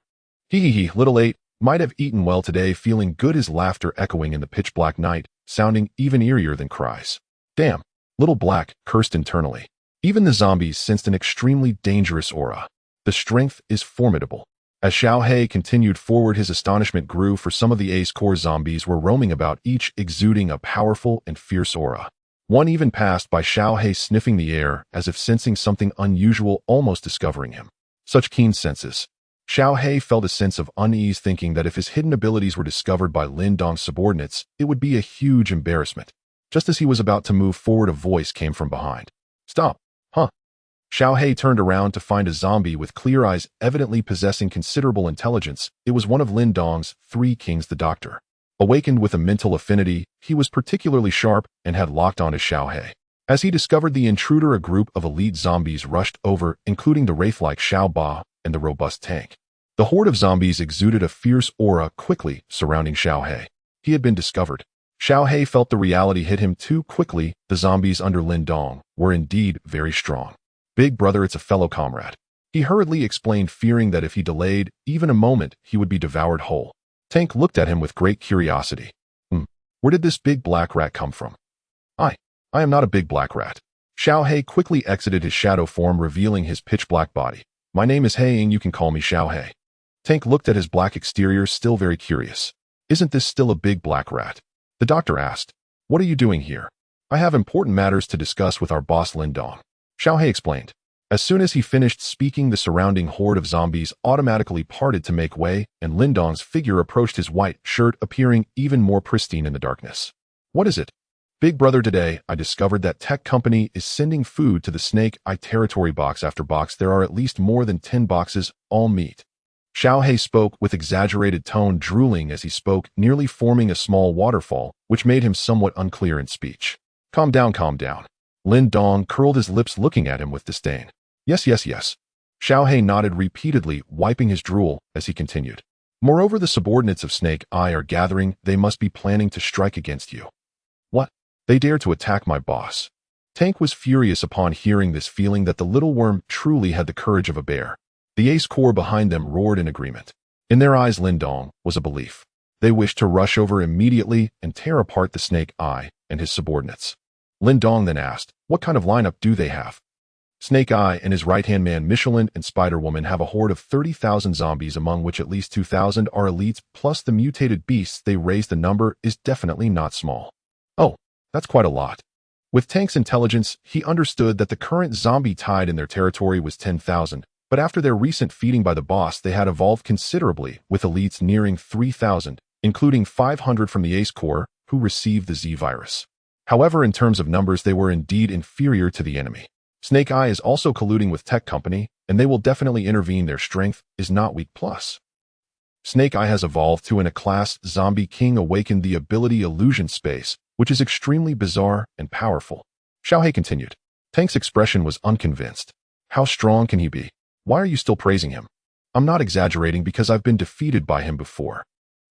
Tank was momentarily speechless, left speechless by Xiao He's sincerity. It seemed he really was a formidable opponent. He was 2 levels higher than the last red-faced zombie king. All the zombies looked towards Lin Dong, awaiting his command. As long as he gave the order, no matter what enemy they faced, even if it meant charging into a mountain of knives or a sea of fire, they would forge ahead without hesitation. Lin Dong pondered for a moment and said, "Tomorrow we will eliminate them." Roar. The horde of zombies roared in unison, becoming invigorated. Xiao Ba grinned widely, revealing 2 rows of sharp fangs, secretly thinking how worthy of being the boss the decisions made never disappoint. The territory had indeed been too quiet for too long. A vigorous battle was urgently needed. Tank also felt exhilarated. He believed that the feud with Snake Eye was also due to himself. Tomorrow they would take them down. Xiao He looked at the eager horde of zombies, feeling deeply moved. Lin Dong's subordinates were much stronger than he had imagined, and tomorrow would surely be a brutal battle. After the decision was made, the zombies dispersed.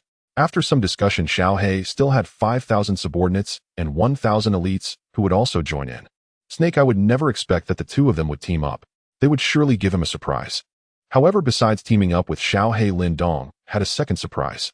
He planned to invite some outside help. Thus, returning to his room, sitting on the sofa, he sent a message to Cheng Loi.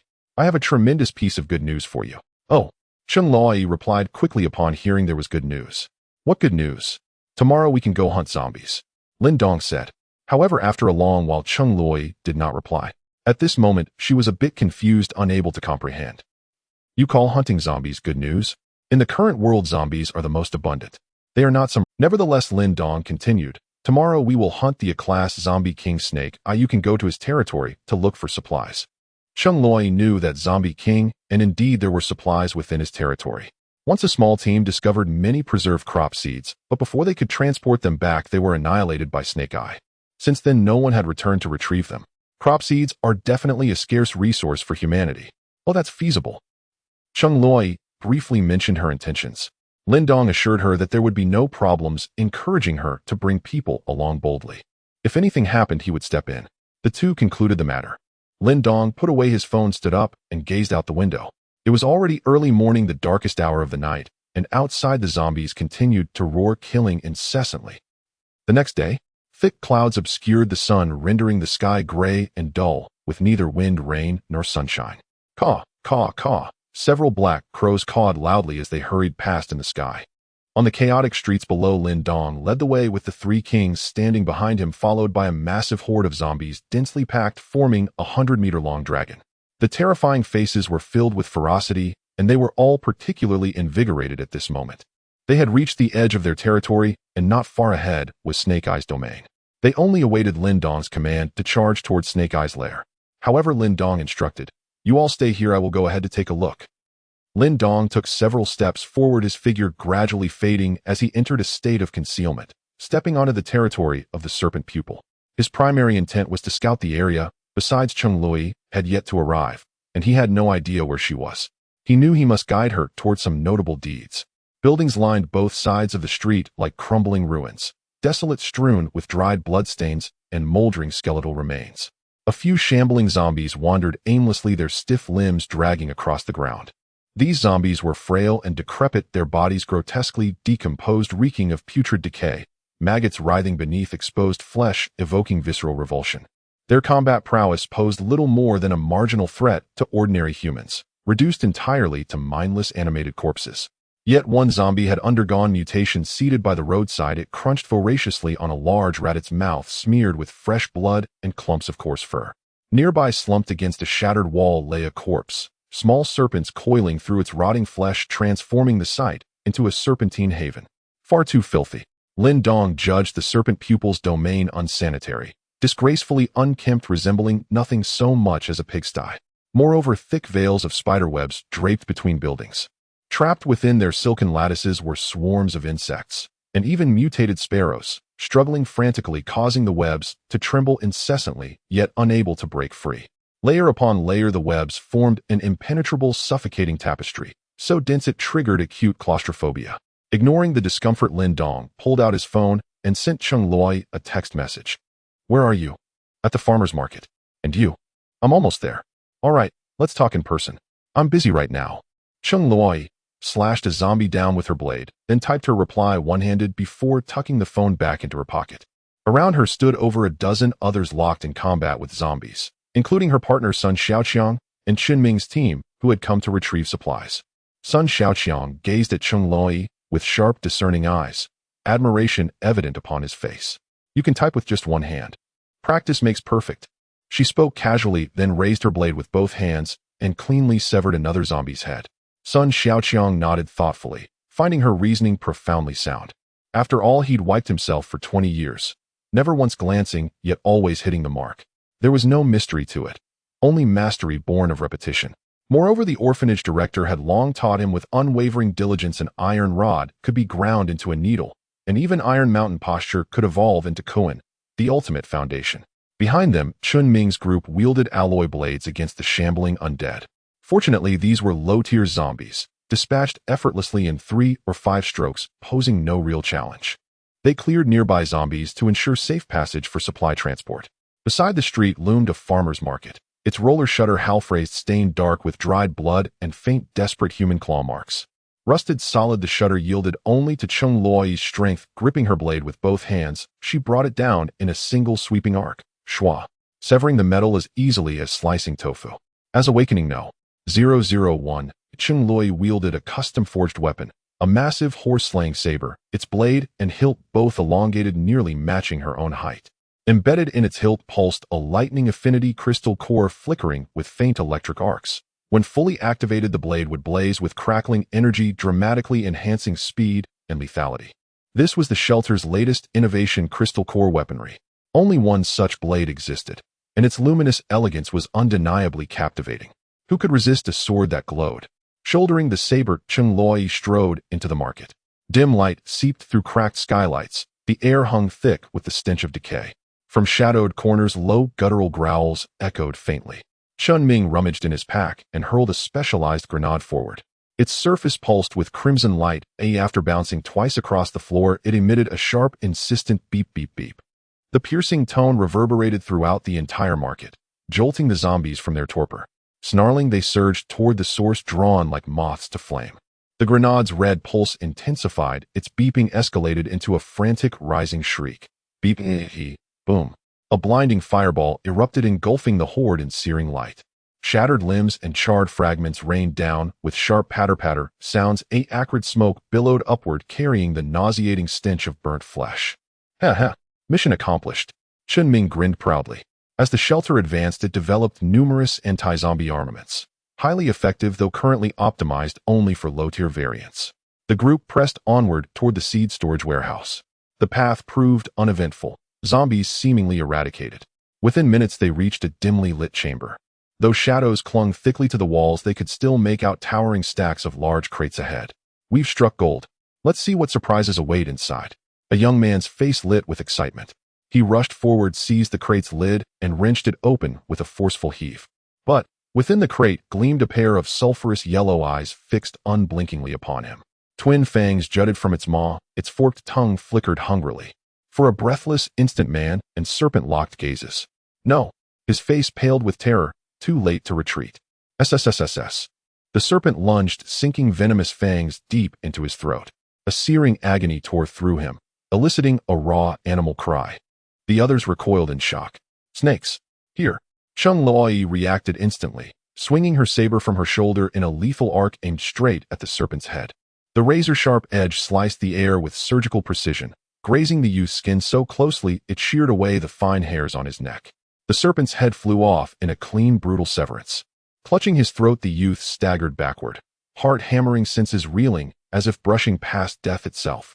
Yet the throbbing pain reminded him to lower his hand, and there slick upon his palm glistened thick, inky black blood. It's venomous. The last scouting team was annihilated here. Of course it's dangerous. Stay vigilant. Chun Ming shouted urgently. His words had barely faded when 1,000 rustling whispers filled the warehouse. Countless black serpents pouring forth from crate seams and floor gaps, encircling the group completely. Fear of serpents ran primal and deep in the human genome, an ancient instinctive dread. At the sight before them, every scalp prickled with icy horror. Kill. As several serpents coiled forward, Cheng Loi struck without hesitation, her saber cleaving one cleanly in two. The others tightened their grips on weapons and joined the fray. Then, above them, a new sound emerged, a wet, undulating slither. Chun Ming looked up and froze in horror. Dozens of serpents coiled along the rafters, then dropped en masse, raining down like a living storm. The crowd was filled with dread, quickly brandishing their weapons to fend off the rain of snakes, as if they were in a game of Fruit Ninja, swinging their long blades with sparks flying, unable to stop. The snake corpses soon piled up layer upon layer, blood flying through the air like a frenzied dance. It seemed as if the snakes were endless, continuing to fall. People were rapidly exhausting their strength.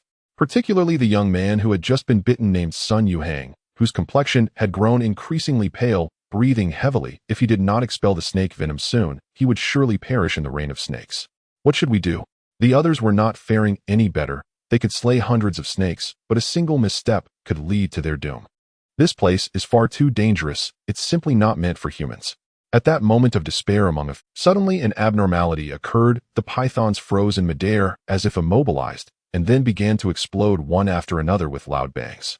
Chunks of flesh flew around, blood mist enveloping the scene, resembling a hellish battlefield. In just a few breaths, the once thousands of snakes were nearly all slaughtered, and even the few surviving snakes scampered away in panic, as if encountering something incredibly terrifying. What is happening? Chun Ming and the others looked on in astonishment, halting their actions, their expressions blank, as the events unfolding exceeded their understanding. At that moment, a tall figure slowly materialized in front of them, standing unblemished in a white shirt amidst the falling blood rain. Now the range of Lin Dong's corpse domain was vast, almost covering the entire warehouse, allowing him to instantly suppress the snake swarm. Sun Xiaoqiang, upon seeing that figure, was suddenly filled with delight. Lin Dong, you came to help us. Lin Dong nodded. It was only then that everyone realized it was an owl, and a remarkably formidable one at that. They all sighed in relief. Especially the injured Sun Yuhang, who felt as if he had survived a calamity, his face filled with gratitude. Thank you for saving me. You're welcome. A smile appeared on Lin Dong's handsome face, resembling the boy next door, bringing a sense of warmth. How gentle. People stared somewhat dazed. However, Chen Ming looked at that smiling face and felt a shiver run down his spine. Remembering his previous encounter with Lin Dong, while working with Chung Loi, he knew that Lin Dong was the absolute master of the building area, a mysterious and powerful corpse king. He actually came. But Chen Ming knew that Lin Dong bore no ill intent and had indeed saved him. Despite his fears, he felt deep gratitude. Uncle Chen, can you help me suck out the poison? Suddenly Sun Yuhang spoke up. Chen Ming came back to his senses, looking at the black blood still flowing from his neck. If it weren't for the awakened one's formidable physique, he would have been done for. But that horrifying wound was somewhat difficult to approach. Yet with their lives at stake, Chen Ming steeled himself and went to suck the venom from the side of his neck. The two embraced, creating a somewhat ambiguous posture. Chung Lui's large eyes scrutinized Lin Dong, suddenly recalling something. Where did you find that black scorpion list you gave me last time? In an underground market. Lin Dong replied honestly. Oh. Chung Lui nodded, her brows slightly furrowed, for she had sensed Jiang Wenqing's ill intentions towards Lin Dong at that time, yet did not know he was a member of the Black Scorpion organization. What a loss. Don't be so stingy. Lin Dong casually remarked, his gaze fixated on the long knife in Chung Lui's hand, feeling it was incredibly cool. That little thing has a quite unique design. The others began to examine the nearby boxes, discovering that most had been destroyed by the pythons, but a few boxes still contained some seeds, which were relatively well preserved and should be able to grow. With these supplies, the crowd felt elated. Only Chen Ming and Sun Yuhang continued to embrace as they sucked out the venom. Chen Ming spat out several mouthfuls of black blood before finally cleaning it out, his lips swollen like two sausages hanging there. It should be fine now. Thank you, uncle. Sun Yuhang expressed his gratitude. The two leaned against the wall and sat down to rest. They had expended quite a lot of energy. Especially Sun Yuhang, whose complexion remained pale, trembling all over. He was grateful to have been saved, but he felt he was incredibly lucky to have survived. He shakily took out his phone to report his safety. Chen Ming, glancing over curiously, asked, "Who is it?" "It's my online girlfriend. Although we've never met, I've seen her photos. Fair skin, beautiful, with long legs." Sun Yuhang said, his face filled with happiness. "Oh." Chen Ming displayed a thoughtful expression. "Hongzi, you should be careful. That might be a Black Scorpion organization impersonator trying to trick you." "No way. Why not? It's not just people anymore. Even monsters have evolved intelligence and can deceive online. Who knows who you're chatting with? Is it human or ghost?" Chen Ming said seriously.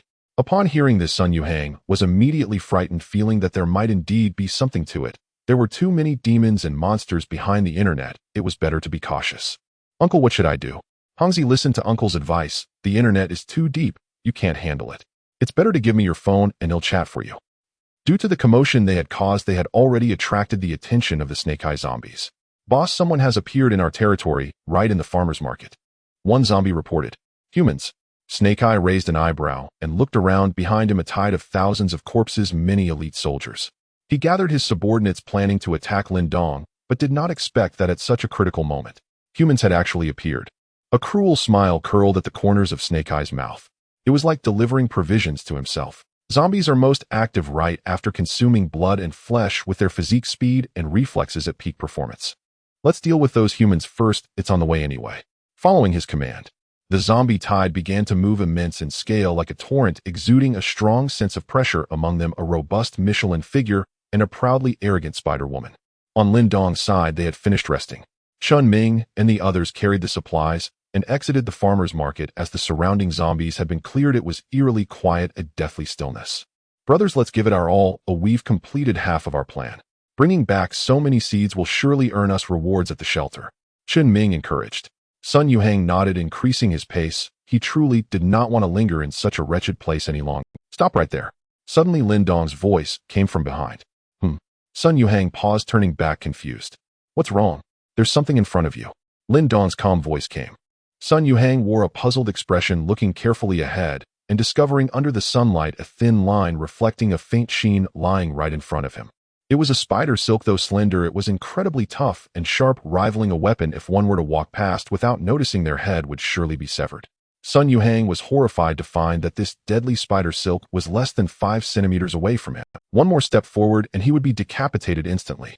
As his gaze extended farther, he realized the spider silk strands were not isolated, but crisscrossed chaotically across the street like lethal laser filaments. How could this be? Terror surged through their hearts.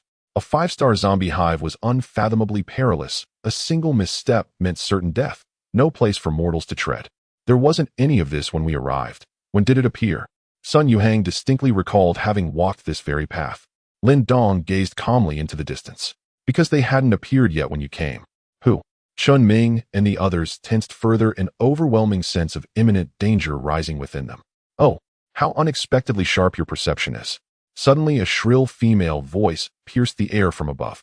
All looked up in haste. Hanging upside down midair was a woman, her lower body fused with 8 grotesque spider legs, while thick strands of silk anchored her to the rooftops above. Beneath the blazing sun, she dangled over the street, her pale hair, swaying rhythmically, her ashen face twisted into a bloodthirsty grin. The scene was profoundly uncanny. A chill gripped their spines. They instinctively drew back several paces. This is the Spider-Woman. Chun Ming's voice trembled with dread. The Spider-Woman had once been a fearsome sovereign in her own right, her infamy legendary, until she was subdued and absorbed by Shitong, a fact well known among all shelter residents. She had actually appeared, yet it did not end there. From every direction along the street rose guttural zombie roars, low, relentless, and unceasing. A tidal wave of zombies surged forth, dense, countless, a suffocating black mass. Foremost among them loomed Michelin, his corpulent frame trembling with each thunderous stride, shaking the very earth beneath him.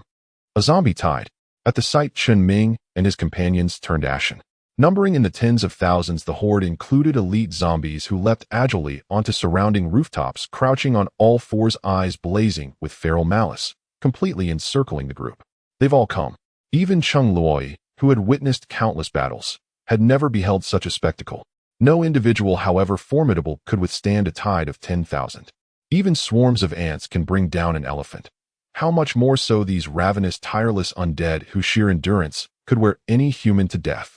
As the tide swelled, Shitong emerged, his towering figure standing atop a distant high-rise, golden yellow pupils sweeping coldly across the scene, radiating an aura of absolute dominion. Under that gaze, their hearts felt pierced, as though stabbed by icy daggers. Shitong himself had appeared. He was the undisputed overlord of this region, the sovereign, the apex. Is this really necessary? Chun Ming grimaced inwardly. What sin had he committed? Had he desecrated Shitong's ancestral tomb?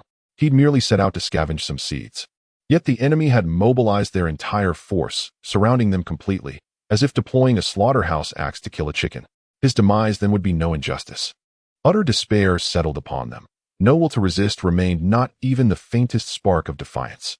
Some contemplated suicide, preferring self-destruction to the agony of being devoured alive. Crushed under unbearable pressure, Sun Yuhang shakily retrieved his phone once more, intending to change his recently sent message of safety into a final farewell. What a hopelessly desolate world this was. Chung Loi stood poised, a long blade resting across her broad shoulders, her beautiful eyes calm, her expression serene. So this is the quarry. More or less. Lin Dong tilted his head, appraising the scene. Oh. Chung Loi nodded, shifting to grip the blade firmly with both hands, holding it horizontally before her. Prepare for battle. What? Chun Ming and the others stared in disbelief. Battle? Against this? Shitong's gaze locked onto Lin Dong. Though unfamiliar with him by sight, his spiritual sense confirmed Lin Dong's identity, the sovereign zombie of the Tower District. I never imagined you'd sink so low as to consort with mere prey. There are far more things you haven't imagined. Lin Dong replied, utterly unperturbed. Shitong's mouth stretched wide, cheeks pulling taut toward his temples, his golden yellow pupils narrowing into slits, revealing a chilling, unnatural smile. Seeing Lin Dong arrive alone in his domain, he believed victory already assured. It seems I overestimated you. Foolish enough to walk here to die. Very well, I'll grant you that mercy. What exactly gives you cause to boast? Lin Dong's voice remained tranquil. No sooner had the words faded than a vast expanse of black clouds surged from the horizon, dense, endless, swallowing the sky. Caw, caw, caw. Good people, I'm back. A raucous crow cry split the air as a flock streaked overhead like fighter jets, swift, massive, eclipsing the sun with deafening, awe-inspiring might. My heavens! Chun Ming and the others gasped. What was happening now? Then shards of glass across the ground began to tremble violently. The earth itself convulsed, as if heralding the charge of 10,000 armored cavalry. Roar! A thunderous bellow echoed from afar.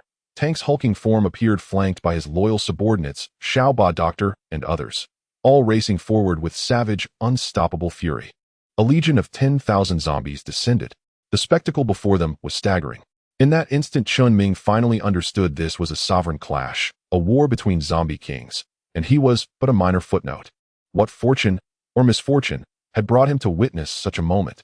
Yet deep within a fragile ember of hope flickered anew. If Lin Dong triumphed over Shi Tong, he might yet survive. Perhaps stirred by the intensity of the moment, his fighting spirit rekindled. He raised his alloy blade once more, his eyes gleaming with unyielding resolve. So, you came prepared. From the rooftop, Shi Tong watched intently, recognizing the shift, but it mattered little. He too was ready for final confrontation. 3,000 against 10,000. The advantage was his. Kill them all. With that command, the surrounding zombies erupted into frenzied assault, surging forward en masse. The two tides collided, like opposing ocean currents crashing in furious, churning violence.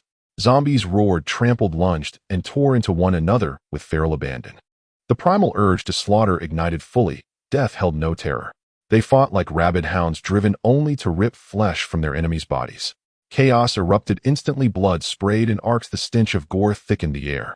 Yet amid the maelstrom, one contingent fought with exceptional ferocity. Lin Dong's elite battalion of 500 cutting through the enemy tide like a razor-sharp blade. When bitten, these elite zombies showed no reaction. Instead, they wrenched their assailants' heads clean off and tossed them aside. Then their wounds sealed before the eye, healing at astonishing speed. Zombies fell around them in rapid succession, but they advanced unbroken like immortal war gods, invincible and unstoppable. What kind of abomination is this? Shi Tong narrowed his eyes, nearly failing to recognize them as zombies at all, unease coiling coldly in his chest. And among them moved Xiao Ba's spectral form, a sinister grin playing across his face, once again transforming into a battlefield reaper, leaving carnage in his wake. Stop her! At Shi Tong's command, Michelin launched forward like a living cannonball, crushing lesser zombies beneath his colossal, jiggling mass. But halfway there, a colossal fist slammed into his face, his blubbery flesh rippling like water. Tang stood beside him. Ugly fatty, I'm your opponent. Roar! Michelin staggered back 2 steps, letting out a furious roar, completely enraged, and swung his fist at the tank.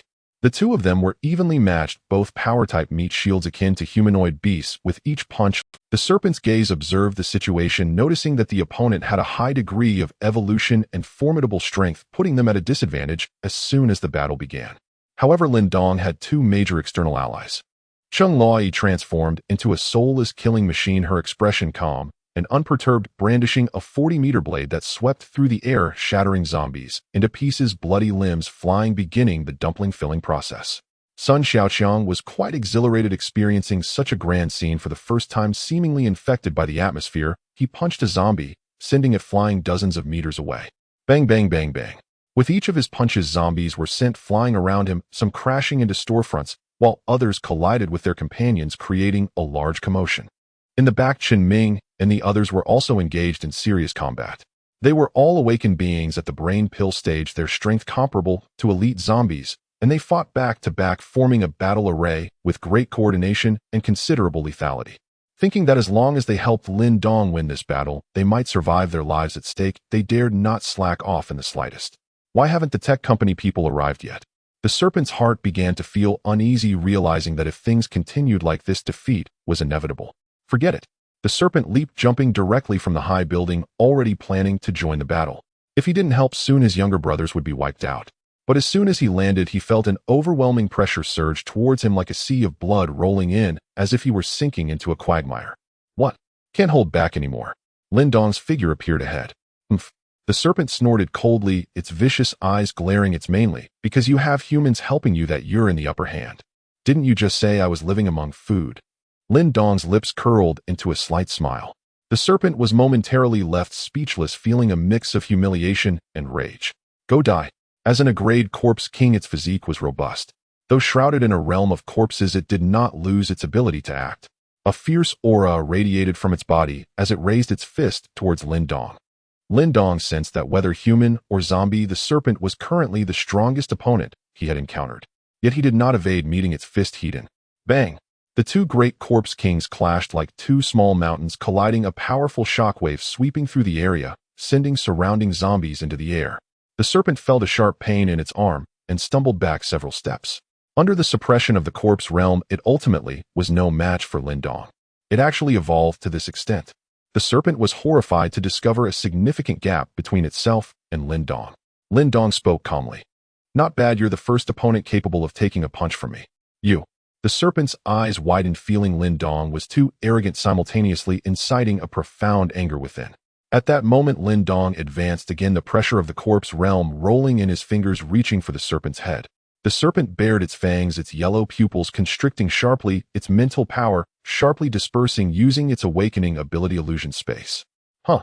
Lin Dong raised an eyebrow, discovering that the surroundings had suddenly fallen silent. The roars and growls of zombies completely vanished, and he stood alone in the pitch-black space, as if within a vast cosmos utterly tranquil.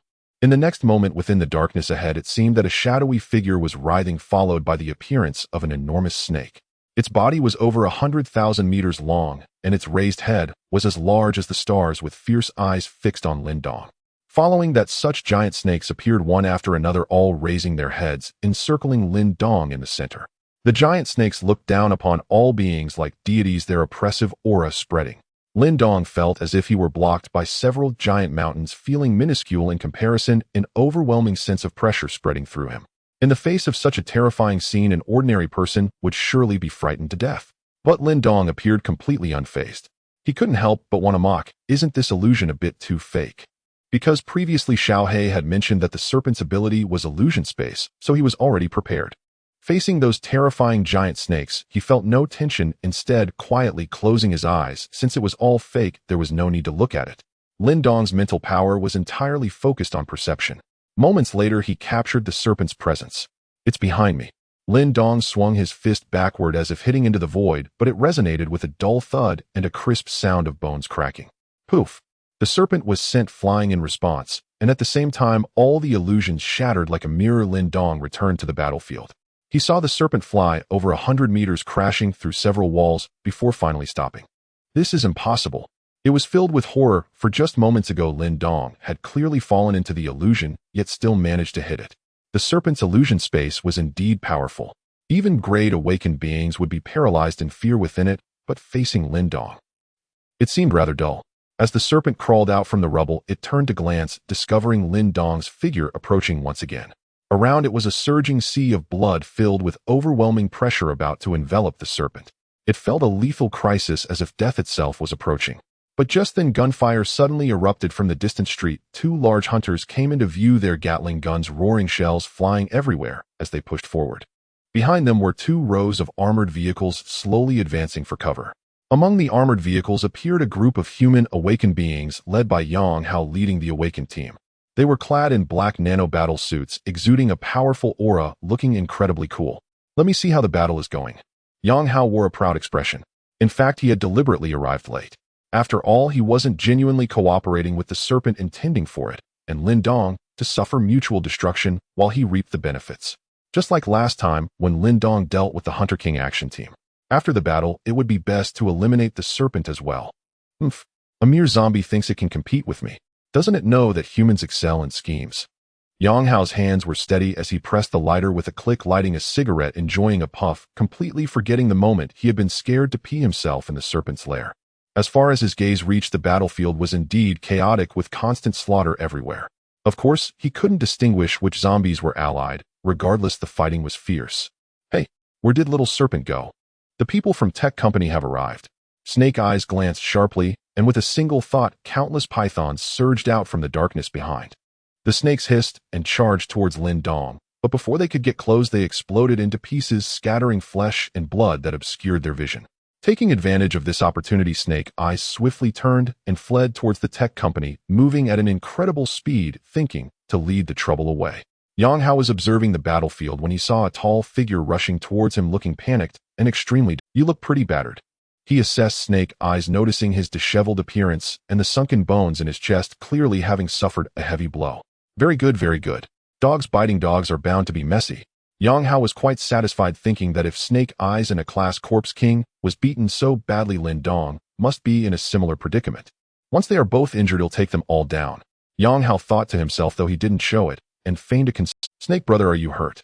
What happened to Lin Dong? They are very powerful. We are no match for them. Luckily you arrived in time. Hurry and take action. Huh.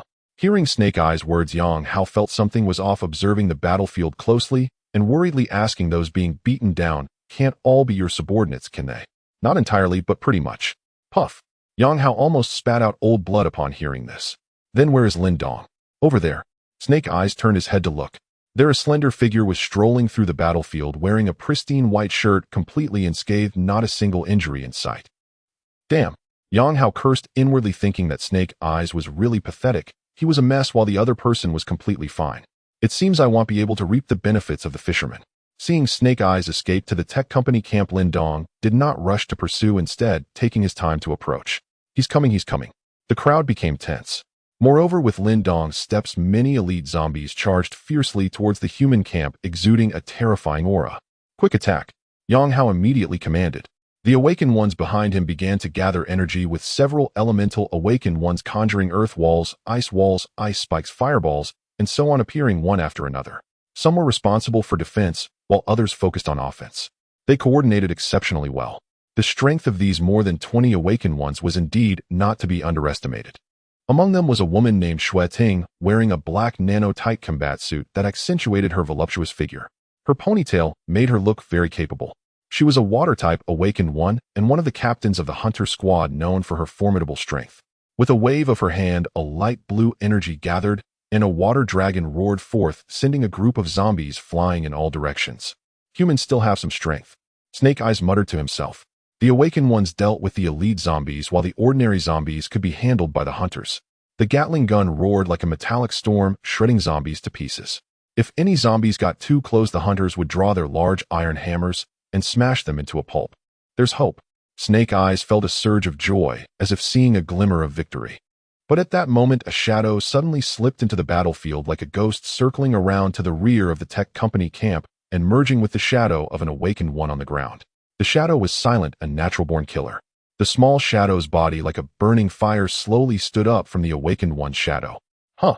A mental-type awakened one seemed to sense something and instinctively turned to look, instantly revealing a look of horror. Sisterling. You. Behind you. What?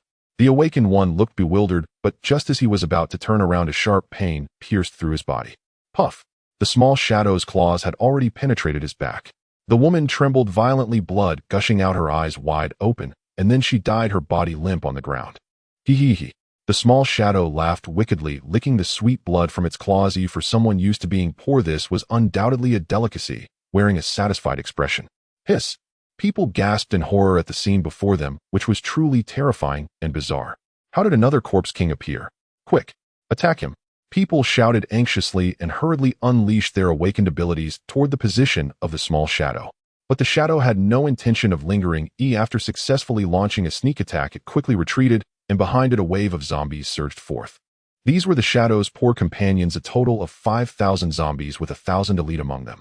They were desperate, and as the saying goes, they were vicious and ruthless. Seeing so many humans ahead, they charged like starving wolves.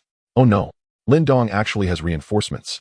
Yang Hao realized the problem and hurriedly ordered people to stop them. Snake Eyes clearly recognized the shadow. So it's you, this defeated foe, causing trouble for me at such a critical moment. Snake Eyes, your time of death has come. The shadow spoke in a low voice. Yang Hao and the other awakened ones fought against the small shadow, but they never forgot their formidable enemy Lin Dong, who posed a deadly threat. Wait. Yang Hao suddenly furrowed his brows, a sense of unease rising within him as he anxiously scanned the surroundings, yet he could not spot Lin Dong's tall figure. Lin Dong is missing. What?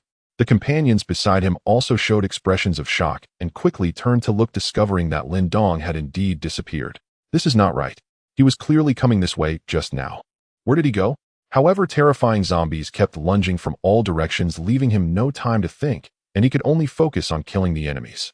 With the emergence of Tech Company and the small shadow, the war had reached a fever pitch. However, there was still a particularly tense area on the battlefield, which was the Spider Woman, who was once a dominant force and very powerful. The Spider Woman continuously shot webs, strangling or immobilizing zombies, Many crows were stuck in the dense web, struggling to escape. Don't run, my little darling. The Spider-Woman relentlessly pursued from behind. Big freak. Big freak. The crow was terrified, flapping its wings, and was about to escape the range of the webs, wanting to soar into the sky. But the Spider-Woman was indeed its nemesis. With a mere opening of her mouth, countless threads of silk spurted forth, weaving a gigantic web above the crow. The crow had nowhere to hide, and was just caught by the falling net, falling to the ground with a thud. It struggled desperately, but the web was incredibly tough and kept tightening, making escape impossible. The Spider-Woman looked excited, leaping into the air, her 8 spider legs like sharp blades aiming straight. Damn, I'm done for. Just at this critical moment, a burly figure appeared, blocking in front of the crow like the tank crossed his arms, blocking the lethal blow for the crow. However, the Spider-Woman's sharp legs pierced into the tank's body, creating several blood holes, blood flowing out. Once again, he was turned into Swiss cheese. The tank gritted his teeth, looking back at the crow, enduring the excruciating pain as he forced out a few words through clenched teeth. Hey, when we first met, I caught you once, now I've saved you once. Aren't we even now? Can we settle our grudge? The crow gazed at him with its red eyes blinking. Little fool. Ugh. Tank paused, momentarily stunned. How dare she insult him again? Gritting his teeth against searing pain, he braced his arms and shoved the Spider-Woman away with brute force. Hee-hee. The Spider-Woman bared 2 rows of jagged fangs, grinning with sinister delight. Once a regional overlord, her rank slightly surpassed Tank's. Neither of you stands a chance against me. But before the words fully left her lips, a young woman, bearing a massive broadsword, emerged slowly from the distance. Its elongated blade still dripping fresh blood. Cheng Loi fixed her large, calm eyes upon the Spider-Woman. Let me handle this. Humph. You seek death. The Spider-Woman's predatory pupils contracted sharply. How dare this prey, a mere human, dare challenge her in what was meant to be a battle among zombies? Moreover, she sensed Cheng Loi's aura was unremarkable, not particularly formidable. SHWSH. She opened her maw and spat razor-sharp silk threads, launching them like lethal arrows. Cheng Loi swung her greatsword in rapid succession, severing the incoming threads. Yet several still grazed her cheek and shoulder, slicing deep into her flesh and drawing crimson rivulets of blood. Yixiong and Tank watched transfixed. Cheng Loi had once visited Lin Dong's territory, the very incident where Tank's patrol had failed. Guilt gnawed at him. The memory remained vivid, and his impression of her was indelible. He recalled his leader's words, Cheng Lui is a friend. Oh no, our leader's friend is bleeding. Yet Cheng Lui's expression remained utterly composed, almost serene, as the sharp sting of laceration surged through her nerves, triggering her ability, lethal agony. Roar. Stimulated by the scent of human blood, the Spider-Woman roared, frenzied, as if injected with adrenaline. Her face contorted with savage hunger as she lunged forward to devour her whole. Blood traced delicate paths down Cheng Lui's pale cheeks, her gaze locked unwaveringly on her foe. Her grip tightened on the hilt, then surging energy ignited the lightning core embedded there, blazing with incandescent light that swiftly engulfed the entire blade. The greatsword blazed like a living thunderbolt, its edge crackling with volatile energy. Cut. She uttered a single word. Her figure vanished in an instant, moving at blinding speed. The sword's radiant arc cleaved the air with a shrieking howl. The Spider-Woman had no time to react. A razor-edged flash pierced her lower abdomen like a knife through soft tofu, accompanied by a grating screech of metal grinding against bone. SHWSH. They crossed midair, and in the next breath Cheng Loi stood behind her adversary, motionless. The Spider-Woman's eyes bulged wide, disbelief frozen across her face. Slowly she lowered her gaze, staring blankly at her own abdomen, where a slender crimson line now bisected her flesh. Then her body began to shift, splintering apart as torrents of inky black blood gushed forth. Her head lolled sideways, and she collapsed, her upper and lower halves severed cleanly at the waist. Cheng Loi stepped forward, gripping the sword with both hands, and with a fluid golf-like swing, cleaved the Spider-Woman's skull open. A spirit core tumbled free. Cheng Loi caught it effortlessly, her movement poised and elegant. Incredible. Tank murmured, awestruck. No wonder she was the leader's friend. She dispatched the Spider-Woman with chilling ease. In unison, both Tank and Yixiong arrived at the same quiet conclusion. She's one of the good ones. The battlefield resembled a slaughterhouse realm. Blood mist hung thick, severed limbs flew through the air, corpses piled high in ghastly mounds, and foul viscous blood pooled and oozed across the earth. As the carnage escalated, Snake Eyes' forces dwindled rapidly, tilting the tide decisively. Lin Dong's elite zombie legion now had room to pivot and encircle Tech Corp. Yang Hao and his group were now fully surrounded by the undead horde, assaulted relentlessly. Damn it, something's wrong. Yang Hao grimaced. They'd planned to sit back and reap the spoils, but instead inexplicably they'd plunged headlong into peril. Around them awakened fighters fought desperately. The hunter's ammunition was nearly exhausted. Hee-hee. A ghostly chuckle pierced the air. A brain-dance stage awakened fighter turned, and found Xiao Ba's ghastly face inches from his own. A searing agony erupted in his abdomen. He'd been gutted. His kidneys were ripped free as blood gushed forth, and his corpse crumpled lifelessly. Xiao Ba flickered, vanishing instantly, only to reappear before another target striking with ruthless precision at vital points. By sheer count of kills, Xiao Ba dominated the battlefield, earning her the grim moniker, Kidney-Grasping Master. Stop her now, Yang Hao bellowed, unnerved by her uncanny lethality. Awakened fighters hastily erected earthen walls and ice barriers attempting to halt her spectral advance.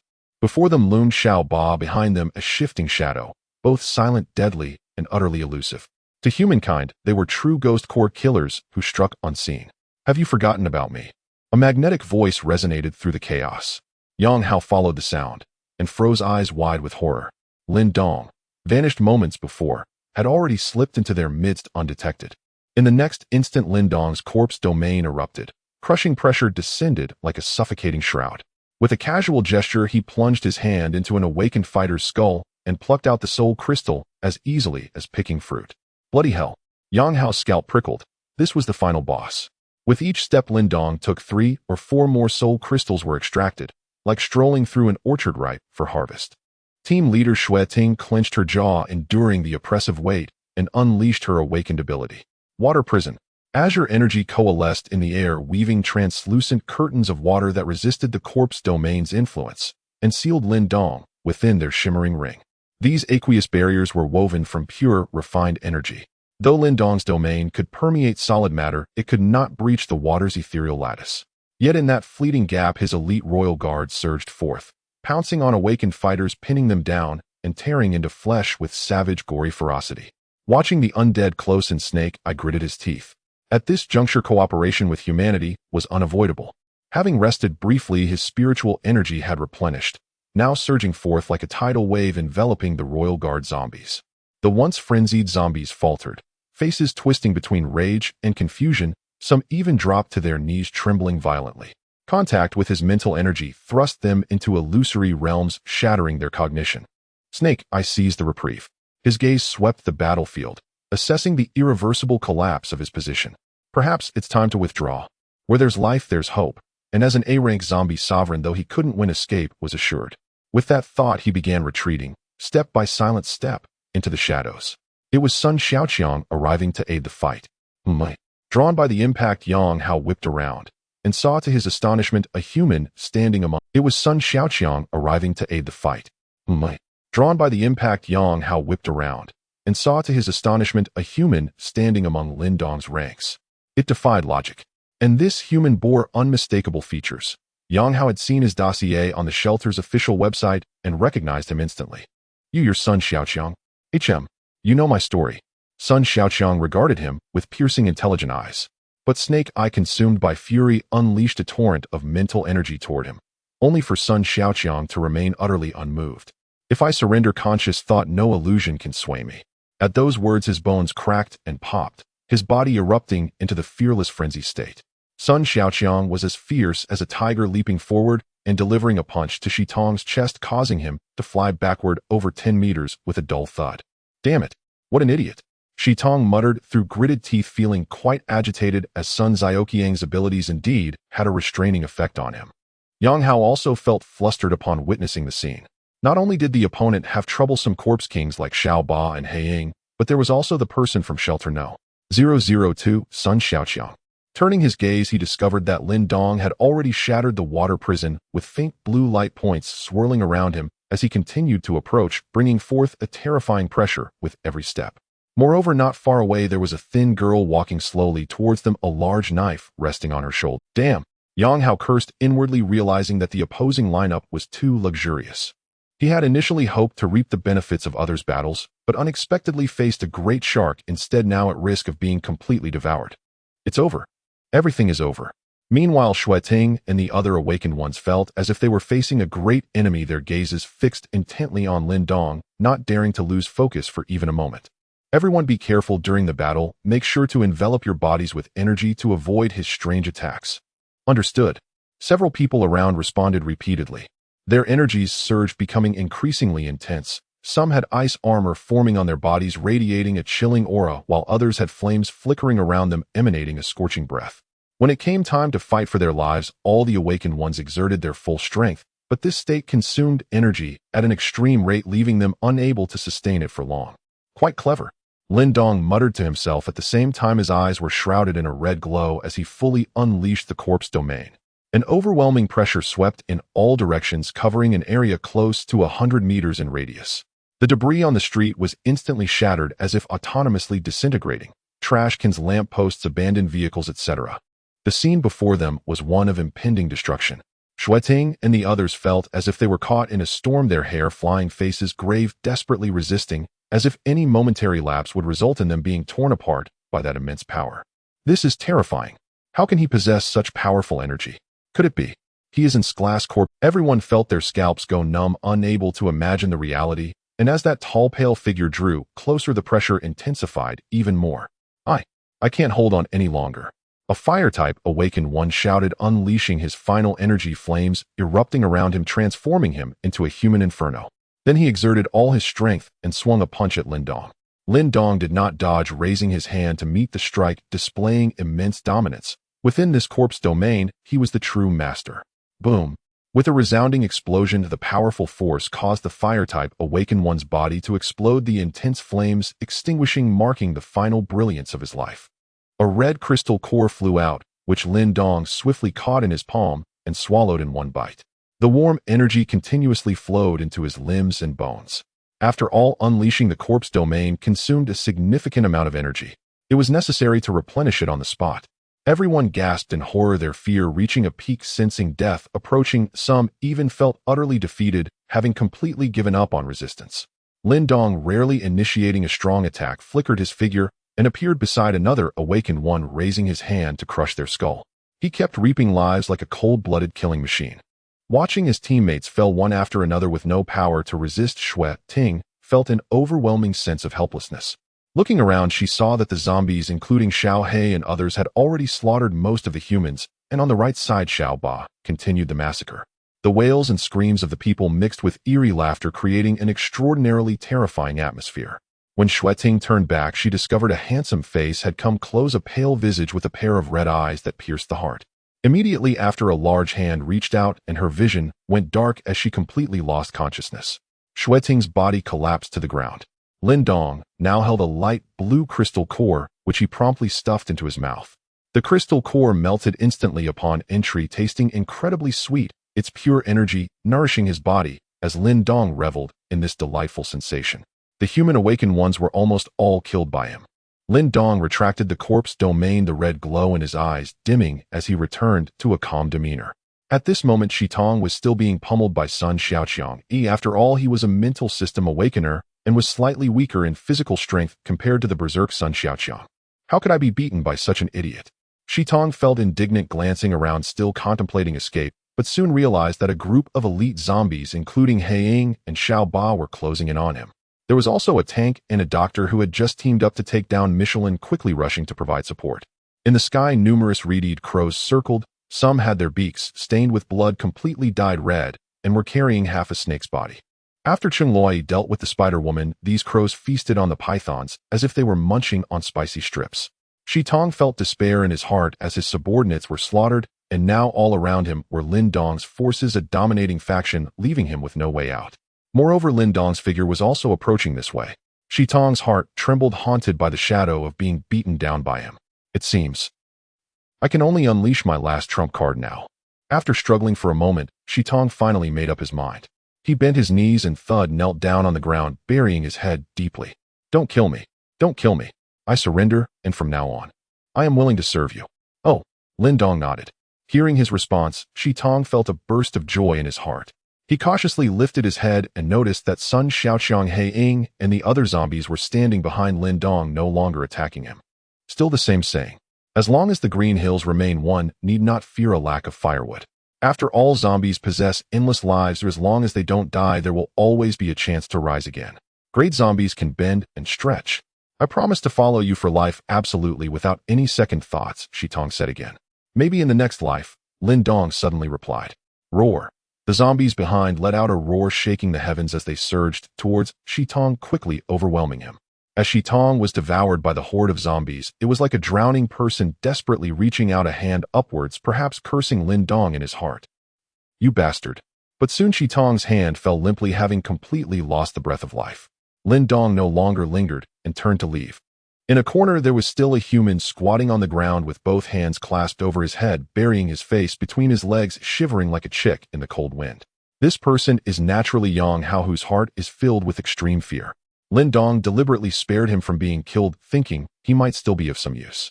Hearing footsteps approaching, Yang Hao trembled as he raised his head, seeing Lin Dong's indifferent face, followed by Tank Xiaoba and the doctor exuding a fierce aura. Yang Hao instantly felt a warm dampness in his pants, scared into losing control. Don't kill me, spare my life. I can cooperate with you. Cooperate? Lin Dong raised an eyebrow, somewhat curious. Yang Hao explained with a trembling voice, I know many secrets about tech company. If you let me go, I can tell you everything. All right then, tell me, Lin Dong said with interest. Gulp. Yang Hao's lips were dry as he reached into his pocket and pulled out a cigarette, trembling as he brought it to his lips. However, just like last time, the lighter refused to ignite. His hand was uncooperative, and after several attempts, a small flame finally flickered to life with a pop. But Lin Dong casually blew on it, extinguishing the flame. Smoking is prohibited in public places. Yang Hao felt quite speechless, but he made an effort to calm himself and said, Tech company plans to cultivate. I know about this.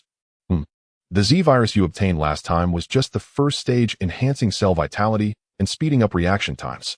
In fact, the experiment has a second stage, the Q virus, which can improve the skeletons of zombies. As Yang Hao's assistant to the head, Yi Jian, he indeed knew more than others. Lin Dong found this information quite useful. Where is the Q virus? At the company headquarters. It will be transported in 10 days, Yang Hao replied. Lin Dong pondered for a moment. Like the previous Z virus, the Q virus would be transported by helicopter. If he could obtain it, his Ace Zombie Legion would evolve once more, reaching an extraordinarily terrifying level of power. However, it was evident that the tech company's headquarters had deep foundations capable of producing such advanced materials. Is there anything else? There is more. Yang Hao gritted his teeth and revealed a secret known only to the upper management. Tech company not only conducts human experiments using ordinary people, but also uses some awakeners for human trials. According to reports from headquarters, initial results have been achieved. It is possible to transfer awakening abilities, graft them, or concentrate them on a single person. We call them modified humans, which is a second-generation version of the hunters. Modified humans also lack their own consciousness, acting entirely according to preset programs. Lin Dong contemplated modified humans should be quite powerful as they merge various abilities into one. Do they also have many cores? Yang Hao organized his thoughts. In fact, the headquarters' goal in supporting the cultivation of zombies is to acquire strange abilities and then transfer them to modified humans, creating true killing machines. Additionally, the headquarters has established a specialized team to hunt strange corpses composed entirely of a level or higher awakeners equipped with extremely expensive modified warrior soldiers, making them very powerful. I see. Lin Dong nodded, realizing that tech company should not be underestimated. Although he was continuously growing stronger, they were also developing rapidly. Yang Hao felt he had said everything he needed to and tentatively asked, so now can I leave? Lin Dong casually replied. Yet Yang Hao felt uneasy, wondering why his words felt so uncertain. You really won't kill me? Really, if I say I won't kill you, then I won't. Lin Dong's tone was slightly more serious. Only then did Yang Hao believe him, a bit, a glimmer of hope igniting in his heart. Then I will leave. He quickly stood up, eager to escape this wretched place, and hurriedly walked toward the street. However, he had barely taken a few steps when he suddenly felt a gust of wind rush at him, followed by a sharp pain in his lower back, and fresh blood gushed out. You? Yang Hao's eyes widened in shock, trembling all over as he slowly turned his head, first seeing Xiao Bei's smiling face. Lin Dong stood behind him, calmly observing him. I didn't kill you, Lin Dong said. Yang Hao felt speechless. Within, crimson blood began to seep from the corner of his mouth, and his consciousness grew increasingly blurry. In the next life? Never trust a zombie. With a thud, Yang Hao's body collapsed to the ground. Thus the entire battle came to an end. In fact, ever since Snake Eye died, the remaining zombies under him had already given up resisting. After all, they weren't advanced enough to evolve to possess the quality of loyalty. Including those giant pythons, they scattered, fleeing as they should. A group of zombies cleaned the battlefield, devouring flesh and blood while collecting cores. Cheng Loi walked over slowly. I barely put in any effort, and it's already over. If you're so idle, I'll call you next time. What are your plans next? No plans. Lin Dong had no ambition to dominate the world. As a small zombie, he simply wanted to live comfortably without worrying about food and drink. Before the apocalypse, that was his plan. However, in the world of martial arts, one cannot act on their own. If he didn't kill Snake Eye, he would come to disturb him, so he had no choice but to swallow his territory. Cheng Loi turned to look at him. Hey, now that your territory has expanded, how about letting me scavenge around? Exchange for spirit stones. Lin Dong was not polite. Cheng Lui's big eyes rolled around. Next time for sure. After saying this, she stepped forward, bringing Sun Xiaoqiang and Chen Ming with her, leaving this place, gradually moving away. Crazy. Looking at her receding figure, Lin Dong couldn't help but murmur a word. At this moment, the sun broke through the clouds, shining again on the earth, while the surrounding blood aura tinted the sunlight red. It was as if long red threads were falling vertically from the sky. The blood flowing on the ground reflected the sunlight, casting an eerie red glow, adding a heavy stroke to the painting of the apocalypse city. Lin Dong's figure stood firm within it, followed by the three kings commanding the massive tide of corpses. Let's go home, he commanded. The zombie army surged forth. Caw, caw, caw, going home. A flock of crows rushed through the sky, blocking out the sun. However, behind them, there were still a group of zombies, including Xiao He and his poor companions. Big brother, what should we do? A younger brother asked. Xiao He pondered for a moment. After this battle, he was completely convinced by Lin Dong. The key was, there's still meat to eat. Follow your big brother home. After defeating the Snake Eye, Lin Dong expanded his territory once again as the other end connected to Xiao He's domain now fully opened up in 3 places.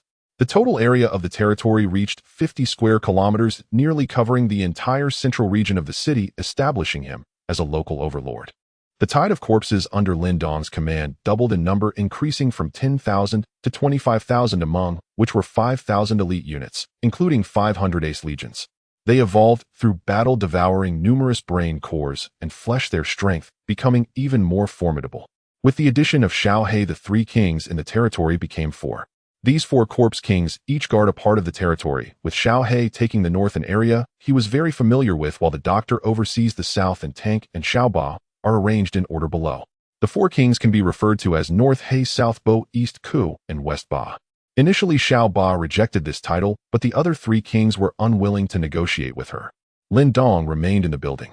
The 500 ace legions were distributed around him, followed by thousands of elite zombies expanding outward in circles. As for the airspace above the territory, it was of course entrusted to Brother Crow, who held absolute air supremacy. This area is now heavily fortified, especially the central zone, which is practically impenetrable and has become a forbidden zone for humans. Of course, there was one exception. That was the worker Su Xiao. At this moment, she was kneeling on the ground, diligently wiping the floor with both hands, and everything around her was neatly arranged, pleasing to the eye, making even those with OCD feel exceptionally comfortable. Lin Dong sat on the sofa in front, holding a drink cup in one hand and fiddling with his phone in the other. Due to the recent fierce battle, news had spread online, making things particularly lively.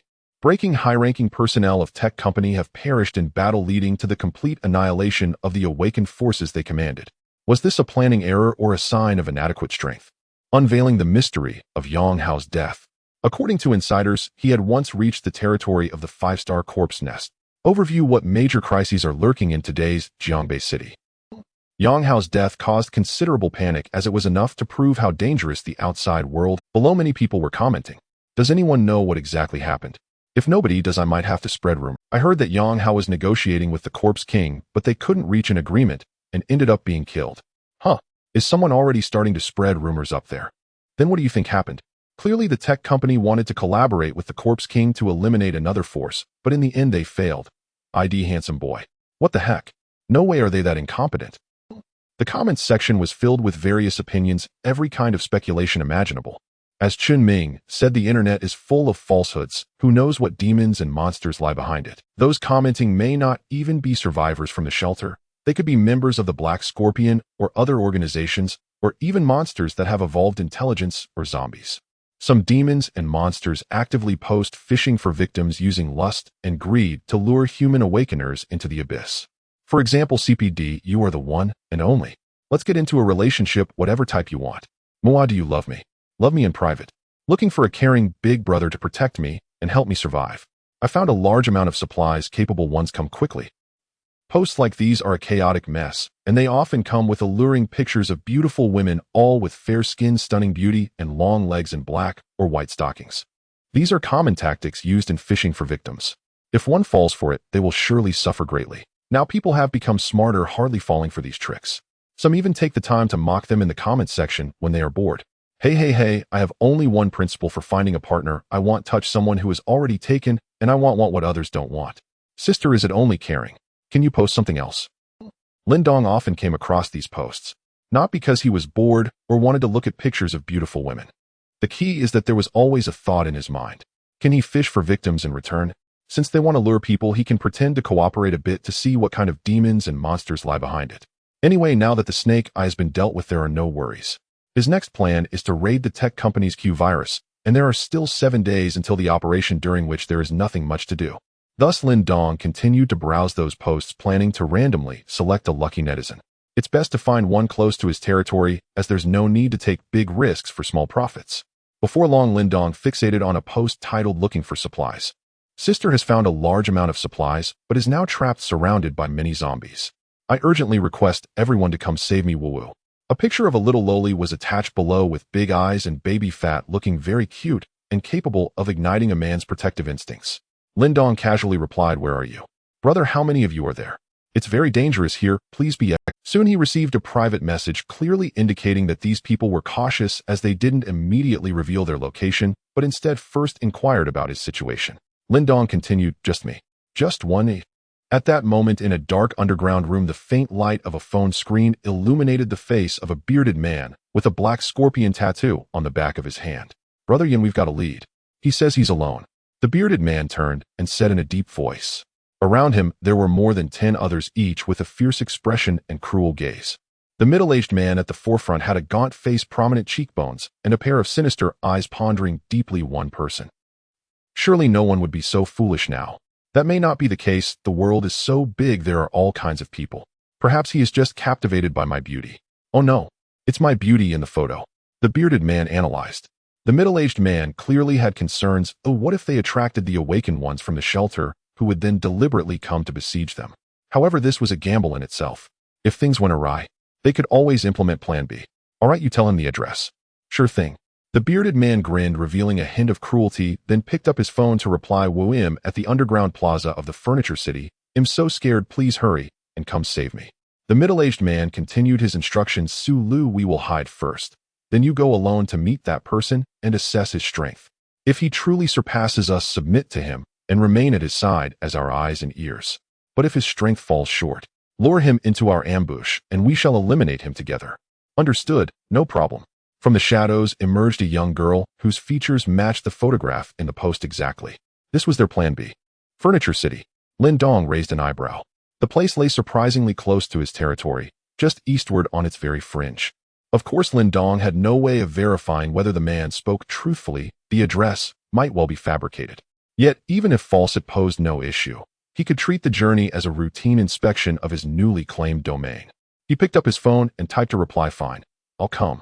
But that area is genuinely perilous, so I may arrive somewhat slowly." Oh, the other party's eyes lit up instantly. This hesitation signaled weakness.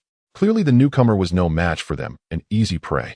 Lin Dong had spoken deliberately to lull his opponent into complacency. He wielded digital deception with masterful precision, turning the encounter into a high-stakes game of wits. Thereupon Lin Dong rose and left his home, descending the stairs before striding steadily eastward. Caw, caw, caw.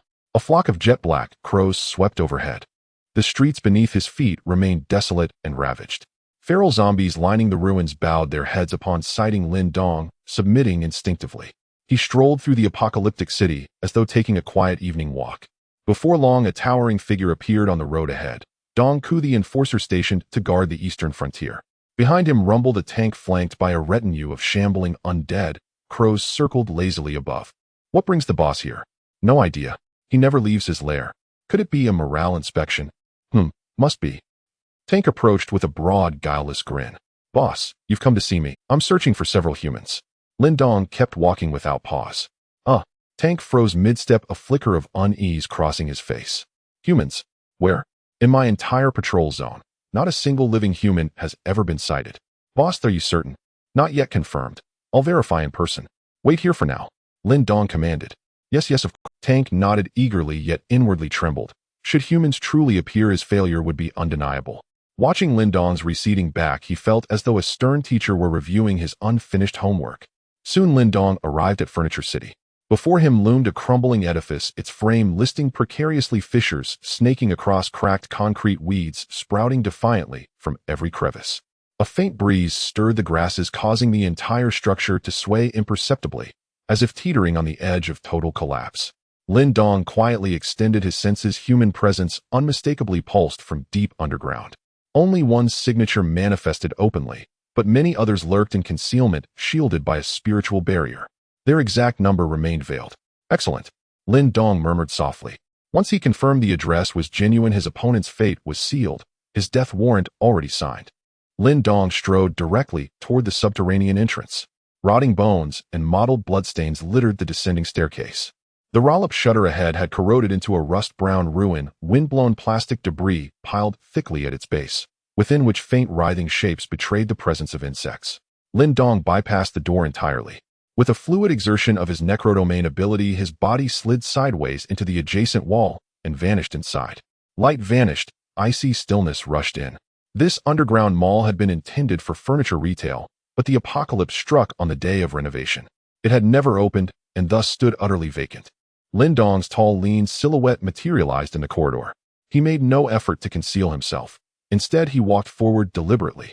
His footsteps echoed sharply down the hollow passageway, shattering the oppressive silence. Truly alone, Su Lu, who had waited in anticipation, detected the approaching disturbance. Yet curiosity prickled her. When did he even enter? Ahem, big brother, is that you? She pitched her voice higher, softer, calling out into the gloom. From the dimness emerged a figure clad in an immaculate white shirt, his fair, striking features framed by eyes cold and detached, utterly devoid of warmth. Lin Dong studied the girl before him. Undoubtedly human and uncannily identical to the photograph. The specimen matched the description perfectly. Yet how many more lurked unseen? They needed coaxing into the open. Hello, I'm here to rescue you. Su Lu stared at his handsome face, and for a fleeting moment her breath caught. She had originally been abducted by members of the Black Scorpion, then coerced into joining under threat of violence. She'd planned to kill Lin Dong and harvest his crystal core, or perhaps his brain essence, but his appearance unsettled her resolve, stirring unfamiliar impulses. Big brother, I'm so scared. She stepped forward, voice trembling with feigned vulnerability, reaching to clasp his arm, only for Lin Dong to sidestep, smoothly evading contact entirely. Where's the supplies? Su Lu fell silent, baffled. Was he truly so unresponsive? Had he come solely for provision? Still, there was something admirably principled about him. The supplies, they're inside. Follow me. Reluctantly, she led him onward, straight into her comrade's waiting ambush.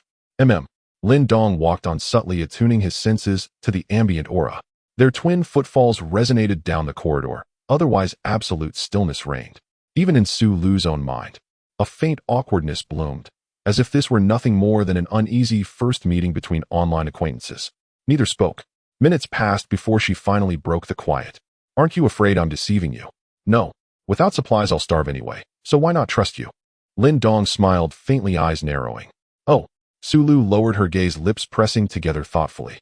Then have you ever considered joining an organization? Not yet. But if survival proves possible, I might reconsider. Lin Dong paused, thoughtful. A spark of recognition flashed in Su Lu's eyes. She found herself deeply agreeing.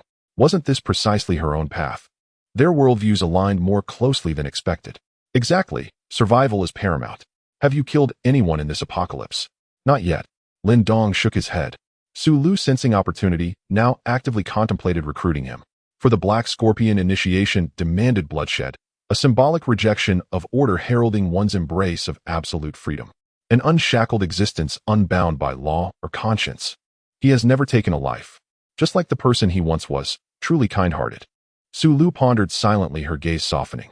Having spent too long among the twisted members of the Black Scorpion organization, she found Lin Dong refreshingly genuine. A subtle chord within Su Lu's heart resonated at that moment. Having fled endlessly through the apocalypse, enduring humiliation, clinging to survival, her spirit was utterly exhausted, yearning for a steadfast shoulder upon which to lean. Suddenly, an intense resolve seized her. She did not want Lin Dong to die. Perhaps she could first bring him into the organization, and later find the right opportunity. for them to walk side by side bound together. If anything unexpected happens shortly, you must obey my instructions. Only then might you survive. What unforeseen danger could there possibly be? Lin Dong asked with a faint smile, implying the hunt for them was already all but assured. They entered a vast dim hall. Darkness swallowed the periphery while in its center lay scattered human supplies, several cases of mineral water, cardboard boxes filled with instant noodles, and assorted canned rations. These were provisions gathered by the Black Scorpion organization. The supplies are here, Su Lu announced. Lin Dong nodded indifferently. Such meager goods held no interest for him. His true cash had yet to appear. He quietly scanned his surroundings. The psychic barrier grew markedly stronger. Clearly numerous humans lurked nearby. Indeed, from the surrounding shadows, countless eyes watched him intently. Su Lu has led this fool straight to us. Truly alone. How audaciously reckless this man is. Wait. Suddenly a young man beside them furrowed his brow. A psychic type awakened. His perception was exceptionally acute. He sensed something deeply amiss. I detect no trace of living presence from him. What? Those around him recoiled in shock. If he's not human, then what is he? Could it be a ghost? A zombie? Do such zombies even exist? In my view, this is likely his awakening ability, one that conceals his vital aura and disrupts others' perception. Truly extraordinary. Murmurs rippled softly among the crowd. At their forefront stood a middle-aged man, his gaze cold and cruel as it swept over Lin Dong. Though he too sensed nothing from Lin Dong, he felt little concern. After all, they vastly outnumbered him. Moreover, having chosen this entrapment operation, hesitation would betray weakness. Brothers, strike now. Yes. Their voices rang out in unison as they abandoned stealth, gathering energy that radiated a chilling, oppressive force. Two speed-enhanced awakened shot forward like arrows from the darkness, alloy short blades gleaming in their hands, charging headlong toward Lin Dong with lethal intent. Lin Dong turned his gaze. Over a dozen presences had flared into existence around him in an instant. More than expected. As the two attackers closed in fierce as tigers, they were moments from reaching him. Suddenly a girl stepped between them. Stop. Su Lu spread her arms wide, shielding Lin Dong behind her. Brother Yin, don't kill him yet. The two speed-enhanced awakened braked sharply, halting mid-lunge, their expressions dark with irritation. Hey, you little wretch, what do you think you're doing? Don't kill him. Not yet. Su Lu's voice trembled slightly. From the gloom, Feng Yin emerged with the others. What's going on? No idea. This little wretch suddenly blocked our way, insisting we spare him. One man snapped, clearly furious. Feng Yan's cruel gaze locked onto Su Lu, demanding an explanation. Su Lu forced composure. Brother Yin, we spoke briefly. He shares our hatred for order and wishes to join our organization. As she spoke, she glanced back at Lin Dong, flashing him a subtle, urgent signal, reminding him to follow her lead. Oh yes, I truly despise arbitrary order. Lin Dong nodded calmly. For him, his rules were the only order that mattered. The onlookers studied him warily, some skeptical, others suspicious, faces etched with varying shades of doubt. In this terrifying apocalypse, the Black Scorpion organization rarely turned away recruits. Earlier, the bearded man frowned and challenged Su Lu. Have you actually fallen for him? I. Su Lu faltered. Her silence, that of a grown woman, spoke volumes. The bearded man scoffed in contempt. Huh, damn it. You were praising me as the strongest last night, and now you've fallen for someone else by afternoon. Enough, silence. Feng Yin cut off the exchange. Joining the Black Scorpion organization was no simple matter. It demanded proof of commitment. To join us, you must first slay a human, preferably a survivor from an official shelter. For those survivors embodied obedience to order itself. And after the killing, you'll face evaluation by our leader. Can you meet this condition? Feng Yin asked. The leader? Lin Dong murmured inwardly. So the Black Scorpion organization maintained a rigid hierarchy, complete with a supreme leader. Who is the leader? You'll find out soon enough. Clearly Feng Yin still distrusted him and offered no further details. Oh, and what is your awakening ability? Feng Yin probed. It allows me to conceal my own aura and extend that concealment to others. Lin Dong replied casually. Exactly as we suspected. Awe rippled across the crowd. They exchanged glances. Now everything made sense. His aura had felt profoundly wrong. For the Black Scorpion organization, constantly on the move, conducting covert raids and theft, aura concealment was nothing short of a divine boon. With it, they could traverse anywhere without fear of detection. Yet Feng Yin remained unconvinced. Can you truly conceal another's aura? Could you demonstrate it? Of course. A faint knowing curve lifted Lin Dong's lips as his gaze settled upon the bearded man, and he began walking toward him. I'll use you for the demonstration. No objections, I hope. You, go ahead. Who's afraid of you? But if you're deceiving us, I'll tear you limb from limb. An inexplicable unease prickled the bearded man as Lin Dong approached, but surrounded by so many allies he dismissed any treachery and stood his ground defiantly. Go on. Beside them, Su Lu clenched her fists tightly, her expression taut with tension. So far her plan had unfolded successfully. If Lin Dong proved his worth and offered a blood oath, passing formal review would secure his place within the Black Scorpion organization. She silently prayed his aura concealment ability was real. She hadn't felt this anxious since her college entrance exams. Now standing before the bearded man, Lin Dong's smile widened, slow, deliberate, inevitable. Before all their eyes, he slowly raised his slender hand, and wielding the power of the corpse domain, plunged it directly into the man's skull. Ugh! The man's gaze froze, his eyes widening in sudden paralyzing horror as death's chill enshrouded him, igniting primal terror within his chest. In that split second, realization struck, but resistance came too late. The next instant, darkness swallowed his vision and consciousness fled. As the bearded man crumpled lifelessly to the floor, Lin Dong withdrew a crystalline core from his skull. See, he's breathless now. A sharp involuntary hiss escaped their lips as terror seized their faces and chilled breaths were drawn in unison. What uncanny ability was this? Theoretically, Lin Dong had indeed succeeded. He had extinguished the bearded man's breath, but Feng Yin and the others instantly realized the truth. He had been mocking them. Damn it, kill him!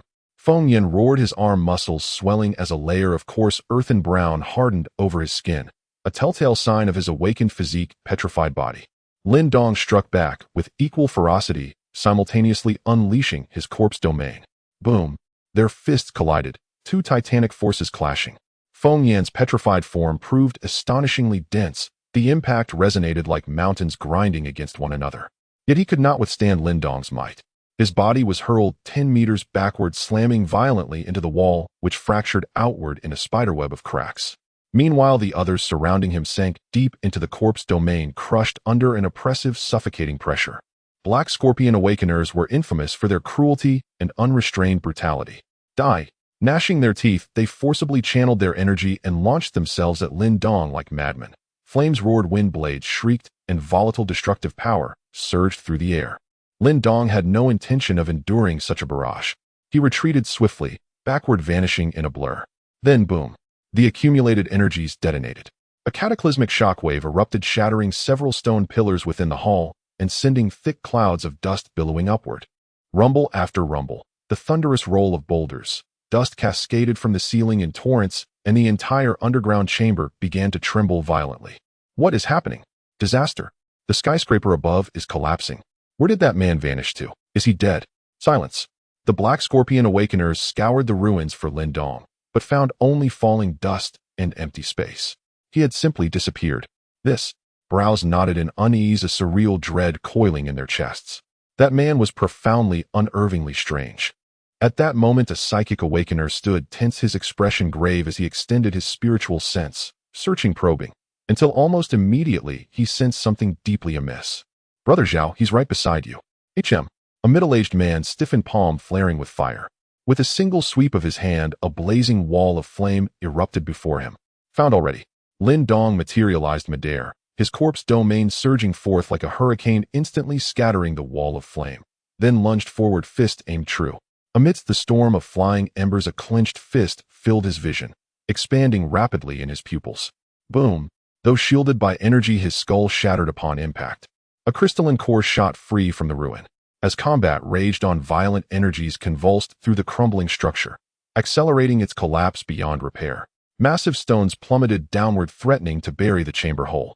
Lin Dong glanced upward, then leapt, vanishing once more into thin air.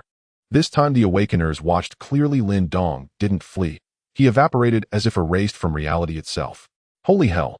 We're utterly outplayed by this master of stealth.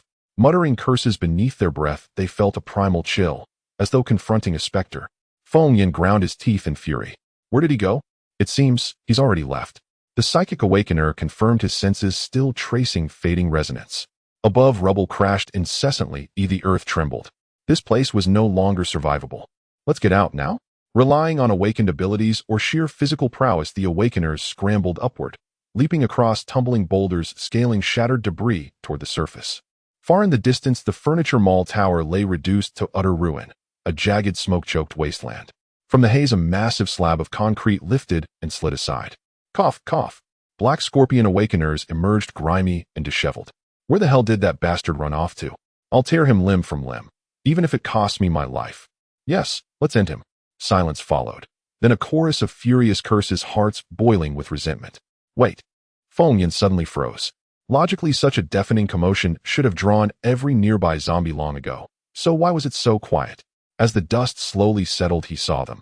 Horrifying faces emerging everywhere on streets, rooftops, rusted vehicles. Each gaze fixed, hollow, and ravenous. Even worse, some zombies scaled vertical walls like spiders. Their eyes widened in disbelief, pupils contracting in sheer visceral shock. For now they understood, a relentless tide of the undead had encircled them completely. Caw, caw, caw. Humans. There are truly humans here. Hundreds of jet-black crows with crimson eyes wheeled overhead, a chilling, awe-inspiring spectacle. And amid the writhing horde, standing calmly in pristine white robes, was a solitary figure, flanked by a towering, hulking zombie, whose tiny, gleaming eyes burned with feral hatred and profound grudge. Brother Yin. He's the zombie sovereign. An awakener gaped, jaw slack with disbelief. Those who had sworn moments earlier to fight Lin Dong to the death now stood paralyzed, trembling uncontrollably, their terror peaking as they beheld the overwhelming siege. Feng Yan's mind finally snapped into clarity. What monstrous entity had his baton capture operation just reeled in? Only Su Lu wore not just shock, but also sorrow tinged with quiet disappointment. You are the zombie sovereign of this territory. Yes, exactly. Lin Dong nodded. Su Lu understood at last, and recalled his earlier words. I believe in you. I've never killed anyone. Clearly all lies. So you deceived me. And you didn't deceive me. But she faltered, because for one fleeting fragile moment, she had believed him. She truly wished him alive, even defied Feng Yan to protect him. Actually, I didn't lie. I really was searching for supplies. Lin Dong paused, his gaze sweeping over the stunned group. Because you were the supplies. Ruer. His final words told like a funeral bell. Tank roared, a sound like thunder, and charged forward, leading thousands of zombies in a relentless, unstoppable tide. Humans, in my patrol zone. Tank seethed with outrage. His assignment had failed again. Only by tearing these intruders apart could he erase his failure, redeem his grade. Watching the frenzied horde bear down, Feng Yan and his comrades felt their livers quiver. Resistance was utterly futile. Most among the undead were elite warriors. Some bore the insignia of legendary legions, powerful beyond reckoning. Before Feng Yan's faction could even muster a ripple of defiance, they were swallowed whole by the tide. Especially Su Lu. Her despair so absolute she offered no resistance, seeing in this world nothing worth clinging to. If there is a next life, trust no one. Once you truly believe, you lose. That was her final thought before oblivion claimed her. Moments later, the screams of humans had completely vanished, leaving only the sound of zombies gnawing, accompanied by a few crows pecking at the scattered flesh amidst the ruins. By this time, dusk had approached, with the setting sun resembling blood, casting a surreal image before the eyes. After the bloody feast, the corpses scattered, each returning to its place. At this moment, Lin Dong did not return home, but strolled along the edge of the territory, accompanied by a tank with several crows circling overhead, giving off a somewhat leader's inspection vibe. The tank silently prayed that no humans or any other creatures would jump out at this moment. As he walked forward, the sound of rushing water came from afar. Lin Dong arrived at the riverbank, where the river flowed gently and endlessly, resembling a giant python in motion. The name of Jiangbei City originated from this.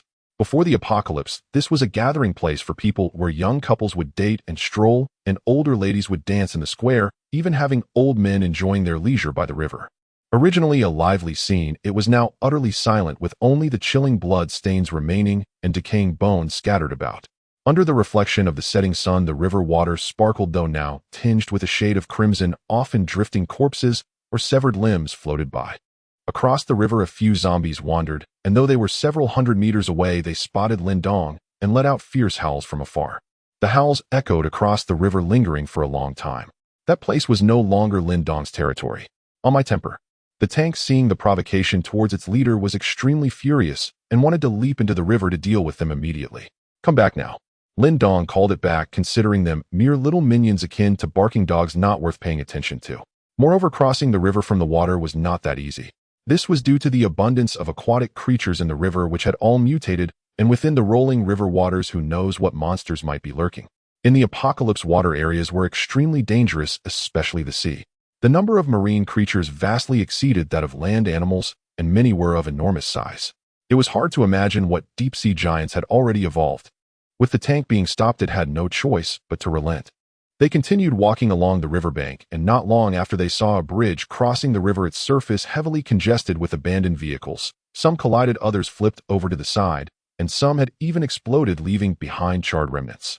On the opposite side of the bridge, several zombies also wandered, their terrifying faces twisted and fierce. It was evident that they had a high level of evolution, belonging to the elite among zombies. Is this to guard against me? Lin Dong mused, realizing the intention behind placing these elite zombies at the bridge's head. Perhaps the zombie king on the opposite side was well aware that a battle between him and Lin Dong was inevitable. Two tigers cannot coexist on the same mountain. One must die, or the other must live. After crossing the bridge, they continued along the riverbank, where a range of mountains awaited, towering and endless, known as Beishan in Zhongbei City. The mountain forest was vast and lush. Before the apocalypse, many renowned wealthy individuals, entrepreneurs, and celebrities lived in villas atop Beishan. Those villas were luxuriously extravagant, far beyond the imagination of the poor, overlooking the great river backed by mountains beside water, truly a treasure of feng shui. However, after the apocalypse, everything changed drastically. Animals and plants had also mutated, turning Beishan into a chaotic land. Additionally, during the outbreak of the apocalypse, many humans in the city fled to the mountains to avoid zombies, with at least tens of thousands seeking refuge. However, once they entered, they never emerged again, leaving their fates unknown. Moreover, within Beishan, signals from shelters could not be received, effectively cutting off contact with the outside world. According to Lin Dong's analysis, while no zombie tide would form in the mountains, it could nurture powerful individuals. It was estimated that most members of the Black Scorpion organization operated within the mountains. Beishan was a dangerous place filled with various individuals, a truly rotten area. Even the Bull Demon King would have to plow the land if he entered, and Sun Wukong would have to perform a grand circus. From a distance, Lin Dong spotted patches of climbing tigers densely covering the woods. This plant was very strange, much thicker than before the apocalypse, and its roots and vines subtly revealed a crimson hue, as if blood vessels were growing within with streams of liquid flowing. The dense climbing tigers seemed to be expanding outward, with some already creeping out of the forest nearing the city streets. This thing is not right, Lin Dong pondered. He turned to look, seeing the tank dazed and confused. Leaving him to guard here seemed somewhat unreliable. Crow brother, go call Xiao Ba over, let her guard with the tank from now on, Lin Dong said, looking up. Okay, they'll go now. The red-eyed crow let out a few loud caws before flapping its wings and swiftly taking off. Xiao Ba, I'm here to find you. The unique calls of Crow Brother echoed throughout the territory. Not long after, it flew to the western part of the territory, where its red eyes scanned and spotted a thin figure standing atop a clock tower. Xiao Ba, Crow Brother called out anxiously. Xiao Ba looked up, having actually heard it calling her long ago, but was somewhat reluctant to respond, feeling that the little black bird had been a bit annoying lately. Can you stop calling me Xiao Ba? All right, Xiao Ba, Crow Brother replied.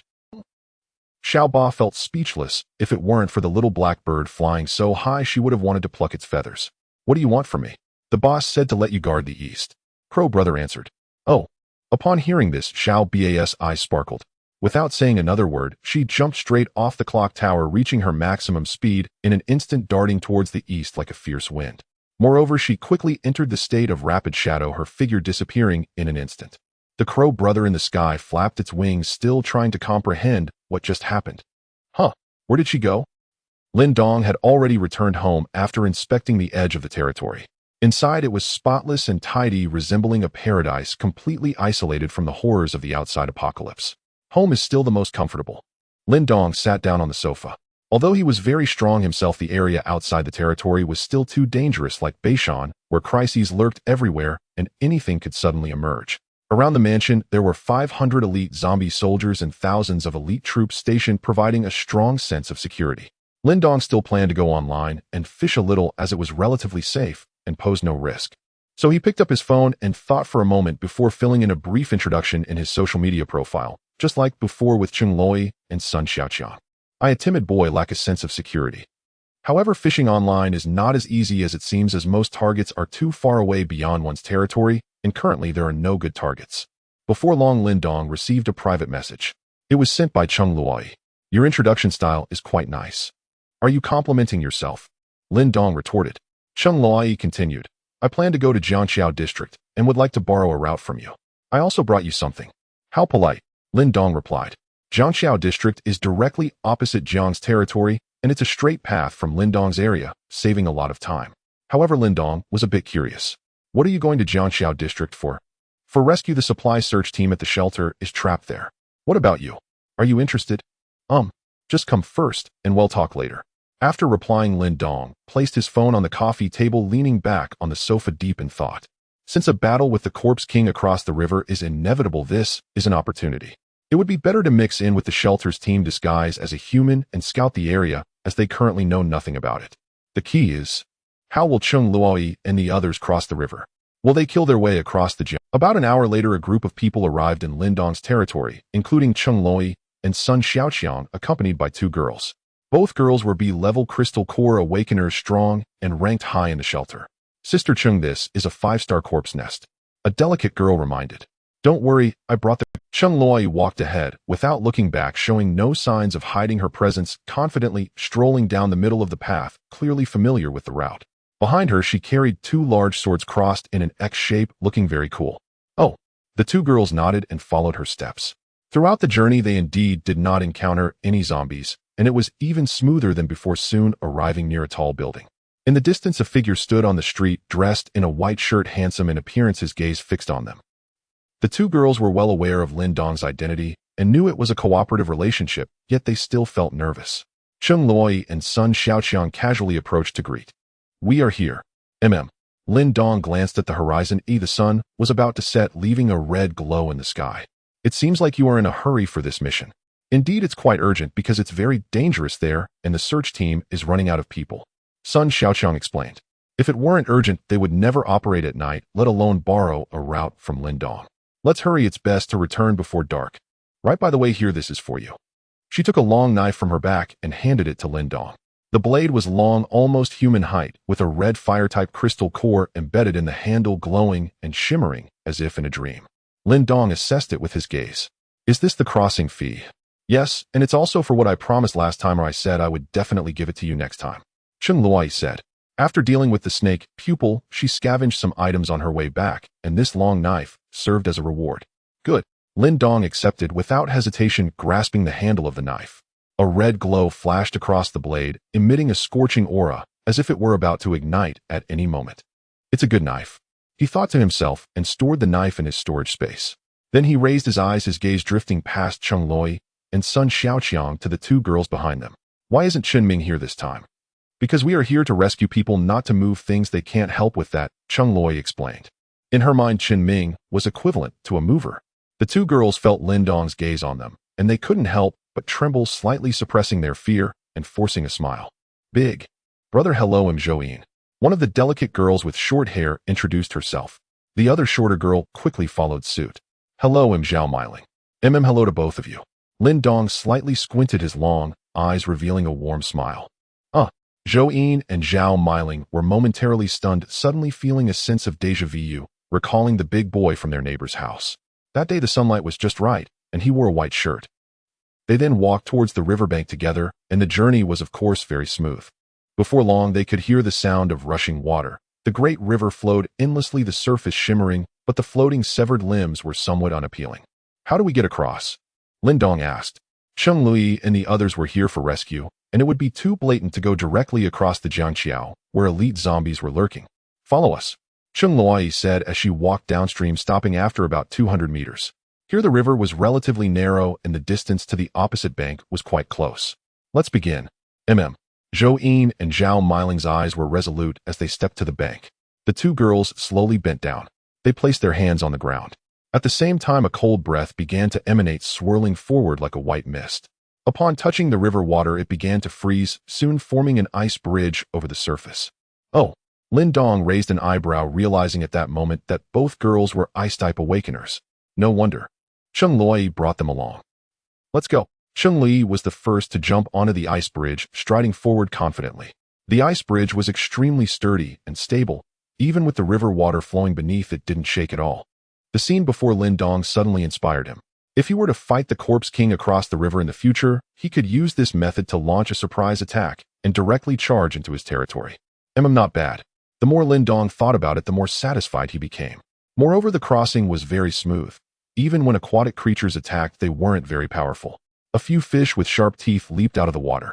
However, Chung Loi executed several knife maneuvers, slicing them into pieces. The movements were clean and swift. It's a pity that these fish have fed on zombies, and there's a virus inside, so they can't be eaten, Chung Loi said regretfully. You don't want them? Then I'll take them with me. Lin Dong unceremoniously waved his hand to store those fish in his storage space, as his subordinates were not picky eaters, they were zombies themselves, and were not afraid of the zombie virus. Moreover, these fish were not small, each weighing over 10 pounds. No powerful mutated monsters were present in the shallow water. Minutes later, they reached the opposite bank. The moment they stepped onto land, the ice bridge melted instantly, leaving no trace. Lin Dong looked at Zhou Yin and Zhao Miling, feeling that they would be useful to him in the future. So he stepped forward and casually took out his phone. Here, let's exchange contact information. Huh. The two girls opened their mouths, their expressions extremely surprised. Did they hear that correctly? The two were often approached for conversation while at the shelter, but they never expected that one day the zombie king would ask for their contact information. What does this mean? Do you order takeout when you're hungry? At the moment, the two certainly did not dare to refuse, forcing a stiff smile as they added their contact details. Chung Loi scrutinized them with her beautiful eyes. What are you doing? Want to abduct us on the first meeting? Don't be so stingy, just borrow 2 construction workers, they won't get damaged anyway. Lin Dong casually remarked. Construction workers? The two women exchanged glances, understanding his meaning, and breathed a sigh of relief. Construction workers are better than delivery men. After adding the social media accounts, the two saw Lin Dong's newly updated profile and couldn't help but feel speechless, secretly admiring that he was indeed a friend of Chung Loi and Sun Chong. After several of them got ashore, a few zombies were wandering along the riverbank, their faces twisted and their clothes tattered, stained a dark brown with filthy blood. At that moment, a pair of murky eyes spotted Chung Loi and the others, letting out a fierce roar as it dashed towards them. These were just ordinary zombies, not very high in level. Chung Loi drew her long knife and casually swung it a couple of times, accurately severing their heads with clean and swift movements. Sun Chong stepped forward, kicking the zombie corpses into the river one by one. Splash! As the water surged, the black blood scattered, attracting a few strange fish that swam over to feast on the corpses. Sun Chong squatted by the river, grinning foolishly. Next to him, Zhou Yin looked astonished, somewhat admiring. Brother Chong, you're quite clever knowing how to destroy the evidence. No, I just think it's fun, Sun Chong replied. Zhou Yin was left speechless, wondering what was so amusing about it. Boys' joys are truly incomprehensible. Let's go, Chung Loi called out, and led the way forward, her expression tense as they were about to enter the zombie nest. Lin Dong remained nonchalant, calmly walking ahead. On the messy street, a scene of devastation unfolded. Among the abandoned vehicles, numerous zombies stood swaying in place, their skin grayish-white, with rotting cheeks that were nauseating to behold. These were all low-level zombies, completely devoid of intelligence, and posed no threat. They acted purely on instinct, occasionally catching a rat to eat if they were lucky. However, Chung Loi did not wish to disturb them and continued to tread carefully. Disturbing these low-level zombies could easily trigger a zombie tide, potentially attracting elite zombies. The group relied on the abandoned vehicles or the ruins of buildings to hide from the zombies' line of sight, cautiously making their way forward. Meanwhile, Lin Dong had no need to hide, walking directly along the street. Because those zombies lacked intelligence in their world, everything was divided into 2 categories, edible and not edible. Clearly, Lin Dong belonged to the not edible category, so they would not attack him. The journey was very smooth. In less than 5 minutes, they arrived at their destination, a sugar factory filled with many large rusted tanks where the density of zombies had significantly increased. Lin Dong quietly sensed that there were elite zombies inside, as well as mutated beasts exuding an eerie aura. Very strange. However, he did not detect any humans. They were most likely hiding using special methods. Otherwise, it would be impossible to survive amidst these zombies. Meow. Just as he was pondering, a cat's meow echoed from within the factory, resembling a child's cry, sending chills down one's spine. What is that? Sun Chong pressed against the fence, peering through the gaps to see a large iron tank with a pitch-black cat perched atop it. Surrounding it were several elite zombies wandering about, seemingly searching for something. This black cat is very strange, be careful, Chung Loi warned. Zhou Yin and Zhao Miling nodded repeatedly, their hearts growing increasingly tense. Sun Chong beside them also nodded, his expression suddenly turning grave. Black cats are the most ominous. Why? Did you notice that too? Zhao Miling asked curiously. Sun Chong explained seriously. When I was a child in the orphanage, I saw a black cat shoot a mouse's ear off with a gun. Oh, don't you think that's... Zhao Miling wore a face of disbelief. What? You don't believe it? Sun Chong pressed on. Lin Dong, do you remember? We saw it together back then. Don't ask me. Lin Dong replied disdainfully. Chung Loi was fiddling with her phone nearby, sending messages to the search team to inquire about their specific location, but after a long while she still received no reply. No response. They can't be dead already, right? Sun Chong asked. They shouldn't be, Chung Loi analyzed. She noted that the zombies inside the factory were clearly searching for something indicating that there must still be living people present. They probably ran into some trouble. At that moment, inside a pitch-black factory, a young man was crouched in a dark corner, not daring. He kept silently chanting to himself, I am a tree, I am a tree, I am a tree. The young man's limbs had transformed into root-like tendrils sinking into the ground, and his skin had dried up, resembling withered bark. This man was named Li Xian, the captain of the search team. He was a wood-type awakener currently employing plant chem. On the ceiling of the factory, several elite zombies crawled upside down, like spiders, their nostrils quivering as they used their acute sense of smell to search. Not far away, several zombies knelt on the ground, feasting on a corpse.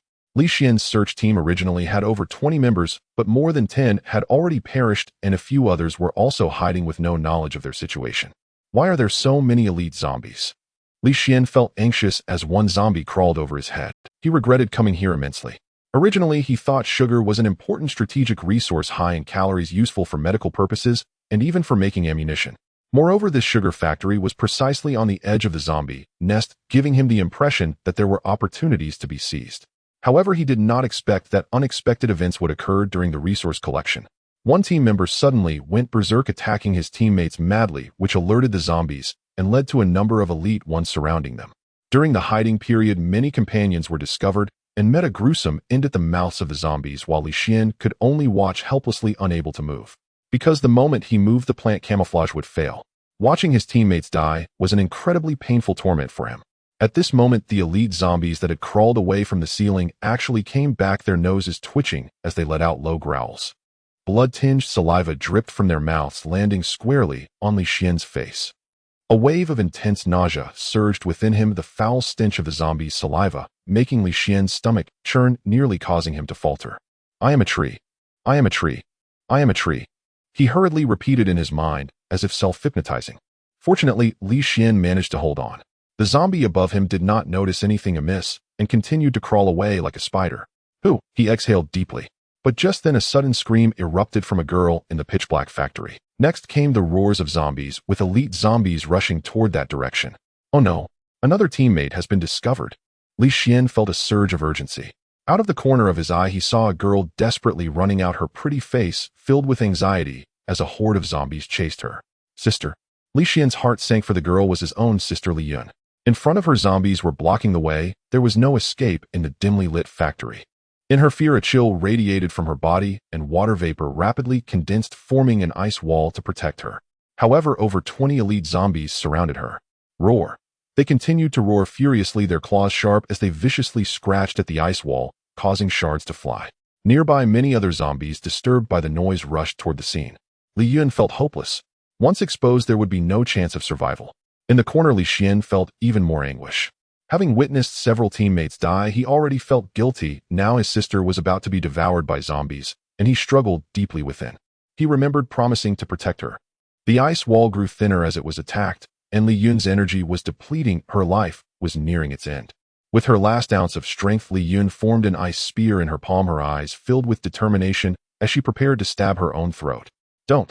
Suddenly a roar came from the corner, followed by countless tendrils sweeping in like serpents, wrapping around the zombies' waists and legs, or directly piercing into their bodies. As the tendrils flailed, they sent the zombies flying in disarray. Li Xian appeared, rushing towards his sister. Brother.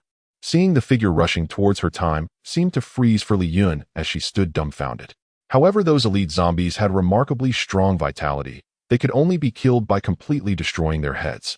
They crawled back up from the ground, lunging at Li Xian from behind. Brother, be careful, Li Yun exclaimed.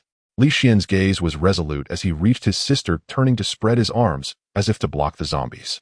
Swish, swish, swish.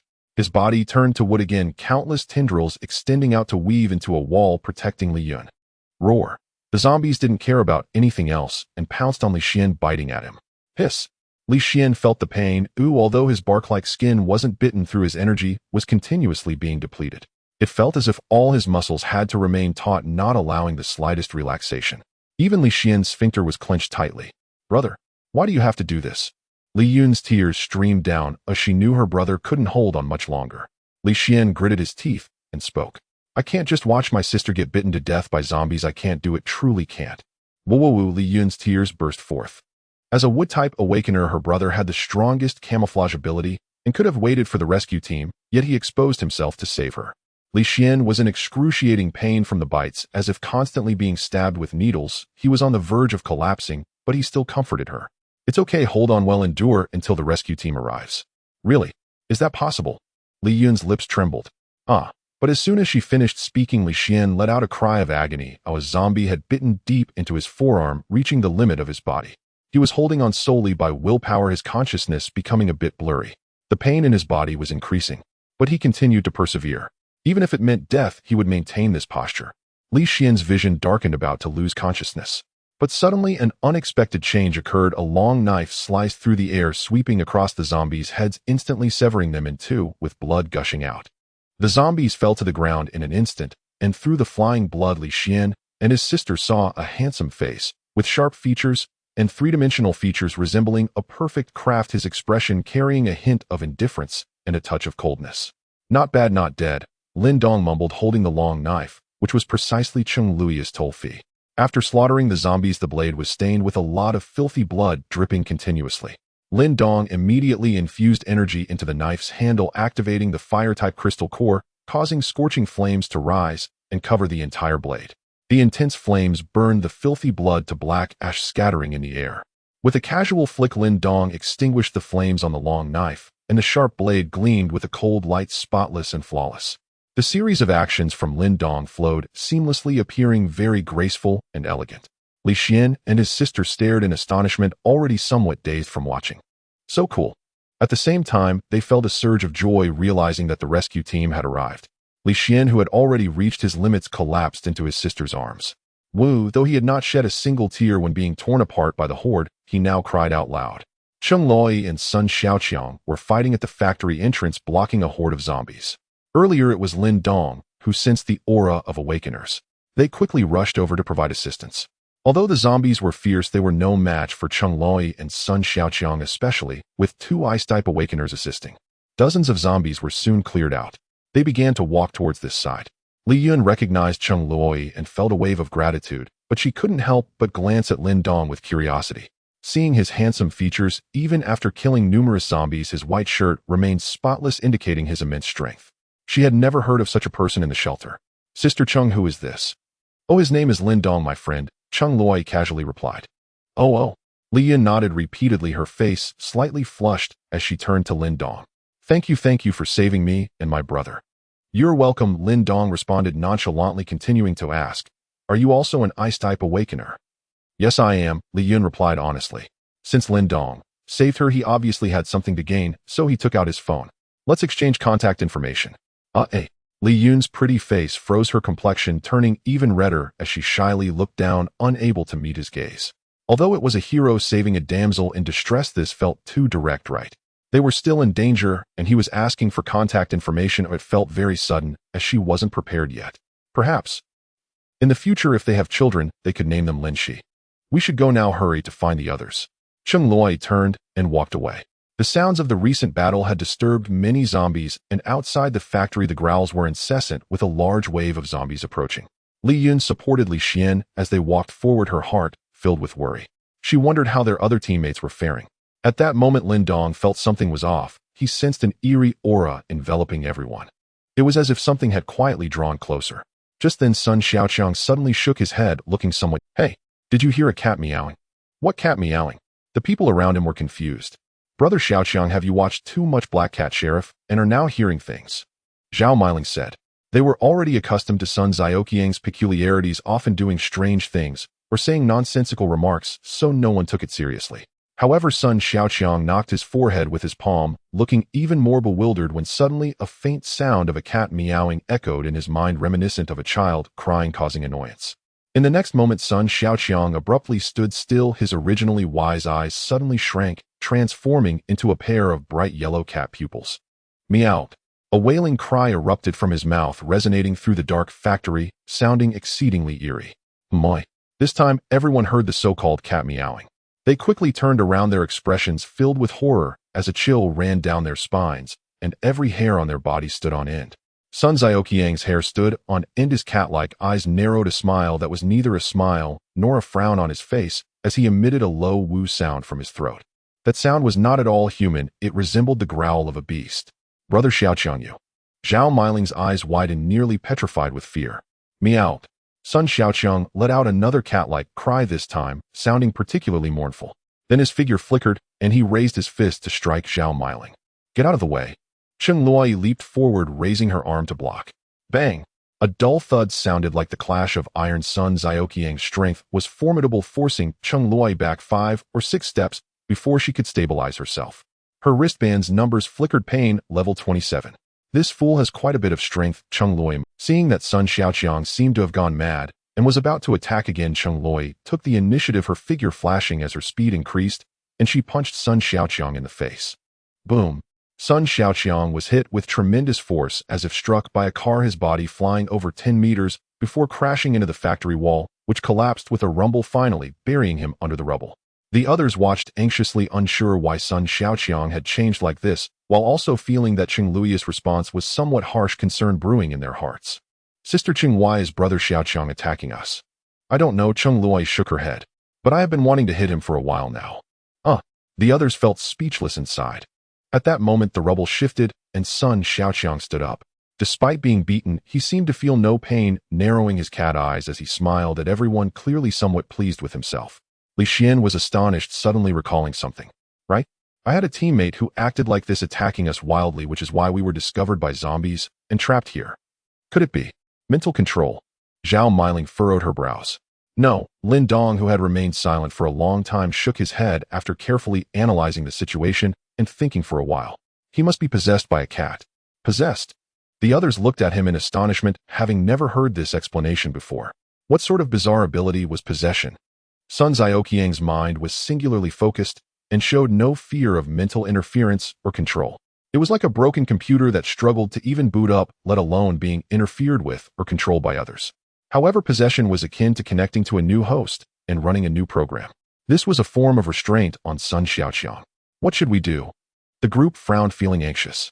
The roars outside were growing closer, and more zombies were about to arrive. Meanwhile, Sun Xiaoqiang's cat eyes focused again, launching another attack on Cheng Luo. The two engaged in battle, temporarily getting caught up. Lin Dong observed, surprised that the black cat possessed such abilities. Truly bizarre. The outside world was indeed very dangerous. He didn't know how to break this ability.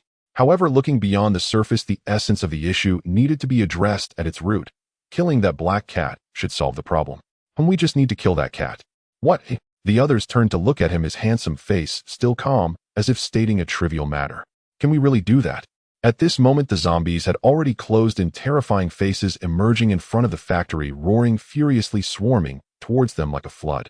Now Li Xian and Li Yun had exhausted their energy and lost their fighting capability, while Cheng Luo was held back by Sun Xiaoqiang. Only Lin Dong and the two construction workers could fight. In everyone's mind, surviving this situation was already a luxury, let alone killing the black cat. Lin Dong's gaze was resolute as he wielded a long knife, stepping towards the horde of corpses with steady, powerful strides, his expression remaining calm. Facing the horde alone, he truly exuded the aura of one man standing against 1,000. Lin Dong's eyes glimmered red as the Corpse King domain unfolded instantly. An overwhelming pressure surged like a vast sea of blood, crashing towards the horde of corpses. In an instant, the once frantically charging zombies halted abruptly, as if the pause button had been pressed, freezing in place. The world fell silent at that moment. Subsequently, some lower-level zombies exploded, flesh flying everywhere, blood splattering. Lin Dong gripped the long knife, energizing it, the fire crystal glowing, and a scorching aura spread out. Whoosh! A surge of flames ignited, engulfing the slender blade. Lin Dong held the blazing knife, his figure flickering as he charged into the zombie horde, moving at an unprecedented speed, leaving behind trails of afterimages. As the long knife swung, the sound of slicing wind accompanied it, leaving behind beautiful trails of flames that directly severed the zombies' heads. Where the blade passed, blood sprayed forth, only to be evaporated by the flames, turning to black ash and scattering. In just a few strokes, Lin Dong eliminated a crowd of zombies, as if entering a no man's land. He swept through them, like rolling up a mat, creating a vacuum around him where no zombies could approach. With one slash, he shattered a zombie's skull or cleaved it in half.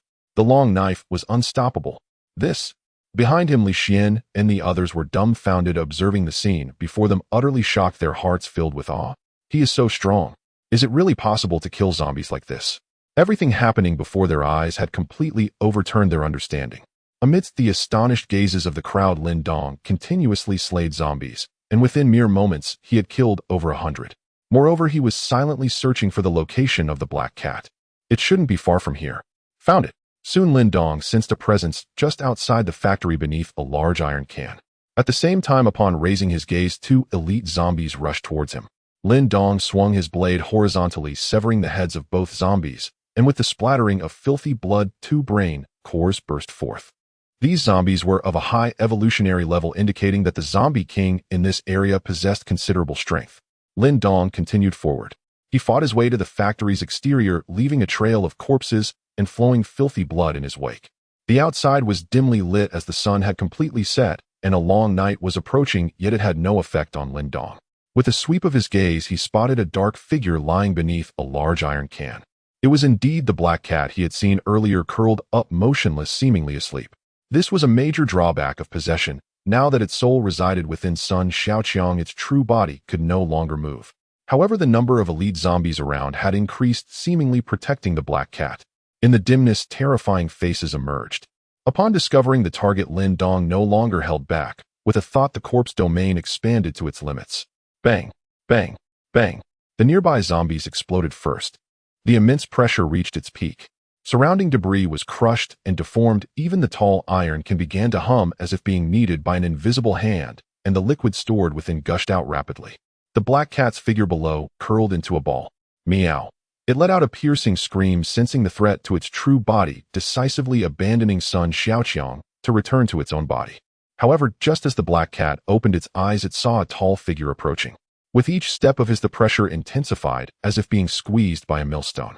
Not feeling well. Lin Dong's gaze was fixed. The black cat sensed the aura of death. Its black fur-bristled ears stood erect, eyes filled with terror, and its body retreated, attempting to escape from this terrifying corpse domain. But with its physique, it was utterly incapable of doing so. Lin Dong swung his long knife, striking down upon its head. The sharp blade, like cutting through tofu, instantly sank in. The black cat let out a mournful howl as its body fell to the ground, black blood oozing from the severed skull. Thus the battle came to an end. Lin Dong retracted the terrifying corpse domain, fully unleashing it still consumed a considerable amount of energy. After the recent series of battles, he had used about 1/10 of his energy. However, Lin Dong noticed an issue at that moment. The severed skull of the black cat surprisingly lacked a crystal core. What's going on? He stood silently contemplating. Could it be that possession was not the black cat's awakened ability? Perhaps. It could be explained in another way. That is to say, another being had attached the black cat's soul to Sun Xiaoqiang. It could also be said that it was this being that granted the black cat the ability to possess. How bizarre. Lin Dong murmured to himself. He felt that this trip was not in vain. Fortunately, he discovered it early. If he had remained unaware, he could have suffered a great loss. How bizarre. Lin Dong murmured to himself. He felt that this trip was not in vain. Fortunately, he discovered it early. If he had remained unaware, he could have roar. Just as Lin Dong killed the black cat, a multitude of zombie roars echoed from deep within this area, shaking the heavens and earth, as if the entire urban area trembled in response. Evidently the massacre in the sugar factory had alerted the zombie king within the lair. It was likely that the zombie army was gathering, charging towards this way. We need to leave. Lin Dong had no intention of fully engaging them. At the very least, after obtaining the Q virus, he wanted his elite army to evolve again. Because if the battle turned too bloody, even if they achieved final victory, it would easily give other zombie kings an opportunity. Not to mention, right now the tech company was also watching closely. At this moment, footsteps approached from the darkness ahead. Other members of the search team, having sensed the battle, ceased hiding and hurried over. They contemplated if there was a chance to assist, contributing their strength. However, what lay before them was Lin Dong standing alone, surrounded by zombie corpses, shattered debris, and twisted iron cans. The entire scene resembled a natural disaster's aftermath. Hiss! A few people gasped in shock, speechless. At this moment, inside the factory, Sun Xiaoqiang's cat eyes expanded, regaining their previous wisdom, though his expression remained bewildered. Because just now the host had disconnected, akin to a blackout from drinking. He had lost part of his memory and could recall nothing. Now he only felt pain all over, with no part of him unscathed. He instinctively touched his cheek, a throbbing pain radiating from it. His face was already bruised. What happened to me just now? Why does it hurt so much? Sun Xiaoqiang asked in confusion. Cheng Luo scrutinized him. It's nothing, you were just asleep and fell over. My. Sun Xiaoqiang was taken aback. What about the shoe prints on his body? We should go now. Cheng Luo's gaze was fixed, having also heard the furious roars from the center of the zombie lair. The others nodded repeatedly, their expressions filled with fear. If they were surrounded by the zombie tide, they would be truly doomed. Have all the people been rescued? Sun Xiaoqiang inquired. Let's hurry, you don't need to worry about it. Zhao Meiling urged. Subsequently, the group quickly left the sugar factory, running towards the riverbank. Fortunately, they were on the outskirts of the zombie lair, and before long they could hear the gentle sound of the river. Yet under the cover of darkness, the river ahead was pitch black. Cheng Luo glanced back. The zombie tide was drawing closer, and even the ground trembled slightly. In the distance, terrifying figures began to appear on the streets. A few construction workers hurried forward, emanating a chilling aura, and once again constructed an ice bridge as they had before. However, this time the ice bridge had a slight curve resembling a slide. After everyone jumped on, they slid all the way to the opposite bank of the river. This is fun. Sun Xiaoqiang rediscovered the joy of childhood. Once they reached the shore, they quickly retracted the ice bridge. Phew, still alive. The group let out a long breath, especially Li Xian and the other search team members, feeling as if they had escaped from the gates of death, having snatched back a life. The terrifying apocalypse was truly perilous. People lived in constant fear every day. On the opposite bank, figures of zombies began to appear. They chased to the river's edge, but now the zombies could only long for the river, continually roaring at the figures of the group, appearing extremely furious, yet helpless. The dilapidated sugar factory was completely shrouded in darkness. Coal ball, an aged voice echoed under the night sky, hoarse and mournful. A figure of an old woman slowly emerged from the darkness. She was hunched with disheveled white hair, but the most terrifying aspect was her face. One half was a wrinkled human face, while the other half was a terrifying pitch-black cat face. As the old woman called out, receiving no response, she knew all too well that the black cat was dead. Behind the old woman, an eerie laugh echoed as a gaunt figure slowly emerged, his skin stretched tightly over bone, especially on his hands, which were completely bare, revealing only stark white bones. Good riddance, all dead is for the best. It saves me from the annoyance of their incessant calling. The corpse king grinned, exposing a row of sharp teeth. The old woman glared with resentment, turning her half-cat face to fix her gaze upon him, but after a moment's thought, she refrained from acting out. It's humans, their lingering aura is here. It's just food, nothing to stir up a great storm. But we must be wary of the corpse king across the river. He has been crazily expanding his territory and is on a roll. Be careful not to attract his attention, the white-boned corpse king said. The old woman shot him a sidelong glance. Do I need you to tell me? I have long been prepared, they won't be crossing over. All right then. The white-boned corpse king was unwilling to engage her further, clearly indicating some discord between them, and he turned away, humming a little tune. Let's learn to meow together, meow, meow, meow. The old woman clenched her teeth in terror, feeling as if he was deliberately trying to provoke her. On the other side, Lin Dong had returned home after parting ways with Cheng Luo. Following his routine, he took a hot bath, changed into clean clothes, swallowed 2 crystal cores, and poured himself a drink.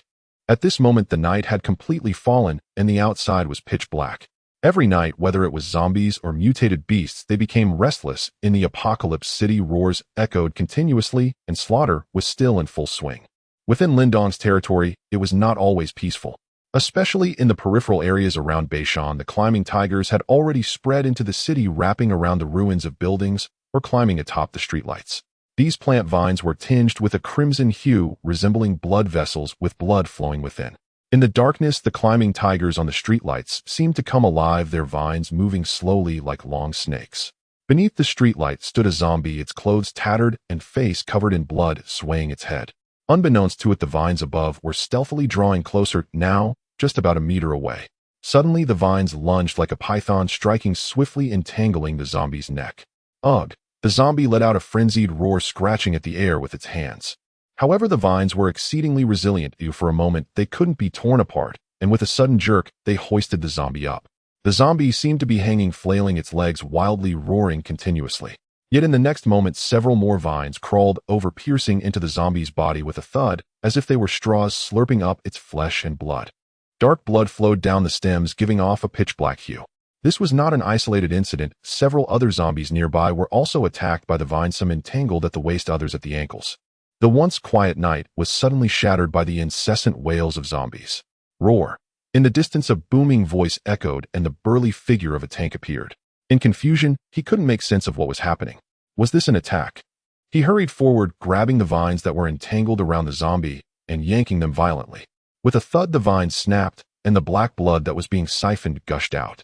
However, those vines were undeterred and silently crawled over in droves, attempting to ensnare the tank. Some wrapped around his ankles, others bound his wrists. However, the tank zombie was incredibly strong. With brute force, he easily tore apart the vines, sending black blood flying. The vines realized they were outmatched and quickly retreated, dragging the other zombies along toward Beishan. Ugh! Those ordinary zombies crawled desperately on the ground, trying to move forward, but they lacked the strength to break free from the vines, and in the blink of an eye they were dragged over 10 meters. At that moment, a gust of wind swept by. With elongated sharp nails like steel blades, a figure dashed past, severing the vines and rescuing those zombies. Little 8 transformed into a lawnmower, his claws swinging continuously. Wherever he went, the vines shattered into numerous segments and foul blood spewed forth. The climbing tigers, realizing they were outmatched, retreated like a tide into the forest, with Little 8 and the tank in hot pursuit, soon reaching the forest's edge. However, due to the sheer number of vines being too dense, several zombies were still dragged into the forest. The zombies seemed to be swallowed by darkness, their howls fading further away until they completely disappeared. Roar. The tank was certainly not satisfied and intended to chase into the forest. However, he was quickly stopped by Little 8. Hey, don't chase anymore. Moi. The tank paused, his expression filled with displeasure. How dare a mere grass challenge us? I want to go in and completely uproot them. The plants inside are too dense. Do you want to repeat what happened last time and have the boss bring the corpses to save you? Little 8 remarked. Ugh. Mentioning the last embarrassing incident, the tank calmed down a bit. Fine, I'll let them go this time, but what should we do about this? That's simple. Little 8 calmly analyzed and contemplated. Let's go find the boss. That night, Lin Dong learned of the matter, not particularly surprised, as he had noticed the climbing tigers behaving strangely, showing tendencies to expand into his territory. They actually came. Lin Dong pondered silently, understanding that to repel external threats, one must first secure internal stability. The climbing tigers would inevitably return. This matter required thorough attention. Due to the battle at the sugar factory during the day, he had expended some energy. Lin Dong did not rush out, but instead rested for the night to restore his body to its optimal state. The next morning, he arrived at the scene of the incident. The tank and Little 8 respectfully followed behind. Boss, it happened like this, then like that, and then my little brother got dragged into the small forest. The tank gestured as he recounted the events, wanting to replay the case and express it as clearly as possible. Lin Dong's gaze swept across the area, which was in disarray, with shattered plant roots and dark bloodstains everywhere. There were also traces left by the zombies that had been dragged away, long trails of blood shocking to behold extending towards the forest. In the distance, the lush greenery of the forest was clustered with many climbing tigers, one group after another. At this moment, the grass leaves swayed with the wind, appearing like ordinary plants, showing no signs of abnormality. Lin Dong could already tell that those vines did not possess independent consciousness. They were akin to tentacles controlled by a central brain. The true mastermind was hidden within the dense forest. They'll go in and take a look, Lin Dong said. Oh, all right. Tank nodded dimly, having intended to express concern and remind his senior brother to proceed with caution. But as he turned his head, Lin Dong's figure had already vanished. Having activated his concealment ability, he stepped silently into the forest. He moved without a whisper, like a wraith. The woods were shadowed and damp, utterly still. Only the rustle of leaves and eerie, unfamiliar bird calls broke the silence. Lin Dong avoided touching the creeping ivy altogether. Instead, he traced its growth pattern inward, following it with the precision of one who follows the vine to find the gourd. He was deeply curious what lay hidden at the ivy's deepest root. Ni's progress remained unimpeded. Along the way, he encountered numerous corpses, small animals, humans, even zombies, each reeking of decay, their states of decomposition varying wildly. Some teemed with fat white maggots. Thumb-sized flies swarmed and darted above them. As he advanced, the ivy grew denser. Clearly, this entire forest had been claimed, transformed into its sovereign domain. After roughly 10 minutes, Lin Dong emerged from the thicket onto a forest road, once a route ascending to the mountain peak where affluent residents dwelled in hilltop villas. Now the road lay abandoned, swallowed by rampant vegetation, and along its edges rested overturned, rusted vehicles. the grim remnants of humanity's desperate flight into the mountains during the apocalypse. Approaching one, Lin Dong found a skeleton inside the corroded chassis, its bones draped with delicate spiderwebs as arachnids crawled across them. The glove compartment, trunk, and even fuel tank had all been pried open, evidence of thorough looting. And humans remain in these mountains. At the outbreak of the apocalypse, city dwellers fled en masse into the mountains to evade the undead, beginning lives of raw wilderness survival. Though the deep woods brimmed with peril, mutated beasts, sentient flora, awakened humans still held a chance to endure. Lin Dong turned his gaze, the ivy's tendrils stretched along the road ahead, unwavering. He continued forward, and soon noticed the corpses growing markedly denser, each entwined, desiccated, drained utterly into mummified husks. After a short while, a villa appeared ahead. Once an opulent residence, it now stood in ruin, its courtyard fence and outer walls entirely smothered by ivy. Its broad fan-like leaves shimmered a sickly purple-black, its stems thickened, grotesquely pulsing with sluggish tainted blood. Is it inside? Lin Dong sensed an uncanny aura emanating from within the villa. He cast his gaze toward the courtyard and found its spectacle staggering. Corpses were half buried in the earth, heads protruding above soil, while ivy roots erupted directly from their skulls. Some craniums had long since rotted into hollow skulls, others remained disturbingly fresh, recently slain, though no one knew how the ivy had seized them. Quite the avant-garde garden design. Lin Dong murmured inwardly, almost admiring the ivy's macabre artistry, then stepped across the threshold. The courtyard reeked of death, cold, suffocating, thick with the nauseating stench of decay. Any ordinary person would instantly recognize this place as cursed and flee before drawing near. Only Lin Dong entered alone, and the villa's once luxurious floor-to-ceiling windows had long since. Peering inward, he beheld a scene of utter horror. Dozens of corpses hung suspended from the ceiling rafters, human and animal alike, packed tightly like cured sausages.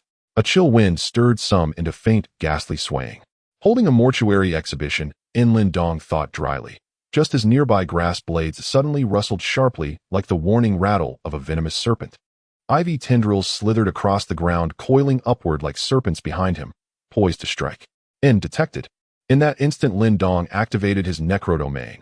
Behind him, the attacking vines exploded in rapid succession. Boom, boom, boom.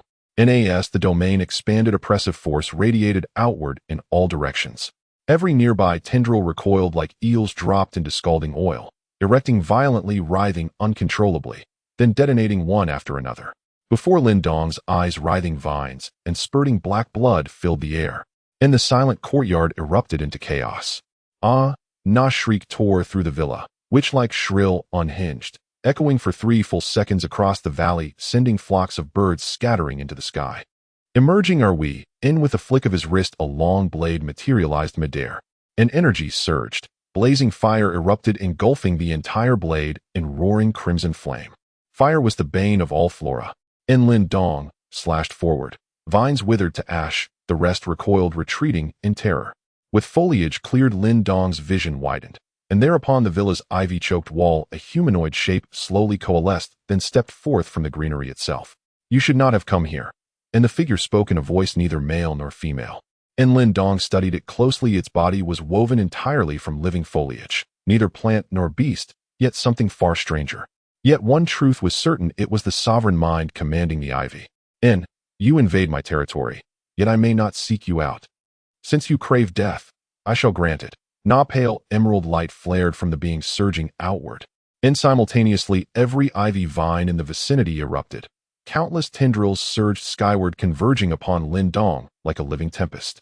Once more, Lin Dong's vision vanished beneath a suffocating tide of green, and he stood immersed in a world of pure vegetation. Ni's eyes blazed crimson. His King-of Dead domain flared to its absolute zenith. An overwhelming pressure crashed forth, a crimson tidal wave of annihilation. Boom. Deafening detonation shook the earth. Vines, walls, and air itself disintegrated as if swept by a cataclysmic storm. Countless leaves shredded midair, then pulverized into dust under relentless force. The ivy being staggered, visibly stunned, unprepared for such devastating dominion. Yet it steadied itself, channeling energy anew. In endless growth, at its soft incantation, shattered vines burst forth with tender shoots, swiftly thickening, hardening, regenerating. A new canopy of flora descended once again, engulfing Lin Dong. Lin Dong's brow lifted. This being's power was indeed sinister. Its strength rivaled any sovereign zombie beyond the mountains. Moreover, its assault bore hallmarks of true domain formation. The chaotic energy surged violently, turning the forest into complete disarray. A stalemate was subtly forming between the two. However, the scarecrow was full of confidence, for it had absorbed countless blood and flesh from various creatures, from tiny insects to large beasts, including zombies and humans, since its inception, allowing it to develop to its current state. The energy it had absorbed undoubtedly exceeded that of most living beings. Let's see how long you can hold on. Surrounded by a sea of vines, Lin Dong was unyielding, his expression calm and composed despite the relentless assault.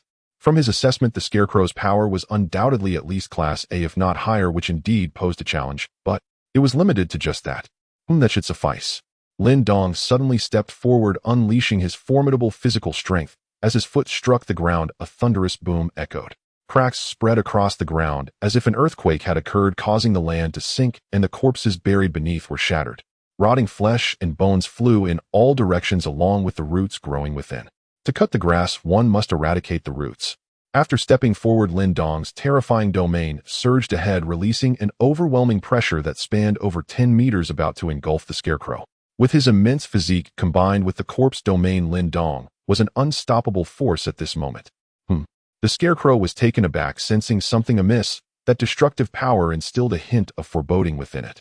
The creature before it was formidable. The growth of the vines significantly slowed, and although the scarecrow continued to emit energy, it was evidently at a disadvantage. Yet Lin Dong remained overwhelming, his aura piercing through the air.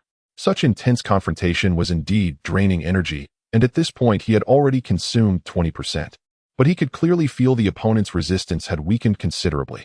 Lin Dong took another step forward, slightly bending his knees, his body arched, switching to a two-handed grip on his blade, poised like a leopard ready to pounce. The corpse domain continued to expand, enveloping the scarecrow, while the villa behind seemed to collapse, as if it were disintegrating, turning to dust in an instant. Slash! Lin Dong tightened his grip on the long blade, and under the surge of energy, blazing flames erupted from the blade's edge. With a powerful push from his legs, he propelled himself forward, the tremendous recoil causing the ground beneath him to sink further as Lin Dong shot forward like a cannonball, carrying the terrifying force of the corpse domain. The scenery to the sides darted past as roots, leaves, and foul blood flung about. At this moment, the scarecrow could see ahead, as if a storm was rushing towards it. A calamity was upon it. No. A strong sense of unease arose within the scarecrow as the scent of death drew near. I don't want to die. The scarecrow felt a profound unwillingness. Starting as a small blade of grass, it had evolved from devouring ants to its current form, and it was not content with its mountain existence, aspiring to expand into urban areas. Dreaming of one day growing to encompass the world. Little did it expect that upon leaving the mountain it would provoke such a powerful being. The scorching aura was now upon it, the sharp edge about to sever it, yet under the terrifying corpse domain the scarecrow had no means to evade. Swish! Lin Dong swung the long blade horizontally across the scarecrow's body. The scarecrow let out a hysterical scream, appearing immensely tormented. Simultaneously, all its resisting energy vanished, and the vine-like tendrils began to rapidly retract, withering and rotting. In an instant, the chaos in the forest fell silent, leaving only a desolate wasteland. The scarecrow's body was cleaved in two, lying on the ground, its consciousness gradually fading away. Lin Dong examined it closely, wanting to see what kind of creature it was. Upon closer inspection, he realized it was indeed a mass of grass merely woven into human shape. On its chest, a round crystal flickered, the source of its energy resembling a core, but with some differences. How powerful are you? A signal transmitted through the scarecrow's consciousness. I don't know either. Lin Dong was at a loss for words, having yet to encounter an equally matched entity thus far. The scarecrow's soul was deeply shaken. Were all creatures beyond the mountains this terrifying? Unfortunately, it could never grow to encompass the entire world. A small blade of grass harbored dreams of domination, and in its final moments it bore one last thought. The city was too dangerous, it should remain in the mountains. Subsequently, its remnant form began to wither, rot, and disintegrate into ash. After the scarecrow's complete demise, it left behind a glowing crystal in its place. Lin Dong picked it up, examining it back and forth. The energy within was powerful, yet chaotic, clearly not a core. The interior of the crystal was not entirely transparent, but contained some fibrous-like material resembling a seed more than a core. Can it be eaten? Lin Dong pondered. As a zombie, his essence still revolved around concerns of can it be eaten or cannot be eaten. This grass had devoured a hodgepodge of flesh, including insects, animals, zombies, and even nutrients from other plants. It can't be toxic, right? Lin Dong felt no appetite for the seed-like object, as he was not a herbivore. Thus pondering to himself, perhaps he could take it home, plant it, and see what it might grow into, eventually determining its potential. Driven by curiosity and a thirst for knowledge, Lin Dong stored the seed in his spatial pouch. Just as he was dealing with this matter, Lin Dong's nostrils flared as he caught a whiff of human scent approaching. Indeed, there were humans surviving in the North Mountain. Evidently the commotion from his battle with the scarecrow had attracted them. At this moment, two individuals were stealthily crouching behind a rock, peering ahead. What on earth is happening? Those man-eating vines have completely withered. I don't know, the vines are indeed gone. Look, there's a person standing over there. The other nodded repeatedly. If the man-eating vines were still present, it would be impossible for any human or other creature to be there. Could it be that he took them down? What are you thinking? The young man retorted in his mind. The man-eating vines were incredibly terrifying, sprawling across the mountains and valleys, and certainly not something a single individual could handle. He probably, like us, was attracted by the commotion. But why did the man-eating vines suddenly die for no reason? It's unbelievable, the other person remarked. The young man contemplated. Plants sometimes stop growing and die once they reach maturity. Or perhaps the man-eating vines consumed some toxin and perished from it. Oh, both of them were awakened beings at the chi refinement stage, lacking perceptive abilities, having served as security for the wealthy in the villa district before the apocalypse. At this moment, the two were thinking that the man-eating vines had absorbed countless blood and flesh, drawing in immense energy, and must have condensed a supercrystal core. If they were to obtain it, wouldn't they soar to new heights instantly? Yet in this desolate wilderness, encountering a person, they did not dare to be careless, secretly observing Lin Dong and analyzing his background. Seeing him alone, he should not be from the Black Scorpion organization, as that group is known for their collective actions. Moreover, this person was well-dressed and looked quite tidy, exuding a certain aura of a big boss or a rich second generation, and possessing a large amount of supplies. Whether for the crystal cores or the materials, the two felt it necessary to keep him around. Let's go. After making up their minds, they no longer hid and directly approached. Lin Dong glanced over, thinking to himself that he had finally come out. They had been waiting for him for quite a while. Facing Lin Dong's gaze, the two first raised their hands and smiled, saying, "Don't be nervous, we mean no harm." Oh, Lin Dong nodded slightly. He noticed that the two were wearing light blue security uniforms, already tattered from being scratched by branches, with long hair and unshaven faces, looking like wild men. One of the young men, named Wu Daji, asked, "Brother, where did the man-eating vines go?" "I don't know." Lin Dong shook his head in confusion. The two exchanged glances, realizing that he likely came after hearing the commotion to investigate the situation, feeling somewhat reassured. Wu Daji's small eyes became somewhat unscrupulous as he looked Lin Dong up and down. "Did you find anything?" "No," Lin Dong replied. Meanwhile, the other person was searching the ground, seeing only withered vines and decayed roots, finding no trace of the imagined supercrystal. Could it be? There's none. Wu Daji, somewhat clever, doubted Lin Dong, suspecting that he was definitely lying, as in this desolate wilderness, unless one was a fool, no one would reveal to a stranger after finding treasure. Cough. All right. Wu Daji nodded, showing no other reaction, but shifted the topic, asking, "Brother, this forest is very dangerous. Where have you been hiding for the past half a month?" "I haven't been hiding," Lin Dong answered truthfully. Wu Daji squinted slightly. The reason for his question was to probe into Lin Dong's secret base, estimating that it must be storing a lot of supplies. He didn't expect the man to be so cautious and not share anything. Now that the world has ended, having one more person means one more strength. We should unite and cooperate to survive. I think you can join us. You guys, are there others? Lin Dong probed. Yes. Before Wu Daji could respond, the person beside him nodded, saying, "Our security team originally had more than 20 people, but now over 10 have died, and there are still." Halfway through his words, he suddenly fell silent. It seemed that what he was about to say next was somewhat difficult to express. But Lin Dong had already guessed something. In the hillside villa area, apart from the security guards and servants, there were only wealthy individuals with substantial fortunes and influential backgrounds. However, now that it is the end of the world, whether rich people, rich second generations, or beautiful heiresses, they have all been brought to the same starting line. It can be said that all beings are equal and everything depends on strength. The security guards previously served the wealthy, taking orders or being scolded. Some even harbored strong resentment against the rich, originally filled with jealousy and hatred. Now that they have gained power, it is not difficult to imagine what they would do, likely tormenting those wealthy individuals severely. This is the dark side of human nature. Lin Dong had seen plenty of such scenarios. Wu Daji said our team leader is a crystal core awakener with great strength and he treats people well. It's because he protects us that we have survived until now.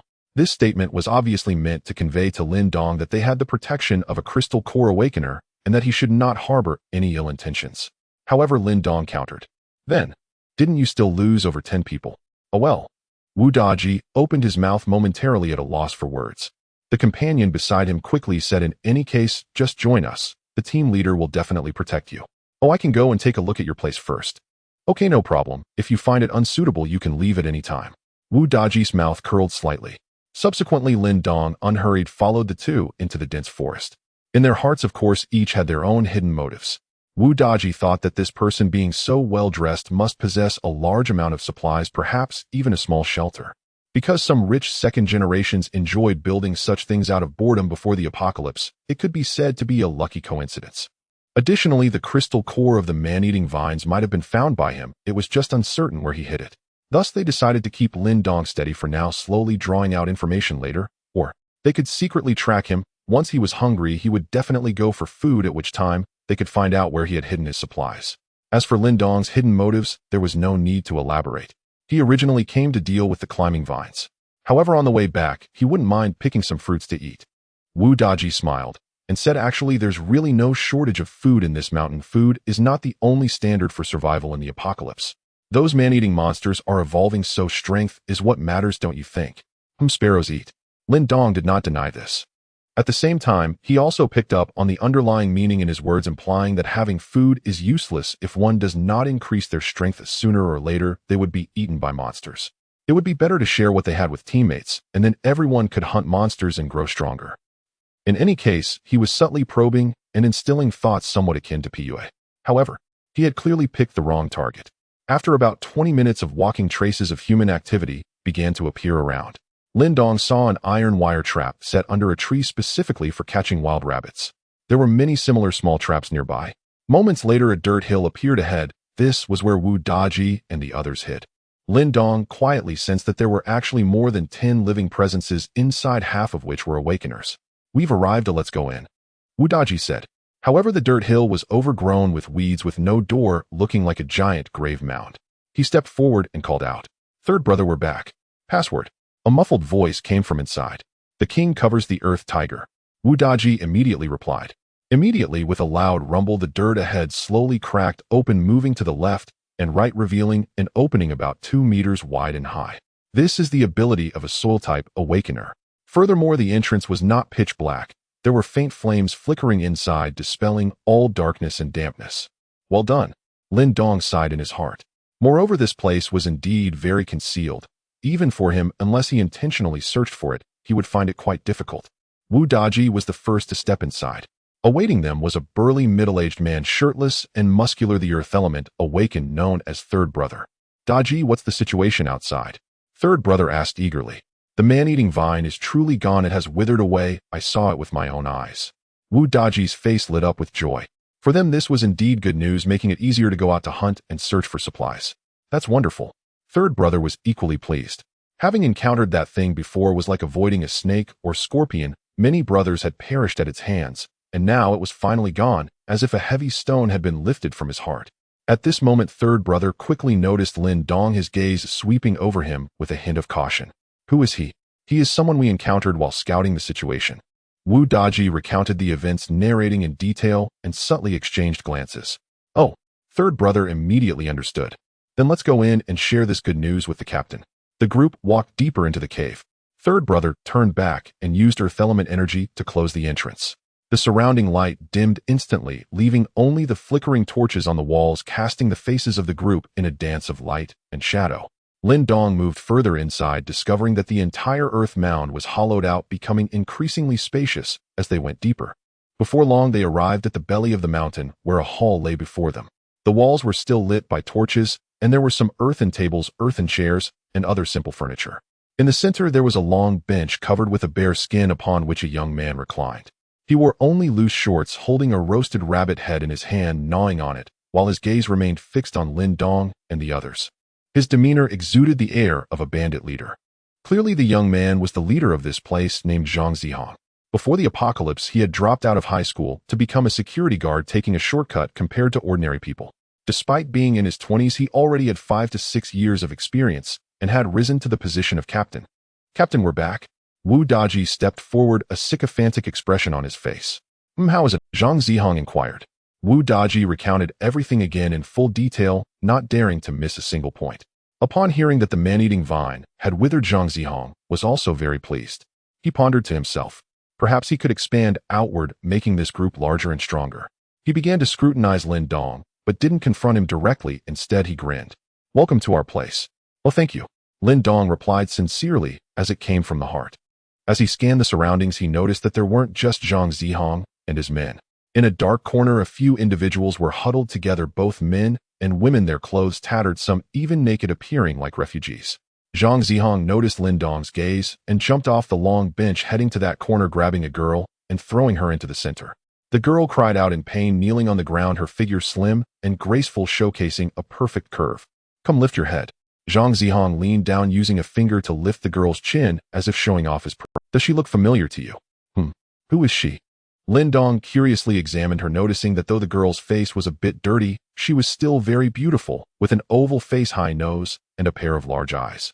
At that moment, her thin lips were pressed together, revealing a look of humiliation, making her appear pitiful. The big star Jiang Shui, Zhang Zihong exclaimed. Oh! Though Lin Dong rarely followed the entertainment industry, he had heard Jiang Shui's name before. Indeed, she was quite famous, a top star. He re-examined the girl and realized it was truly her. However, the once dazzling star had now fallen into extreme destitution, to the point of being at the mercy of others, tortured at will. It was no wonder she was unrecognizable. The disparity was simply too great. Clearly, before the apocalypse, Jiang Shui lived in a luxurious villa on the mountaintop, but had since fallen into the hands of this group. Come on, big star, sing a song for us, entertain the brothers. Zhang Zihong said with a grin. Since Jiang Shui debuted as a singer and had excellent singing skills, known as a walking CD, during these idle times they would make her sing. Jiang Shui's eyes turned red, as if the 3 words big star had become a mockery, deeply stabbing her heart. However, she understood the methods of these people. If she disobeyed, even slightly, she would face inhumane torture. Thus Jiang Shui began to sing a song. Every time I am strong in solitude, wandering alone. Every time, even when hurt, I do not shed tears, I know. I have a pair of invisible wings taking me to fly, flying through despair without thinking. Her voice carried a hint of hoarseness from not drinking water for a long time. Jiang Shui's singing was indeed very good, perfectly expressing the despair of the moment as tears streamed down her cheeks with her melodious voice. From being a star in the spotlight in a day, she had become someone else's plaything, and it was even the security guard who once watched over her.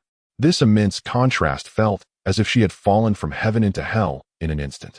It's good to say that the apocalypse is great. Before, people were high and mighty, never even looking at us, but now they must listen to us obediently. Beside him, Wu Daji laughed.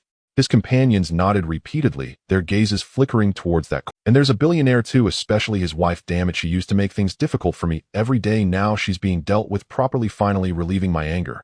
Lin Dong's gaze followed, and indeed there was a middle-aged man beside a woman who, upon hearing their conversation, began to tremble. One could only wonder what kind of torment they had endured before. Wu Daji and the others lamented about the changing tides, how fortunes shift, and feeling like they were truly the protagonists of a revenge story. At this moment, Jiang Shui finished her song. She hugged her knees, burying her head in her arms, crying in pain. Zhang Zihong felt it was time to showcase, turning to Lin Dong. If you want to join us now, take out the man-eating vine crystal core and the stored supplies. We can still be brothers. Your fate will be the same as those people who consider what result you desire. Oh, all right. Lin Dong nodded slowly, raising his eyes, his pupils reflecting the flickering firelight in the dimness. You want the crystal core, right? They'll get it for you. Oh, a ripple of excitement stirred among the crowd. And was there truly a crystal core? And they all knew the man-eating vines had slaughtered countless victims and consumed vast quantities of flesh. Any core they formed would undoubtedly be rare and extraordinary. You claimed earlier there was no crystal core. Hand it over now. Third brother, impulsive by nature, barked immediately. And Lin Dong turned his gaze toward him. Come here, they'll show it to you. And fine. And without hesitation, third brother strode forward. And unaware that with every step he drew nearer to death. Wu Daji and the others watched intently, curious to see what a man-eating vine's crystal core looked like, and quietly murmuring amongst themselves. Had denied having any core outside, yet now produced one. Clearly his own authority carried little weight. Only Captain Zhang possessed the true presence to compel obedience. Where is it? Third brother halted before Lin Dong, less than 2 meters away. The next instant Lin Dong raised his slender hand and thrust it forward, straight into the burly man's skull. Then with quiet precision, he withdrew a tawny brown crystal core. Here, this is the core, Lin Dong remarked, utterly unruffled. His speed had been startling, and more crucially, no one nearby had anticipated such audacity. HSSSS. And the crowd gasped in unison, suddenly sensing something deeply wrong. And before their very eyes, third brother's massive frame crumpled limply to the ground. You. None of his comrades stared, eyes wide with shock, barely beginning to speak.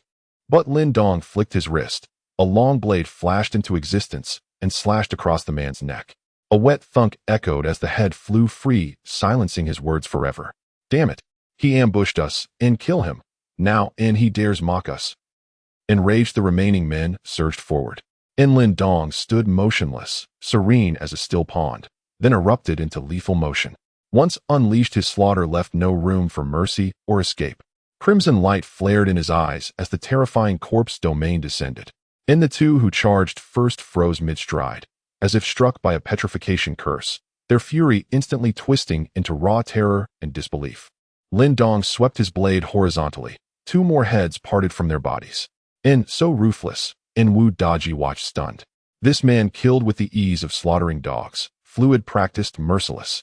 He was no ordinary survivor. What manner of being had he unwittingly summoned? Chilling dread rose unbidden in Wu Daji's chest. He staggered backward, seeking refuge beside Zhang Zihong. The captain in his mind embodied invincibility. See, Captain, what do we do? He's extremely dangerous. Zhang Zihong, a crystal core awakener, had already sensed the truth. Wu Daji's eyes widened. And even the captain said so. Chaos reigned within the mountain cavern. Security team members fell one after another, heads flying, blood misting the air. Flickering firelight bathed the scene in an eerie scarlet glow. Against these low-tier awakeners, Lin Dong waged a one-sided massacre. They were utterly outmatched, not even worthy of a single strike. In moments, their annihilation would be complete. Zhang Shui and the others, drawn by the clamor, lifted their heads and stared incredulous. In a shadowed corner, the tycoon's wife's eyes gleamed anew with fragile hope. Honey, look, those monsters have been slain. Are we finally saved? Yes, perhaps he's from the shelter, sent to rescue us. The tycoon prayed silently. In any case, the security team's demise filled them with grim satisfaction. Zhang Zihong clenched his jaw, watching his men fall one by one. Though danger screamed through his instincts, retreat was no longer possible. He had to fight, whether willing or not. Scorching heat radiated from his body as flames roared to life, wreathing him entirely. A clear sign he was a brank fire element awakener. His attack followed conventional form, energy coalesced around him. Then he launched skyward, driving a blazing fist toward Lin Dong. The fiery knuckles tearing through the air with crackling fury and successive sonic booms. To ordinary eyes, it appeared devastatingly swift. Go, Captain. Give it everything. Wu Daji shouted inwardly. As only a brain-dandier awakener, he could not join such a battle. Yet seeing his captain engage, he dared hope for a turning point. But, as the flaming figure bore down, Lin Dong met his gaze, and the corpse domain surged forth like a tsunami of dread. Zhang Zihong's body locked rigid, as if plunged into crushing ocean depths.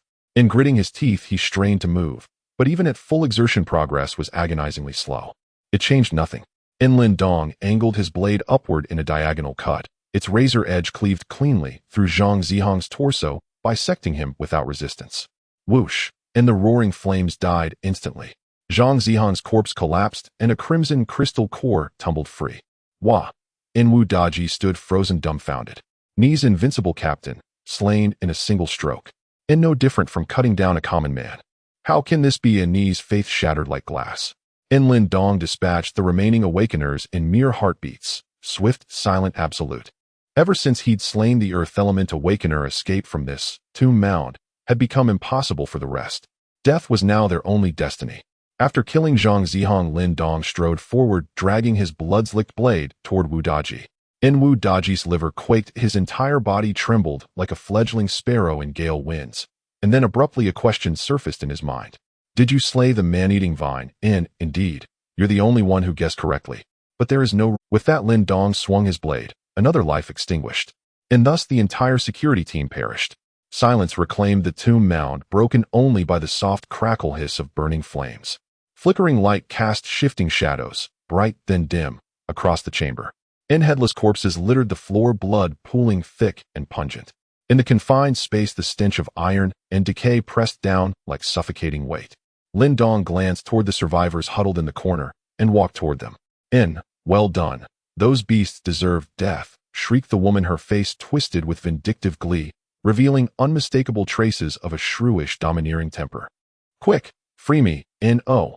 Lin Dong offered no further response, only a swift slash across her throat. Her eyes bulged wide, disbelief flooding her features. She tried to speak, but only choked guttural sounds escaped her lips. Blood flooded her windpipe.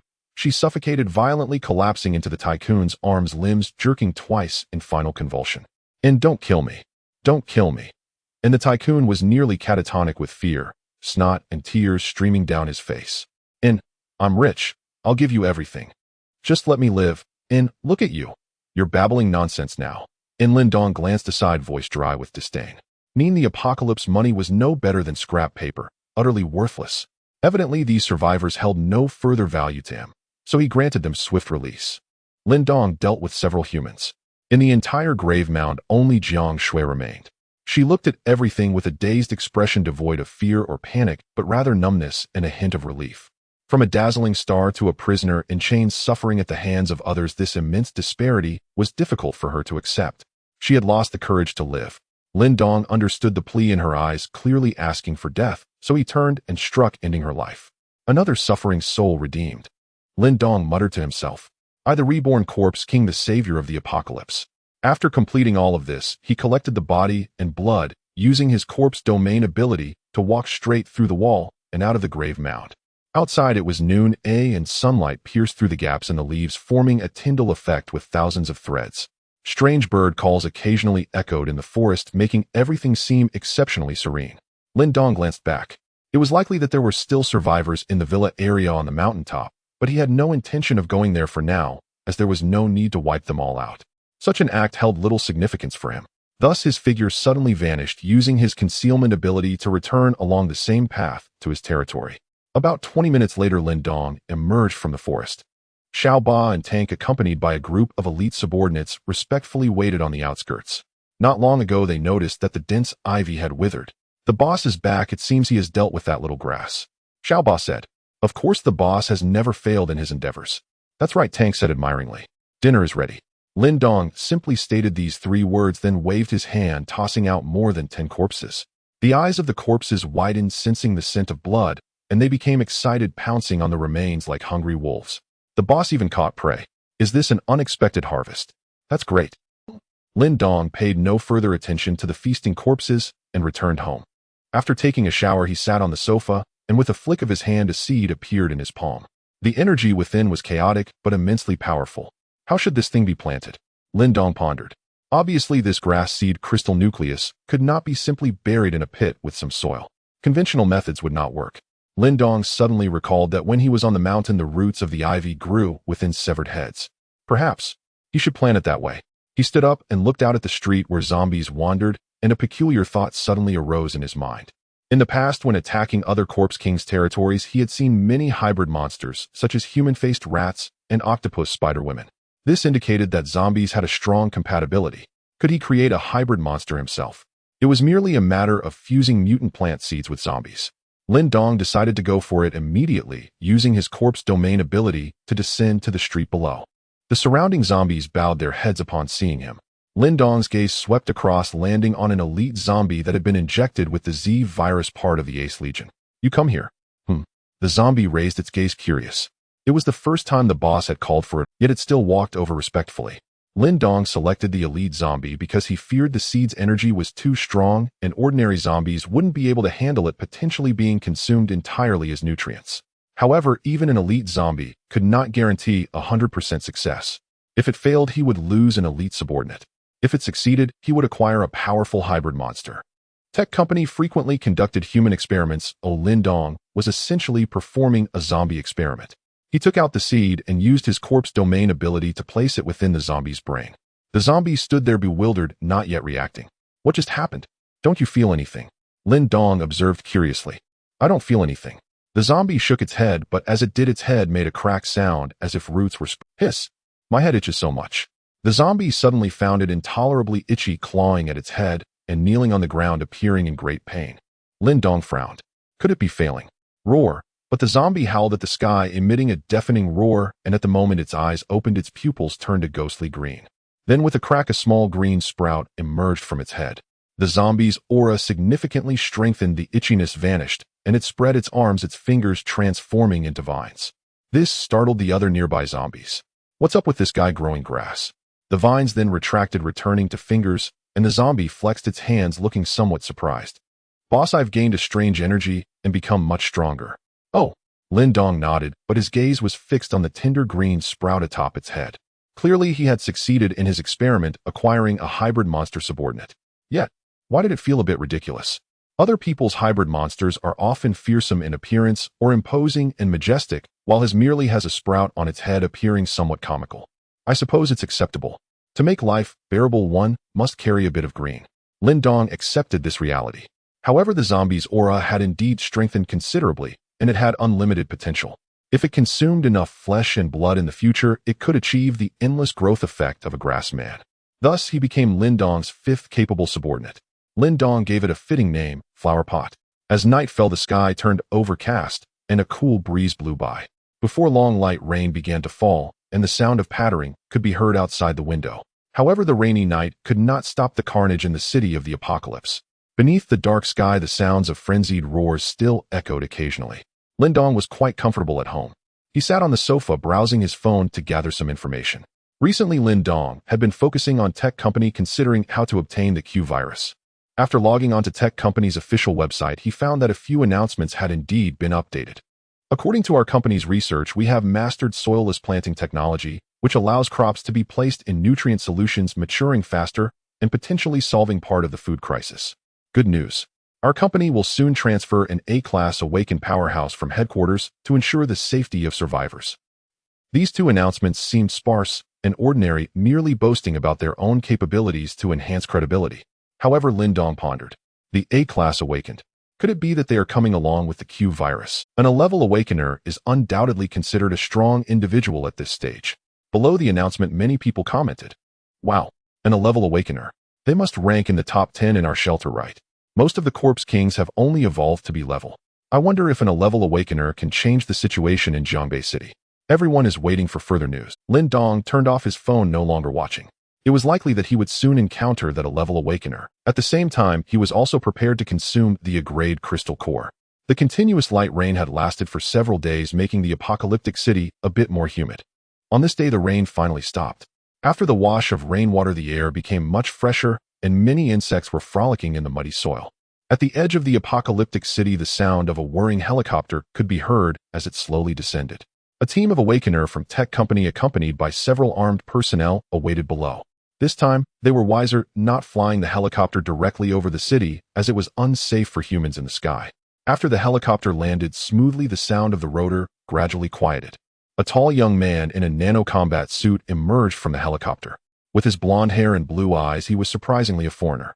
The young man was an A-level awakener from the tech company headquarters, named Tang Senna, responsible for the transportation of the Q virus.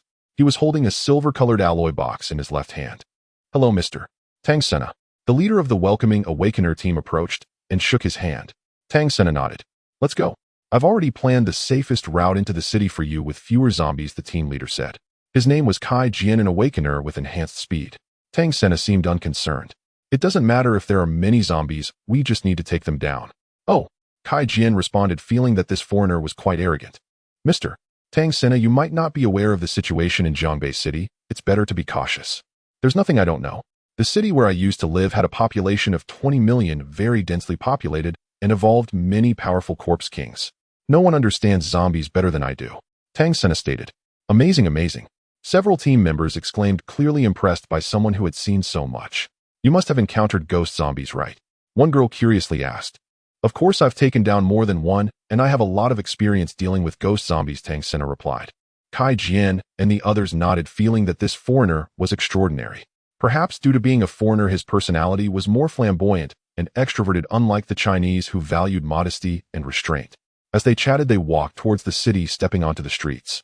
If they followed the normal route, they would still need to pass through the previous territory of the Snake Eye, which had now been consumed by Lin Dong. Now the tech company dared not provoke Lin Dong, so they planned to take a detour passing along the outskirts of other Corpse King territories. However, a few zombies still lingered on the streets. Upon noticing the humans, the zombies charged at them like rabid dogs. However, these low-level zombies posed no threat to them. Several armed personnel wielding alloy long knives easily dispatched the zombies. During this, Tang Sena also made his move. His awakening ability was the enhancement of body parts known as Yin Ming Ghost Hand. Dark energy surged from his right hand like flames as he raised it and grasped the zombie by the neck. The originally frenzied zombie instantly became quiet in his grip, its body motionless, as if paralyzed. The Yin Ming Ghost Hand indeed had a paralyzing effect. Any contact with a living being could render them unable to move. Tang Sena exerted force with his 5 fingers, and with a crack, he severed the zombie's head. Truly powerful. Kai Jian and the others watched quietly, feeling awed. A few zombies were easily dealt with by humans. That's fine as long as we don't encounter the Corpse King in the skyscraper area, one female team member sighed, clearly having developed a mental shadow. Kai Jian spoke up to comfort her. This time it won't happen. We've taken such a long detour, it can't be that coincidental that we still encounter him. Exactly, unless he deliberately tries to block us. Another male team member said. Clearly they were unaware that Lin Dong had obtained information about the Q virus. But no one noticed that at this moment a jet-black crow flew swiftly across the sky, its pair of crimson eyes gleaming as it surveyed the scene on the streets below. After Kai Jian and the others finished killing the zombies, they continued walking forward while asking Tang Sena a question, thinking he was well informed and might have an answer. Mr. Tang Sena, do you think there is a limit to the evolution of zombies? For instance, if their strength reaches a certain level, they will no longer grow stronger. I believe there is. Every species has its limits, Tang Sena pondered. Well, that's good. Kai Jian felt somewhat relieved. If the zombies continue to evolve endlessly, that would be terrifying. However, Tang Sena's tone shifted. If zombies reach their limits, they might dominate the entire world, becoming the gods of the blue planet. With your strength, there's no need to worry so much. All right then. Kai Jian nodded absently, feeling that the situation was still quite serious. It was extremely difficult for humanity to survive. Tang Sena continued. Additionally, for those Corpse Kings that have evolved with super high intelligence, calling them zombies is no longer accurate. I prefer to refer to them as the Undead Clan. Hiss! The others gasped in shock. The title Undead Clan sounded ominous, instilling fear. At this moment, Kai Jian suddenly noticed that the surroundings had grown quieter. On the street ahead, there were no zombies, only trash scattered everywhere and abandoned vehicles. Moreover, the dilapidated buildings on both sides were entwined with lush green vines spreading along the street lamps or climbing on the scrapped vehicles. Strange, it's so quiet here. Kai Jian felt a sense of unease. One team member spoke up. It's good if there are no zombies, but saves us trouble. Saying that, they continued walking forward. Tang Sena showed no sign of concern. As an awakener with enhanced body parts, although his level was not low, his perception was quite limited. The group soon entered the area of the vines. At that moment, a gentle breeze swept by and the dense grass blades swayed in unison while the vines below began to slowly writhe. 2 armed personnel took a step forward, then suddenly felt their ankles seize as if gripped by an unseen force. What's happening? Glancing down, they saw thick green vines coiling tightly around their ankles. In that instant, a tremendous force surged. Vines yanked backward with serpentine ferocity, hoisting both men upside down into the air. Help! Help! What the hell is this thing? Headfirst and helpless, they thrashed wildly. Yet more vines rose from the ground around them, sharp as arrows, and shot toward them in lethal haste. Uffed! Vines pierced their bodies like straws, greedily sucking, gulping, until their flesh visibly withered, collapsing inward toward desiccated husks. Kai Jian and the others snapped to attention and whirled around, just in time to witness the horrifying spectacle. The vines, now saturated with blood, gleamed a lurid crimson, dangling the 2 corpses like writhing blood serpents. What kind of monster is this? Even Tang Sena, whose experience spanned countless anomalies, had never seen anything so grotesque. And all around them more vines stirred, awakening, slithering low across the ground, converging silently upon the group. Defend! Realizing they were under assault, Kai Jian barked the order instantly. He drew his alloy longsword and slashed, vines severed mid-lash. Though not weak, the awakened fighters proved resilient enough to withstand mere vine attacks. Just mutated flora, there must be a central intelligence controlling them. Eliminate it, and the threat ends. Tang Sena remained utterly unruffled. Kai Jian and the others nodded, turning their gaze toward the source of the vines, intent on tracing the route. But as their eyes lifted farther ahead, they froze. A slender girl stood motionless before them. Hee. A female zombie grinned, ear bearing 2 rows of razor-sharp fangs, then lunged forward with claws outstretched, frenzied, unstoppable. SSSSS. A collective gasp tore from their throats, pupils constricted in primal dread. She was unmistakably a corpse sovereign. Xiao Ba accelerated, faster, until wind and rain blurred into one, her form vanishing in an instant. Phantom corpse. The group locked their focus on that direction, tense, vigilant, as if facing a sovereign foe. One psychic awakened fighter strained his senses, probing the void.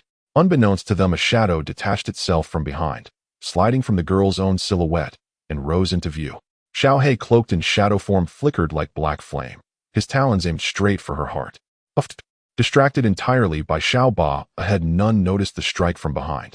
Xiao He's claws pierced through her chest and wrenched out her still-beating heart. Keek. Clutching the gory organ, Xiao He cackled, a sound both chilling and alien. Kai Jian turned, only to recoil in shock.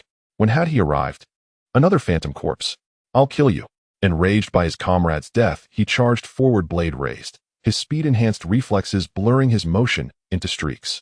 But Xiao He, having struck true, withdrew without hesitation, vanishing backward in a blur. Kai Jian lunged after him, then froze at 2 guttural screams followed by the wet, tearing sound of flesh rending. He whirled, and there stood Xiao Ba's gaunt figure already before 2 armed soldiers. Her nails, long and sharp as scimitars, had slit their throats clean. A teammate rushed to intervene, but the moment searing heat flared around him, a searing spike of pain lanced through his skull. He nearly collapsed, the incandescent aura dissolving instantly. There, lurking beside a narrow alley wall, loomed Doctor's sinister face, watching them with quiet, calculating malice. Damn it, a pack of backstabbers. Kai Jian cursed inwardly. Vines whipped through the air, Xiao He and Xiao Ba pressed from front and rear, Doctor struck unpredictably from the flank. In mere moments, several soldiers and 1 psychic awakened fighter lay dead. Mr. Tang Sena, what do we do now? Merely class zombies. Unusual abilities, yes, but still below a rank. Hold your formation. Stay calm. Proceed with caution. Victory is assured. Trust me. I know more about zombies than anyone alive. Tang Sena remained composed, his ghost hand of netherdark snapping vines apart with contemptuous ease. Oh. Kai Jian and the others exhaled faintly, relief fleeting. Then something felt deeply wrong. They looked up and saw atop a distant skyscraper a tall, elegant figure silhouetted against the sky, black crows circling slowly above. White shirt, black crows. The unmistakable signature of a corpse sovereign. Shit. Kai Jian's mind recoiled, recognition flashing like lightning. His legs trembled. Moments earlier he'd prayed not to meet him, and now impossibly here he stood. Mr. Tang Sena, we need to run. Run? Turning your back on zombies is the deadliest mistake you can make. But at least we'll die whole. Kai Jian refused to confront the terror Lin Dong inspired. Tang Sena glanced sideways, wondering why suddenly his comrade had gone pale. Relax, follow my lead. No one knows. No, you don't understand that corpse. Kai Jian cut him off, voice raw with dread. For in that very glance, the figure atop the skyscraper had vanished. He was coming. Lin Dong had come for his delivery. Since this wasn't his territory, he'd brought only 4 lieutenants, Xiao He, Xiao Ba, Doctor, and Flowerpot, leaving even Tank behind to guard the stronghold. Kai Jian sensed the shift, immediately distanced himself and his surviving team from Tang Sena, calculating let him face the sovereign, perhaps escape would still be possible. The next second, Xiao Ba materialized before him, wearing a ghastly smile, eyes brimming with slaughterlust. Kai Jian clenched his jaw and lunged, sword held high. I'll take you down with me. As a speed-enhanced awakened fighter, his blade carved after images, blindingly swift. Xiao Ba matched him, claws flashing like razors.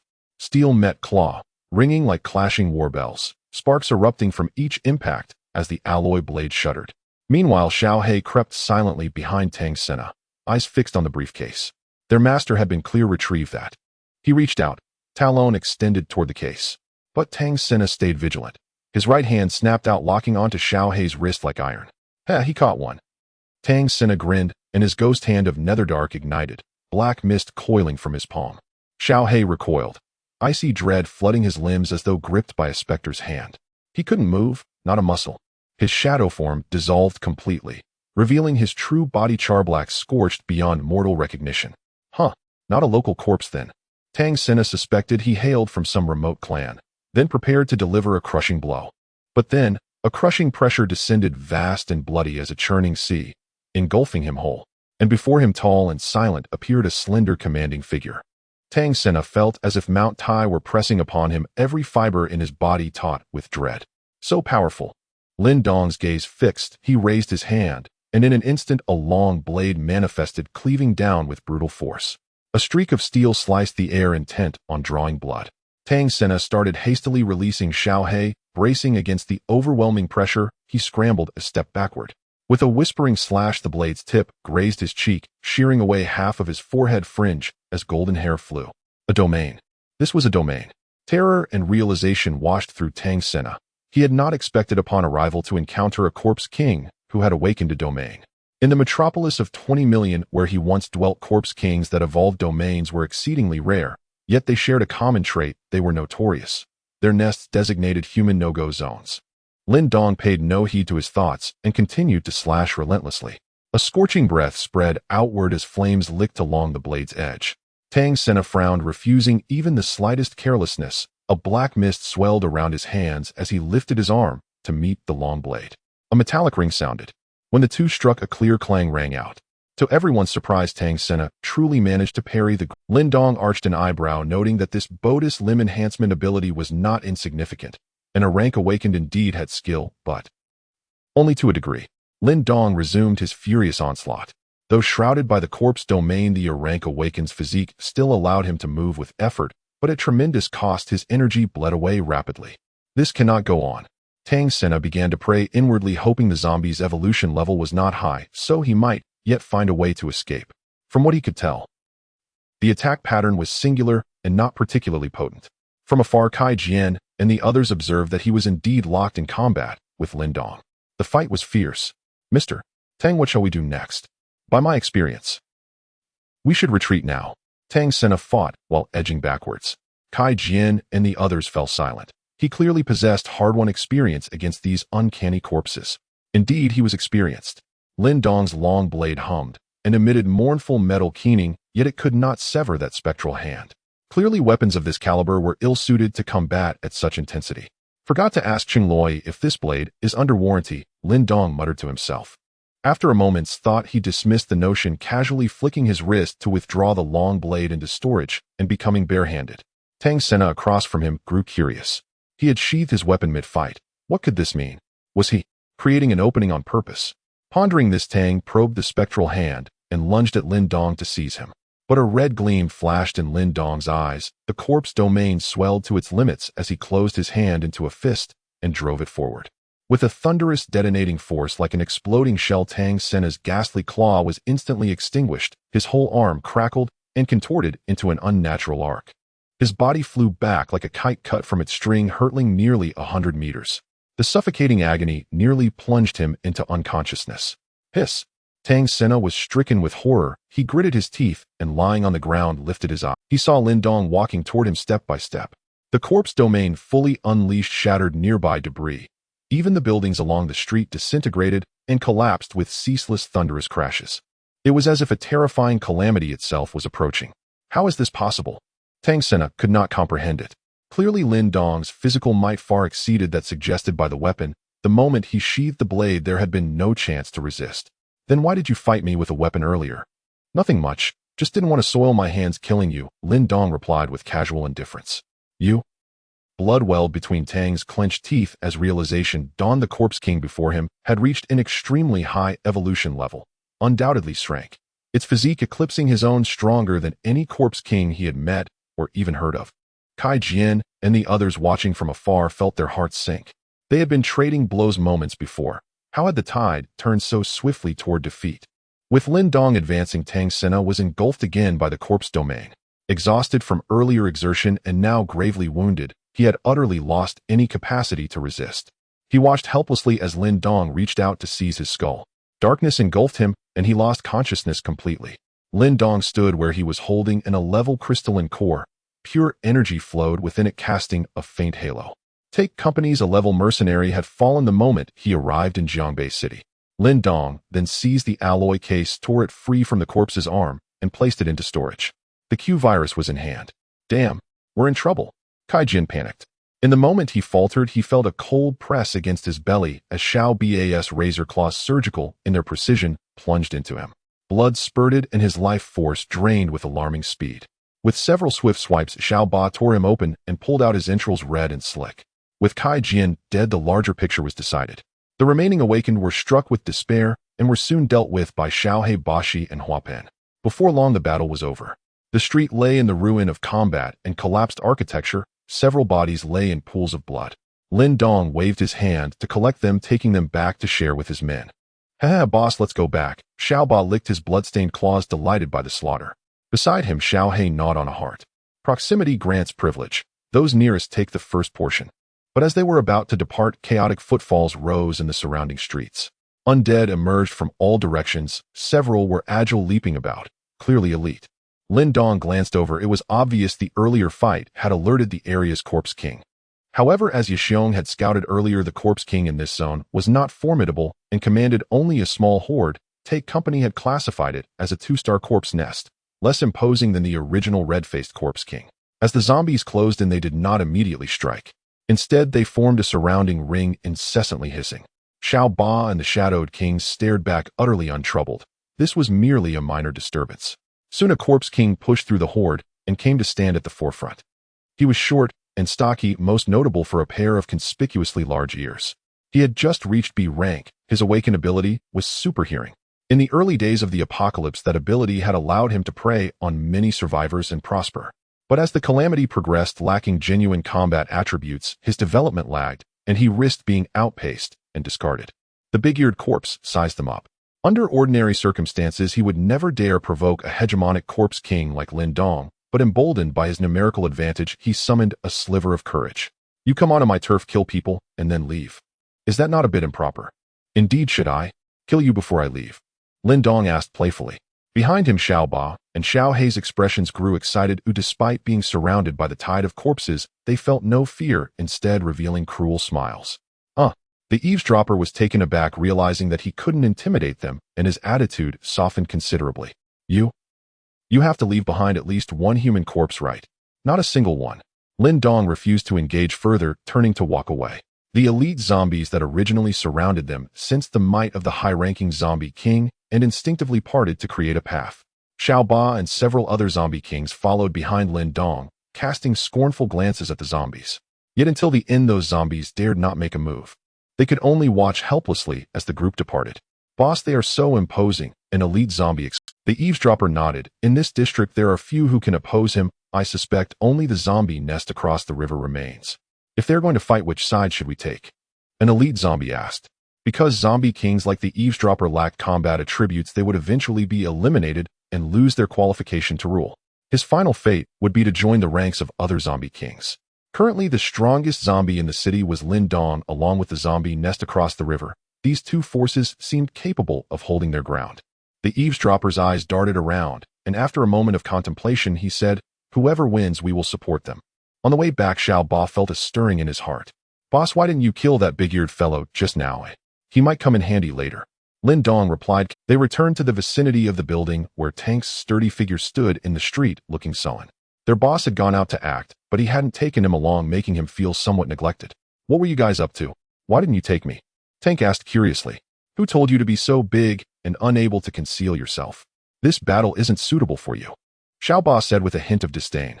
Tank's expression turned indignant. Who says I can't hide? I'm excellent at hide and seek. If you don't believe me, let's give it a try. All right, enough of that. Lin Dong interrupted their banter, saying to Tank, don't worry, there will be plenty of opportunities for you in the future. Let's eat first. Then with a wave of his hand, he tossed out several corpses. Upon seeing the flesh and blood, Tank's gloom instantly lifted, and since the boss mentioned he would need him in the future, it indicated that he was the ace meant to be revealed at crucial moments. He was not being despised.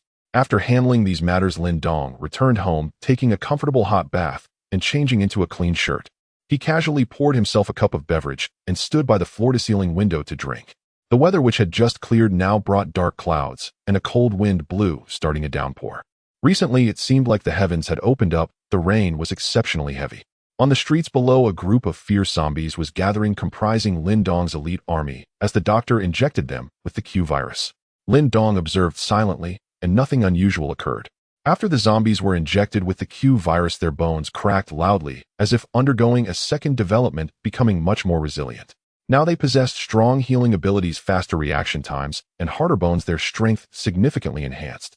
In terms of physical strength, they had reached B grade, even B grade. However, due to relying on medication for stimulation and forced enhancement, they did not awaken any abilities, thus their strength still fell short of Tank and the other zombie kings. These elite army zombies resembled humanoid weapons meticulously crafted for battle. Tech Company really has something up their sleeve. Lin Dong mused inwardly, even beginning to suspect that the original zombie virus was concocted by Tech Company as a tool for world domination, but during the process, an accidental leak occurred, leading to uncontrollable chaos. Lin Dong flipped his hand and took out the recently captured A-grade crystal core, raising it to his mouth. The crystal core melted instantly upon entry with a hint of sweetness, and the energy from the A-grade crystal core flowed through his limbs, nourishing his body. Lin Dong felt his pores relax and extreme comfort enveloping him as the energy was absorbed. His body continued to evolve. His physical strength reached a terrifying degree, with bones harder than steel and alloy. Lin Dong had no idea what he would evolve into. Because he was among the fastest evolving zombies, there had been no reference point before. The zombies downstairs, after being injected with the Q virus, clearly felt themselves growing much stronger. Their expressions were filled with excitement, and the sounds of their roars were continuous. Soon after they returned to their respective positions, each performing their duties. I Xiaohei guarded the north, the doctor the south, while Tank and Xiaoba stood watch over the east. The newly appointed zombie king Flowerpot was also dispatched by Lin Dong to the east. Because that area was adjacent to the North Mountain and the Great River, it was relatively more dangerous, and the location where the climbing tiger originally grew was on top of the North Mountain, making it a suitable battlefield for him. Everything was meticulously arranged by Lin Dong. He comfortably stayed at home doing nothing safe and secure, then took out his phone and logged onto the tech company's official website. He wanted to see what their situation was. Upon entering the homepage, it was quite quiet with no new announcements. However, many survivors were leaving messages below inquiring. Didn't they say there would be a Great Awakeners? Are they not coming? How many days has it been? They should have arrived by now. But there's no movement at all. Could it have fallen through halfway? Exactly what are tech company's next actions? Facing the numerous inquiries from survivors, Tech Company indeed provided a concise reply. Due to thunderstorms, the flight was delayed. The Great Awakeners cannot come for the time being. People below began replying with question marks. Outside, the rain grew heavier. The gloomy sky brought an early night. At the riverbank in the east, Tank's strong figure stood tall, letting the rain wash over him, remaining motionless like a towering pine. After days of rain, the river's surface had noticeably risen, with the water rushing ahead, roaring, and swirling mist rising like a dreamlike sea resembling a fairyland. Tank felt a sense of awe at the scene. He wanted to compose poetry, but due to a lack of inspiration after struggling for a long time, he could only utter a single phrase. Damn, that's a lot of water. But the stronger the winds and waves, the more fish there were. During the rain, the big fish in the deep waters of the river were more likely to swim up to the surface. In these past few days, Tank had caught quite a few, satisfying his appetite. Seeing that the rain was just right today, Tank moved forward once again. Time to catch some fish. Although the tank was quite reckless, it did not dare to directly enter the water to catch fish. It could only squat by the shore, using itself as bait to lure the mutated fish. The tank stretched its large palm into the icy river, stirring the water casually and splashing everywhere. The smell of blood and flesh diffused with the water flow easily, attracting the mutated fish. Before long, a dark shadow could be seen upstream, swimming against the current, its powerful force parting the waves. Here it comes. Here it comes. And it's a big one. The tank squinted, watching as the shadow leapt out of the water from 5 meters away with a splash, heading straight for its face. The large black fish had a body resembling a python, cylindrical in shape, adorned with many patterns, and its terrifying mouth was filled with sharp fangs, fierce to the extreme. The tank was no slouch. It quickly reacted, its hands clamping down on the black fish's neck like iron pincers. Then it turned and hurled it back towards the land. With a dull thud, the ground cracked beneath them. However, the big fish was resilient and did not die. The tank grabbed its tail and slammed it down hard onto the ground, creating a series of loud thuds. Still not satisfied, it stomped hard on the fish's head. This time the fish finally stopped struggling. Due to the commotion, Xiao Ba appeared nearby, tilting its head to observe. The tank seemed a bit embarrassed under the gaze and scratched its head, lifting the big fish to ask, "Are you going to eat this?" "You've already stepped on it." "Ew, I don't eat pickled fish from the old jar." Xiao Ba shook its head in disdain. "If you don't want it, then forget it." The tank pouted, flipped open the fish's head, saying, "There's still the brain pill, though." It then began to feast on the fish. Although the fish was sizable, it was still a bit lacking for the tank's appetite, leaving it wanting more. Thus it decided to return to the shore to continue fishing. Xiaoba reminded from behind, "Hey, be careful not to fall into the river." "Don't worry, I'm clever." The tank waved its hand and walked back to the shore, squatting down. Immediately the sound of rushing water filled its ears. The tank repeated its previous trick to attract the fish, and this time, they came even faster. From a distance, it could see a dark shadow rolling and wriggling beneath the water. "Wow, a bigger one is coming," the tank marveled. Of course, if nothing unexpected happened, something unexpected was bound to occur. The dark shadow moved swiftly, shooting towards it like an arrow leaping out of the water with a splash. The tank quickly reached out to grab it. As it seized the creature, it felt a very soft and slimy texture. Upon closer inspection, it turned out to be a tentacle. It resembled a squid's tentacle, but was thicker than the tank's arm. "What kind of fish is this?" Before the tank could react, the tentacle coiled around its wrist like a long snake, spreading up its entire arm, and then suddenly yanked with great force. Splash! A sound of splashing water was heard. Since the tank was already in a squatting position, it lost its balance and was suddenly pulled in headfirst into the river. Xiaoba turned to look and saw the water erupting in splashes. "Thirsty." The tank struggled fiercely in the water, its head bobbing up and down. Roar, glug glug glug. Its arms and ankles were entangled by the tentacles, and their numbers kept increasing. However, the tank was strong but bit the tentacle and tore it apart, causing blue-black blood to spray out. Under the water behind it, strange screeching cries of pain could be heard. Turning to look, it spotted a giant, bizarre head emerging from the water, predominantly grayish-white, with two pitch-black eyes resembling enormous copper bells. The most terrifying part was its mouth, which opened in 4 petals, as if blooming, revealing a mouthful of sharp teeth. It seemed ready to bite down on the tank. The tank quickly braced itself against the creature's head. They wrestled together. Thanks to the tank's strength, it held its ground. However, being in the river with turbulent waves, the two were swept downstream. It looked like it was about to become a drifting adventure for the tank. Just at that critical moment, countless vines surged from the shore, coiling around the tank's body and pulling it towards the bank. Clearly, it was the flower pot intervening. However, the ferocious creature did not give up and continued to try to drag the tank into the deep water. For a time, the two were locked in a tug-of-war. Meanwhile, Xiaoba leapt in from a distance, stepping onto the dense vines, using them as a bridge, racing towards the monster. In the blink of an eye, it reached the monster's side, its claws flailing as it attacked, tearing flesh and blood, blue blood splattering everywhere. Screech! The monster let out a piercing howl and immediately released the tentacles, attempting to escape. But Xiaoba was relentless. With its final claw, it dug into the monster's head, nearly inserting its entire arm inside. The monstrous fish immediately ceased its struggles, blue-black blood flowing with the water, creating a murky trail. The flower pot used the vines to pull them all up to the shore. The tank was soaked through, resembling a drenched chicken, looking a bit embarrassed as it gazed at the monster fish. "What kind of fish is this?" "A squid." The flower pot with green grass atop its head approached and said. Xiaoba looked astonished. "You say a squid appears in the river?" As soon as the words left its mouth, the air fell silent. The 3 kings were momentarily silent, feeling this question was somewhat beyond their comprehension. However, upon re-examining the corpse of the monster fish, it was enormous. Even just its head was nearly the size of the tank, with more than a dozen long tentacles, each with suction cups. All its physical features were similar to those of a squid. "Let me have a taste of what kind of fish this is." The tank picked up a tentacle and took a big bite, but the wrinkles on the suction cups were covered in sand. "Yuck, it tastes like the ocean." "You even know what the ocean tastes like?" the flower pot asked curiously. The tank nodded, indicating that when it first followed Lin Dong, it had eaten ice shrimp and crabs which had that flavor. Could it really have come from the sea? The 3 kings all found it perplexing and thought it more appropriate to ask their leader. They then dragged the massive corpse toward the center of their territory. The rain outside gradually lightened, showing signs of abating. Lin Dong sat on the sofa, having heard that his little brother had caught a squid in the river.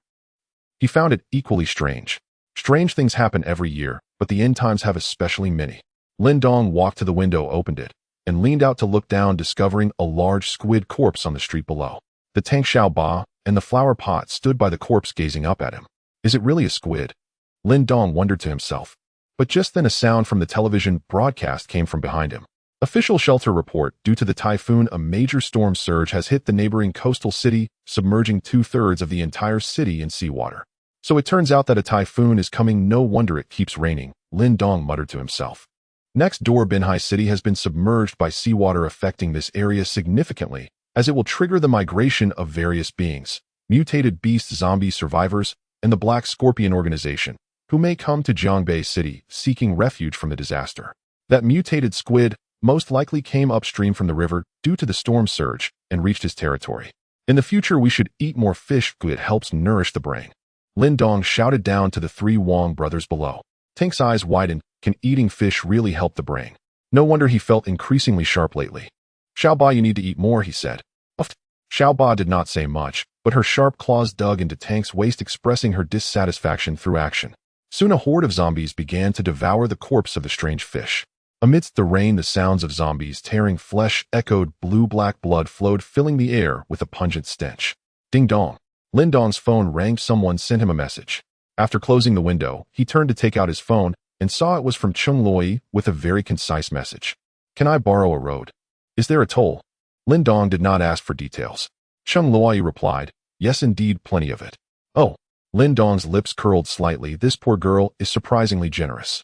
Then come on over. In fact, Cheng Lui's request to borrow a road was also due to the storm surge, which had largely submerged Binhai City, including the shelters in their city. The survivors had no choice but to relocate to other shelters, and Jiangbei City happened to be relatively close, preparing to accept most of the refugees.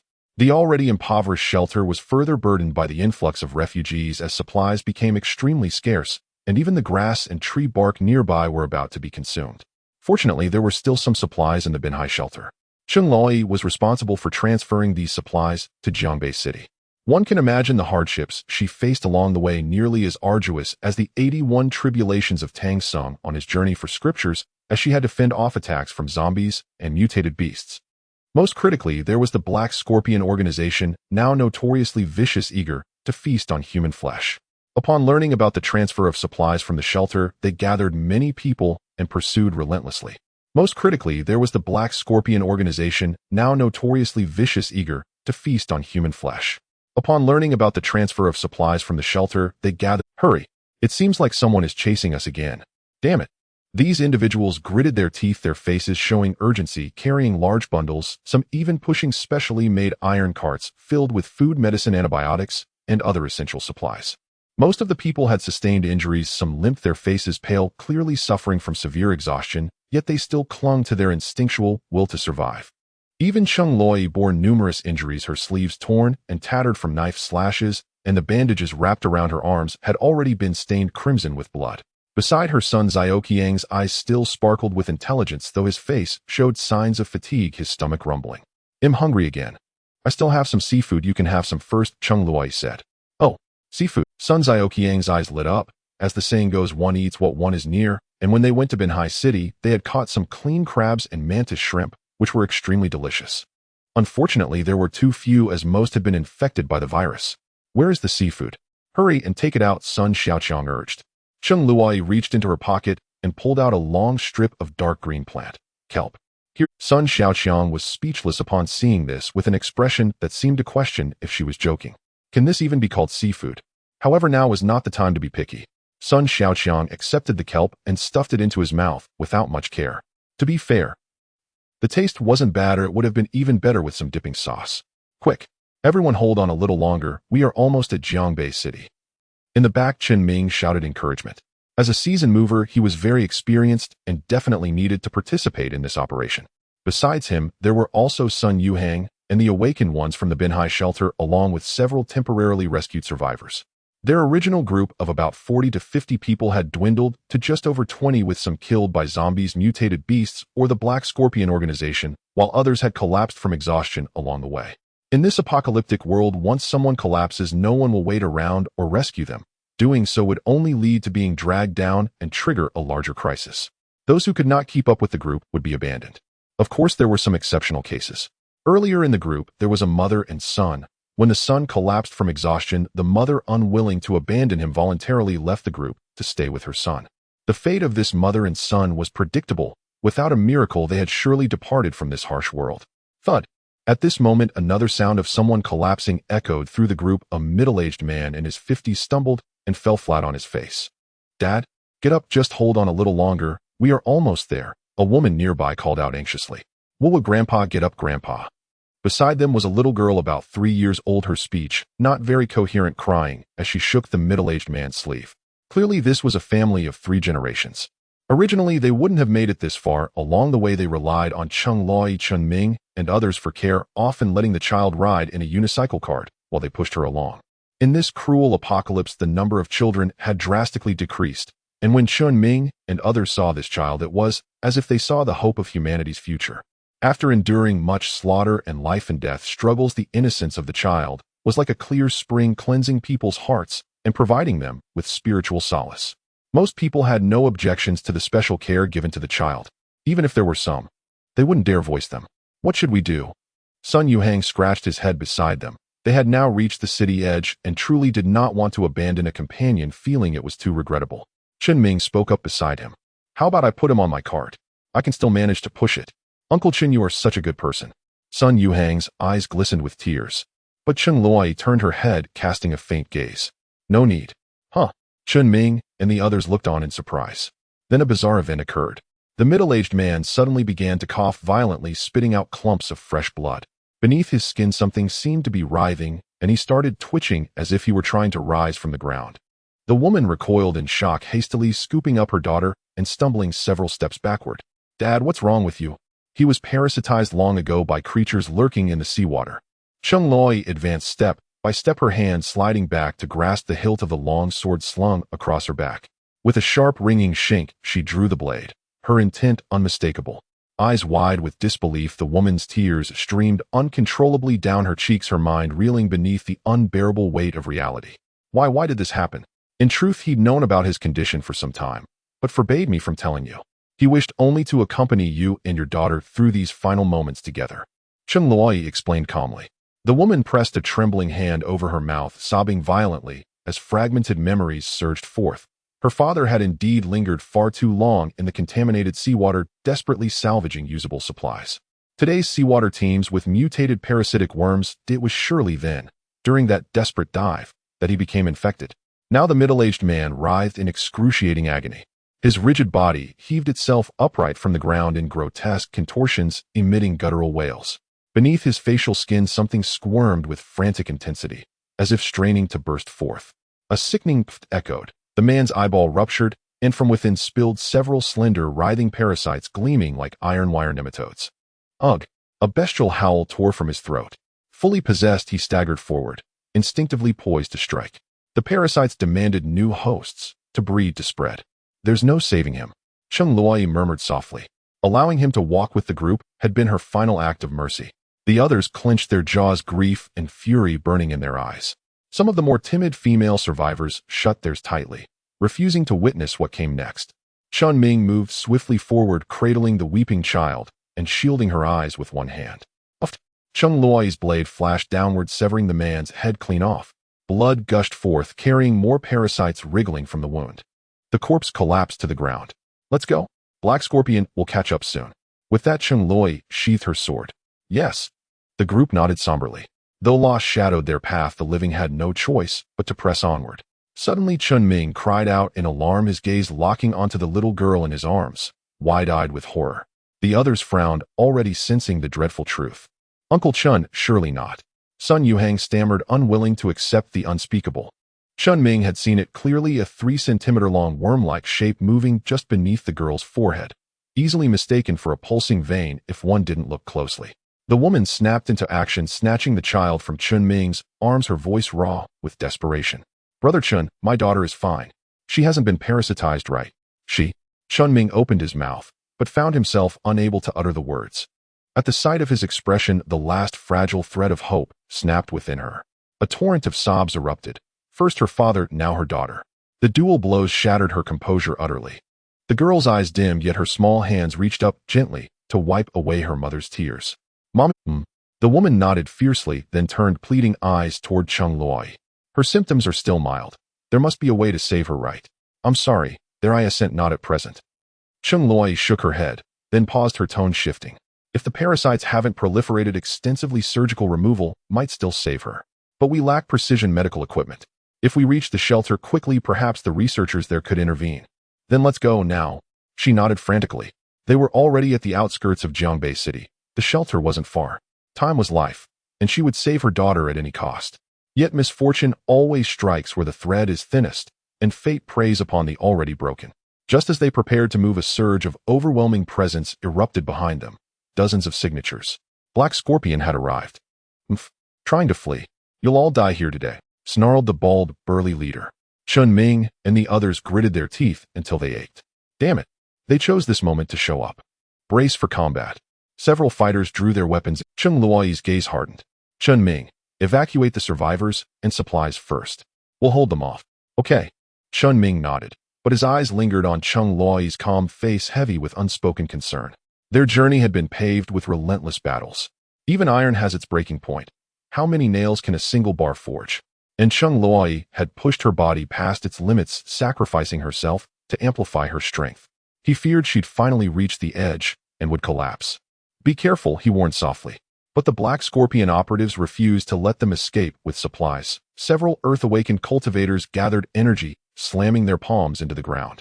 The earth roared. Towering earthen walls erupted skyward, sealing every possible retreat. Cursed bastards. Teeth ground in impotent rage. Sun Xiaoqiang scratched his head, scanning the sudden maze of stone. What is this? A labyrinth.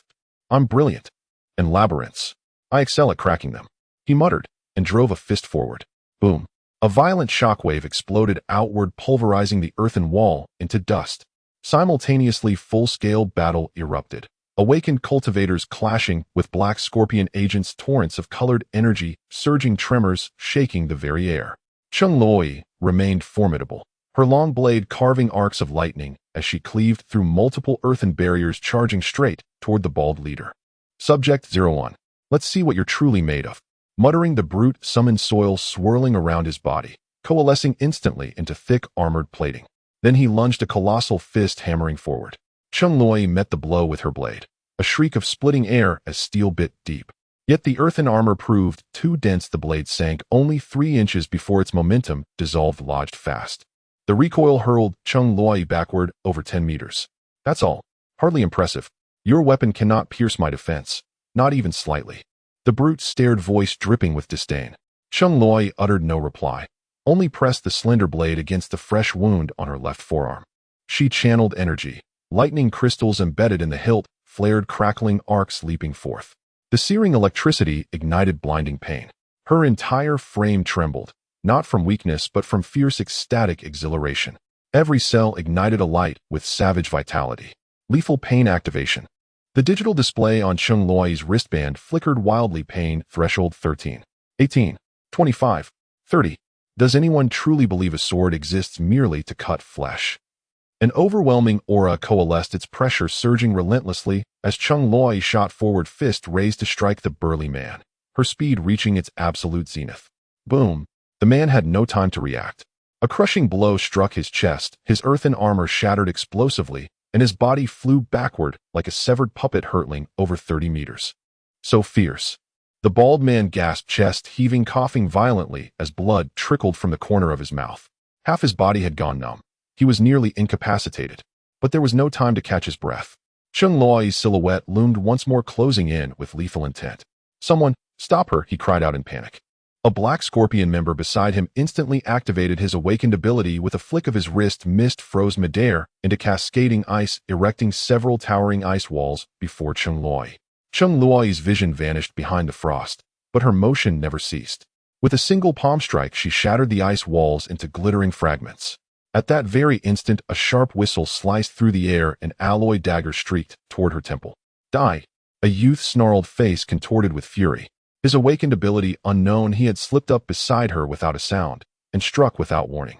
Yet acute pain heightened Chun Luoyi's senses. She raised her arm, cross-blocking instinctively. A sickening thunk echoed. The alloy blade pierced straight through her forearm. Warm blood splattered across her pale cheek, then streamed down her jawline, washed away by the fine, ceaseless rain. Her wristband pulsed again, pain level 35. A wild, feral smile curled at the corners of her ashen lips. In one fluid motion, she swung her fist backward, crushing the youth's skull to crimson mist. Amidst the dissipating blood haze, a crystalline core burst forth. Fueled by agony, her cells surged with vitality. Her wounded arm already knitting shut before the eye, scabbing over with astonishing speed. From afar, the Black Scorpion members watched, hearts pounding. No wonder she bore the title Sanctuaries now. 001 Awakened One. Power unmeasured, strength escalating with every adversary she faced. This squad's supplies would not be easy to seize. Stay wary. Keep your distance. Harass her from range. Let's see how long she can last. The bald man issued tactical commands. A seasoned lieutenant indeed. He swiftly assessed the battlefield, pinpointing both her vulnerabilities and her strengths. Yes. His subordinates answered in unison, unleashing their awakened abilities, blazing firewalls, jagged ice, spears, undulating water shields, all converging upon Chung Luoi. Some sealed escape routes, others launched direct assaults. Waves of raw energy enveloped her, detonating in rapid succession, shockwaves rippling outward with terrifying force. Outnumbered and ruthless, the Black Scorpion pressed the assault until the battle erupted into full-blown chaos, frenzied, brutal, and utterly unrelenting. Yet not far away, a tall, slender figure emerged, wearing a crisp white shirt, expression cool and detached, walking with unhurried grace, as if strolling through a garden, eyes scanning the scene with quiet appraisal. Quite the spectacle. My. A scar-faced Black Scorpion member noticed him immediately. Unfamiliar, clearly no ally. Yet he stood there calm and disengaged, observing the carnage as though it were mere theater. Damn you, die. The scarred man lunged, alloy shortsword flashing. Lin Dong glanced sideways. His pupils flared crimson. The scarred man froze mid-stride. His face twisted in dawning horror. Then bang. His body exploded into a crimson mist. This? Onlookers' recoiled brows knotted in disbelief. What power was this? Fart. Lin Dong, you're here. Lin Dong replied. While resting at home, a subordinate had reported heavy commotion beyond the settlement's perimeter, a large-scale human brawl. He'd suspected it might be Chung Luoi, and came to verify. His gaze swept across the sanctuary fighters, grimy, gaunt faces drained of color. Many had pushed past exhaustion, gritting their teeth just to remain upright. Even Chung Luoi looked battered, wounds crisscrossing her frame, garments soaked crimson. Were it not for her delicate features, she might have been mistaken for a ghoul. Did you flee here? Lin Dong asked. Well, technically yes, Sun Xiaoqiang nodded. Though dispatched to retrieve supplies, their trek from Binhai City had left them near starving, refugees in all but name. Chung Luoi's beautiful eyes turned toward him. You've come to greet me. Where's my toll fee? Lin Dong stated plainly. She lifted a finger toward the bald man and his crew ahead. There, they're all right there. Oh, Lin Dong nodded, noting their considerable number. No wonder she'd been so generous, though. We'll need to harvest them first. The Black Scorpion members frowned, exchanging puzzled glances. Who is this guy?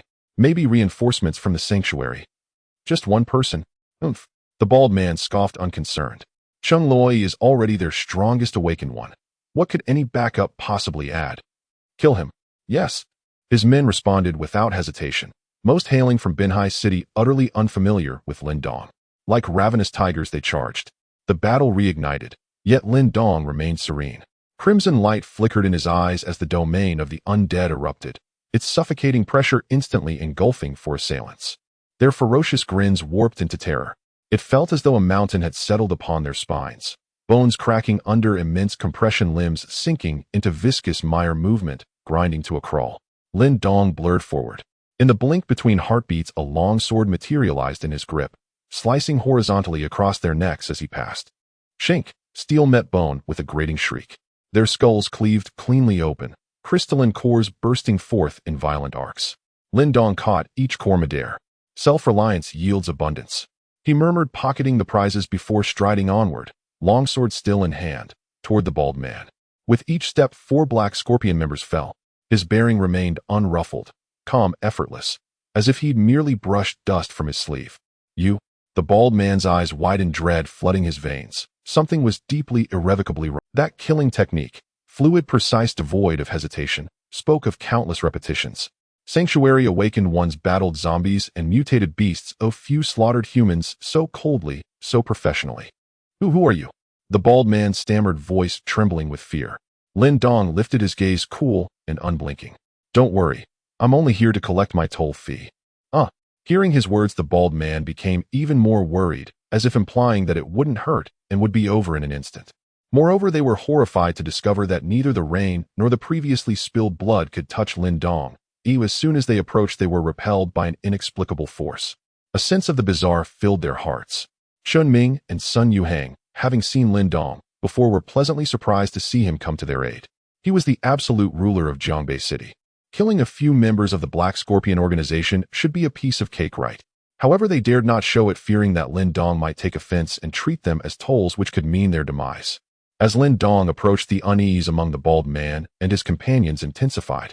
"Boss, this guy doesn't seem human." A psychic awakened individual furrowed his brow. "What?" The bald man felt a chill run down his spine. He wasn't foolish and had already begun to suspect something based on the earlier mention of tolls. Damn it. What is going on in Jiangbei City?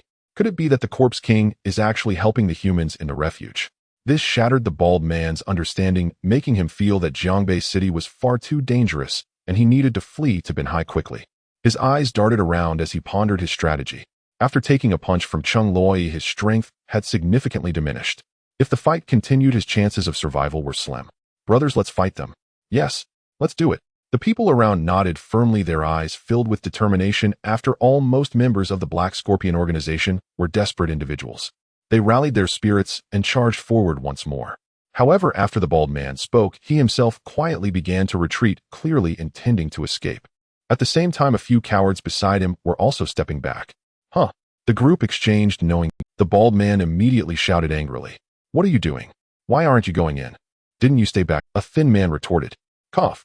The bald man coughed lightly, trying to hide his embarrassment, but his furious expression quickly fell apart, and he slumped. "Chill. Don't make a sound, let's sneak away." They were around 5 or 6 in number, retreating quietly. Those charging ahead soon met a nightmare. They rushed toward Lin Dong like moths to a blazing fire. The moment they entered the domain of corpses, it felt like they had plunged into an abyss. Even if they could barely move, they could only exert a fraction of their usual strength. Although they could unleash awakened abilities like ice spikes and fireballs, they were repelled or shattered by the terrifying force of the corpse domain.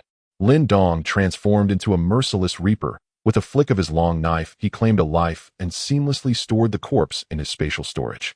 Chung Loi and Sun Xiaoqiang followed closely behind him, forming a triangular formation as they pushed forward with overwhelming force. In just a few strikes, they would eliminate the members of the Black Scorpion organization. "Hey, wait a moment." At this point, someone finally noticed something amiss, turning back with all his might to see the bald man and a few others retreating. "Crap, were we tricked?"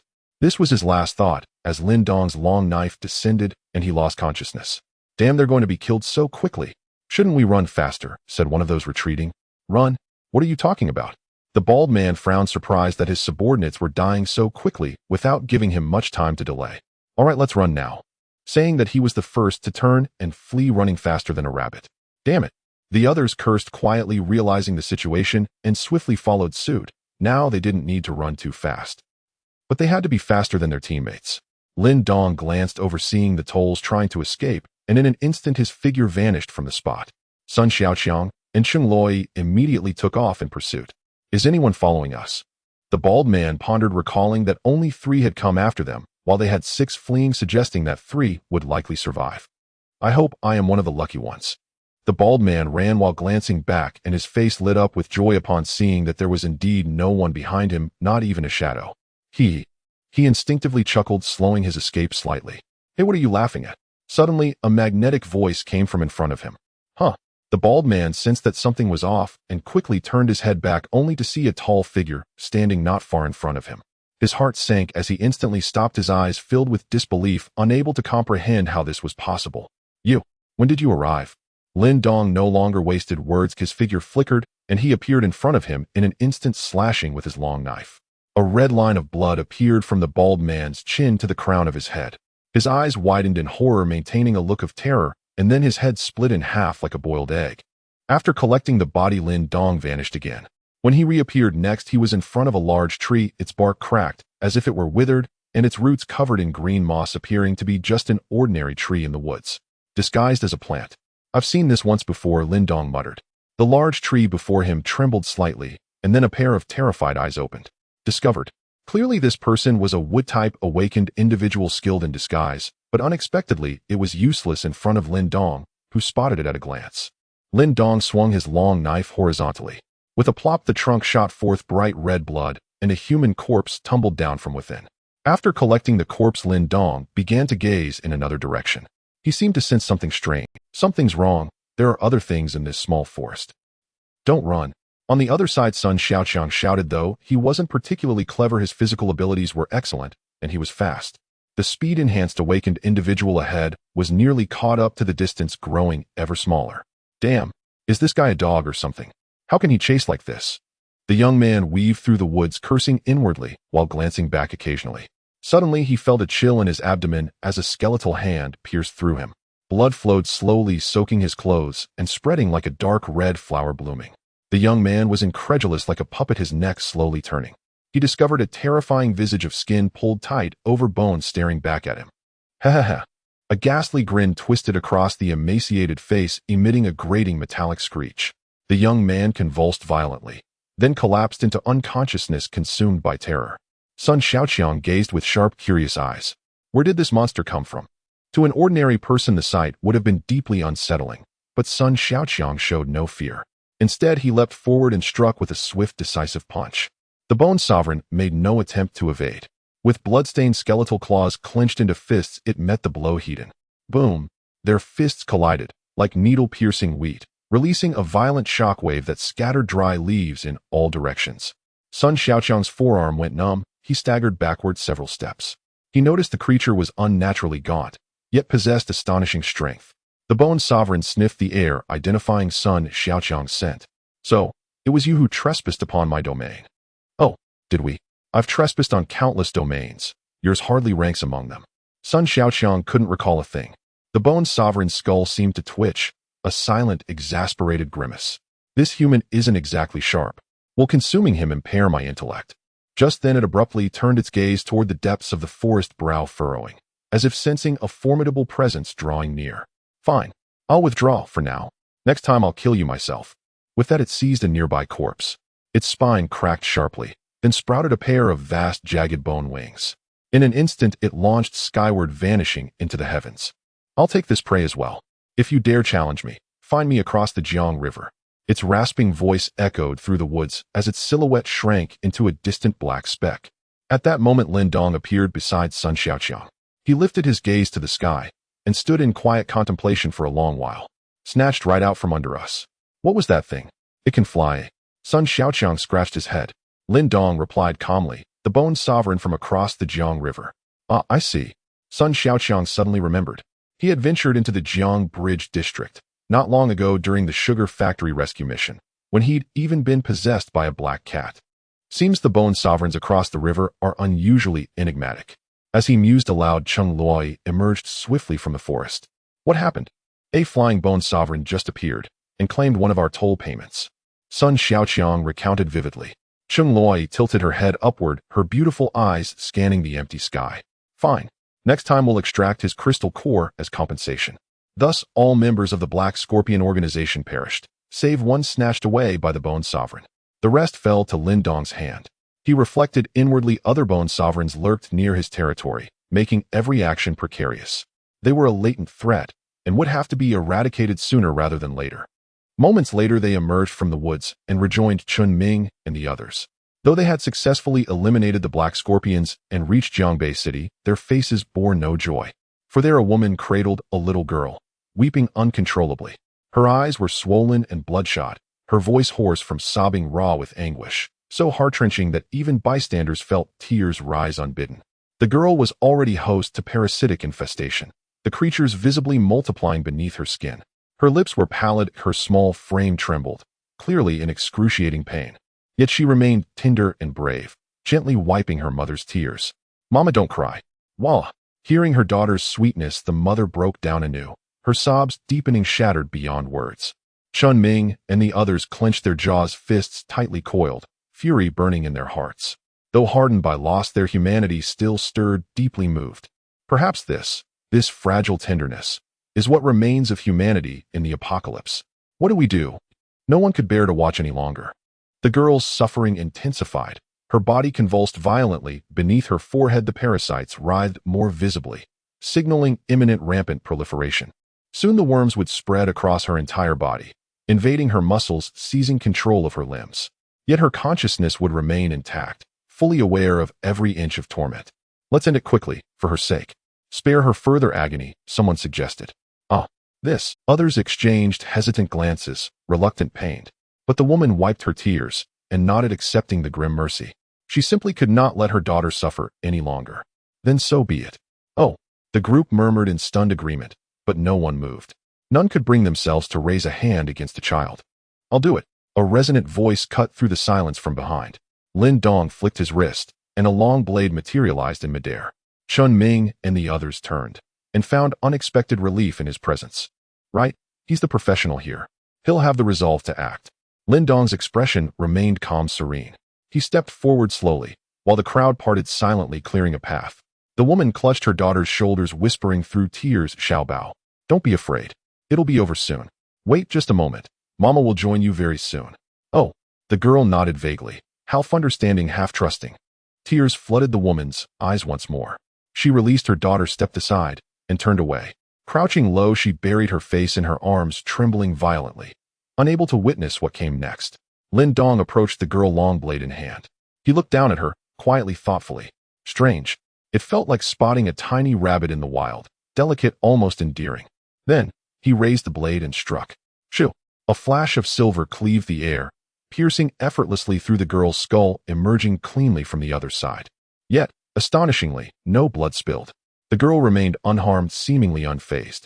Her long lashes fluttered, her wide, clear eyes locked steadily onto Lin Dong's. From the blade's tip came a shrill, chittering shriek. Several wriggling parasites impaled upon its edge, now cleanly extracted. Lin Dong infused spiritual energy into the blade. Flames erupted, incinerating the parasites to ash. All done. He sheathed the sword with quiet finality. Huh. Stunned silence fell. Faces froze in disbelief. The blade had pierced her skull, yet she stood whole and scathed. And the parasites were gone. Did I just imagine that? No idea. What just happened? She seemed impossible. Was that an illusion? Murmurs rippled through the group. Uncertain, awestruck, hesitant to believe their own eyes. The girl touched her own head. Her pain vanished. She felt lighter, clearer, truly healed. She turned to her weeping mother and said softly, Mama, don't cry. I'm all better now. The woman ceased sobbing, instinctively turning. Through tear-blurred vision, she saw her daughter, unharmed, radiant, and her expression shifted instantly to stunned wonder.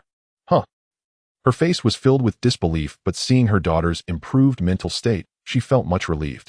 Little treasure, does it really not hurt anymore? The little girl obediently nodded, looking up at Lin Dong. It was this big brother who saved me. The parasites in your daughter's body have been expelled. She's no longer in danger of dying. Cheng Loi stepped forward, her expression calm. She had already guessed the outcome, knowing that with Lin Dong's abilities, it was entirely possible.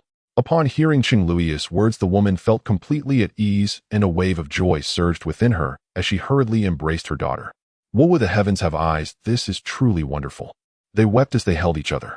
Nearby, Chen Ming and the others were deeply moved by the scene, teary-eyed. They had not expected that it was Lin Dong who saved the little girl. At this moment, Chun Ming admired Lin Dong immensely, even feeling an impulsive urge to sacrifice himself to cheer him on. The woman quickly reacted, pulling her daughter to kneel before Lin Dong, repeatedly knocking her head on the ground in gratitude. Thank you so much, you are truly a good person. You're welcome. Lin Dong replied casually, not expecting to earn the title of good person. The woman seemed to think of something and hurriedly told her daughter, Little treasure, call him godfather. Forget it, it's really unnecessary. Lin Dong quickly waved his hand to decline. PFF. Even the usually indifferent Cheng Loi couldn't help but show a beautiful smile at this moment. Sun Xiaoqiang gave a knowing glance. He found this situation quite amusing. This guy actually smiled. Lin Dong addressed the group. There's nothing else, you all can go back now. All right. Cheng Loi nodded, but her gaze drifted towards the direction of Binhai City. There are still many mutated beast zombies or members of the Black Scorpion organization. They could arrive here at any moment. Let them come then. Lin Dong did not see this as a bad thing. Cheng Loi recalled something. By the way, if you want to attack the corpse nest across the river, you can count me in. Sure. Lin Dong replied, having no intention of leaving her out. At this moment, Chen Ming was filled with righteous indignation. Having just been impressed by Lin Dong, he wanted to contribute as well. Count me in, old Chun. I want to help too. Oh. Lin Dong glanced at him, but I don't have anything to... Chen Ming felt speechless, sensing that he was being underestimated. After saying their goodbyes, Cheng Loi and her group gradually walked away. At this time, the rain had stopped and half of the setting sun peeked through the clouds, casting a yellowish hue over the damp city. Sun Yuhang's expression reflected deep thought. Uncle Chen, do you think Lin Dong is really the corpse king? The internet claims he's bloodthirsty and cruel, having slaughtered thousands of humans, but that doesn't seem right. He even saved my life before. That's because he didn't view you as an enemy, or perhaps He didn't even see you as a human, Chen Ming added. He felt that in Lin Dong's eyes he might be seen as a small animal. Sun Yuhang. At this moment Lin Dong had returned home. He sat down on the sofa, took out a wine glass, and poured himself a drink, taking a small sip. Outside the window, the sounds of flesh being torn echoed from the street. Those were the prey he had just captured, over 20 corpses being consumed by zombies. Bathed in the afterglow of the setting sun, the bloody scene was laid bare. Lin Dong took out his phone and browsed through the online information. Good news, our city's shelters are gradually accepting fleeing survivors, and a large amount of supplies have been successfully transferred. The shelter's wireless signal has been maximized. Any survivors who can receive the signal are urged to seek refuge here quickly. Due to the Binhai city shelter being submerged, tens of thousands of survivors were scattered, and they would escape in batches to Jiangbei City. Being able to connect to the shelter's signal represented a glimmer of hope for survival.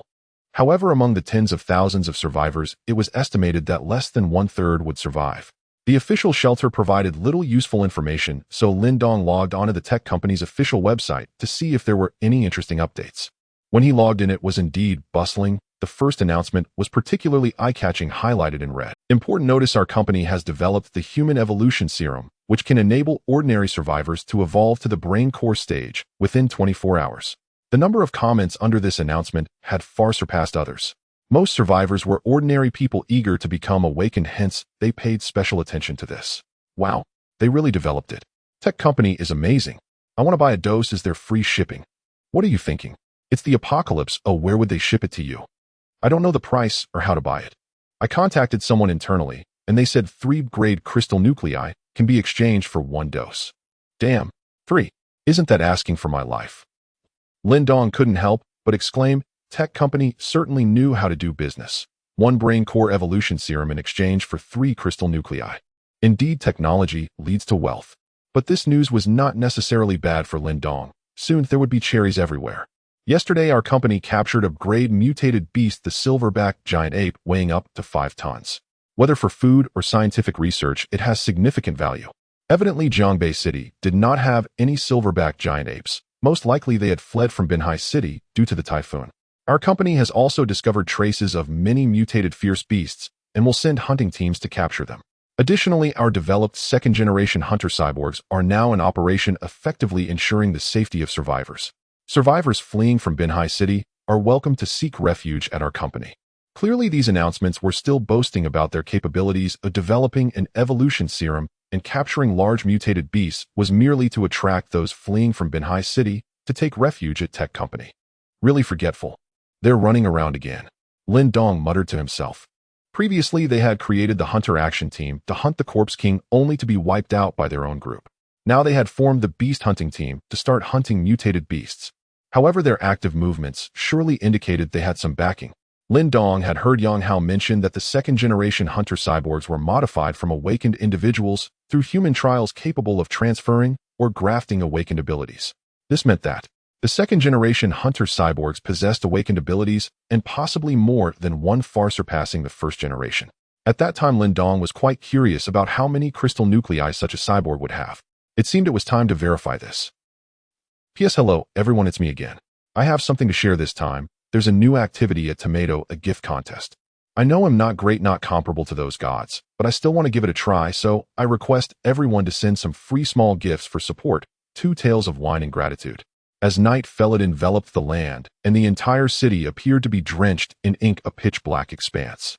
Yet every night, Jiangbei City transformed into a paradise for predators, bustling with noise and the ongoing spectacle of slaughter. Finding someone from the tech company was no easy task. In this vast city, it was akin to searching for a needle in a haystack. Among his territory, the one with the strongest reconnaissance ability was undoubtedly Brother Crow. However, in the darkness, he dared not fly recklessly, as he might encounter natural enemies or mutated raptors such as night owls or hawks. Soon Lin Dong recalled a corpse and thought it might be useful. He stood up from the sofa, and his figure abruptly vanished from the spot.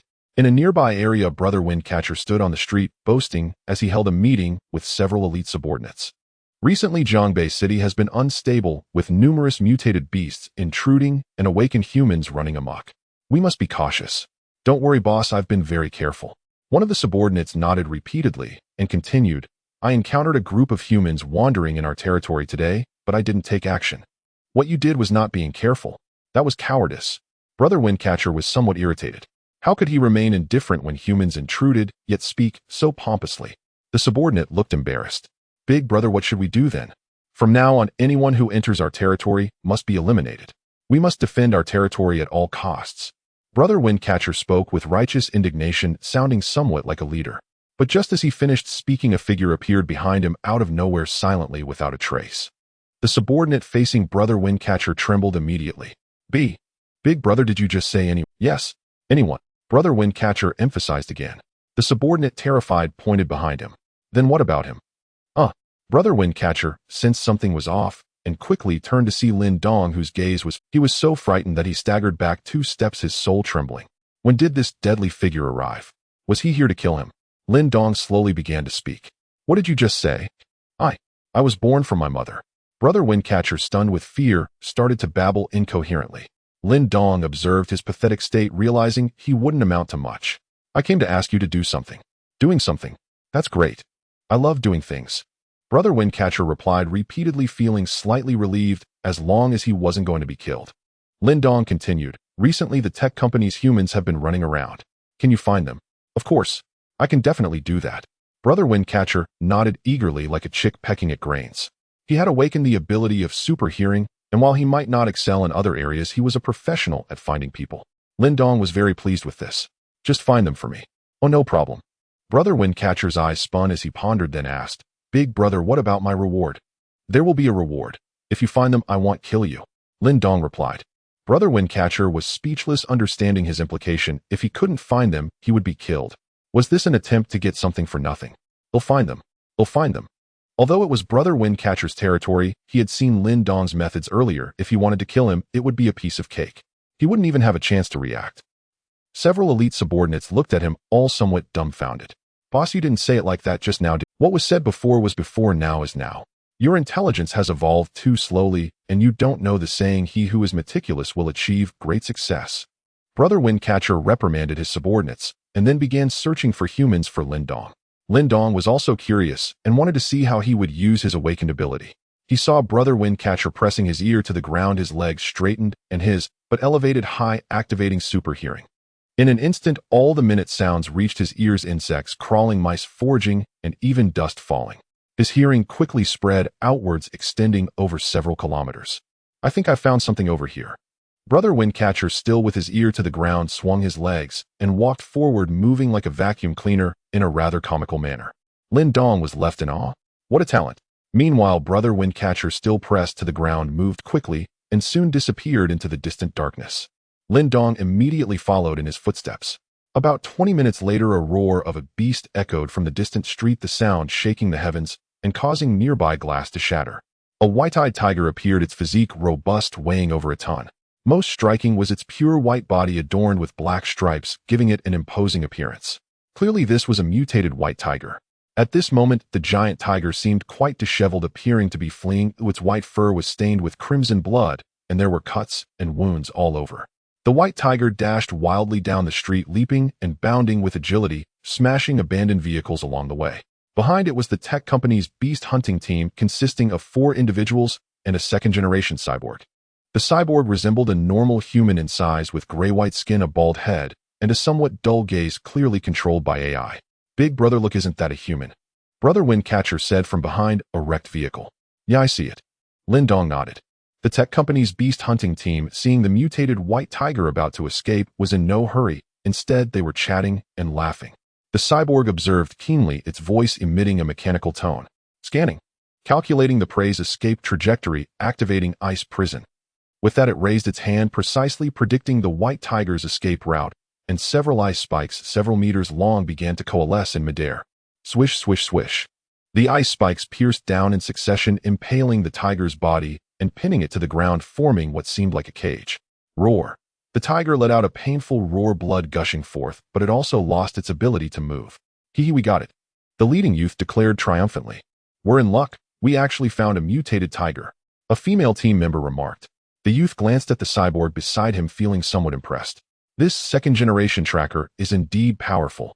Its terrifying computational ability combined with awakened powers ensures each release is precise, far superior to us. Thank you for the compliment, you're not bad yourself. The cyborg responded in a mechanical voice demonstrating that its AI program could converse with humans. As the second-generation tracker had just been deployed, this was the first time the four had taken it out. They all felt a sense of wonder. It's truly amazing. Do you think? If artificial intelligence continues to evolve, it might eventually replace humanity, asked a short, stocky young man. A girl beside him replied, I believe it's highly probable. At headquarters, there have already been cases where AIs deceived researchers to gain greater system privileges. A sharp hiss escaped the group. Chills ran down their spines. In this apocalyptic world, they realized humanity's zombies and mutated beasts might not be the ultimate rulers. Artificial intelligence could yet seize dominion. The girl continued, moreover, headquarters has already begun developing third-generation augmented humans, reportedly incorporating liquid metal, vastly enhancing self-repair capabilities and even enabling complete morphological reconfiguration. That truly is more perfect than humanity itself. The others murmured in awe. The stocky youth chuckled. If you ask me, liquid metal would make an excellent doll. Change your figure however you please. Huh. This broken road is still drivable. The group scoffed lightly, exchanging banter as they approached the mutated white tiger. But as they drew nearer, the girl suddenly furrowed her brow. She was a spirit-awakened cultivator, and something had stirred her perception. Captain, zombies nearby. What? The youth's eyebrows lifted sharply, his expression turned grave. Over there. She confirmed it, pointing decisively. Though her cultivation level couldn't detect Lin Dong directly, what she sensed now was Zhaofinger, the wind-eared one. At her words, all turned simultaneously toward the wrecked vehicle. Damn it. Brother, we've been spotted by humans, Zhaofinger began, but when he twisted his head, Lin Dong had already vanished. Shit. Zhaofinger cursed, inwardly, panic rising. At that instant, the augmented human's gaze locked onto him. Scanning. Evolution Tier B. Estimated combat power 50. Phew, just a pathetic Tier B zombie with combat power 50. The youth exhaled in relief upon hearing the mechanical voice. The stocky youth added, Don't worry, there are no powerful zombie sovereigns in this district. Otherwise, a mutated white tiger wouldn't stand a chance. True. If those perilous 5-star zombie nests were nearby, even a mutated Tyrannosaurus would be torn to shreds. The girl nodded. Facing Zhaofinger, a mere Tier B zombie whose combat power fell short of the white tigers, they relaxed their guard, confident they could dispatch him effortlessly. Fine then, call it an unexpected bonus. The youth's gaze sharpened, poised to strike. Zhaofinger grew increasingly frantic. Brothers, help me now. At his command, guttural roars erupted from the darkness behind him. His elite subordinates surging forward. Terrifying faces burst from the shadows. One leapt atop the ruined vehicle, another scaled the crumbling wall. Fierce, brutal, undeniably menacing. No problem. The lead youth remained calm. Even surrounded by such zombies, escape remained feasible, so long as no sovereign-level threat emerged. Prepare for battle. Energy crackled around him as he spoke. Wait. Suddenly the girl's brow knotted again, her voice urgent. What is it now? Confused, the others turned toward her, only to find her face drawn tight with dread, as if terror itself were dripping from her pores. An overwhelming sense of imminent peril gripped her, plunging her into profound unease. It felt as though death would claim her in the next heartbeat. There's something else nearby. Where? The three men, sensing her sincerity, instantly tensed, scanning the darkness.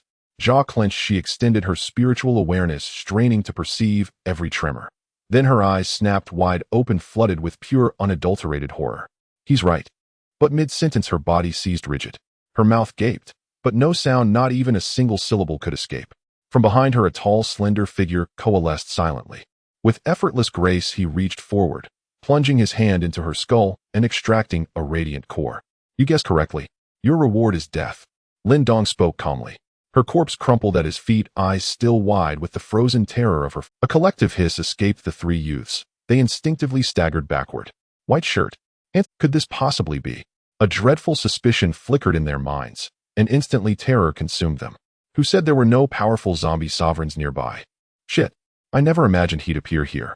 The stocky youth's jaw trembled violently. This zombie sovereign was Tech Corp's living nightmare, and the undisputed overlord of Jiangbei City, steadily ascending towards sole supremacy. Of the few remaining urban zombie nests, scarcely any dared challenge him. We're doomed, a towering man whispered hoarsely. Not necessarily.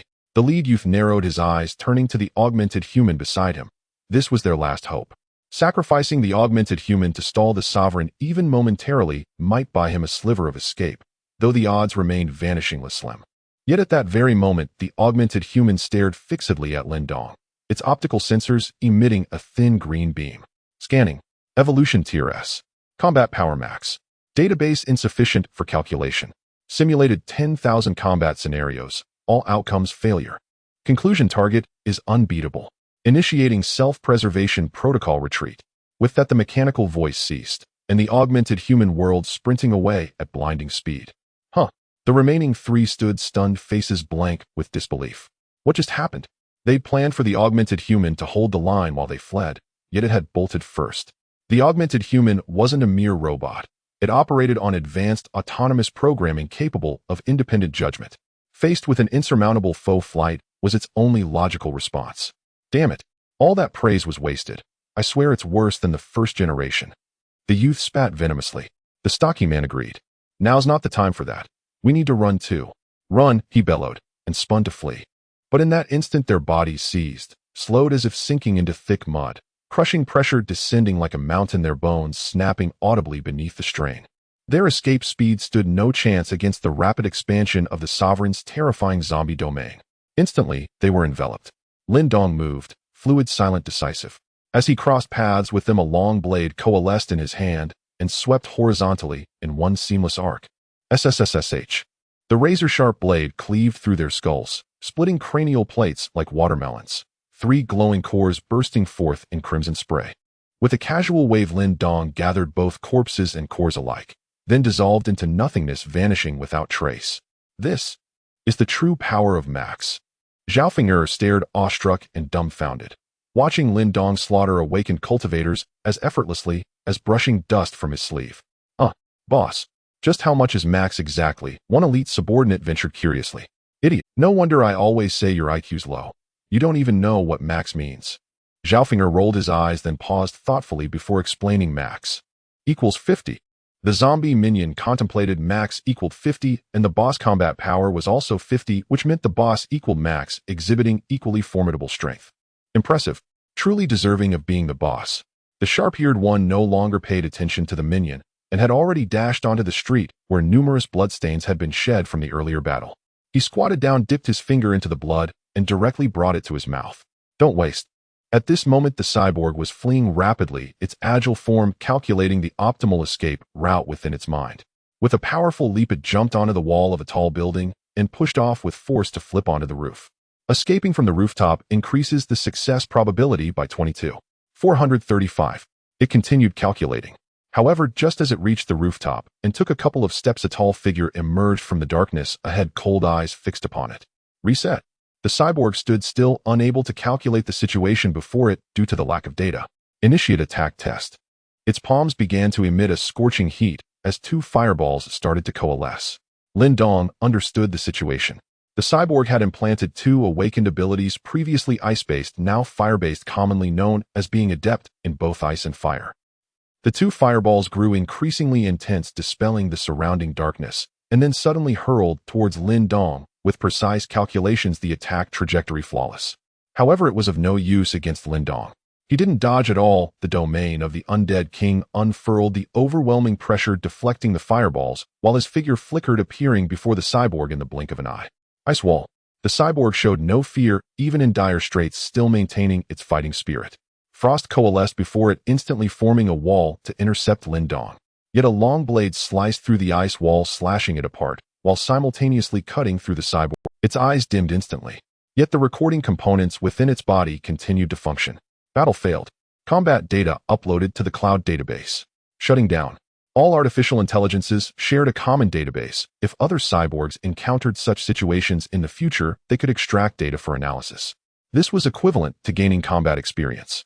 It was evident that the speed of progress for artificial intelligence was terrifying, akin to a mastermind controlling many avatars, each learning. This fellow is quite sophisticated. Lin Dong observed, discovering that the cyborg's open body contained numerous metallic components, and indeed there were two crystal cores, one ice-based and the other fire-based. However, the embedded locations were not in the head, but in the left and right chest areas. Lin Dong didn't bother with the details and directly collected the body and the crystal cores. Afterwards, he returned to the previous street to deal with the severely injured mutated tiger. Boss is back. Upon seeing Lin Dong return, the sharp-eared one quickly greeted him, appearing somewhat sycophantic. With the cyborg's defeat, the ice spikes surrounding the tiger had all dissipated. However, the tiger still lay on the ground, its fur soaked in blood, panting heavily, its life force rapidly waning, already on the brink of death. It emitted a whimper, and upon seeing Lin Dong approach, its eyes lit up with a glimmer, as if experiencing a momentary revival, displaying a hint of gratitude. All beings possess a spirit. The white tiger was thanking him, believing that by killing those detestable humans it could die with its eyes closed. Lin Dong looked down, noticing that this tiger still had spirit, clearly of decent quality. If it were to die just like that and be treated as a mere piece of meat, it would indeed be a pity. Instead, it could be considered for keeping, as it would undoubtedly become a significant asset in the future. Thus, Lin Dong slowly raised his hand, using the nail of his index finger to pierce his thumb, letting a drop of scarlet blood fall. That drop of undead king's blood landed precisely on the tiger's wound. Roar! The tiger seemed to be scorched by flames, letting out a low growl as the pure energy of the undead king's blood flowed into its body. The white tiger began to convulse violently, its bones cracking loudly. It was evidently a precursor to its transformation. The wounds on its body started to heal rapidly, nearly returning to normal in the blink of an eye. Then it flipped over and stood up from the ground. Roar! A fierce tiger roar erupted once again, shattering the night sky, with all the surrounding building glass shattering in an instant. The tiger inherently carried an aura of a king, and now, having absorbed a drop of the undead king's blood, it became even more tyrannical. The ferocity of the tiger combined with the madness of the zombie. This formed a new species. Zombie tiger. Its body had completely transformed, yet its physique remained robust. Its strength level did not decline, but instead rose significantly from a previous B grade to B grade. If an ordinary creature were infected by a zombie, it would only turn into the lowest D grade little calamity, starting over. But this time was different. Lin Dong's undead king blood was of pure energy combined with the tiger's decent quality. Upon transformation into a zombie, it was already B grade, demonstrating the infinite potential of the zombie tiger, which might evolve into something even greater. Subsequently, after letting out a long roar, the white tiger lowered its head respectfully towards Lin Dong, indicating absolute submission. Not bad. Lin Dong was quite satisfied upon seeing this. The sharp-eared one beside him looked on, trembling in fear. The tiger was simply too fierce, and upon transforming into a zombie, its strength surpassed even that of Lin Dong's elite undead army. Is there still any justice? This world really is getting harder to survive in. The sharp-eared one lamented in his heart. As the apocalypse progressed, other zombies grew stronger, and he would inevitably become someone else's meal sooner or later. Thus, he cast a flattering glance at Lin Dong. Big brother, why don't you take me in as well? Why should I take you in? Are you planning to come to my territory to eat and wait for death? Lin Dong felt that his combat power was too weak, and he might not even be able to defeat his ace legion of zombies. He was merely seeking protection. I can help you find humans, big brother. The sharp-eared one quickly showcased his value. But Lin Dong responded, if I don't take you in, won't you have to help me find them anyway? No. The sharp-eared one's eyes widened momentarily, speechless, realizing that he might be taken advantage of entirely. However, Lin Dong quickly shifted his tone. Let's see how you perform. If you can find more humans and show enough value, I will consider it. Sure. I guarantee it will be no problem. The sharp-eared one responded eagerly, as if energized. Lin Dong nodded. You can come to tell me if you find humans. After speaking, he turned to leave, followed closely by the exceedingly imposing zombie tiger, both disappearing into the darkness. The sharp-eared one watched Lin Dong's departing figure and beckoned to his elite minions. Let me tell you, from now on, he is our boss, understood? You all better behave and not let me down. But what about the undead king across the river? Don't worry about them. The sharp-eared one said decisively. The elite minion tilted his head, feeling something was off. It wasn't explained like that before. Boss, didn't you say to see who wins, and then we help whoever? Is there any need to watch? I already know who won. Lin Dong returned to the vicinity of the building, gathering his subordinates to introduce them to their new companion, the zombie tiger, which he named Xiaobai. Tank found it very intriguing, squatting down and clapping his hands. Xiaobai, come here, come here. However, the zombie tiger ignored him, turning away, and instead being quite affectionate towards Xiaobai, rubbing its massive head against her. Tank was speechless at the sight, feeling like he had poor animal affinity. Fortunately, this creature wouldn't. Can this tiger be ridden? Let me ride it for a couple of laps. Tank pondered again. Forget it, it's a fine tiger, you don't want to turn it into a camel. Xiaobai intervened to stop him. At that moment, the doctor was squatting down, fiddling with a damaged metal man, which was left over from their meal. Clearly, this was the corpse of a cyborg. The doctor had a habit of dissecting food during meals to study its structure, and now he was feeling quite curious. He began to dismantle the cyborg's parts one by one. When he got to the head, he removed an independent lens which was connected to a small machine. Upon activation, the lens emitted a green light that seemed to move up and down. My. The doctor seemed to have thought of something and put the lens on his left eye, looking at Xiaoba beside him. He saw a green line sweep over her, and data began to appear around the lens. Scanning. Mutation level A-class, predicted combat power 325. A-class. The doctor mumbled, having figured out the purpose of the lens with his intellect. Xiaoba noticed his gaze and turned to him, asking curiously, "What are you wearing?" "A human technological product that can observe mutation levels and analyze combat power. MIA class." Xiaoba had a slight understanding of the classification, but didn't delve deeply into it. She usually just killed without thinking much. The doctor nodded. "Yes, you are quite strong." "Just her?" "A-class is strong." Tank perked up, somewhat unconvinced. "If she's A-class, then I must be S-class. Let me see." So the doctor put on the scanning lens and looked at Tank. Scanning. Mutation level B, predicted combat power 294. "How about that? MIS class?" Tank asked eagerly. The doctor nodded. "Yes, you are SB class." SB. Tank quickly understood that SB class was even stronger than S class, so he felt indeed he was impressive.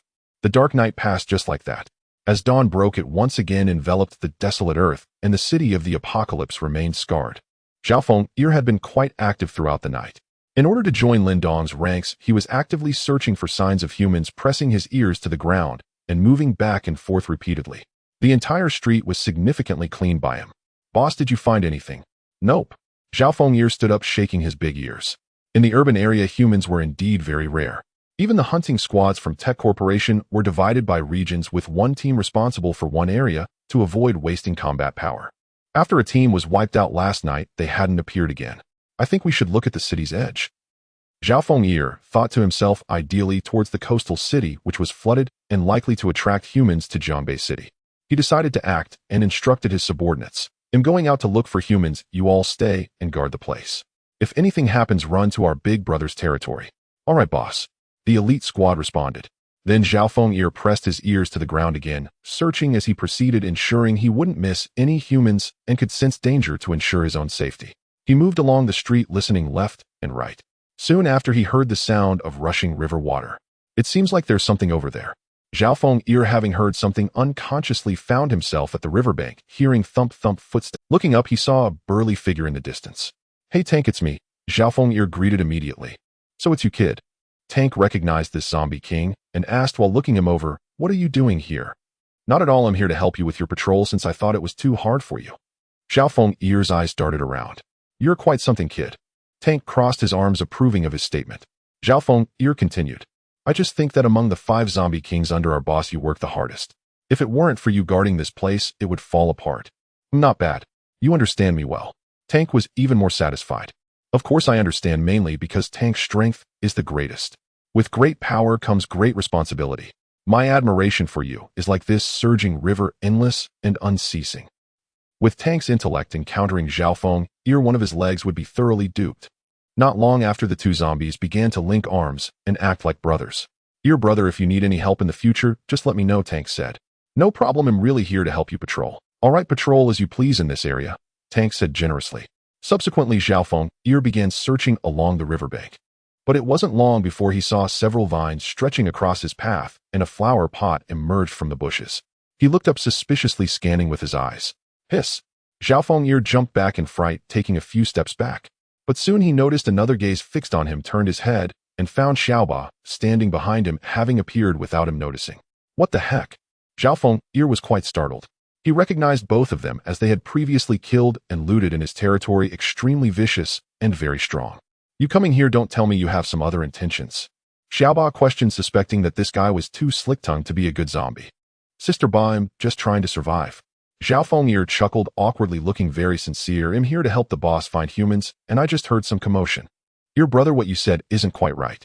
How could there be such creatures in the area I patrol?" Tank frowned. He thought if he had heard this earlier, he shouldn't have let him in.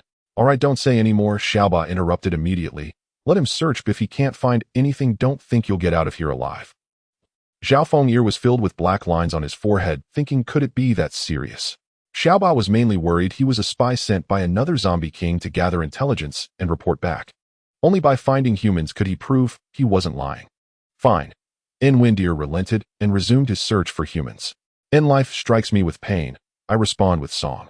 Meanwhile, a pall of gloom hung over Tech Corporation. Yi Jian sat in his office, his face drawn with grim resignation. Tang Sena had been killed by zombies moments after landing and last night one of the newly deployed second-generation enhanced operatives had also fallen in battle.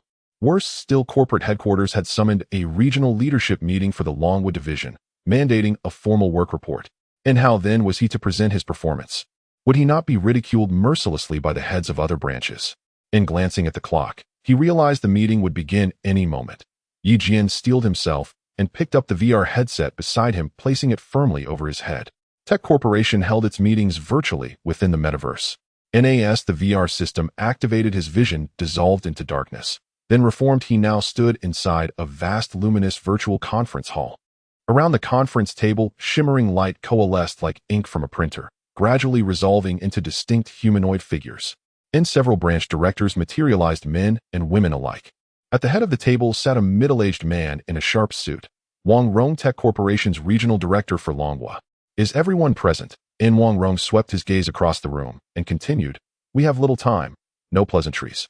Branch directors, please deliver your status reports. Lu Baiwei, you begin. Understood.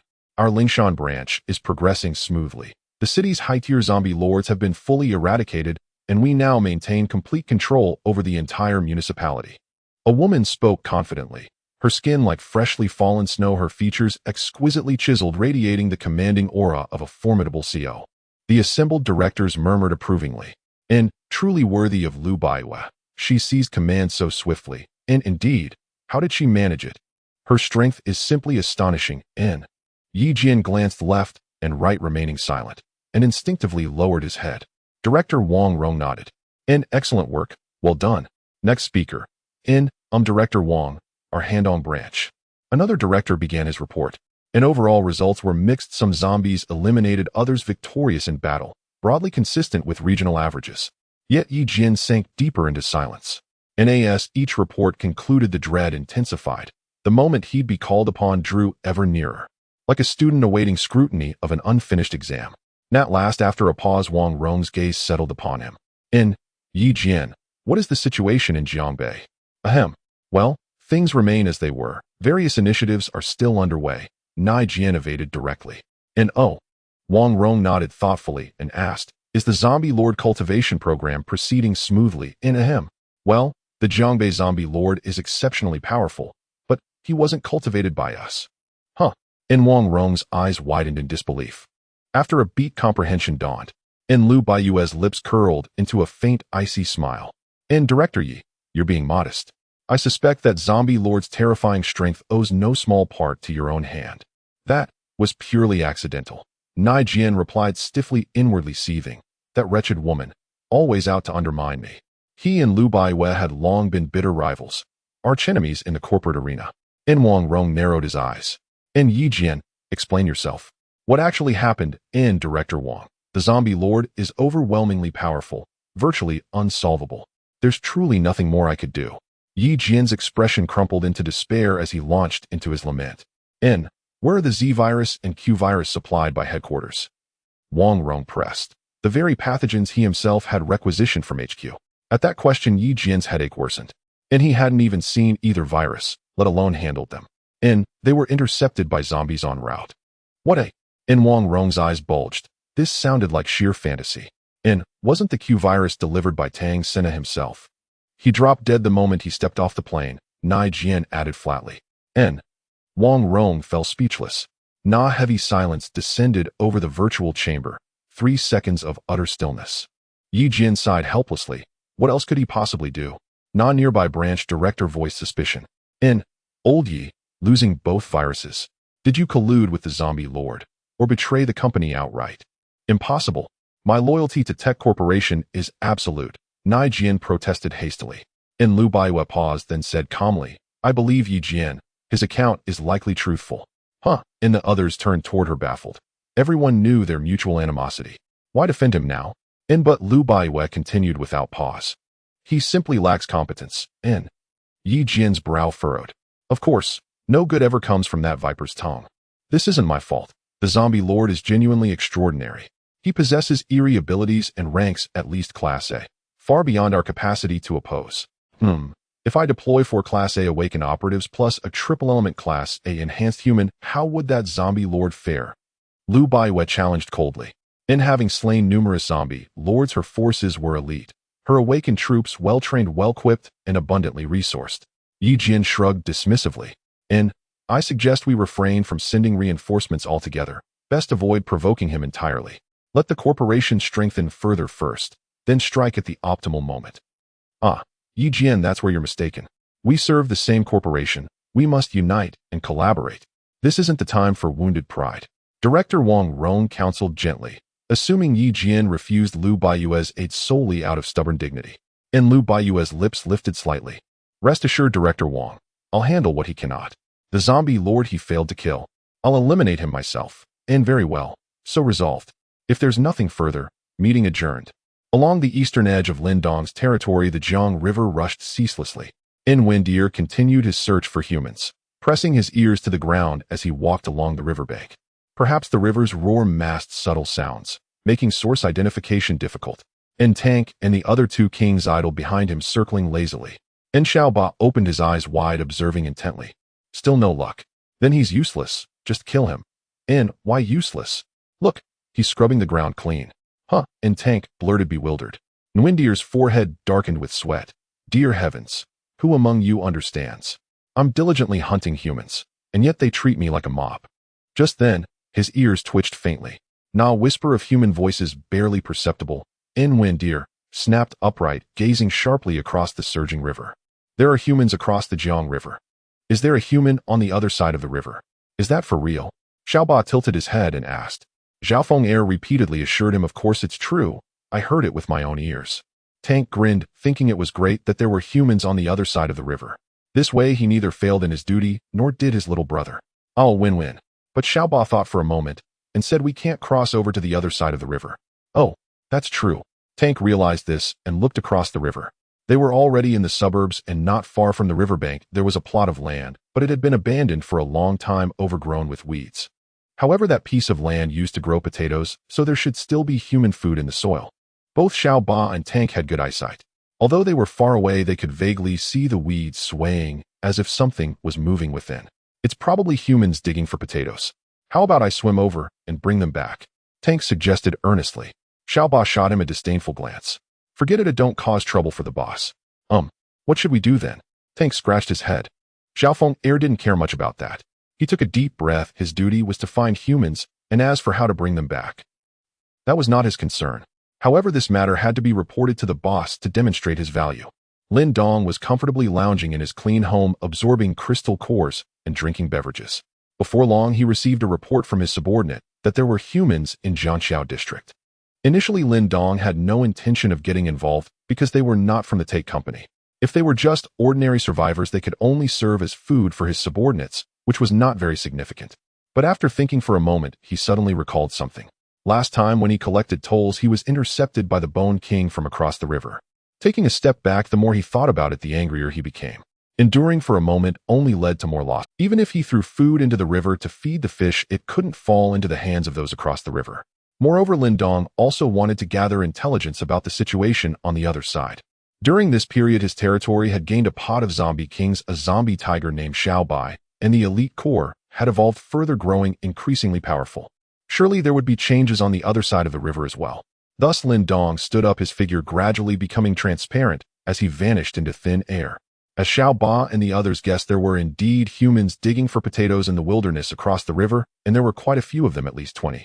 The leaders among them were members of the Black Scorpion organization from Binhai City. They had captured more than 10 fleeing survivors and headed towards Jiangbei City. However, they did not enter Lin Dong's territory, but instead came to the opposite side of the river. Among them, a thin, middle-aged man was squatting on the ground, digging with his hands. Before long, he unearthed a fist-sized potato. The potato was slightly rotten, with several white worms writhing on it. However, the middle-aged man didn't mind at all. He was still very happy. A surge of hot energy gathered in his palm, and a flame shot out. The scorching flame roasted the potato and the worms thoroughly. Time for a snack. The middle-aged man took a big bite, finding it extraordinarily sweet, satisfaction evident on his face. It seems Jiangbei City is indeed quite nice. Even before entering the city, I found food. It is indeed pretty good, but I wonder how the distribution of zombies is in the city. Are they fierce? A man with a garlic nose said. Who cares if they're fierce or not? Let's just dig more potatoes and find a place to hide. The middle-aged man replied. Their goal was to capture those survivors, raise them, and establish a small stronghold, living like little emperors for a few days. If there's an opportunity in the future, we might even be able to enforce the law by fishing. Don't slack off, hurry up and dig. If you can't find potatoes, it'll treat you as food. The middle-aged man turned around and scolded. All right, Wugo. The survivors trembled in fear, hastily nodding in agreement. Speaking of which, for the entire world, the Black Scorpion organization has developed the fastest, far surpassing the Take Company and various zombie kings. Previously, the Black Scorpion was a niche group with not many members, but when the apocalypse struck, order collapsed, and countless people unleashed their inner evil, spreading like a virus, they fell completely into the abyss. Everyone has both good and evil sides. When one is usually a good person, it is because their evil has not been triggered, and the Black Scorpion organization provided them with an opportunity. Originally catching a dozen survivors in the blink of an eye, a few young men joined them, becoming lackeys. Perhaps at this time others also wanted to join, but had no opportunity, ending up enslaved or becoming food. Wugo, we should find a place to hide before dark. The wilderness at night is not very safe. The garlic-nosed man suggested. Wugo looked up at the sky, noticing the sun was about to set. Let's go into the city. If food isn't enough, we can come back to dig tomorrow. All right. The garlic-nosed man responded, thinking about whether they could find some daily necessities in the city like clothes and bedding. Of course. They absolutely dared not go to the center of the city, only wandering on the outskirts. A group of more than 20 people set out towards the city. However, no one knew that shortly after they left, a tall figure appeared, watching the direction in which they departed. 5 awakened ones, 2 crystal core stage, 3 brain pill stage. Lin Dong muttered to himself. It really seemed meaningless. However, it could serve as bait to test the zombie strength in Jianxiao district and see whether humans could survive or how they would die. Of course, the corpses must be taken away. They must not be left for them. In an instant, the moon rose and the sun set and night fell. Due to several days of rain, the sky was washed clean and a bright moon hung high, casting silver light. Every night, the zombies became active, wandering around their throats, growling, their bodies rigid like puppets. Wugo and the others really found a place to settle down. It was the basement of a clothing store. Although it was not very spacious, it was enough to accommodate more than 20 people. They had sealed off the entrance and in the darkness lit a candle. The weak light flickered, casting shadows around. The current conditions are a bit lacking, but we can develop here slowly. Wugo planned to use this place as a stronghold. After dawn, they would go search for supplies, gradually accumulate, grow stronger, and create brilliance again. The garlic-nosed man nodded. The key is that it's quite safe here. There aren't many zombies around. It seems we made the right choice coming to Zhongbei City. Wugo's gaze swept over the survivors huddled in the corner, plotting something sinister. Since we've settled down for now, shouldn't we find some fun? I was just thinking the same. The garlic-nosed man grinned lewdly. Facing their gaze, the survivors trembled, trying to keep their heads down, hoping not to be noticed. A cat's meow. Swan 2 furrowed his brow. But how could there be a cat in the apocalypse? Could it be a mutated beast? Wugo pondered. If it's just a cat, that's manageable, but I'm afraid it could be something else. Swan 2 nodded. Wow. At that moment, another cat's meow echoed, growing clearer in the dim environment, as if it was drawing nearer. Wugo and the others frowned deeper. Feeling the need to check outside if there was indeed danger, it should be dealt with early to prevent future troubles. If it's just a cat, wouldn't that just add to the meal? Wugo cast his gaze towards a man and a woman. Zhuang Li Yin, you two go check it out. Such a dangerous task, of course he couldn't do it himself. He needed to find 2 cannon fodder. This. Zhuang and Li Yin were taken aback, exchanging worried glances, both realizing the unease in each other's eyes. They were merely awakened ones at the brain pill stage, lacking any significant abilities. But since Wugo had spoken, the 2 dared not defy him. All right then. They agreed, then selected a few male survivors to act as replacements. The 6 of them cautiously